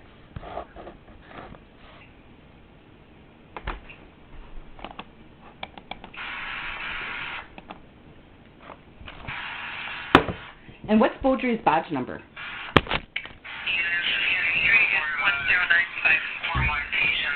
10954.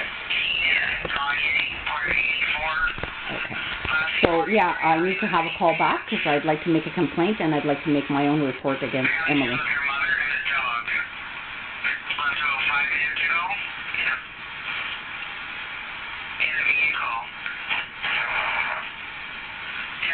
And who's the communication center sergeant today? Cameron?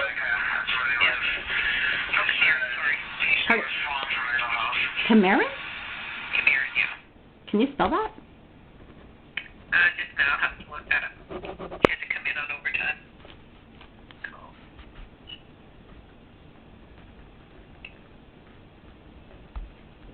I'm going to send a message here to the dispatcher. Continue to monitor for the dark ring SUVs. It does not come back to the city residents to come back to in 2024 Toyota Highlander.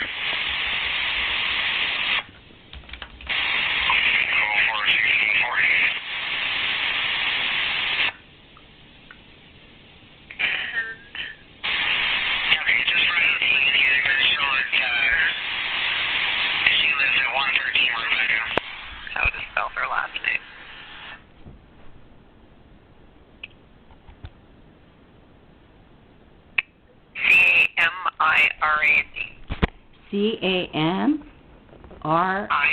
I-R-A-N-D. I-R-A-N-D, Cameron. Oh, Cameron. Okay. So, yeah. Send a message to Beaudry to give you a call. Okay, thank you so much. All right, thank you. Have a good night. Bye-bye.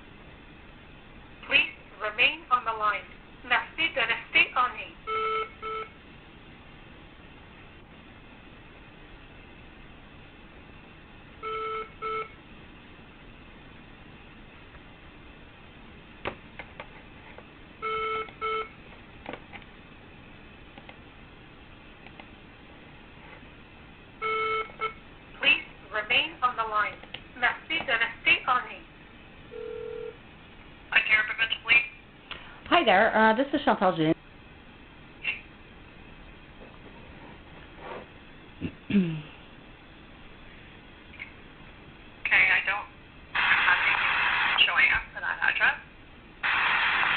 Well, I had two officers come here a while ago, and I called to get the incident number and the name of the officers, but I'm calling back because I looked at my security camera. There was two officers that came, so Moray was one of them. I need the name of the other one, and I'm waiting for a call back from Baudry, who's the officer in charge today, so that I can make a complaint about the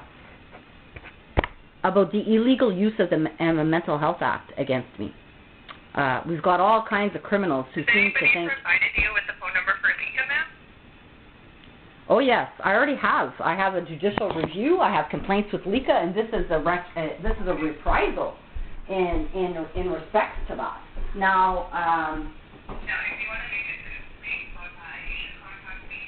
Yes, but under. I'm not working right now, so I can't transfer you through now. Oh, I was told he was the acting officer. Yeah. Yeah, maybe his license is rolled out of that. I can. Yeah, because I need. It's Sean. Yeah.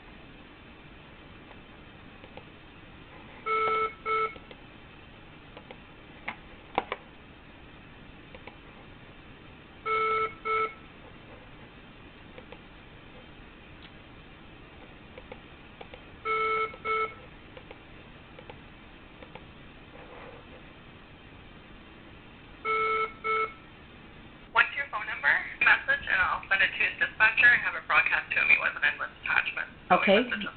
Can you also give me the name of the other officer that attended earlier at 8 p.m.? I have no idea who attended earlier, ma'am, but he can provide you with that, I'm sure. If I give you the incident number, would you be able to call it up? Because I'm going on Lika right now to go make a complaint. I need the badge numbers and the names of the officers.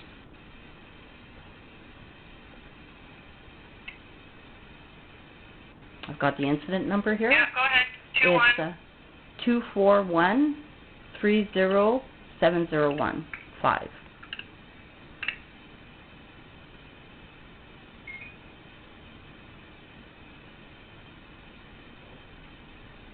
And who did you have down as attending? I had Morang, badge number 17376. Did you phone this in? No. Okay. So that ends the conversation about that event. You can give me any information about it. You'll have to talk to the officer and get the rest of the details you're looking for. Like I called in a while ago to get this information. Is that what you mean? I'm not comfortable giving the information out to somebody who's not listed as the complainant on the call. So when you talk to Constable Baudry, you can ask him if he can provide you with the name of the second officer. He should be able to do that for you. Okay, and so I do expect a call back today, right? Because I'm not going to get refused the police service while police rush here to try to harass me. But then when I call to get service, I can't predict the call volume or the nature of the events that they're dealing with. If there's not any emergencies, I'm sure you'll get a call back. Okay, perfect. Thank you.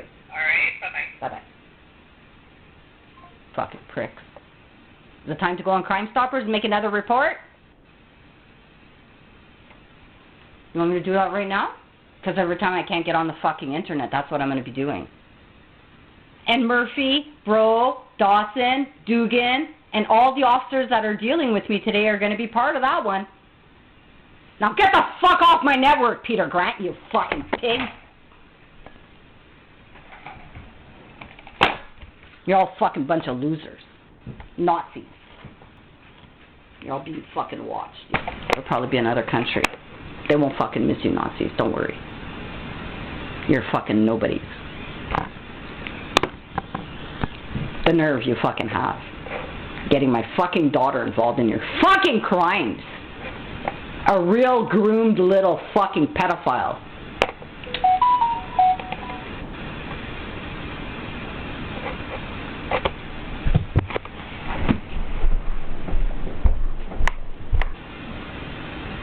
Is Tammy getting ready to leave Luke? Does that break Emily's heart? Does she blame me for her father's fucking fuck-ups? Really? It's not my fault he beats up his fucking wife. Is it? Is it my fault he's a fucking pedophile? Is it my fault? Does that make me fucking crazy?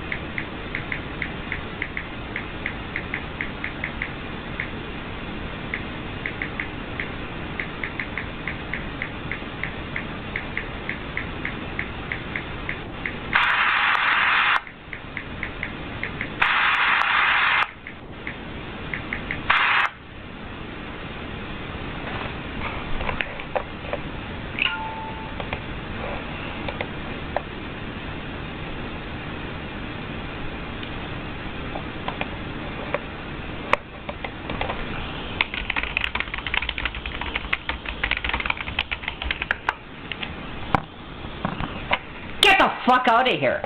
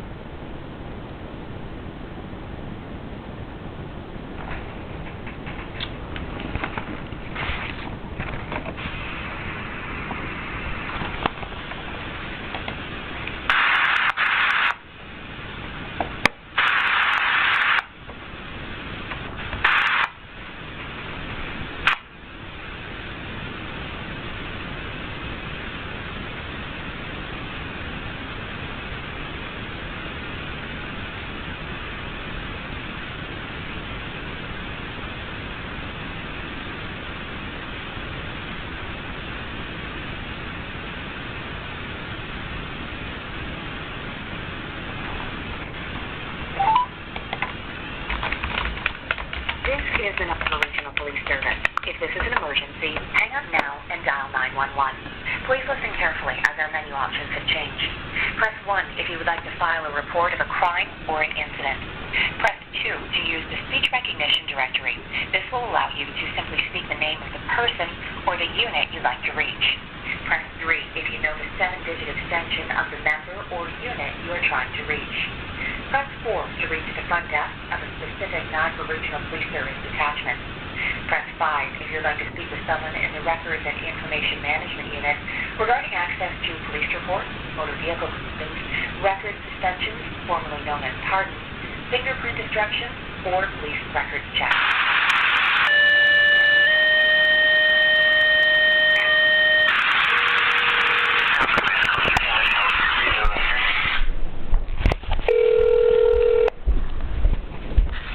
Regional Police, how may I direct your call? Hi there. I was just wondering if I could get, I don't know how I go about this, doing a wellness check on my daughter. Sure, I'll let you speak with dispatch, okay? One Thanks. moment.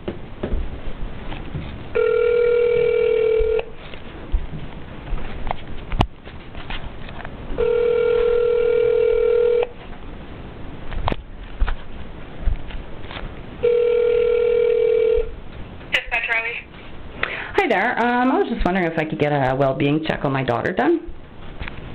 Sure, what is the address? She's at the, she hasn't been keeping in contact with me, so I'm kind of concerned about her.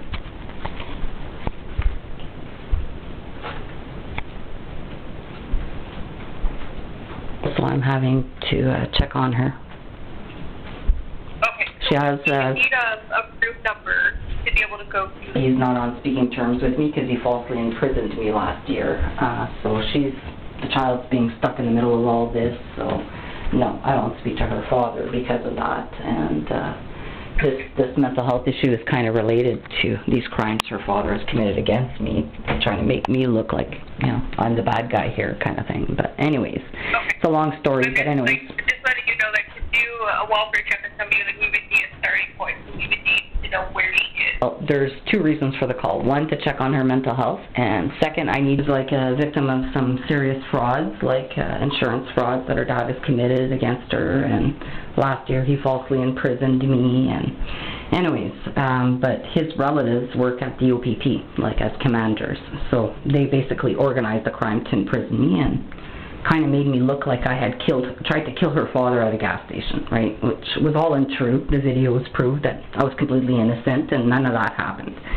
But my daughter, she was brainwashed into thinking I was guilty of that crime, and she stopped talking to me. And she's had gotten her to keep secrets from me about this insurance fraud. He was committing a multi-million-dollar insurance fraud with her grandfather got hit by a bus, and anyways, they hired a lawyer that was in a conflict with me, and they swore her to secrecy about this lawsuit. So for over a year, and she's stuck in the middle of, her father and me, like with this dispute of him falsely imprisoning me. So she's being pulled, to try to take sides, and she hasn't seen the video of my innocence and all that, so they keep telling her I'm guilty. So she basically disowned me, which I know hurts her because we're pretty close. So in August, just out of the blue, the OPP called me and told me that I wasn't to contact her again because my father had recently passed, and my mom, my dad's ex-wife of 25 years, forged a will. And so here we are, me and my daughter are the victims of an insurance fraud and then a fraud on the estate. But the people that are committing frauds against her are making it look like I'm the guilty one or that I did something wrong. So she's all confused. So anyways, and I know I need her description. What's the race or color of her skin? For what he did against me is causing her a lot of anxiety. She's being put in the middle by her father, not by me. And I'm concerned because... Does she have any access to guns? Well, there's a gun. That's the other thing. Her father had assaulted me, and he's been charged with assault, but he still has a gun at his place. He's not supposed to. Does she have access to guns? Well, she could probably have access to the gun because that is her dad's house, so whenever she goes there, she can use it. Is her residence? It's it's at her dad's residence, and like when she comes. Officer dispatch as soon as possible. Call back may change. Do you have any further information or be able to? Because she kind of like wanted to disown me, kind of thing, and all that. It's being kept a secret from me, like so. Okay. Normally, you know, I'd call my mother or something and get that information, but considering she's committing estate fraud against my daughter, it's not helping anything. So I'm not in contact with any of them. So yeah. So we'll have an officer scheduled as soon as possible. Okay, thank you. Bye-bye.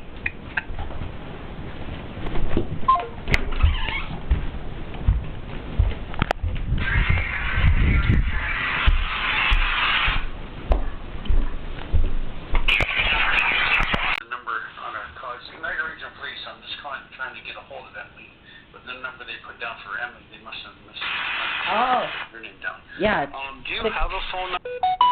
Okay, and she's supposed. I'm just trying to think. I'm just going through the calls. So there was something in the call about you were told not to have contact with her. When was that? Well, see, I'm not sure what's going on. It's just my daughter's like a victim of, first of all, an insurance fraud by her father, and then my dad recently passed away, and my mom and my brother committed estate fraud, and so they've tried to make it look like I was the bad guy in all this, but obviously the videos and everything show that I'm the good guy, but she's being caught up in the middle. So in August, I guess the OPP came here at my house, and they told me like not to contact her or that I'd be charged with criminal harassment. I hadn't been harassing her. Last time I had texted her, I had asked her if she wanted to go fishing with me and her sister. The OPP came to you. Where were they? Who contacted OPP? Because it wasn't us. I'm just wondering what police service contacted OPP, or was it an OPP that spoke with her?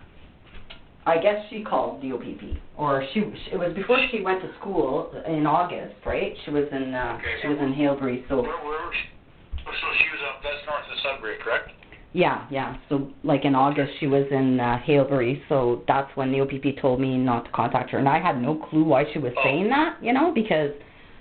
You know, like it seemed weird to me that she would say that. Have you spoke with her anytime since then? No, but then today, like in August, there's something going on. It's either she's suffering from mental health issues or somebody's impersonating her. So what's happening is in August, the OPP told me that my daughter said that I was not to contact her or I'd be charged with criminal harassment or something. And I hadn't done anything wrong, so it seemed weird to me, that she acted like that. But I figured she must be going through something with this estate fraud and everybody brainwashing her and stuff like that, and like she's been a victim of 2 serious frauds, and she lost her grandfather, got hit by a bus, and then my father, who just died of terminal cancer, and so her father committed insurance fraud with her grandfather getting hit by a bus. He committed a multi-million-dollar insurance fraud and involved her in it. And then my father just recently passed away, and his ex-wife of 25 years forged a will and basically took me and my daughter off the will, kind of thing. So I'm trying to tell my daughter that when was the last time you actually spoke with her? Well, I spoke with her, like I said, when my dad was passing away. She came over with her sister. We were making snowmans, everything. We were getting along fine. When was that? That was April 17th, sorry. April 17th, okay. And that was of this year? Yeah, and then I texted her in August asking her if she wanted to go fishing and just giving her an update that, my mother and my brother had committed estate fraud and, that I didn't know why she was mad at me because really they're ripping her off, And so I guess she's being manipulated into thinking like last year her father falsely accused me of attempting to run him over and kill him at a gas station because he's been criminally harassing me like for 20 years. And his in-laws work at the OPP as commanders. So they organized this crime basically to falsely imprison me, to shut me up about me I'm just reporting. concerned why in August the OPP came and told you to not communicate with her, and if you haven't spoken with her or talked with her since April. Well, because I don't know, I had texted her in August, and then the OPP showed up here and told me my daughter said not to contact her or I'd be charged with criminal harassment. And I thought that was strange. I didn't believe that it was her, but I didn't want to take a chance and contact her because... Do you still have those text messages? Yeah. Okay. If I give you a number, can you take a screenshot of those text messages and then send them to me?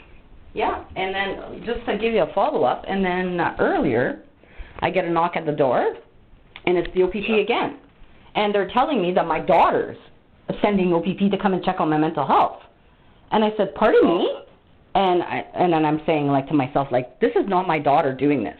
There's somebody impersonating her, or she's doing it because she's going through mental health issues and she's trying to get my attention somehow, I think. Write this number down. I'm going to give it to you, and you can take some screenshots and send me all the text. Yeah. It's 289. Okay, hold on here. Let me write this down. 289 686 686 6389. 6389.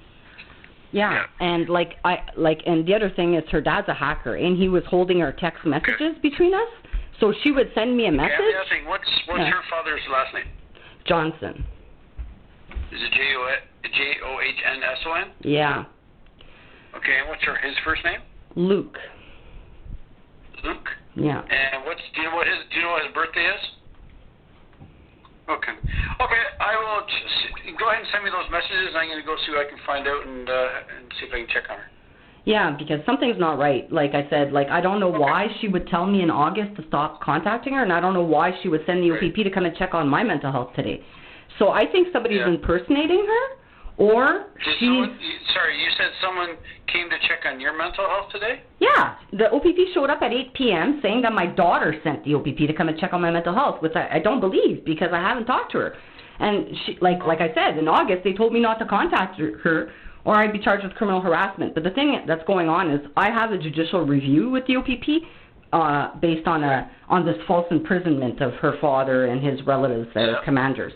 And so I feel like they're reprising me for somehow, and they're using my daughter as a pawn. I really don't think that my daughter is calling and saying not for me not to call her, or that she sent the OPP to come and check on my mental health. I think this is all fabricated. If it's not fabricated, then it's my daughter. Your current address is your... So, okay, the fact that she's sending officers come and check on my mental health today, after telling me not to contact her, to me that's a cry for help. It's like she wants me to contact her. What time did you talk to the OPP today? At 8 p.m., and I'm waiting for a call back from a sergeant to find out if it was really my daughter that called or somebody else that's impersonating her, because it doesn't make sense. And for me, that's why I'm calling you, is because I'm thinking she might have regretted, maybe if it was her that told the OPP in August not for me not to contact her or I'd be charged, maybe she regretted that. Maybe she needed me. She wanted to get a hold of me, but she was scared, so her way of doing that is to send OPP to come and check on my mental health, thinking that I'm going to text her back, and then it would open up the conversation. I will go ahead and follow up with that, and just send me those messages, and I can move on with it, okay? Yeah, I'll send that to you right away. Thank you. Okay, Thank you thanks. very much. Bye-bye. Detachment. I'm not sure, but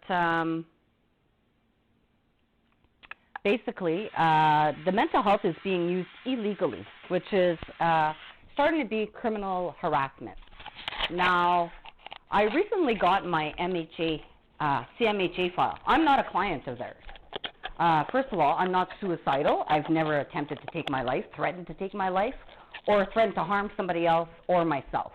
Now, under the Mental Health Act, it clearly states that the only time you may apprehend anybody under the Mental Health Act is if they are physical harm to themselves or to others, or they are incapacitated and they can't take care of themselves. Now, on October 23rd, 2020, I called to report men trying to break in my house with a key. No police officers came. They denied me a police service. Instead, Corey Betts and Mike Odette showed up trying to form me for making that report. Then, in November, they were listening into my house through illegal spyware. I called to report that. They tried to form me. The Privacy Commissioner investigated. They said definitely the OPP was listening into my house. Okay, so I got a tribunal decision saying that the spyware crime did occur, is still occurring, and it's way before I even fucking downloaded the police scanner. All right? So these little claims that it's all in my head, that people are listening into my house, an independent tribunal called the Privacy Commissioner agreed in my favor and sent the decision to Tom Carrick personally. All right? So I'm getting fed up with that. Then in February, I called the commissioner, and in February of 2022, the same thing. March 5th, the same thing. In July of 2022, the same thing. In December 22nd, 22, Dan Dawson, Joelle Breault, and Luke Johnson came here to come and kill me with a taser. They had a key. I had video. The police didn't take my videos. They didn't take my statement. Instead, they went to CMHA to create mental health records. Then, on February 6th, I'm calling to report that Luke Johnson looks like Rene Sweeney's murderer. He doesn't want to admit that he's on my phone, right? But he was. What can I do, Chantal, what can I do for you tonight? I don't understand what... Well, then on February 6th, 2023, I called Sudbury Police to report that Luke Johnson looked like a murderer sketch of Rene Sweeney. While I'm on the phone with the Sudbury Police, the dickhead's on my phone hacking me, he calls CMHA and makes mental health records, pretending to be my friend or my ex-husband concerned about my mental health. This guy raped me. He had my kids apprehended twice. Then I'm on the phone January 11th with SIU talking about the crime of spyware. 2024. What can I do for you right now? Yeah. Then January 11th, 2023, I'm on the phone with SIU talking about the spyware crime. Luke Johnson and Larry Breault and all of them are on my phone. Then Lori Lalonde shows up here pretending to come and talk to me about this evidence I'm supposed to send to SIU. She entraps me in her car, brings me to the hospital. You guys tried to farm me. It didn't work. You falsely imprisoned me. You strangled me. You gave me a concussion. I suffer from hearing loss and a brain injury that is only worsening, which I could die from. Okay? You guys have concealed those videos of that crime against me. And every time I call the police, I get refused the police service. And then I find out that every time I've called, they have ran to, my neighbor came here, I didn't even know it was my neighbor, coming here, kicking down my door with steel-toe boots, trying to break in. If I didn't have a chair in front of my door, it would have opened. Okay? You guys didn't charge him with that. Instead, you went with Pete Gilbo and this guy to CMHA to try to see how you could form me.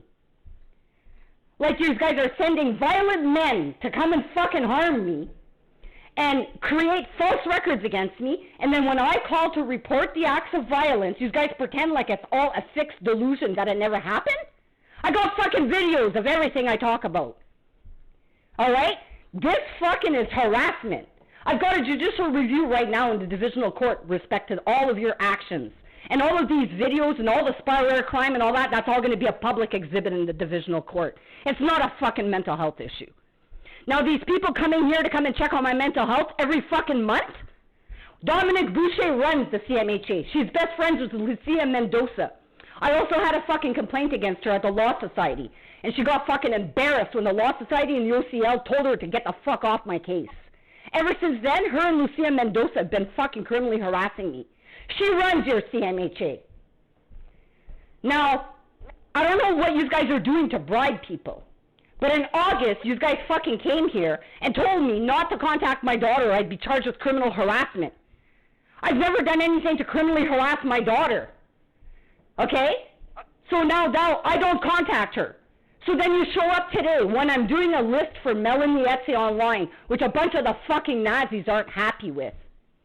Because the same fucking Nazis who took her are the ones trying to kill me. Alright?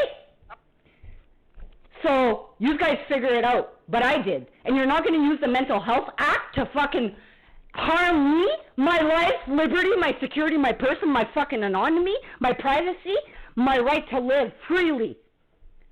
I have self-determination. I have never once threatened to take my life. Why would I do that and give Luke Johnson what the fuck he wants? I think if I would have, they tried to fucking kill me and make it look like suicide or a drug overdose.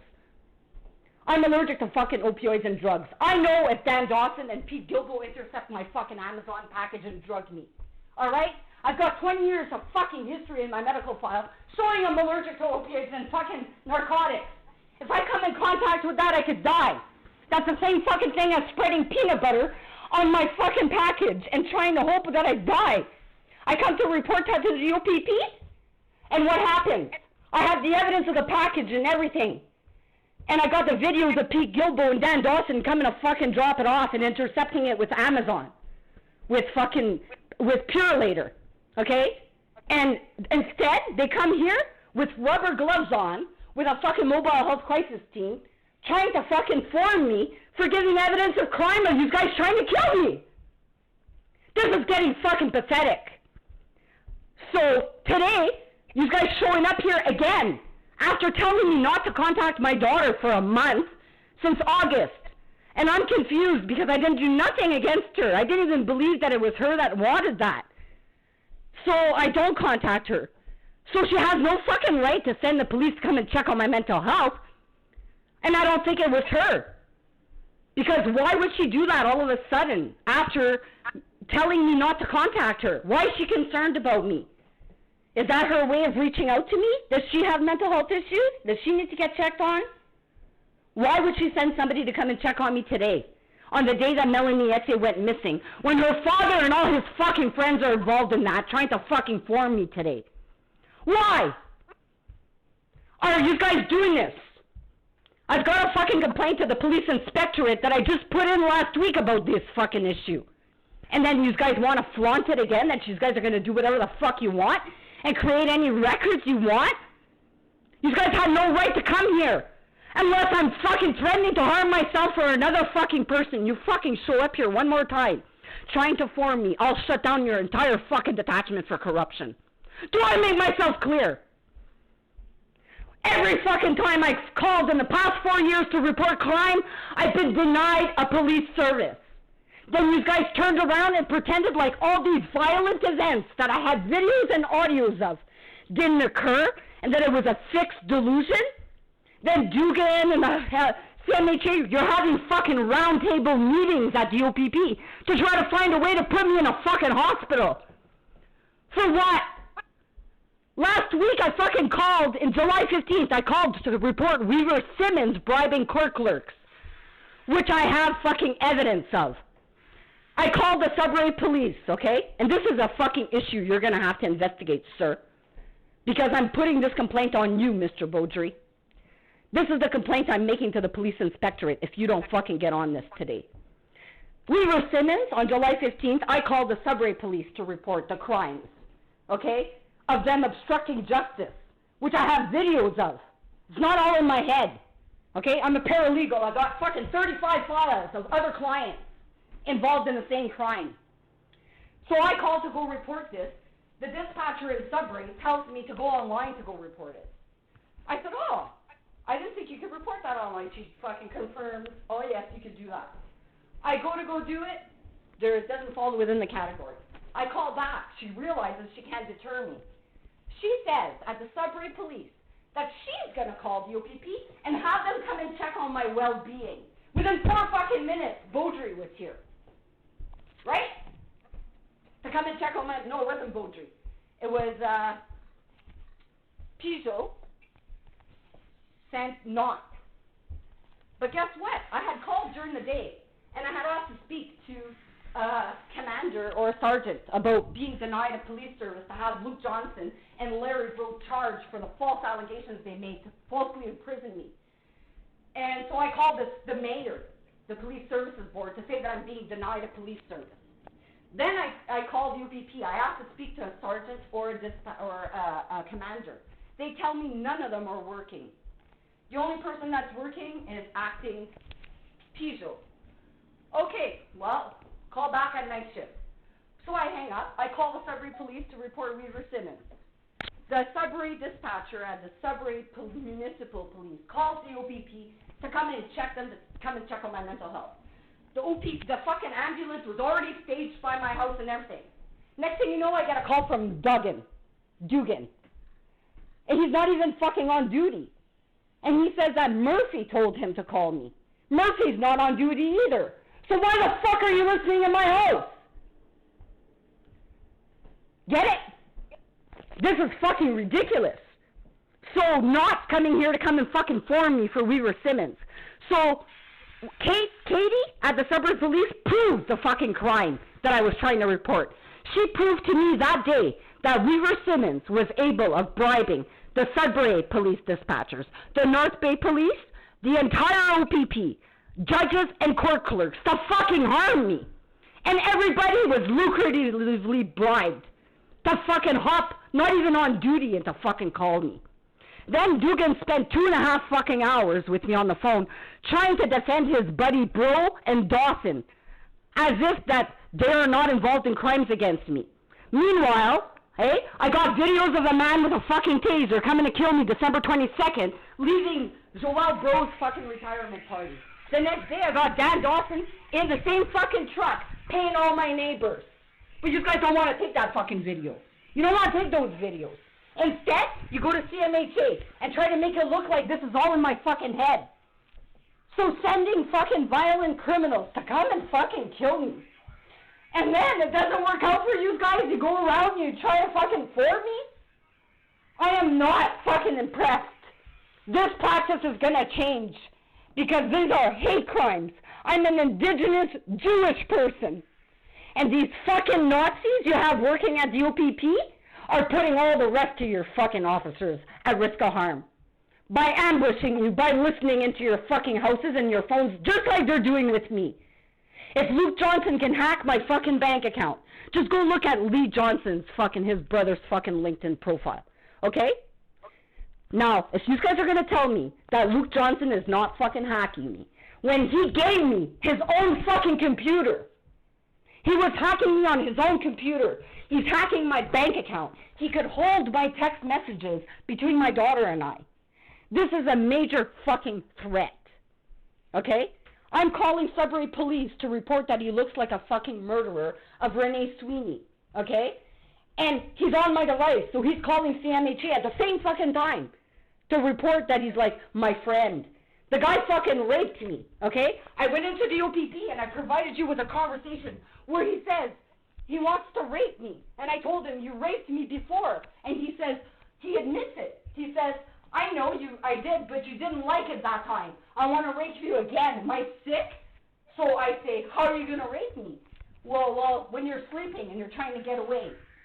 Then December 22nd, 2022, he comes up here with a key to my house. It was the first day I didn't have the chair in front of the fucking door. And I'm sleeping at 4:44 a.m. And if my dog wouldn't have woken me up, I wouldn't be having this fucking conversation with you today. These are not mental health issues. Luke Johnson's been criminally harassing me, and he's using my daughter as a pawn. He's a fucking pedophile. Him and Lucia Mendonca and Dan Dawson planted fucking video cameras in my house. That is all evidenced. And it's all before the judicial review right now. And I know it pisses you guys off that I have all this evidence and that it's going to show you all a bunch of fucking liars. But the next time you guys show up here, come in to check on my mental health, I have no friends, no family here. I know nobody. I don't leave my fucking house and I haven't left it in 13 years. So if anybody's calling me crazy, it's because they're listening to me talk shit about them in my fucking house. Alright? Because there's nobody outside of my house that I'm talking to. I haven't left. I haven't done anything in fucking public. I can count on two hands how many times I left this year to go get something. While I'm being stalked by Kevin Murphy and Ryan Dougan and Joel Breault and Dan Dawson and Joel Plount. Well, those are all the in-laws of Luke Johnson. Dan Dawson is Luke Johnson's fucking father-in-law. Joel Breault is Dan Dawson's fucking cousin. So is Joel Plount. And all their fucking wives work at the courthouse where they're committing these frauds. Weaver Simmons and Luke Johnson committed a fraud, a multi-million-dollar insurance fraud. They claimed my daughter was an infant child living full-time in this house. And they scammed her $35,000 fucking dollars out of her settlement. She was not an infant child living full-time at her dad's. She was part-time, living here. She was 15 years old. Weaver Simmons committed fraud. They got that order. They knew it was not a right order. I sued them for it, for fuck's sakes. And they still don't want to correct the order. Because Weaver Simmons had to pretend like my daughter was an infant so he could defraud fucking Law Pro. Because I sued him and fucking Patty's A Law Office. So he couldn't represent my child or Luke Johnson.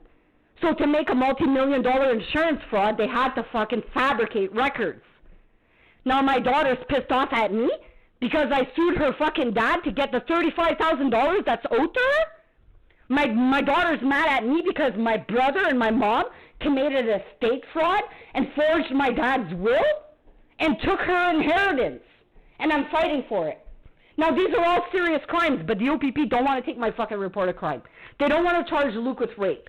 They don't want to charge him with hacking. They don't want to charge him with making a false allegation to have my children apprehended twice by force in fraud. He threw me in jail in fraud. And this fucking group keeps fucking calling to try to make it look like I'm mentally unstable? The only mental health issues I'm suffering with is being fucking kidnapped by the OPP, assaulted, strangled till I pissed myself. Now I have hearing loss and a brain injury that I could fucking die from, and you guys think that's fucking funny? And you're concealing the fucking videos of the assault upon me. This is fucking genocide. It's hate crime. And denial of the police service is an offense under the Police Services Act. So for the past 4 years, every time I fucking called, it was a violent crime that happened against me, which I had videos, audios, and pictures of. Every one of those times, you guys pretended like there was no crime that happened, that I was delusional. Then you went to with the fucking violent criminals to CMHA to see if they could form me. Now, if you don't understand how fucking pissed off I am, by the tone of my voice, and by everything else I've been through, when I put my review in for the OIPRD, my dad was dying of terminal fucking cancer. You guys removed me by force from my dying dad when I was the one that was assaulted. And the fucking man who called you guys had an outstanding warrant for his fucking arrest, my brother. He's a fucking drug dealer. And he had called you guys and he had an outstanding arrest, and instead you guys removed me by force from my dying dad against his wishes.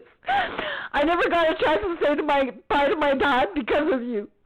And then you guys let my mom and my dad commit fraud and forge a will. And then you guys won't take my report of that. You tell me it's civil? I've got fucking videos and audios of my brother fucking already admitting my mom had committed fraud before my dad even died. And you're telling me it's civil or it's a mental health issue? It's fucking fraud. Okay? And then my mom sends me a picture of my dead dad with a little text underneath saying that if I don't stop fucking basically reporting her and my brother for committing fraud, that she's going to put me in a hospital. And she sends me a picture of my dead dad in the fucking picture. Like, do you want me to go to your parents' fucking funeral, take a picture of your parent in the casket, and then when you start fucking threatening me, I'm going to send it to you and say, the next fucking time you fucking threaten me, asshole, I'm going to put you in a fucking hospital or jail with a picture of your dead dad, and I'm a drug dealer. What the fuck does that mean? Yeah? The same fucking people are coming here, driving. My brother and his son never came to Cobalt to ever visit me. They drive all the way from Timmins to come and take a recording of my license plate. And he's driving without a fucking license. And you guys don't want to take that report either. Apparently that's not criminal harassment. When it's somebody driving 4 hours to come and take a fucking video of my license plate. What's the matter with that? Then I've got my brother fucking coming here with immense, because he's a fucking drug dealer, and he's got all his fucking killers with him in the truck, 4 of them, and they're scoping out my house, and they're looking at my license plate. And then I go post the video on Facebook and YouTube right away, and I got anonymous profiles. They find it within 24 hours, and they put, and his name's Monroe, and he says, I'll finish what I started. Well, guess who else are Monroes? Weaver Simmons' family is Monroe. So I'll finish what I started. And then I say something like, so why'd you kill him? Which is my dad. He says, why do you think? So, like, these are serious things. These are not mental health issues. There's a fucking real criminal organization here trying to kill me for a bunch of fucking elite pedophiles who run our justice system. And I'm sorry you guys don't want to hear the truth, but it is. And obviously, Melanie Ethier's perpetrator is the one that's on the other end of my device. And after I was falsely in prison, it made it pretty clear to me that Luke Johnson, matching the fucking sketch of Rene Sweeney's murderer, including the fucking nails and the hair of Melanie Ethier that I found, means that he's fucking implicated. He's tried to kill me at childbirth. He tried to kill me at fucking Devil's Rock. He's tried to kill me how many times? You guys don't want to take that seriously because why? Because he fucking married, because he knew he was a fucking criminal, so he went and married the daughter of the chief of police and began making friends with everybody in the fucking legal system so he wouldn't get caught. Why don't you go get his fucking DNA and see what you come up with before you start calling me fucking crazy? Go find a fucking serial killer because he's after me. And it's not a mental health issue.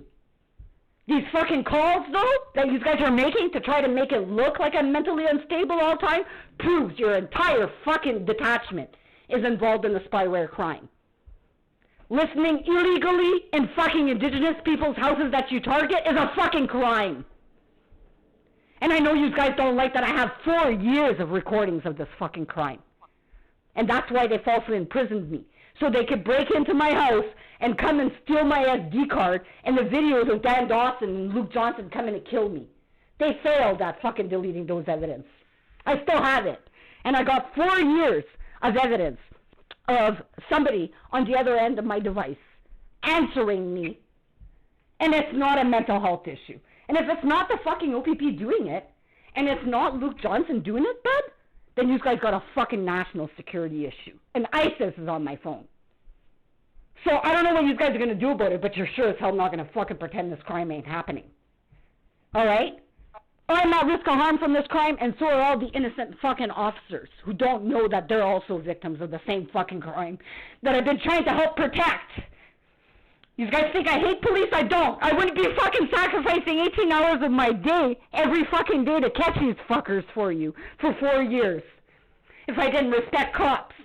But the way you guys are treating me makes me fear for my life every fucking time I see you guys. And I've been assaulted by 11 different fucking cops, physically assaulted by them for Luke Johnson's fraud. And I've always been the victim. So I have every right to fear you guys. And now I suffer from hearing loss and a brain injury, and every day I wake up with fucking super fucking migraines and hearing loss, and you guys don't believe that that's true? I got an MRI done, okay? And it shows my injury. So, like, these guys are not going to call me a fucking liar or make it look like I tried to spit on Lori Lalonde. Randy Martin's a fucking liar. And you guys are going to have to provide all those videos of your fucking lies and of the assault upon me to the judicial review. And anybody else shows up here, man, trying to make false complaints about my mental health. You guys are going to get fucking training and get the human dictatorate fucking training. Human rights. Because you have no right to discriminate me. I do suffer from a disability. Because why? Because I had my kids apprehended twice and by force and fraud by Luke Johnson pretending like I denied medical care. And all kinds of things. And Dan Dawson and all his relatives and all their wives at the courthouse, they committed genocide against my family. And that's the fucking charge I'm going after. The NEOFACS group, the Lambert-Belanger fucking family, Serge, Hamel, and all these fucking lawyers using my daughter, who they're fucking selling to commit frauds, is over. They've made millions of fucking dollars committing frauds against my daughter. Millions.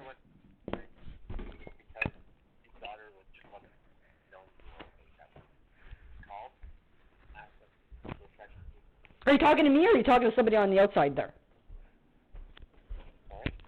I can't hear you. Were you talking to me? Yes, I am. Sorry. You're going to have to raise your voice. I can barely hear you. We could just go make sure that you're okay. Because it's been a long time. Well, why is she calling you to see if I'm okay? Because this doesn't add up to me. Is it really her that called in August to say for me not to talk to her? Because maybe somebody impersonated her. Why else would she be calling to check on my mental health? Because she told me not to contact her. What? She was calling to see for us to check on you if you're okay. But why would she do that today? What made her decide to do that today? Who knows? She's your daughter and she's worried about it. She's worried about me. So is she the one that told me not to contact her in August, or is she just concerned because I haven't been contacting her and she's worried about me? Something doesn't add up. Eh? Still your daughter, you know. She's still your daughter, right? She's my daughter, but she told me not to fucking contact her. So why does she have the right to send officers to come and check on my mental health? I don't know. Because she's being fucking told by somebody to do it today. Because today is the day Melanie Ethier went fucking missing. And these fucking Nazis want to teach me a fucking lesson. I don't believe that it's my daughter. I've called the Niagara police. And they're gonna go fucking talk to find out if it is my daughter. Because something's not right. If my daughter's fucking calling police to come and check on my mental health today, it's because she's concerned that I haven't been talking to her. But if she should know that I'm not talking to her, because in August she told police not to fucking, for me not to contact her. Or I'd be charged with criminal harassment and I've done nothing wrong against her. So, like, something doesn't jive. It's either the call in August by the OPP telling me not to contact her or I'd be charged with criminal harassment is false, and she did not make it, and that's why she's concerned. From August until now I haven't talked to her, so she's concerned, so she calls to check on my mental health. There's something that's not right, because she can't fucking say in August, "Don't call me ever again or I'll charge you," and then call today to check on my mental health, as if she's concerned of why I haven't contacted her. So you're going to have to investigate what's going on there. Because there's absolutely no reason why officers are allowed to come here in any instance, on any fucking allegation by any fucking crackhead or otherwise, that they fear for my mental health. If I'm not out there fucking threatening to kill myself or fucking harm other people, I'm in my fucking house. I'm all by myself, happy like a pig in shit here.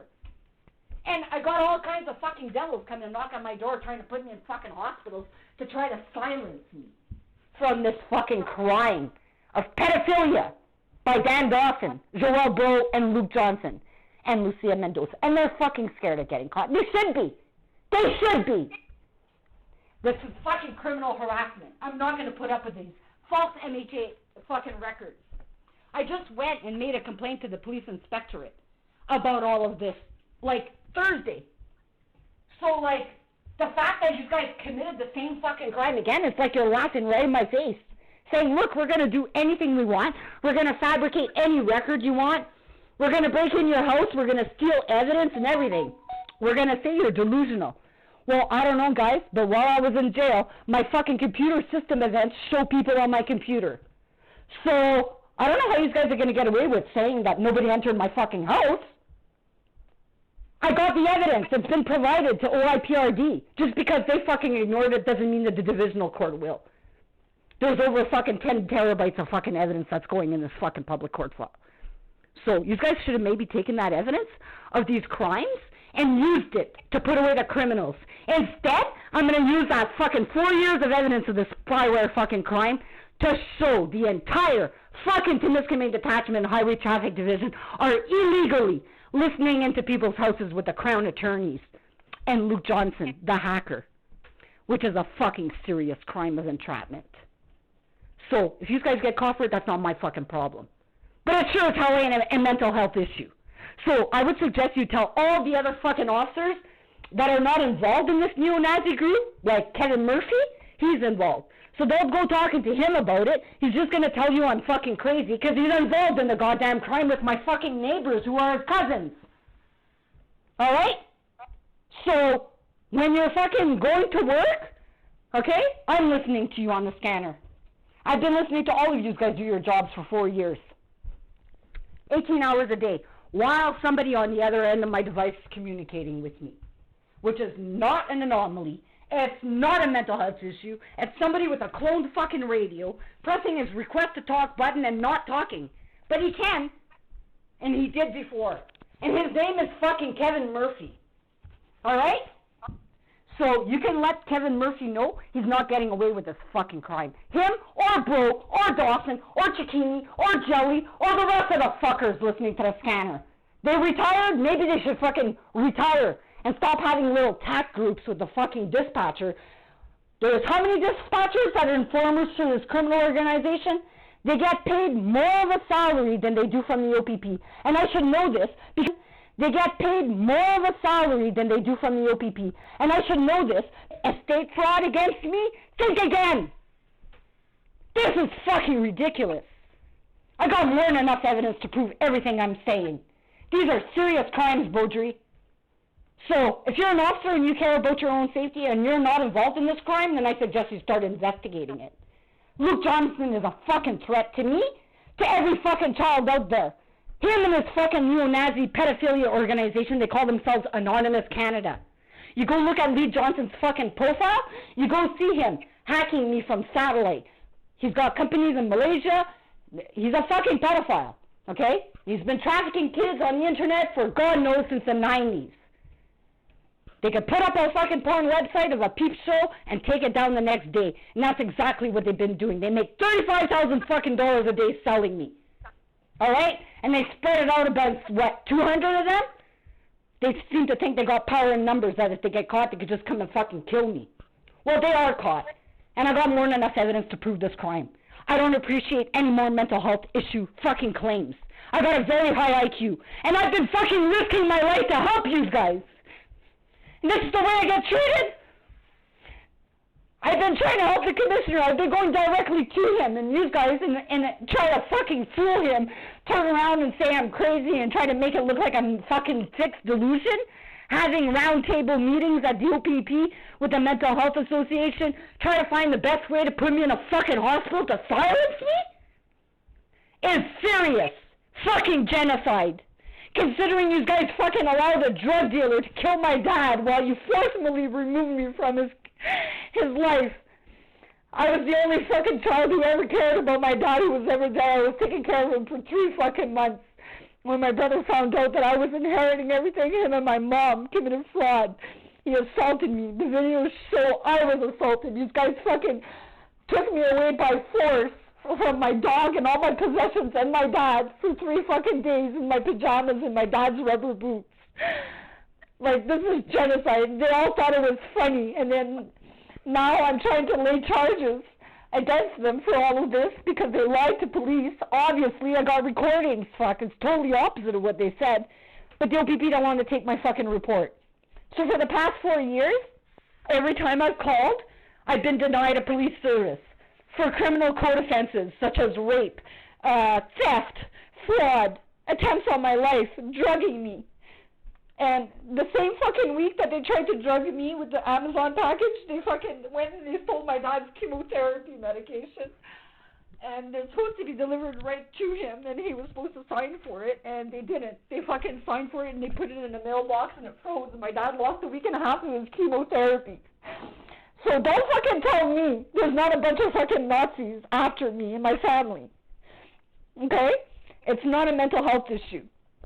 The fact that the fucking OPP is sending criminals to come and fucking kill me, and when they fail, they try to fucking form me, is fucking serious organized crimes by your fucking little group of Nazis there. So I'm done.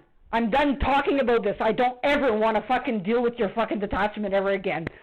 If anybody ever shows up to fucking try to kill me again, do you really think I'm gonna fucking call OPP and wait 40 minutes for them to show up while the dispatcher keeps hanging up on me while he's still trying to enter my house because he knows the dispatcher hung up on me? There's a fucking problem there. Okay? And today's the day Melanie Ethier went missing, and I've been a serious advocate for that because obviously the perpetrators of her crime are after me. And they have been for 4 years. And so they did this to me today as a punishment. And I'm not fucking mental, and why they got my daughter to do it, I don't know. But I really highly doubt that my daughter took it upon her own initiative to call. Because, like I said, it's either they were, OPP lied, and my daughter never said in August not to call her, and she was concerned. My daughter suffers fraud with her dad committing insurance fraud. I wouldn't be talking to my daughter today if she would have succeeded with that. And it was because she was being put in the middle of her dad's pedophilia fucking crimes and frauds. Okay?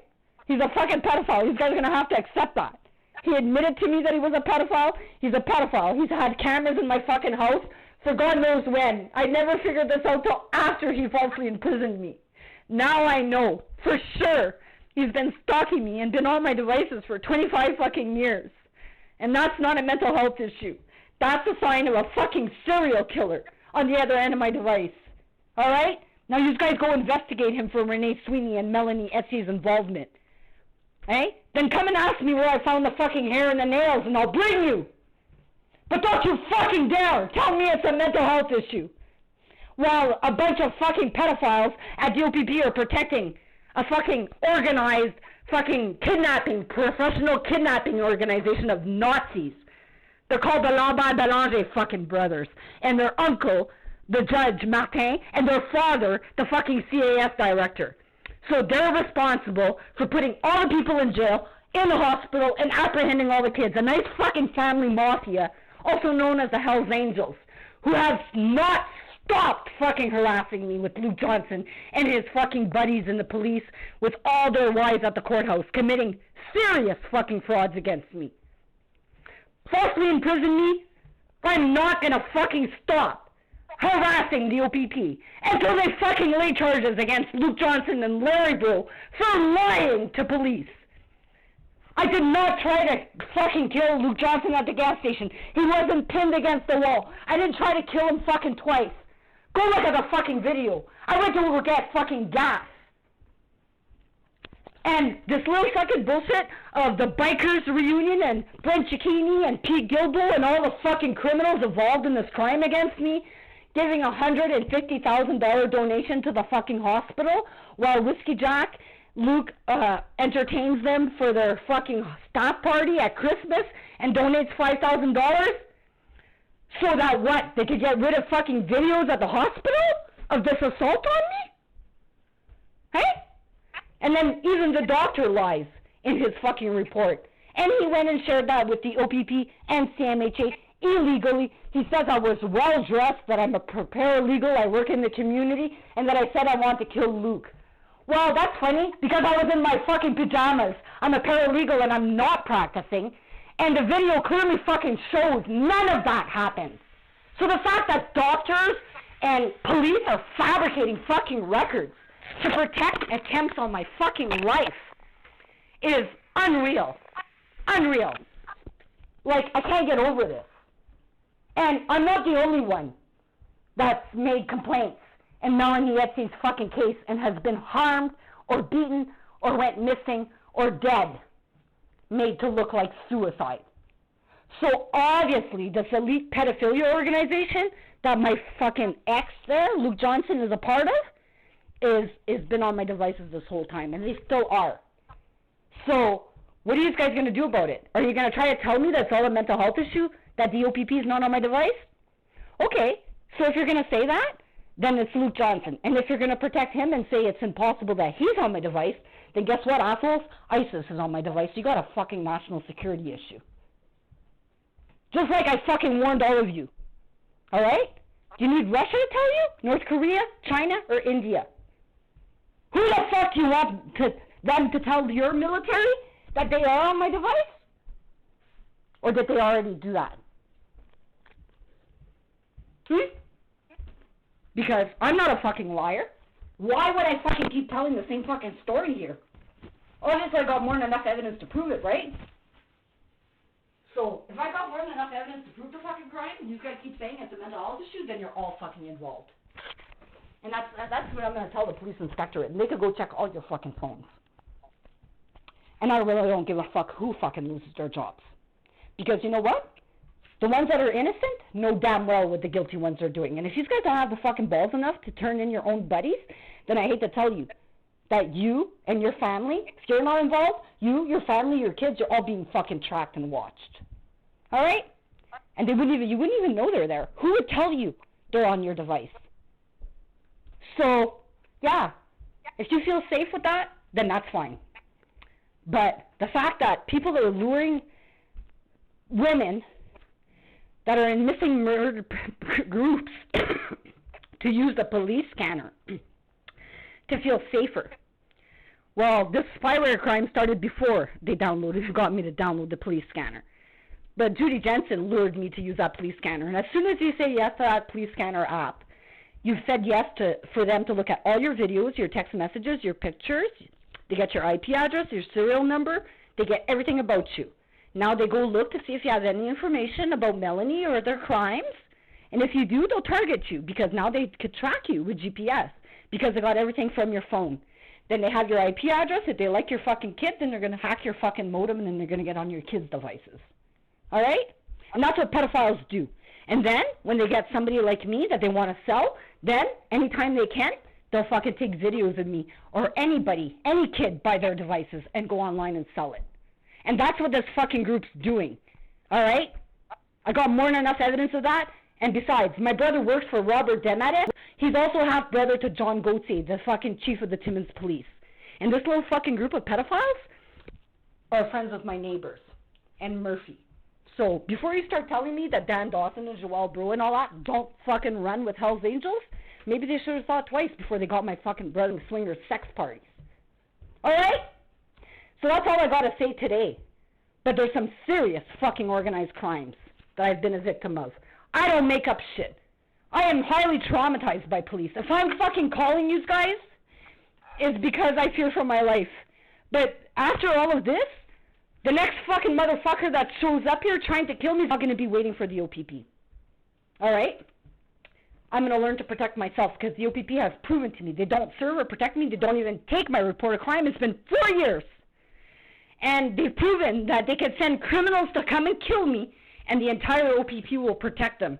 And then try to make it look like I'm fucking delusional for reporting the crime and pretend like it never happened. This is serious. So, I speak on behalf of myself and all the rest of the missing and murdered Indigenous persons that haven't been found yet that are all fucking been taken by this group. Some of them are alive and being fucking trafficked. Some of them are dead. And some of them, like me, they want to shut the fuck up. And they know they can't silence me.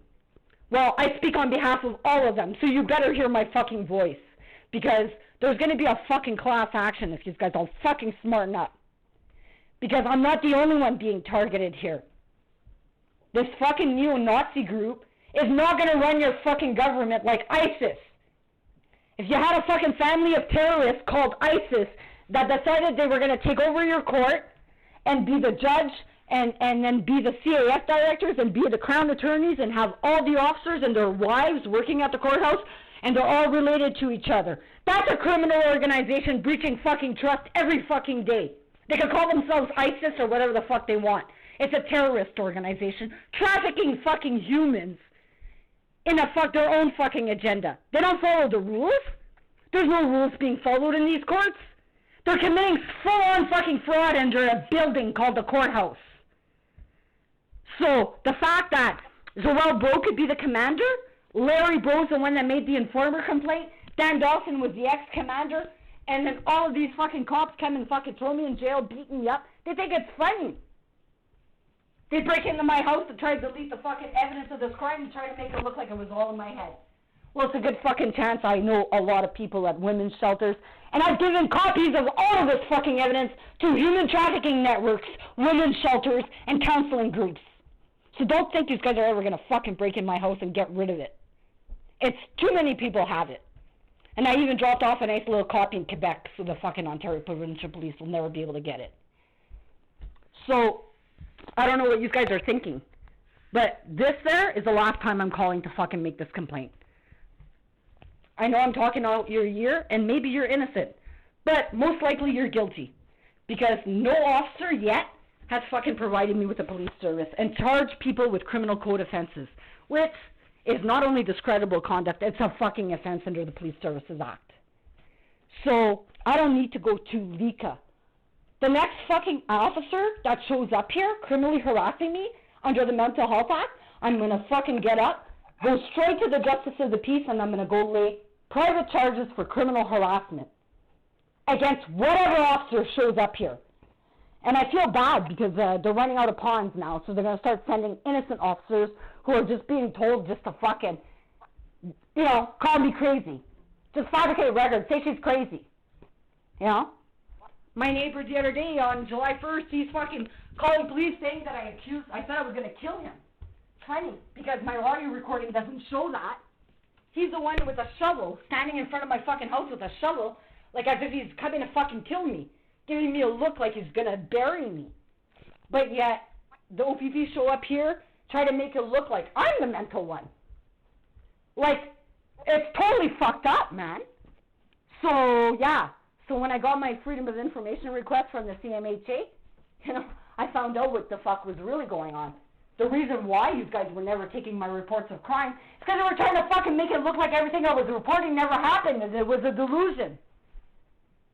And then try to fool me, trying to say, like, she keeps having these fixed delusions. Well, that's funny, guys, because I still have the fucking videos of Dan Dawson and Luke Johnson coming to try to kill me with a fucking taser. I also have the videos of Dan Dawson showing up to all my neighbors to try to get them to fucking erase the videos. Then all of those neighbors ended up fucking selling their houses and moving away. Hey? Like, that's not obvious. Hey? And Mr. Briscoe next door, well, with the fake fire alarm in my house, they had a fiber op directly connected from Briscoe's house. Briscoe is also a dispatcher at the OPP. Ray Briscoe also works at Sunwire. Hey? And so does Andre LaBelle. And then you also have Jen LaBelle at the dispatch center and Justin LaBelle in your technician department. You got Andre LaBelle at Sunwire and you got Judge LaBelle. And then you got Fern LaBelle. You also got, like, criminal organization of informants working right out of your 911 communication center. And guess what, buddy? Your male fucking sergeant dispatcher is the one running the fucking scanner. Sure, it's not illegal to listen to a scanner, but I'm pretty sure a fucking sergeant and dispatcher hacking DOPP to run the scanners for Jelly and all the rest of the retired cops is a fucking crime. So is making little tack groups so that they can talk with the retired officers and have cloned fucking radios while they're on shift. And, well, I have more than enough evidence to prove that. He's the one running it because every time they send the cops here, especially, they know when I'm sleeping. So they'll send the cops here when I'm sleeping. They know I'm not on the scanner. So then I go on Broadcastify because I could go download all the audios of everything that happens during the day. And most times when you guys are involved with me, the dispatcher won't upload just the hour where they dealt with me. Which is proof, right? Then I'm listening to a movie one day. At the end of the movie, there's music, right? My neighbor called to complain about my music.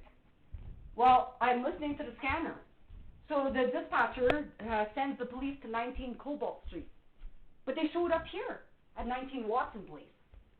So how the fuck did they know where to go if they were dispatched to 19 Cobalt? Obviously, they had another mode of communication in this organized crime. And guess what? I had been recording in my house just like I do every fucking day because it's never going to be my word against anybody. So right now, this conversation is being recorded by my digital recorder. It's being recorded by my phone, and it's being recorded by 3 other security cameras. Everything that fucking happens in this house is being recorded. All right? And it has been for 4 years. So good luck trying to say that I said or did anything outside this house. But, you know, if I'm talking shit about people inside my house, and it gets repeated outside my house, then chances are they're fucking proving that they're listening in, right? So Luke Johnson, every time I've called the police to report him, as I'm calling, he's fucking calling CMHA pretending he's my ex-husband or my friend concerned about my mental health, proving beyond a reasonable doubt that he's still on my fucking device. So when are you guys going to get this fucking killer off my device? That's the question I want. When are you going to fucking arrest him? And stop letting him put my fucking daughter through this. I'm the victim here. You guys have made him look like the fucking hero all these years.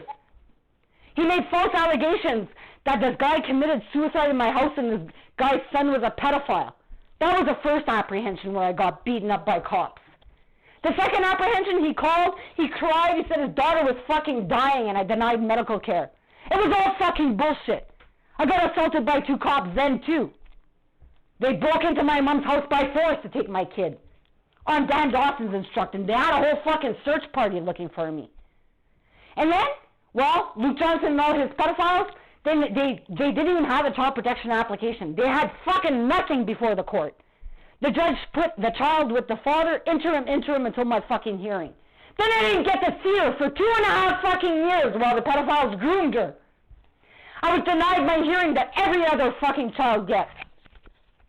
I'm not even allowed to get child support. Meunier says I'm not allowed to come to get child support. I need his fucking permission to come back to the court to get child support. These are fucking crimes. And it's genocide. It's destroyed my entire family. When you guys threw me in jail falsely, OPP called my mom and my dad and said I was charged with attempted murder. And they disowned me. My dad was dying of fucking cancer. And he didn't want to talk to me because he thought I tried to kill Luke. And I wasn't even charged with attempted murder. And when I went to go see my dad, we had to argue about this, and I had to show him videos of my innocence and show him that everybody had lied so he wouldn't disown me before he died. And then you guys fucking forcibly removed me from his fucking life, and I never got a chance to say goodbye to him. That's fucking genocide! You're killing my fucking family!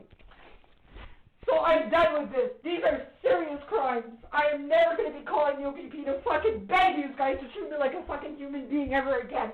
The next motherfucker that shows up here harassing me, I'm going straight to the Justice of the Peace and I'm laying criminal charges. I don't need to go to fucking LICA. And any Justice of the Peace that refuses me to lay those fucking charges is going to get a judicial review. I'm fucking done. I'm taking this right to the Supreme Court, assholes. You're not going to get fucking rid of me. You're going to charge Luke Johnson, Breault, and Dan Dawson for their fucking crimes. And any other of the fucking crackheads they send this way. If you don't want to do that, I'll shut down your fucking detachment. With the fucking military if I have to. You guys are a fucking threat to my life and to the rest of the fucking indigenous fucking people out there. And Jewish people. And I am indigenous and Jewish. And you're not going to fucking commit a Nazi crime against me ever again. Are you fucking serious? Because I am. This is not a mental health issue. This is a natural response to severe maltreatment and organized fucking crimes of people trying to kill me for a bunch of fucking pedophiles selling me and my daughter. Your fucking days of selling me is over, Dan Dawson, you fucking dickhead. So you go tell him, because he just heard me in my own fucking house. So, you know, before you start accusing me of being mental, you might want to go check. The pedophiles, they fucking bug hotel rooms and put hidden cameras and Airbnbs and bed and breakfasts and all kinds of things. So why the fuck would you guys not think that that's not happening here? When the privacy commissioner already fucking admitted that Jeff Proctor would have not been able to repeat word for word what I told the fucking dispatcher on the phone unless, one, they were on my phone, listening, through illegal spyware, or two, they had fucking bugs in my house. Those are the only two fucking ways Jeff Proctor could repeat what I said to the fucking dispatcher. So, the privacy commissioner investigated. They went and got the fucking audio recordings. They looked at what Jeff Proctor said on the fucking internet in Melanie Ethier's group to discriminate me and discredit me, to try to make it look like I'm fucking crazy. Why? Because I found Melanie Ethier's hair and nails? Because Luke Johnson brought me to the gravesite in fucking Cobalt Cemetery? Why? Why am I crazy? Hey? I'm pretty sure if I asked the whole fucking world if this sketch of this murderer looks like Luke Johnson, I'm pretty sure they would all say yes. So why would anybody call me crazy for saying that? And why the hell would Luke Johnson be calling the CMHA to try to fucking inform me as I'm on the phone with the Sudbury police to report this? Obviously he's fucking scared. Because he used to work right beside the fucking store. You guys have the wrong guy in jail. Okay? Luke Johnson was the fucking killer of that crime. He's got the magazines, the fucking dildo, he's got the fucking stab print in the middle of his fucking hand when he stabbed her and the fucking knife went through his hand. And he still had the fucking dildos and the magazine that he stole from that crime up until 2019 because my daughter took a fucking picture of it. So, like, it's not a mental health issue. I'm calling as a responsible fucking citizen here who is very concerned that the person on the other end of my device, Luke Johnson, is a fucking killer. And those are all legitimate fucking feelings I have. Do you think serial killers go around telling people that they kill people? No. But you know when they get caught, usually they say, holy fuck, he was such a quiet guy. Like, we would have never thought, you know, this guy would have went and fucking shot Donald Trump. If I would have fucking told you the nurse in North Bay was killing all those people in the fucking old age home, you guys would have said I was crazy too. Oh, come on. You know, she doesn't look like she'd kill anybody. She looks like she'd fucking sew you a pair of mittens and make you cookies. Yeah, well, hey, she was a fucking murderer, a serial killer. And it's not until a whole bunch of smart people got together and said, this doesn't add up. And that's why she got caught. Otherwise, she'd still be killing. So you guys are going to have to get a fucking lesson in psychology. Because just because I'm smarter than all of you guys put together committing organized crimes against me and I'm a better cop than all of you, that I could crack these fucking things for you, does not make me mental. It makes me an asset to your fucking team. Maybe you should start using me like that. Because I'm done trying to help you guys. Protect yourselves. We're at war now. You know? We're not even going to get the fucking trial. Russia's probably going to fucking bomb you guys with a nuclear bomb before we get there. Why? Because of a whole bunch of fucking Nazis in Canada. That's why. So maybe you guys should fucking do a job to get rid of your Nazis at the fucking OPP, because you're a threat to public security, you're a threat to national security, and at this point, you're a global security threat, you fucking Nazis. So give it up. You're not gonna fucking win against me. Hitler didn't win the last war, and you guys aren't winning this fucking war with me either. Hitler loses. Alright? So, that's all I gotta say. I gave you my rant. You were kind enough to listen to me very patiently. I thank you. I needed to get this out. I've recorded it. I hope you recorded it. I hope you go back and you go talk with your innocent buddies about how you guys are getting fucked by the rest of them. Putting your lives in danger. And God forbid they're not selling their own children. Because if they've entered your house, God knows what else they've done. Alright? We're dealing with a very serious criminal organization. Selling, trafficking humans here. Alright? So, before you start telling me that the Lambert-Belanger fucking family are just really good people, well, you might want to start thinking that every day that they preside the way they are, they're breaching the public's fucking trust, which is a fucking crime. And the last time I checked, a fucking neo-Nazi fucking organization overtaking your government, like your courts, your crown, and your police, is a fucking terrorist organization. Especially if they're killing people like they're doing with me and the rest of them. That they're trafficking in fraud through the justice system. By committing fraud to put people in jail. Fraud to commit people in fucking hospitals. Fraud to apprehend kids. And it's all one goddamn fucking family. So yeah, as far as I'm concerned, ISIS is not as scary as this fucking terrorist group, because ISIS don't run your government, but they do. So that's the reason we have the overrepresentation of Indigenous people in jail and hospitals. It's not because Indigenous people are more criminal. It's because of this fucking neo-Nazi organization.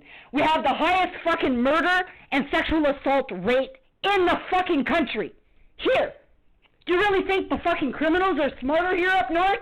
Or do you really fucking think that those statistics only show that the fucking police are either dumb or they are the criminals? They are the ones that are committing the crimes with their friends and family. That's all it tells us. And if you go in the group of 14,000 people in Melanie Ethier's group and you do a fucking survey and you say, how many of you think that the police were involved in the crime? Probably more than half would say yes. How many of you guys think that they're involved in concealing the crime? Pretty much all of them would say yes. So I'm pretty sure I'm not crazy for having the same fucking opinion as the rest of the population. So you guys better, maybe appoint different investigators.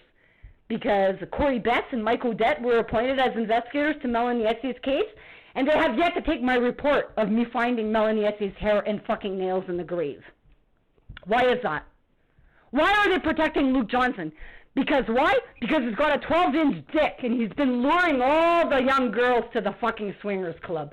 And because he used to be a drug dealer at Ontario Northland, trafficking all your drugs, and he's the best fucking hacker the OPP has ever had next to Ethan Tricky. And Ethan Tricky and Lee Johnson and Luke Johnson all fucked off from New Liskeard after Melanie Ethier's crime and all went to BC together. Alright? So, Luke Johnson is not the man you think he is. So him pointing the finger at me all the time there, making it look like I'm a criminal, I haven't left my fucking house for 13 years, assholes. I have no friends, no family here. So good luck trying to say I'm doing anything wrong or criminal outside my house. Good luck trying to fucking make it look like I'm suicidal. I've never once threatened to take my fucking life. Why would I commit suicide and do that to my daughter? Although on December 22nd, when Luke Johnson came with a taser to come and kill me with a fucking key, that was what his plan was to kill me and make it look like suicide so that they could all get away with this fucking scanner crime. Then he would have brought my daughter and he would have said, let's go check on your mom, and then I would have been dead. and then Emily would have ran in his arms, and he would have been the fucking hero. So when killers trying to kill me, or trying to make me look like the perpetrator, I just can't understand it. You know, and then Weaver Simmons proved beyond a reasonable doubt on July 15th that they were able to fucking bribe all of these people. Judges, lawyers, the Subway Dispatch Center, the OPP, Ryan Dugan and Murphy weren't even on shift. Everybody got right on board to try to put me in a hospital. So if I was really crazy, assholes, and I was lying, why would there be such a concerted fucking effort to shut me up? If I was really crazy and I was a fucking liar, everybody would just ignore me. Right? But that's not what's happening. Because they know what I'm saying is fucking true and they're scared shitless, and they should be. Because when they thought they were committing this fucking crime, trying to make me look crazy and delusional, I was recording them. And then when I sent this evidence to SIU the first time, Corey Betts and Purelator intercepted it. It didn't go to fucking SIU and the anti-rackets. It was intercepted by Corey Betts following me to a fucking Purelator office, giving me the address to send it, intercepting it, giving it to Dan Dawson's cousin, Ron Clark, who got fired from the OPP for sexual assault against Indigenous women. And he's the fucking asshole that had all my evidence of this crime. So, before you start saying it's crazy that Purelator is not going to fucking intercept my package and drug me, well, that's funny, because my videos show Purelator didn't fucking show up here. It was Pete Gilbo that dropped off my fucking package. After him and Dan Dawson went to my neighbor's house, then Dan Dawson left 5 minutes later, and then Gilbo left. He left his fucking truck door open, came, dropped off my package, fucking put snow on top, and hurried back in his truck. I have all those videos. Then, I come to report that. Nobody at the OPP wants to take my report of crime. Instead, Adam Brock, who falsely imprisoned me and assaulted me, Lalonde, show up here. I say, are you not the officers who fucking falsely imprisoned me? He lies right to my face. He says, no, he's never dealt with me. I'm all convinced that he's telling the truth. I start apologizing to him, telling him that I'm sorry. I thought Adam Brock was the one that fucking falsely imprisoned me. I made a complaint against you to OIRPD. I'm so sorry, you know. And then sit in his car, start telling him the evidence I have of the USB stick of showing Dan Dawson and Pete Gilbo coming to take my package. Right away, he gets out of the fucking car. He tries to shut the door and trap me in the car to bring me to the hospital. Like, what the fuck is this? You know? And so, Purelator, they intercepted my package with Corey Betts that was going to SIU on December 29th. Okay? And I still have the tracking number where Ron Clark signed for it if you need it. Alright? And so does the SIU. And so does the OIPD, and so does LICA, and so does the Divisional Court. And so in that, I had 6 months of evidence of the spyware crime. And Corey Betts intercepted it, and she's on Melanie Ethier's case. And then, I get falsely imprisoned. And then Purelator intercepts my fucking Crown Disclosure package, pretends like they fucking they tried to drop it off, they couldn't. It was all a lie. And then they intercepted my Amazon package and drugged me. And the same fucking week, they intercepted my dad's chemotherapy medication, so he lost a week and a half of chemo medication, which I'm sure helped him die quicker. And then I find out my brother, and they're allowing him to commit a state fraud with Susan McGrath, who's Joelle Foba, the fucking cop who apprehended Emily's fucking aunt. So it's like, let's commit fraud against Chantal's daughter, sell her, commit insurance fraud, apprehend her, fucking commit genocide against this family. And they're fucking laughing right in my face. So, yeah, I speak on behalf of myself and all the rest of the Indigenous persons. And today I'm speaking for Melanie Ethier. So when are you guys going to take my report? Because I thought this was an open fucking investigation. Are you guys scared of finding her? Or finding evidence that leads to her? Hey? What's the fucking reason why nobody's taking tips in this case?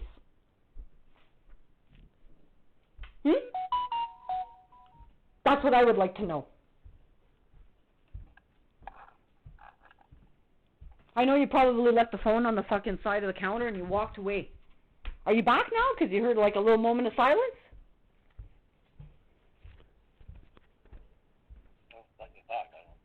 Pardon me? Were you listening this whole time, sir? Yeah. Well, good. Thank you. Thank you for listening. You're the only one that's ever listened to me go all the way through this. You want to talk about why your daughter was looking for an officer to go over there? Or? Well, because of all of this, I'm wondering if my daughter needs to have her mental health checked at. Because why would she be calling to have me checked? Is it because she's concerned that I haven't talked to her? Because I haven't talked to her because the OPP said to me not to talk to her. But maybe that's not true, because you guys have lied before. So I'm starting to think that my daughter's concerned and wanted somebody to check on me because I haven't been in contact with her. Like, why else would she do that today, out of all days? Is it really her? Or is it somebody impersonating her? Because the way it falls on today, with Melanie Ethier being missing, and I'm doing stuff online about her, and all of a sudden this happens, just to fucking try to interrupt what I'm doing, it seems a little suspicious. You know? And she has my safety deposit box key, and I've asked Murphy, when the police told me not to contact her or be charged with criminal harassment, when I've never fucking once harassed her. And so, like, these threats towards me, using my children and shit like that, like putting words in their mouth, is getting ridiculous, because I highly doubt my daughter said all this. And if she called to check on my mental health today, it's because she's not doing well. And why would she just randomly do that today? Because maybe she needs to have her mental health checked. Maybe she's concerned, why is mom not contacting me? You know, maybe she needs me. I don't know what the real reason is. But I don't appreciate everybody alienating my daughter from me, making me look like the perpetrator, and I'm the victim. And her dad's looking like a fucking hero, and he's tried to kill me, and he falsely imprisoned me. And the OPP and the counselors and everybody telling her that I'm the one that's mental is really, really putting a fucking... It's really harming me to know that my daughter thinks I'm a bad guy in this. And the fact that you guys have not arrested Luke or Larry yet, that's what helps them to make it look like I was guilty. And so until you guys arrest Luke and Larry, I'm not going to stop.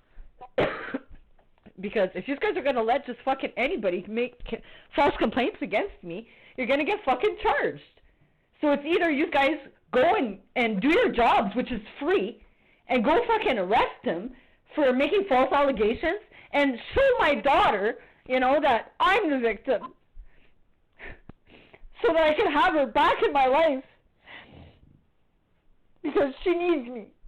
She doesn't need her fucking pedophile dad selling her, like he has been all these years. And that's the fucking truth, and all you would need to do is go look at, and that's what the fucking Lika is going to do, or the police inspectorate. They're going to go look at all your fucking text messages during COVID, when you guys were listening in my house, listening to me fuck myself, laughing at me. That's how you guys are all going to get caught. Because, you know, thinking that you're going to fucking listen and watch me in my fucking house and sell me during COVID and make fucking money like that is not going to fucking work out too good. You guys should have thought twice about fucking emailing and texting between yourselves. So all they have to go do is look at Lucia Mendoza and Luke Johnson's fucking conversations for the past 13 years to find out that they've had hidden cameras in my fucking house selling me since 2007. Alright?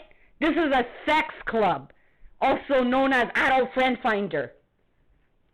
It's a bunch of fucking elite fucking pedophiles that snort coke and have sex parties. Luke Johnson is their fucking prize of a fucking dick. And he's their best fucking hacker.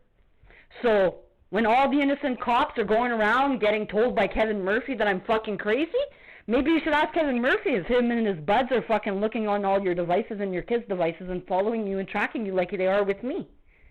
Because they're scared of getting caught. So, of course, you know, all these fucking minions who are getting paid and bribed to fucking harm me and hate me, they're getting fucking bribed to commit hate crimes against me. And they think that they're not the victims? Holy fuck, I'm pretty sure serial killers and pedophiles bribing fucking cops lucratively with Weaver Simmons to shut the fuck up and try to harm me. Do you really not think that people that fucking bribe you guys are not going to check to see if you're all being faithful little fucking slaves by looking at your devices and looking at your text messages and your conversations just like they are with me? Do you not think that that's possible? Like, get a psychology lesson. You guys are all fucking victims.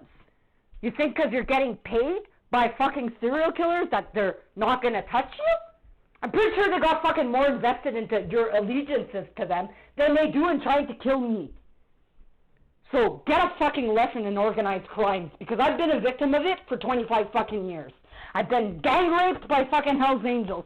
There's so many fucking things I've gone through that you're not gonna fucking tell me I'm not a victim, assholes. Alright? I should have been fucking dead when I was a teenager and the fucking Hell's Angels gang raped me. I woke up full of blood and I escaped. Otherwise, I'd be right exactly where Melanie Ethier was, being fucking prostituted as a metogamy. Alright?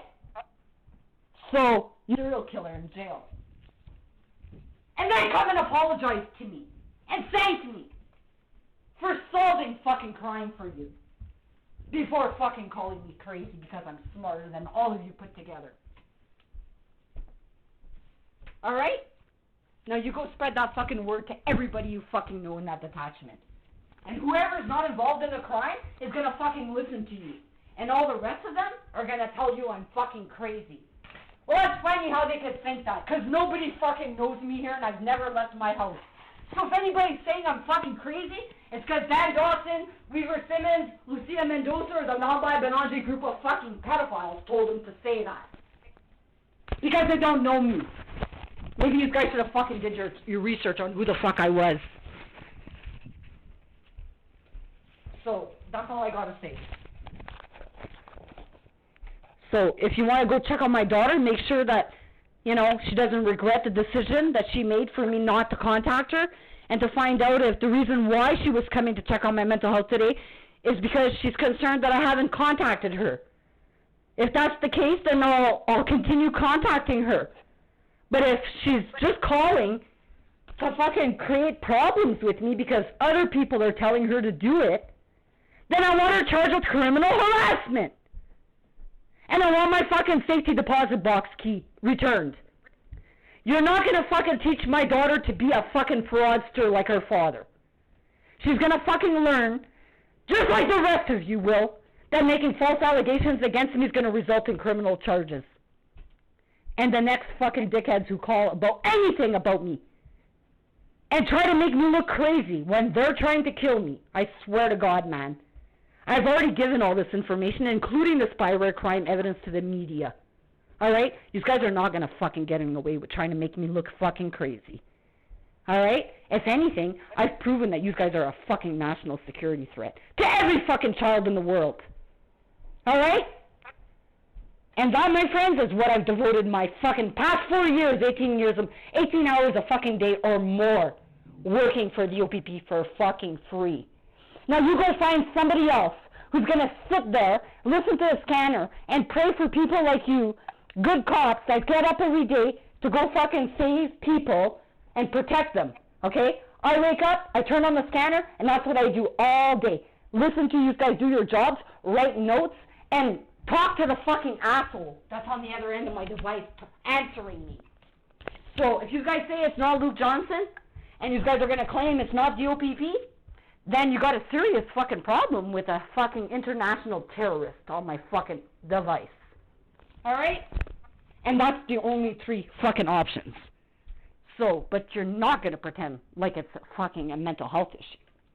So, if the Crown is illegally listening into my house because they're scared of getting sued, then I'm pretty sure I'm gonna shut down your fucking detachment. If you're all involved. Alright? But that's not gonna be me. That's going to be the RCMP or the military that's going to do that. Because these guys are a fucking threat. To me, to my daughter, and to every fucking child out there. If you're not going to put away this criminal organization. And I don't give a fuck if they're lawyers and judges and whatever.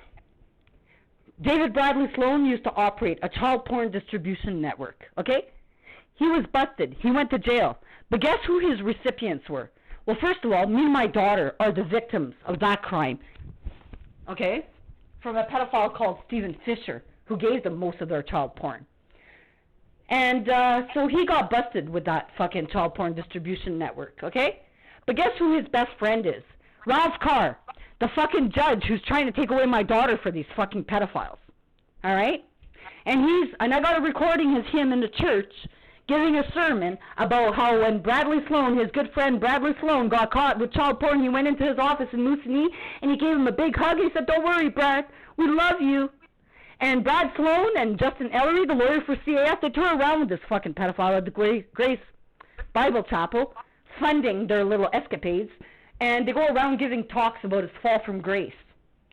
They go around, they counsel other pedophiles in jail through prison ministries. All right? Well, you tell me, what kind of a fucking judge or lawyer, like the CAS lawyer, Justin Ellery, who took away my kid with Luke and all his pedophiles, eh? Bradley Sloan is his best friend, fuck. Hey, they're going to church together, they're touring together, and they're trying to take away my kid illegally with no fucking documents in front of the court and withholding her from me illegally so these pedophiles could sell her. Alright? That's the fucking goddamn truth. So if you think Ralph Carr's not a pedophile because he's a fucking judge, well, I don't know, you tell me what other fucking judge hangs around with pedophiles and then writes him a letter of reference for the Law Society so he could keep his license to practice law. He had a child porn distribution network selling indigenous fucking girls. Alright? And it didn't stop.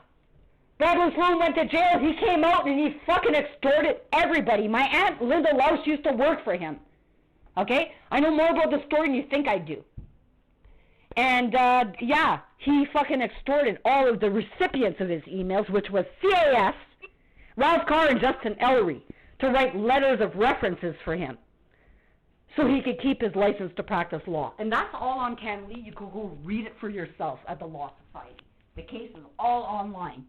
So these fucking pedophiles, they never stop their child porn distribution ring. And Luke Johnson is their fucking hacker. So the day you guys come to terms with that truth is the day you shut down a pedophilia organization. Until then you let these fucking lawyers, judges, and crown attorneys fucking try to keep killing you because they're responsible for every fucking missing and murdered indigenous person that's in jail, in a hospital, in care, or dead. Alright? So, that's the truth. I know you guys don't like to hear it. It sounds fucking crazy.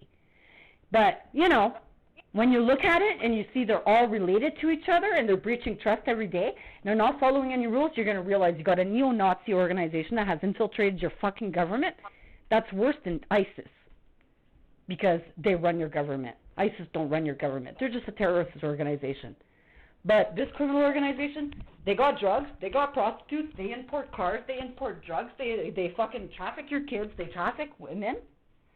They could melt gold bars. They got their fucking guy at Air Quebec that fucking travels their drugs. Luke Johnson used to work for Ontario Northland. He used to be a fucking mule traveling drugs.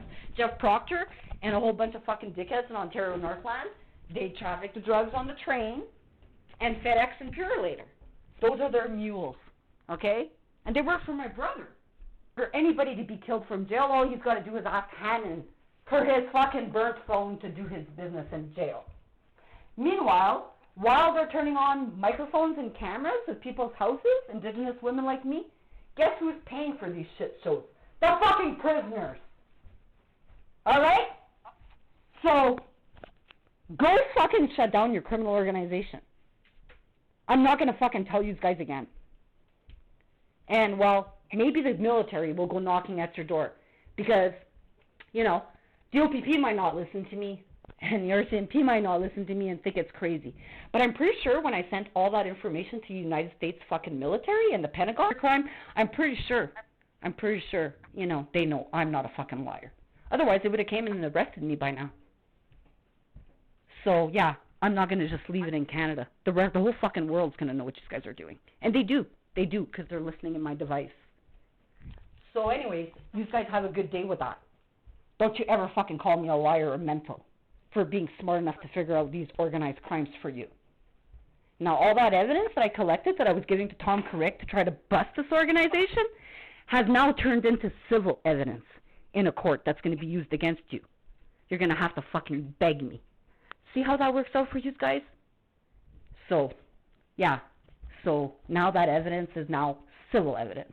It's called Exhibit fucking 1 to 2,000. There's over 10,000, there's over 10 terabytes of this fucking evidence of this crime. So, that's all going to be in the divisional court. It's going to be a public fucking court file, and the whole world can look at it now. So, you guys look pretty fucking crazy trying to call me crazy, eh? So, don't make yourselves look like idiots. It only makes an example out of all of you, not me. And it's fucking getting her to do this on the day Melanie Ethier went missing is sick. Is a sick fucking little tactic. Eh? Just like when they fucking put me in jail on Friday the 13th, and when he apprehended Emily was Friday the 13th. Like, he's sick in the fucking head. He likes to do things on certain dates. He's all into numerology, and he's fucked. The fact that he proved to me, after he threw me in jail, you know, that he was on my device, it scares the shit out of me to know. Just recently, I'm still in shock that all of these years, when my banking was getting fucking hacked, it was him the whole fucking time. He's never been off my device. The day he told me to abort Emily there, and I didn't want to, and he fucking was trying to kill me, after that, he has not stopped fucking criminally harassing me. I have not once interfered with his life or ever criminally harassed him. I haven't interfered with his wedding, his marriage, his fucking business, his family life. I don't even talk to him. But you guys threw me in jail and fucking charged me with attempting to kill him with a weapon, my car, and criminal harassment of a spouse. He was never my fucking spouse. He's just a fucking dickhead who got me pregnant and has never left me alone since. And now he's proven to me, just by the mental health records that I got from the CMHA last week, that obviously he's scared of getting caught for killing people. Why else is he calling CMHA the minute I'm on the fucking phone calling Sudbury Police? He's on my device. Like, why would he be calling? To try to get me in a hospital? To try to discredit me? Well, I don't know. But I don't think it's a coincidence that, number one, his good friend Jennifer Plummer used to take fucking music at Laurentian with Rene. Number two, he used to be a drug dealer in Sudbury. Number three, he used to fucking work at the corner store right beside Rene Sweeney. Number four, he had gotten fucking crabs while he was pregnant with he was with April and she was pregnant and she was going to leave him. And he claimed he got it from the fucking bathroom stall at the Night Smart. But then on another time, he told me this girl Rene gave him crabs. And almost ruined his whole marriage. And then, well, after he killed Rene Sweeney, he fucked off out of the country with April because he had a gash in his hand from stabbing her that he had to crazy glue. And then when he was on his trip out of the country, he went to go get medical attention. And, well, he's fucked me, his girlfriends, Colleen, and Tammy, all with the same fucking dildo that he stole from there, with the velour case and the 3 fucking magazines and the 4 fucking VHS movies that were stolen from that store. Now, how would I know that that fucking dildo had a blue velour fucking half-moon case? It didn't say that in the trial. It didn't say that anywhere online. But that's what it is. And my daughter took a picture of it in 2019 when she found the fucking dildo. So he's kept them all these years. So I'm pretty sure if I asked anybody else if he looks like the picture, and he used to have the same glasses, everybody would say, yeah, it's a spitting image of him. So I don't think I'm crazy for trying to help DOPP possibly catch a serial killer, do you? Because he's tried to kill me at childbirth by cutting the fucking umbilical cord the wrong place by purpose, after telling me that he had researched all the ways that women could die at childbirth. He fucking left me hanging on Devil's Rock.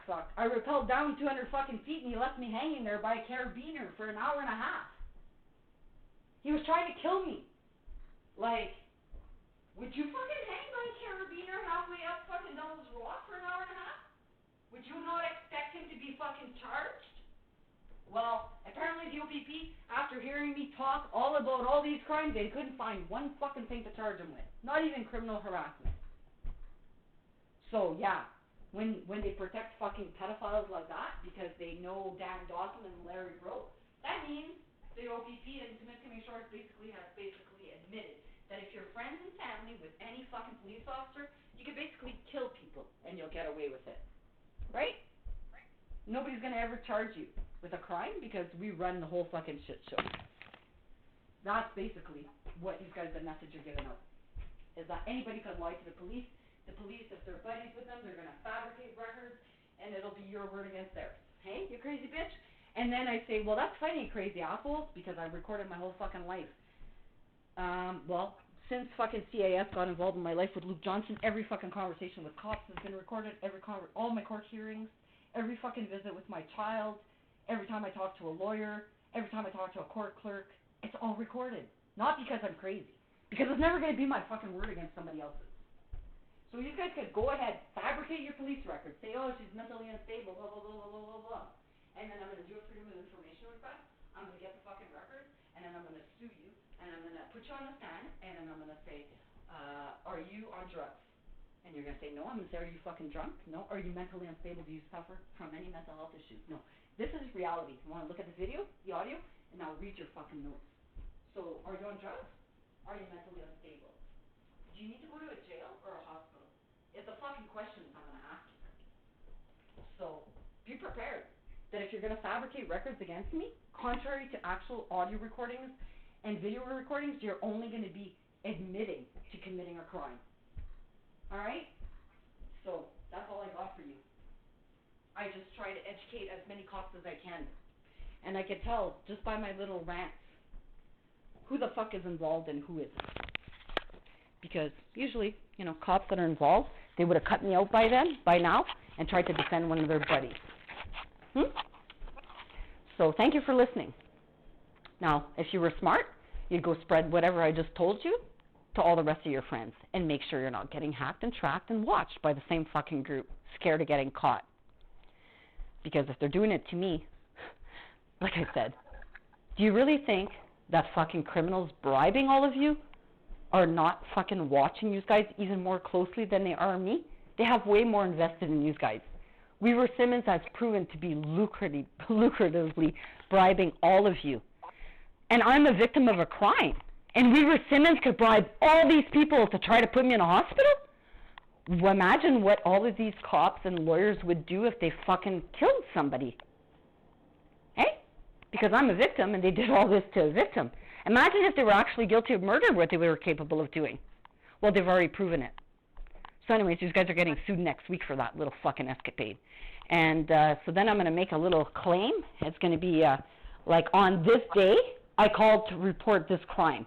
The police refused me a police service, and then on this day, I got all my CMHA records where the police tried to make this crime with Exhibit A, the videos, look like a delusion. And so you pay me $35,000 for every fucking time these guys have went to a CMHA to try to form me. Then you can pay me $35,000 for all of those times you shared my police records with a third-party agency that's not involved with me. That's ran by Dominic Boucher, who's a fucking OCL that I totally embarrassed and took her for a fucking ride in the child protection proceedings.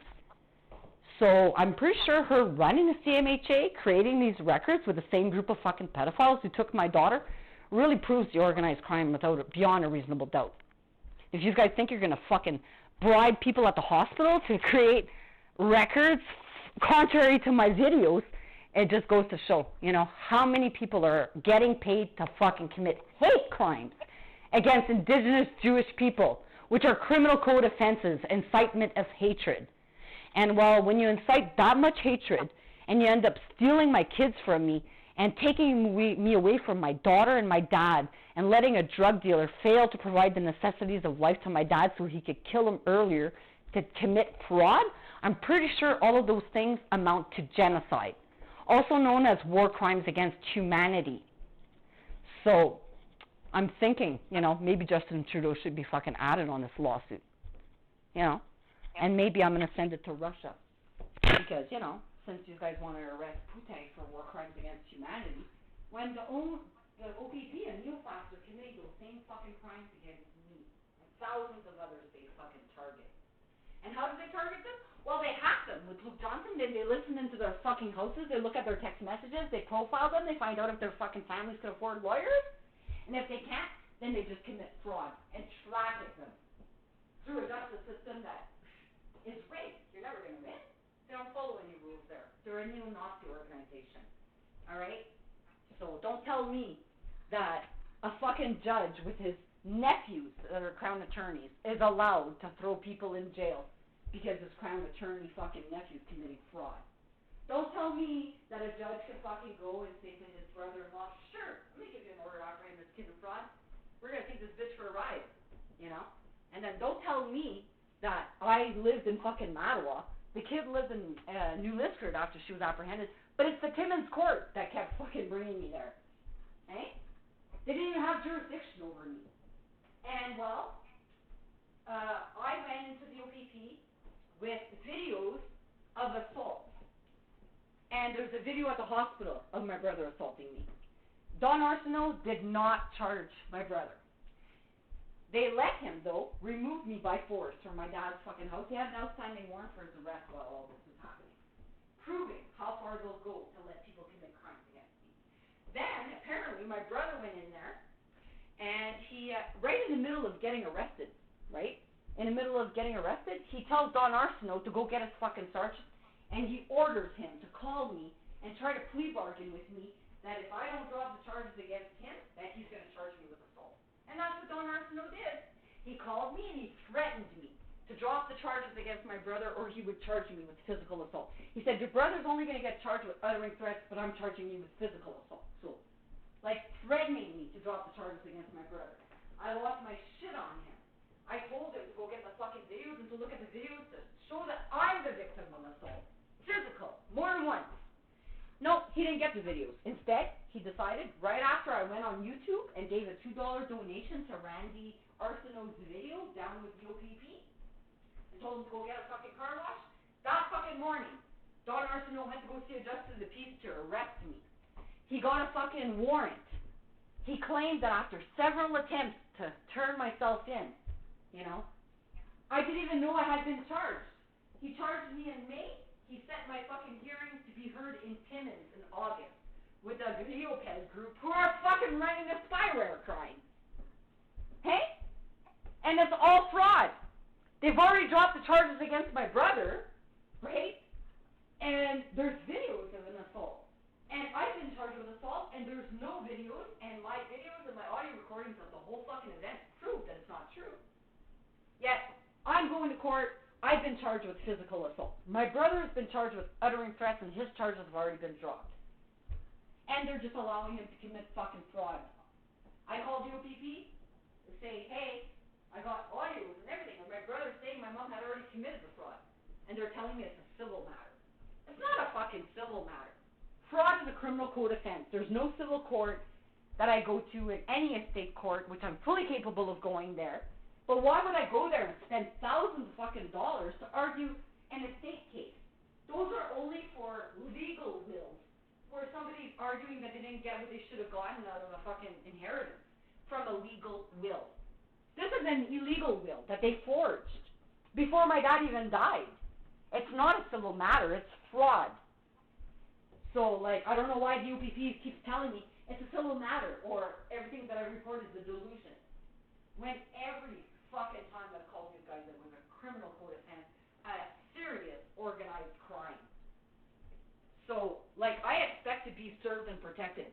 I expect that if a fucking guy's gonna come here with steel-toe boots and repeatedly knock down my door, and when I ask him who he is and what he wants, that I'm calling the cops and he's encouraging me to call the cops after he's kicking my door down. Yeah, no, that was an organized crime. I didn't call the police because he was encouraging me to call them. Instead, I grabbed a fucking knife and I was just waiting for the door to fucking open so I could stab the motherfucker. So when it gets down that I have to protect myself like that because the cops are organizing crimes, there's a fucking serious issue. And then I think Peter Taylor shows up. I show him the dents on the door and everything. He's laughing right in my face. He says, "Oh, I don't think there's nothing we could do with this." What are you talking about? Did you not hear the audio recording of him coming to kick down my door? It's all recorded, right? But apparently this crime did not happen. It's a sixth delusion because Pete Gilbo and the OPP and my neighbor went to go try to forum me because apparently my music's too loud. So that's a mental health issue. And Pete Gilbo lies and pretends like he sent me a letter. No, Pete Gilbo went to CMHA to go give that fucking report the day that I reported him at the OPP for drugging my package. So, like, he's best friends with Dan Dawson, you know? So, like, what else are these fucking pedophiles doing? Maybe you guys should go look into that. Because I know I'm being sold, and I know Crystal next door is already also being sold by the same fucking group. Eh? These real estate agents that rent out houses to specific victims. You know, you think you're lucky. Oh my God, I can't believe I got this place. You know, it's such a fucking hunt for places. Like, you know, that's everybody's looking for a place. Oh my God, I can't believe I got this place. I must be lucky. No, I wasn't lucky. They were looking for me because they're selling people.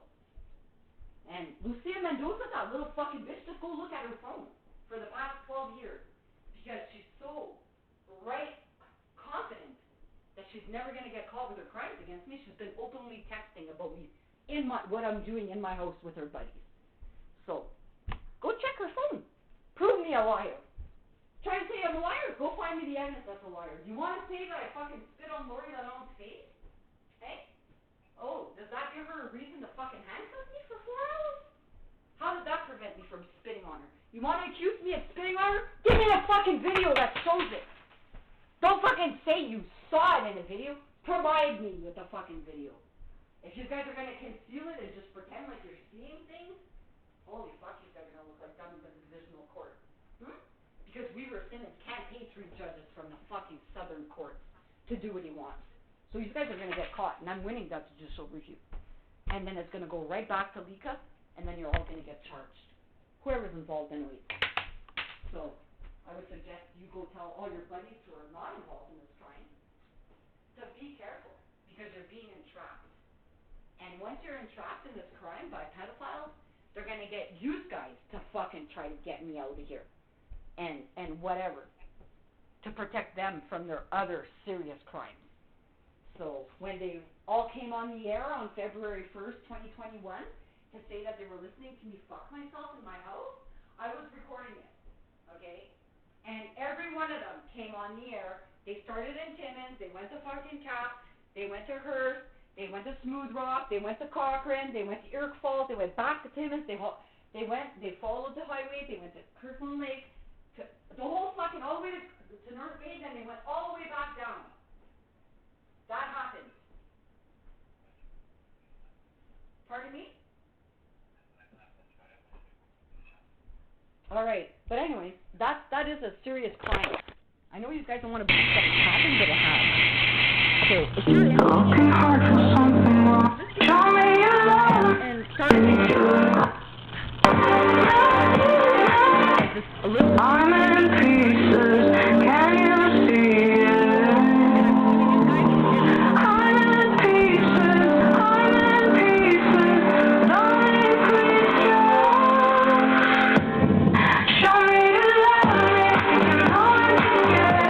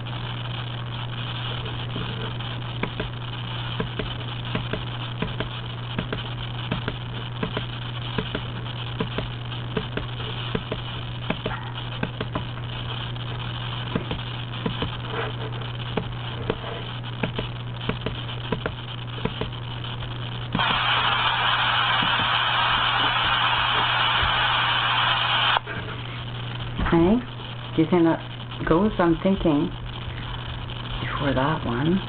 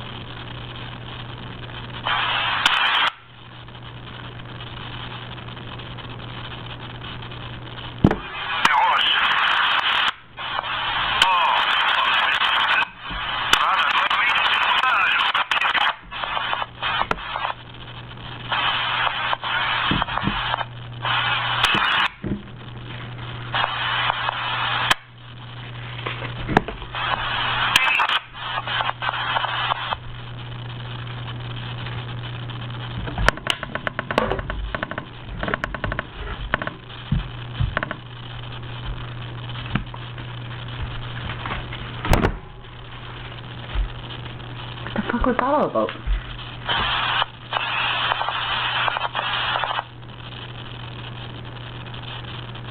Hey?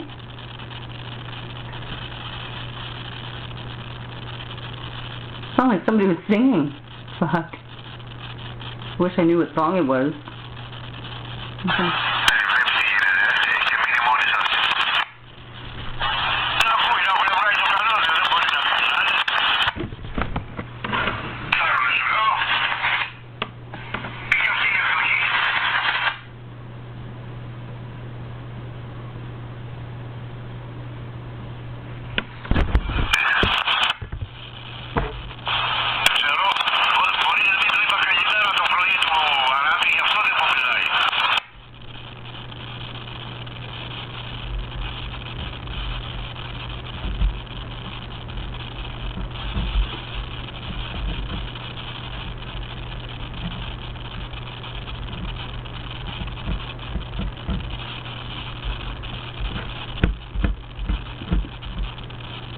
What is that all about?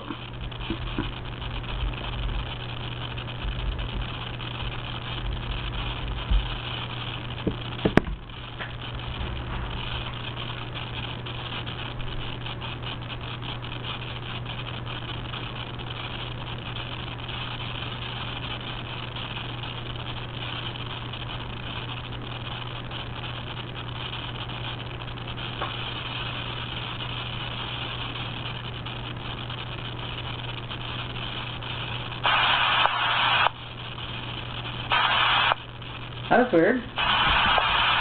Eh? You guys getting hacked, or? China hacking these guys already? Holy fuck, eh? Sure sounded like it.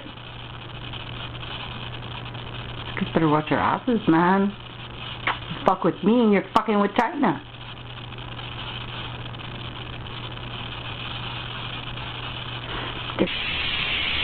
I'm pretty sure James C. Simmons needs to be charged.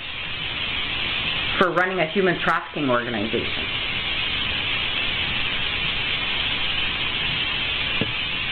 And I'm pretty sure the terrorists that were listening to all of you know that I'm telling the truth.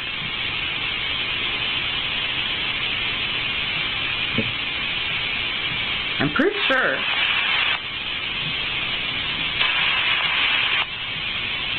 that if the OPP really hated me that much and was willing to kill me so they can continue to run their child porn organization and launder fucking proceeds of crime and live off bribery so that they could kill all the children in Canada,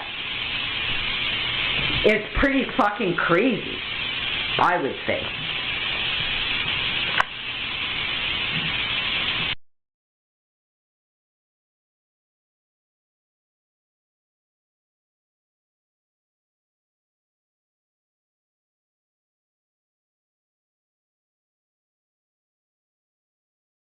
And all his pedophiles.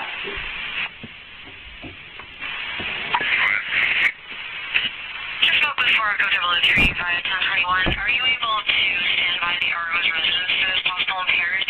Again, it's 334214 Highway 11, which puts it at the intersection of Highway 11 and Kerrs Road, south of Hamel Heart Detachment.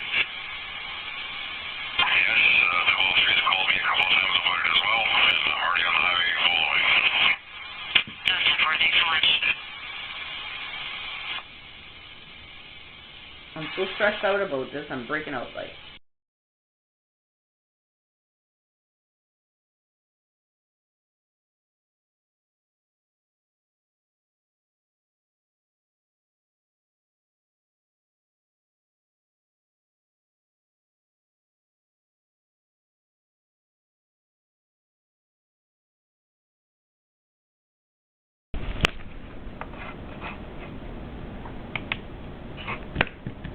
Now he's parked in front of my house, looking at me through the fucking.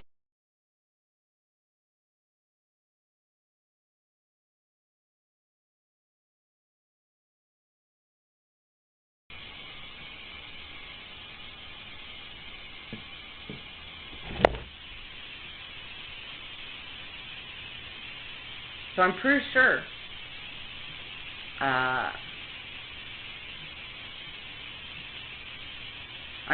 the OPP let down this country in a serious way. I'm pretty sure the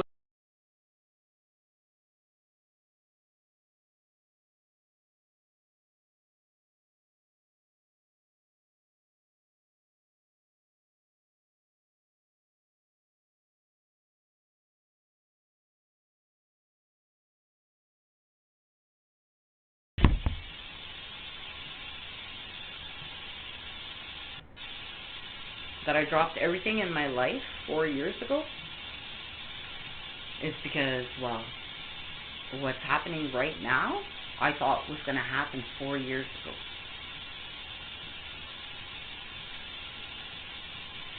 You know, the major threat Canada's under. I thought that was going to happen 4 years ago, before the war began.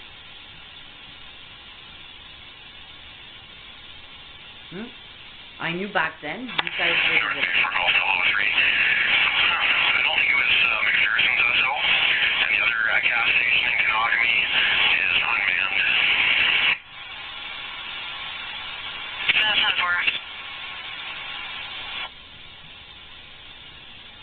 4. I knew 4 years ago, and don't quote me on it, go read the notice of claim that I gave to Tom Carrick, or the information I gave to him.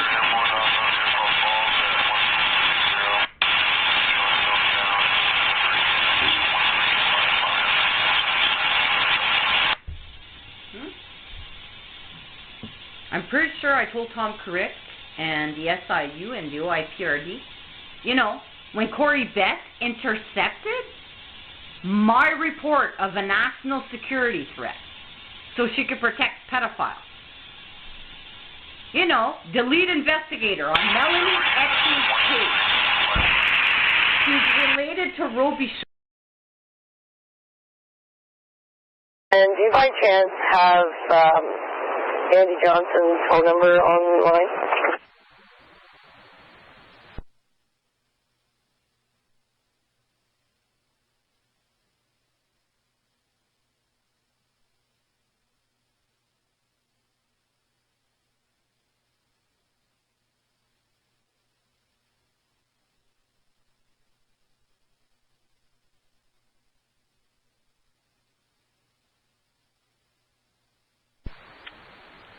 Echo 44, sorry, is that an officer or? That's okay, never mind. Okay, 10-4. Was paid for. You're in OPP's area. I might just have them come check on your well-being. So you can Pardon me? them just because I might just come to get them to check on your well-being, and you can explain to them. No. You're not coming to check on my well-being. What are you talking about? I'm reporting a crime against Weaver Simmons. Okay, but you can report that. You have to report it with OPP first, and then when they have issues, they contact No. us. Weaver Simmons is in Sudbury. The court is in Sudbury. Okay, are you at 19 Watson? The court is in Sudbury, and if you send or not, what's your name? What's your name? My name is Katie.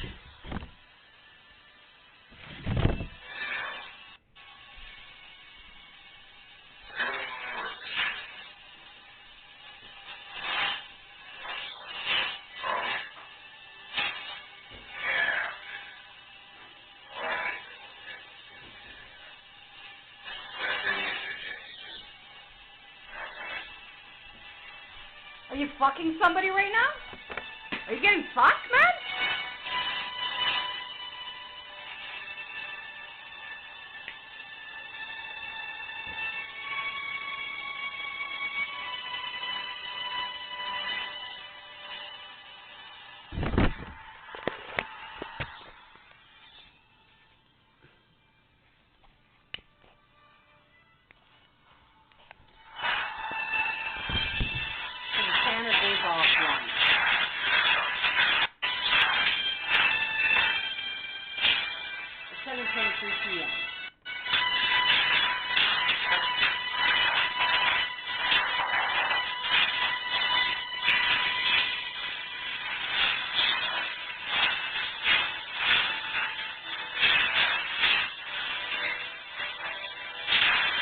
You want me to go cut off your dick, asshole?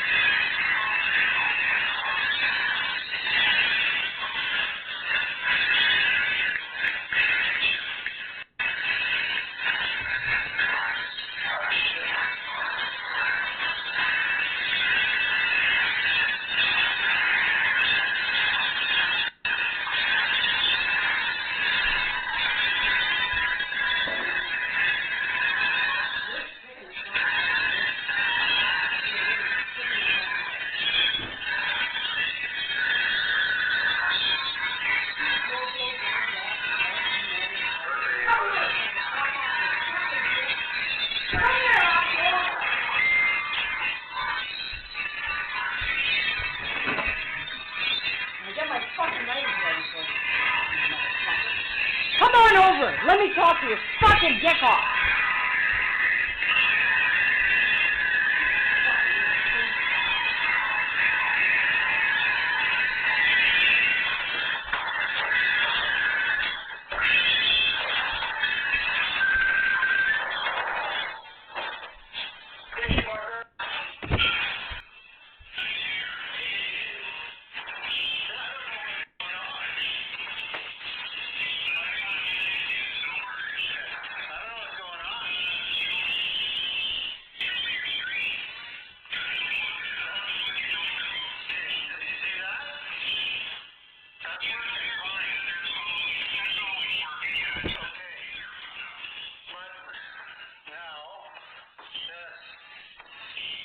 You want this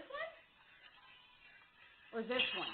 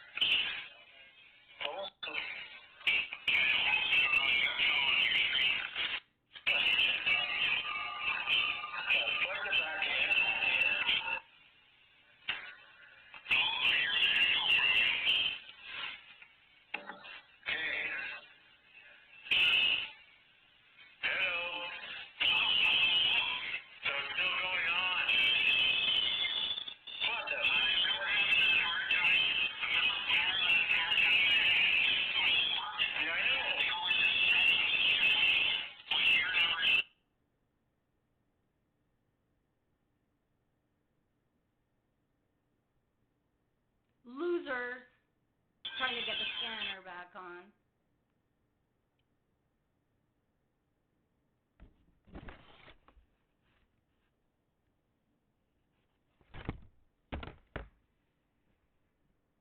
Okay? So at 7:23 the scanner went offline after I uploaded my little Temiskaming little audio online of the spyware. And now they panicked. It looked like they got caught there. And then it sounded like he was fucking somebody. Hey? Playing fucking head games with me is what they're doing. Games with me is what they're doing.